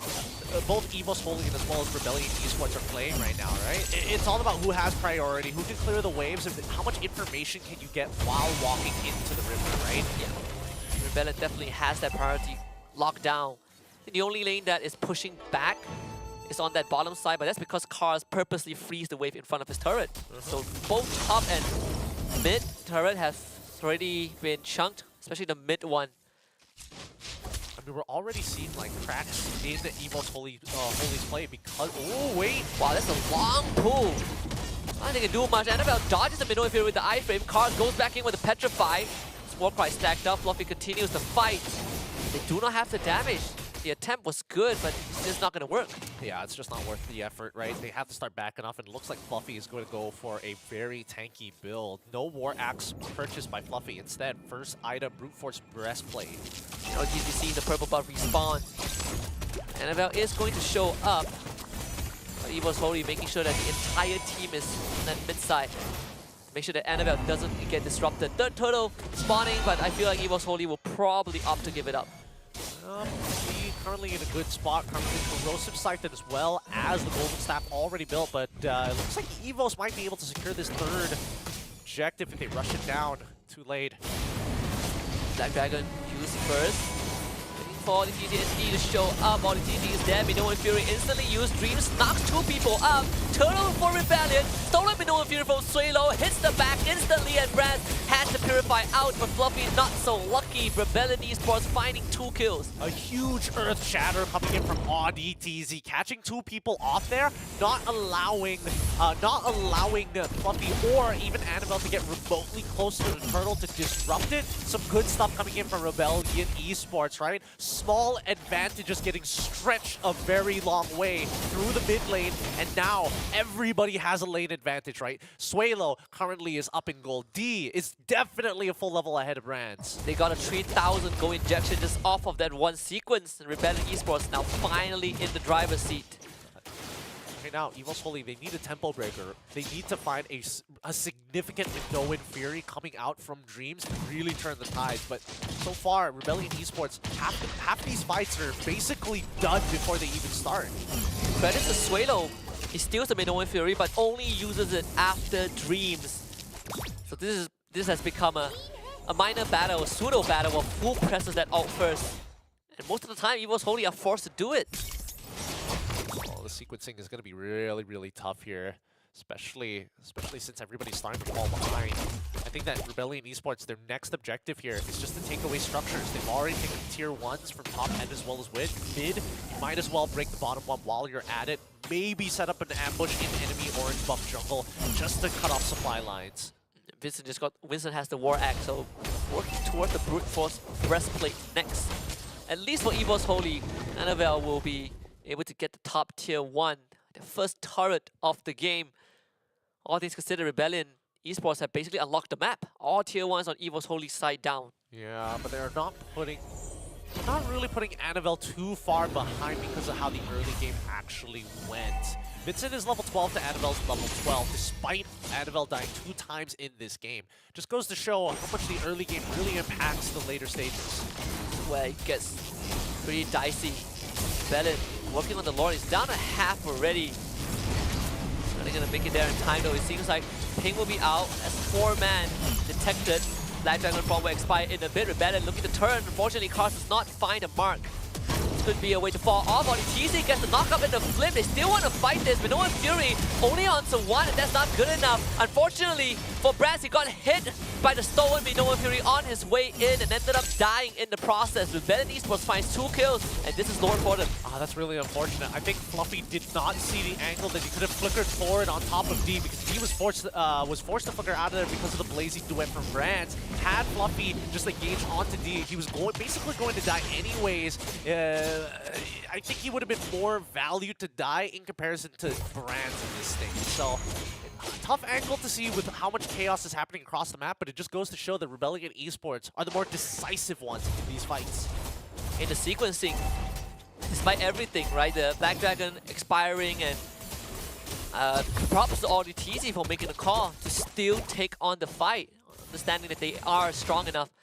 Now, First Lord coming down mid is the best case scenario for Rebellion Esports. Yeah, and man, this is a real tough one, right? Their main win condition in Brands right now, 2,000 gold behind, and they're about to lose every outer tier turret at the same time. And the bottom one remains. That one will be a slow burn. So Evo's Holy keeps the inhibitors intact, but at the cost of Rebellion Esports basically controlling the entire map.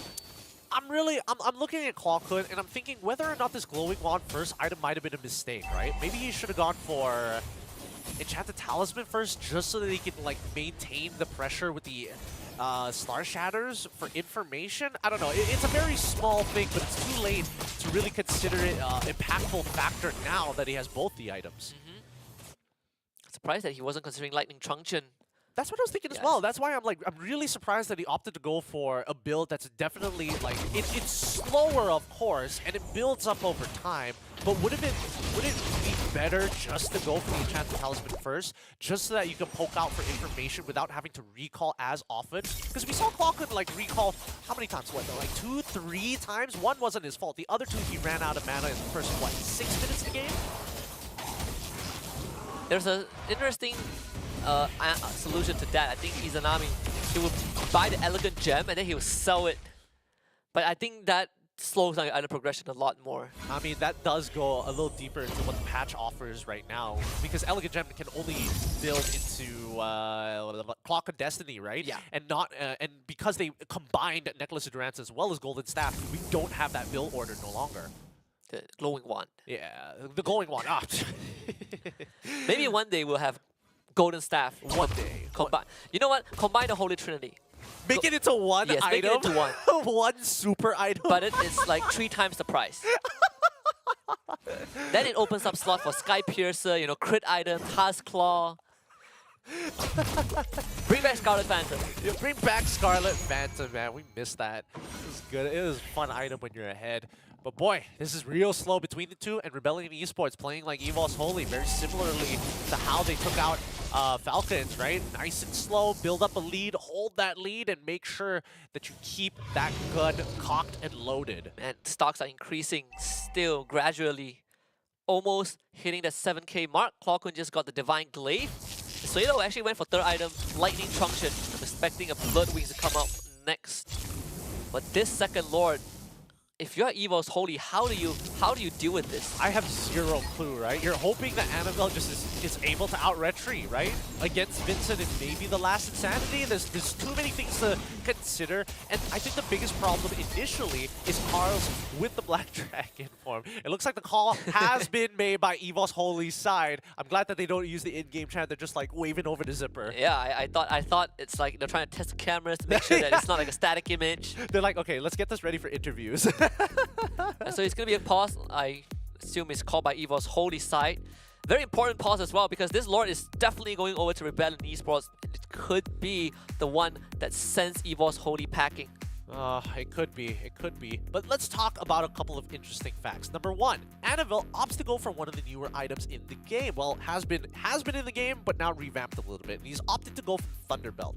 So what are your thoughts on this? Because right now, with the build that he's going for, it's like, I want to stay in the fight as long as possible, but I also want to have the burst damage. And I feel like it's a little greedy. Yeah, I think Thunderbelt is more like, the longer you get to stay in the fight, the more benefit it gives you. The problem is, Annabelle doesn't get that luxury.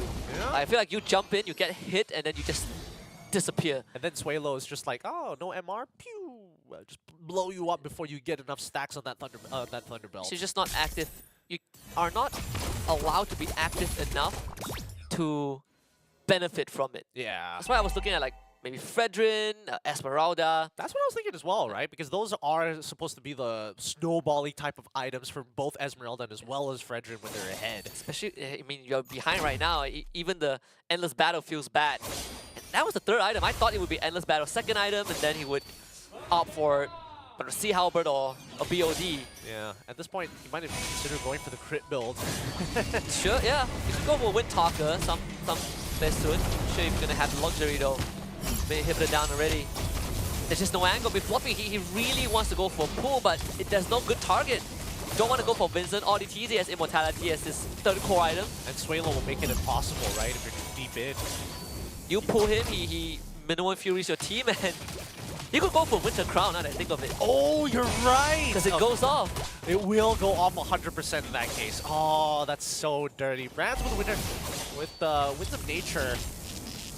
It's going to be tough still, right? Because Suelo is one of the bigger problems that they haven't been able to access that backline because of the constant fear. There's 2 inhibitors down already. So EVOS Holy, they only have one last standing structure on the top side. it's actually the worst case scenario because next Lord is also on top side. Yep. This is starting to look a pretty unwinnable. Oh, yeah. Really, man? I mean, all right, fine, Vincent. Sure, you already have the War Axe. Get the Ice Queen's Wand on top of it. He's pretty unkillable, but now it's gonna be so much worse for EVOS Holy. Rebellion Esports still fishing for the coup de grace. Yeah, Fluffy, he was so close. Sado feels very juicy, but he doesn't feel confident enough. 4-man ping. It's not like they can do much with it though. Black Dragon Front will be committed just to ensure the bottom inhibitor. And he will get it, or the minion will. Yep, they're just, honestly, they're just playing the war of attrition right now. And Rebellion Esports, they know it. They're like, oh, we got you here. We're so close to this checkmate angle. But EVOS Holy, they just need to make it to the 42k mark. Because if we're talking about brands, the main win condition, he's already completed his main items. Now, it's whether or not Clawhook can actually scale up a little bit faster. He's got the penetration, he's got the poke, the later poke damage, but he doesn't have the raw stats. I wonder what Claw Queen is going to build towards. Is he going to buy a Ice Queen's Wand as well? I think he might actually. He's going to go with like full utility on this one. Is it any more worth it to go for Wishing Lantern? I don't know, for the pokes, I suppose. I don't think so. I don't think you go Wishing Lantern in this case, right? Because there's too many ways. I don't think the damage really sticks on them. Vincent can technically heal back up. Same goes for Cars. I suppose so, but you do have the glowing wand. The burn does count into it. You're right. Maybe that might be the option. It's tough to say. I do think that the Ice Queen's Wand is just a little bit better here, especially on the retreat when Rebellion is going for that big frontal engage. You know, this Lord Dance is more important for EVOS Holy than it is for Rebellion Esports. This dance can only last so long. No, it can last forever. Vincent with the War Axe fully stacked as well. Black Dragon Bomb, that's a ping onto everyone. Minoan Fury used instantly. They find the bag. The knockup does go through, but a counter knockup again. Lord taken by Vincent, by Swalo. And unfortunately, this is the end of the road for EVOS Holy. Rebellion Esports found the fatal blow. Immortality expended on Naughty TD's side, but Rebellion Esports are more than ready to go for the winner's walk. It's the March of Glory down the middle lane. Vincent to lead the charge. Rebellion Esports close out the series and becomes the final team to advance in the Challenge Finals. Congratulations to Rebellion Esports, victors against EVOS Holy 2-0. That's why MPLID, they've got some serious competitors in their league. You never know who's going to come out on top. Yeah, bottom feeders don't stay at the bottom forever. They have overcame EVOS Holy, which was regarded as one of the miracle runners in the MPLID playoffs. Very unfortunate. I mean, they worked so hard through the lower bracket. Knocked down by Rebellion Esports. They were placed in the gauntlet by them, and they were eliminated by them at the end. History sometimes do repeat itself. It's a game of rock, paper, scissors, right? And it looks like, unfortunately, the counter is Rebellion Esports. Well done once again, and welcome to the Challenge Finals. Man, they played a strong game, and I honestly feel it just came down to the draft, right? As much as we would have loved to see this Roger go on to Brands, there is a mad level of respect between Brands and D. There is. The whole game, it felt very uninteractive, right? Super interactive. You don't even... I didn't even notice D got 4 kills at the end. That's how by textbook, I guess, Rebellion played the game. Though they did use the EVOS Holy trick on them with the Edith Xbox flags. Yes. That really threw a wrench into EVOS Holy's plan. Yep, it really had... basically, with the double flex, they have a way more coverage in terms of what they could potentially throw into the draft in the second half. And I think, you know, it really begs the question whether or not Anavel had enough in the pockets. And it didn't look like he was very comfortable playing Hayabusa again, especially up against the X-Borg. And it's not like he has a lot of free targets. A lot of them have ways to try and outplay, and more so, the Winter Crown is such a big problem. I do think, however, that maybe they should have believed in Brands a little bit more. Give him that Roger, put Anavel on something a little bit more traditional, worst comes to worst. Yeah, tanks were open, but I guess they were discouraged by Carry and Export, right? There was Baxia, Fredrin, Akai, you name it. I think the Arlet was available, but they were confident with Fluffy on the Ruby. That one also didn't work out. It's just unfortunate. I think EVOS only played a strong game early on against Falcon, but Rebellion they did enough prep. Yeah, I think honestly the comp coming in from from EVOS' Holy side is a little bit too many resources are involved for Anavel to actually get him working, right? But let's look at the stats one more time, because here we do see this game pushing over into the 17th minute, and unfortunately the goal lead, the 42k mark that I was talking about, it just got touched by EVOS Holy, and you can see in that final fight how close they were to actually wiping out the whole team of Rebellion. Everyone on Rebellion side was literally so low, right? You give Clockwork a few more Star Shadows, that could have turned around instantly. Perfect game for Rebellion Esports, by the way. 9-0. Yeah, they won on every single front, every single turtle. They were able to claim every single objective across the map. The only thing that they didn't really care about too much was the orange buff. That as well. And perhaps the second Lord, right? Yeah. Well, second Lord, it was quite a hell of a dance, but somehow Suelo got the Lord. It's nasty. It's really, really nasty, right? These mid laners, it really just goes to show, if you give them anything that allows them to play make, then they are very legitimately dangerous. Like Qualcomm, as much as he wants to scale his pokes, unfortunately did not give enough information to EVOS Holy to make the correct decisions across the map. Even Dreams, I think, reached a point where I feel like he was trying to go for Winter Crown at one point. Could be wrong. I think it feels like a Winter Crown. Yeah, it does. Didn't get to that point though. He did have to throw his life, and that sacrifice was almost worth it. Just needed a bit more push that they didn't have. I think Fluffy also felt really uncomfortable, right? Not really knowing who to pull. Sometimes it really felt like Rebellion had heroes in range, but didn't feel like the right target for Fluffy to go on. Yeah, I have to agree. I think that Dreams was trying to opt to go for a Flask of the Oasis. Had he completed that, that might have made the difference for Brands to finish off and clean up the rest of that fight. But when we look at the damage dealt, it's actually pretty even between the two. And even so, similarly to damage taken. Even for damage taken, Rebellion took, I mean, you'd think that with how dominant this game was, Rebellion would have slightly lower damage taken overall, but they were just landing punches. A lot of them soaked up by Vincent. Yup. He was making sure, especially with the War Axe, right? It does give Vincent a little bit more flexibility in terms of like how he should be playing the export. Last time it's like, oh, you build a bunch of tank items, he becomes really difficult to deal with, and eventually with his max heat, he'll deal true damage. But now, with the War Axe, in tandem with the Brute Force Breastplate, right? You are not only fast, you have plenty of spell vamp, and you start to hurt even from the very beginning of those flame missiles. Fire stokes? Fire missiles, Fire missiles, something. Flamethrower. It's not coming to me right now. It's not coming to me. I'll get back to it in a little bit. I think the flamethrower is called fire missiles, and then you have the stakes or something. Yeah, the flame stakes has the second ability. Yes. But still, it just goes to show, right? None of this damage really sticks, and that's the biggest problem. Despite having the glowing wand, despite having an enchanted talisman to spam out these abilities coming in from Clawhood, I think it really just comes down to, can you preemptively get a effective Astral Echo across the enemy team? This was just a gradual descent into defeat for EVOS Holy. Rebellion had the lead the entire time. The only thing that spiked up at the very end was XP, but that's also because Rebellion hit max levels. Unfortunately for Fluffy, even though he did have a couple of good flicker I'm offended, just not as much as Cars, right? It just goes to show the impact plays from these EXP laners are held in high regard to both of these teams. And of course, MVP for this game is going to be the 4-0-5 perfect game for the carry. Basically, decked down at the very end. Felt like he was untouched. We mentioned both goal laners give a lot of respect to their lane opponents, but D clearly edging out.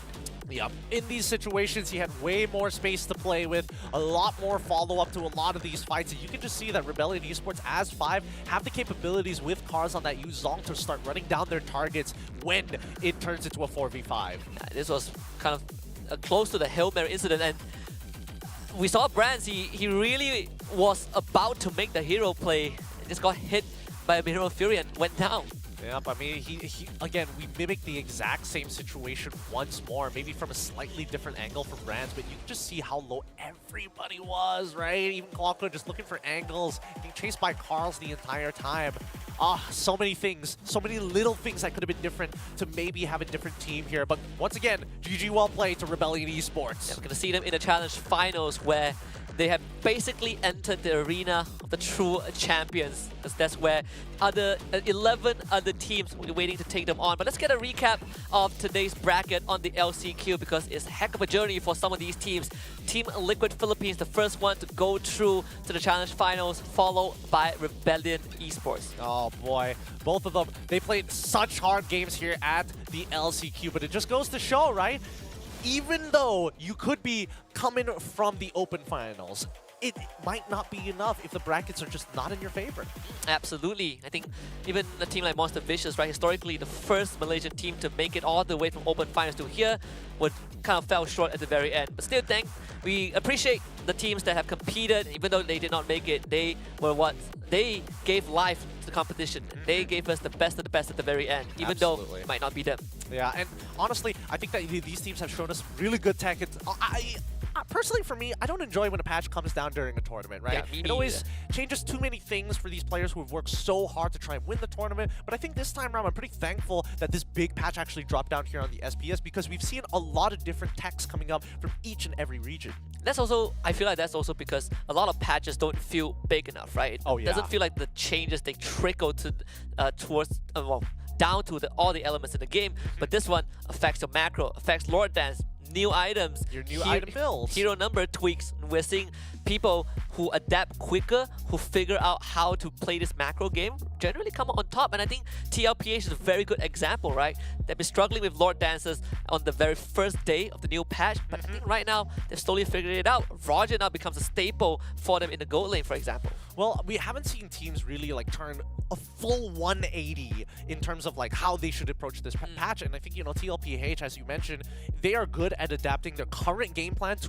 what the meta is asking of them. I do think that it's going to start changing towards the later half of the month, when MSC is getting closer and closer, and I think that's when we're going to see a lot more polished techs. Yeah, I mean, aside from SPS, there are a lot of tournaments that's happening all across the region, right? So I think teams are just going to figure it out eventually. But we're going to take a look at the qualified teams for the Challenge Finals, because this is the final stretch, the Big Boy League, starting with the invited teams where Fnatic Onyx, GigFam Indonesia, Falcons AP Brand, Homeboys, NIP Flash, and see you soon. Oh boy, but qualify with them. From the qualified teams, 6 of them, it's RSG Philippines, Yudu Red Giants, Bigatron Beta, Smart Omega, Team Liquid PH, and Rebellion Esports. Yeah, and of course, Liquid PH and Rebellion Esports coming in from the LCQ, whereas the other 4 came from the Challenge Group stage. Nonetheless, I mean, there's a lot of storylines going on, especially when you look at the invited teams, Homeboys, right? They are champions of their own region back in Season 12, or 2 seasons ago.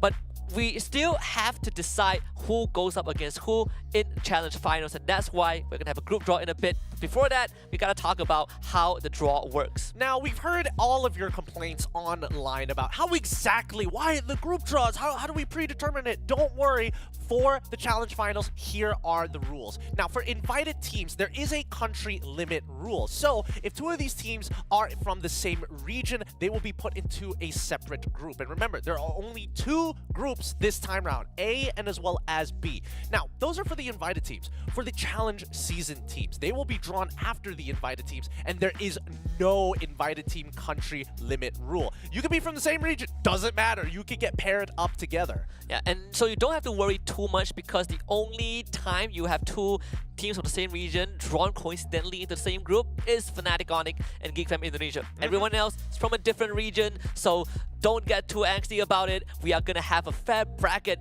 but it's more of which team gets paired up with who, right? Are your favorite teams gonna be in the so-called group of death, or do you feel like your teams are gonna have a good time? I don't know about you, but I think you might want to retract your statement of what team is going to be in which group, because I think that it might not be fair. It might just be like Fnatic Onyx, TLPH in one group, RSGPH, so on and so forth. But here we go. It's time for the group draw. Now, as you can see, Zipper's going to be rolling around these balls to make sure these are all the invited teams. By the way, sorry, a bit of a face change there. Let's come back to our original forms before we go back into that. But once we start these polls, right, it's not going to stop. They're going to be announced in sequence here. Here's the first team. Yeah. We're going to be looking at Group A first, again, invited team. Only 6 teams are in this pool, so the first one. I personally want to see where NIP Flash ends up in, you know, Singapore region. but we're gonna get Geek Fam Indonesia as the first pin picked up from the pool. All right. That's a strong start. Geek Fam. As long, I mean, technically we shouldn't expect to see Fnatic on in that same group. So if they get picked up, they'll be headed straight over into Group B. So at least we won't get the two titans, right? We Right. won't get, Beloyski and Kyrie in the same group. That's way too much. So the first team, again, just to recap, drawn will be Geek Fam Indonesia, slotted straight into Group A. Well, this means that if you're in Group A, better be ready to face off some assassin roaming tech. Thank you, Beloyski. Thanks, Skypiercer Beloyski. has just been released. Bet he loves that. I bet he's laughing about He's it, like, man. I get Hellcurt and Skypiercer? This is great. This is great. And I could still run Execute if I wanted to. That is mad genius. Oh, it really is. But here comes our second invited team. Going over to Group B, it's going to be See You Soon. And that, I don't know about you, but See You Soon is one of those teams that most people just don't like dealing with. They're really, really aggressive, and they come from a hyper-aggressive region as well. When you want to farm and then you have people running at you the entire game, it doesn't feel fun. Not for you, but for See You Soon, this is the kind of the environment that they thrive in, right? The more you want to resist fighting them, the happier they are. So See You Soon is going to lead Group B. We're going back to Group A this time and see what the next team is going to be. Now, if it's Fnatic, Onyx, then they go into Group B. But if it's not, then they will be joining Geek Fam Indonesia. Let's see, team number 3. Right. So we're going to take the first look before revealing it. It's the Wow. Homeboys from Malaysia going into Group A. I love this. I love this. Recap of M5 group stage. We've seen Homeboys and Geek Fam Indonesia duke it out before. Obviously, the lineup is a bit different, but there is history between these two teams. Of course, Udio is going to be back in home soil. That is going to be spicy as well. Looking forward to this one. Yeah, that's going to be an exciting group to see already. But here comes our next invited team to join up with See You Soon. And this could be a number of options, right? It's Fnatic, Onyx, FCAP, NIP Flash. So many different, again, like if I had to compare them as rock, paper, scissors, it's really tough because there's some good matchups and some plenty of terrible ones. And it's going to be Fnatic. Onyx has the second team in Group B. I mean, the bottom teams have all been drawn out, so we only have the top column left. Fnatic, Onyx, second team into Group B. They will be with See You Soon. It's going to be very interesting because today, well, just today, the separate occasion, some of the players of Fnatic, Onyx actually play against almost 80% of YRG's roster, and they just got beaten. So we'll see if this new tech so far, not looking too good for Fnatic Onyx, but I believe things would change in a month. Hey man, anything can happen in the short period of time with how the constant environment, atmosphere of MLBB is changing with these patches. Here comes our next team joining up with Group A. Of course, we have to follow protocol. Zipper, please have a look at it first before showing it to us, just to make sure that everything is set. And it looks like it's going to be NIP Flash. Wow, Group A is looking so interesting, right? We have NIP Flash, back-to-back MPL Singapore champions, adding Diablo to the roster, no longer crowned as Hades Gaming. Now they're a proper team, but with NIP behind their back, joining Homeboys and Geek Fam Indonesia, this is a spicy group. I mean, we say spicy, but it's only going to start getting really unfair once we get the qualified teams in the mix, right? So we still have a couple of options left. With that being said, Falcons AP Brand will be going over into Group B to finish off the invited teams. Now, the top 4 who have qualified from the challenge season, let's see where these boys are going to be laid out. We already have the box ready for you guys. Don't worry, Zipper's got you covered. Yeah, so we have RG Philippines, Yudo Red Giants, Bigatron Beta, and Smart Omega. 4 very distinctly different teams, right? They all have very different identities and playstyle. This one's going to go into Group A. Let's see who the first team's going to be. I mean, Group A is already super spicy. I'm hoping for Smart Omega. I think that's really going to shake up Group A. That would be interesting, actually. Even Bigatron Beta would do good. But we get RG Philippines. Wow. So I guess we're going to see Aqua, Light, Demon Kai, the gang, the Raiders, the chess players in Group A.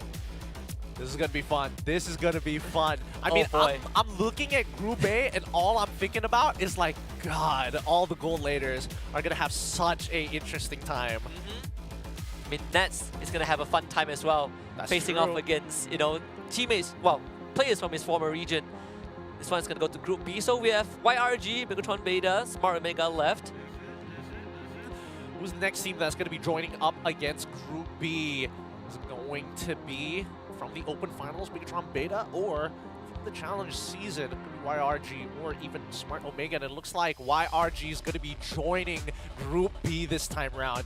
Wow, that is a pretty stacked group. I told you, man. I told you. I just talked about the YRG, most of YRG's roster beating Fnatic Onyx roster today, and wow, they're going to get a second chance in that Group B. But this is one of the most talked about teams for the past month or two. Yudo Red Giants winning almost a flawless season in their local region, and right now they're facing off against world champions. They're facing off against the team with the most trophy, and see you soon.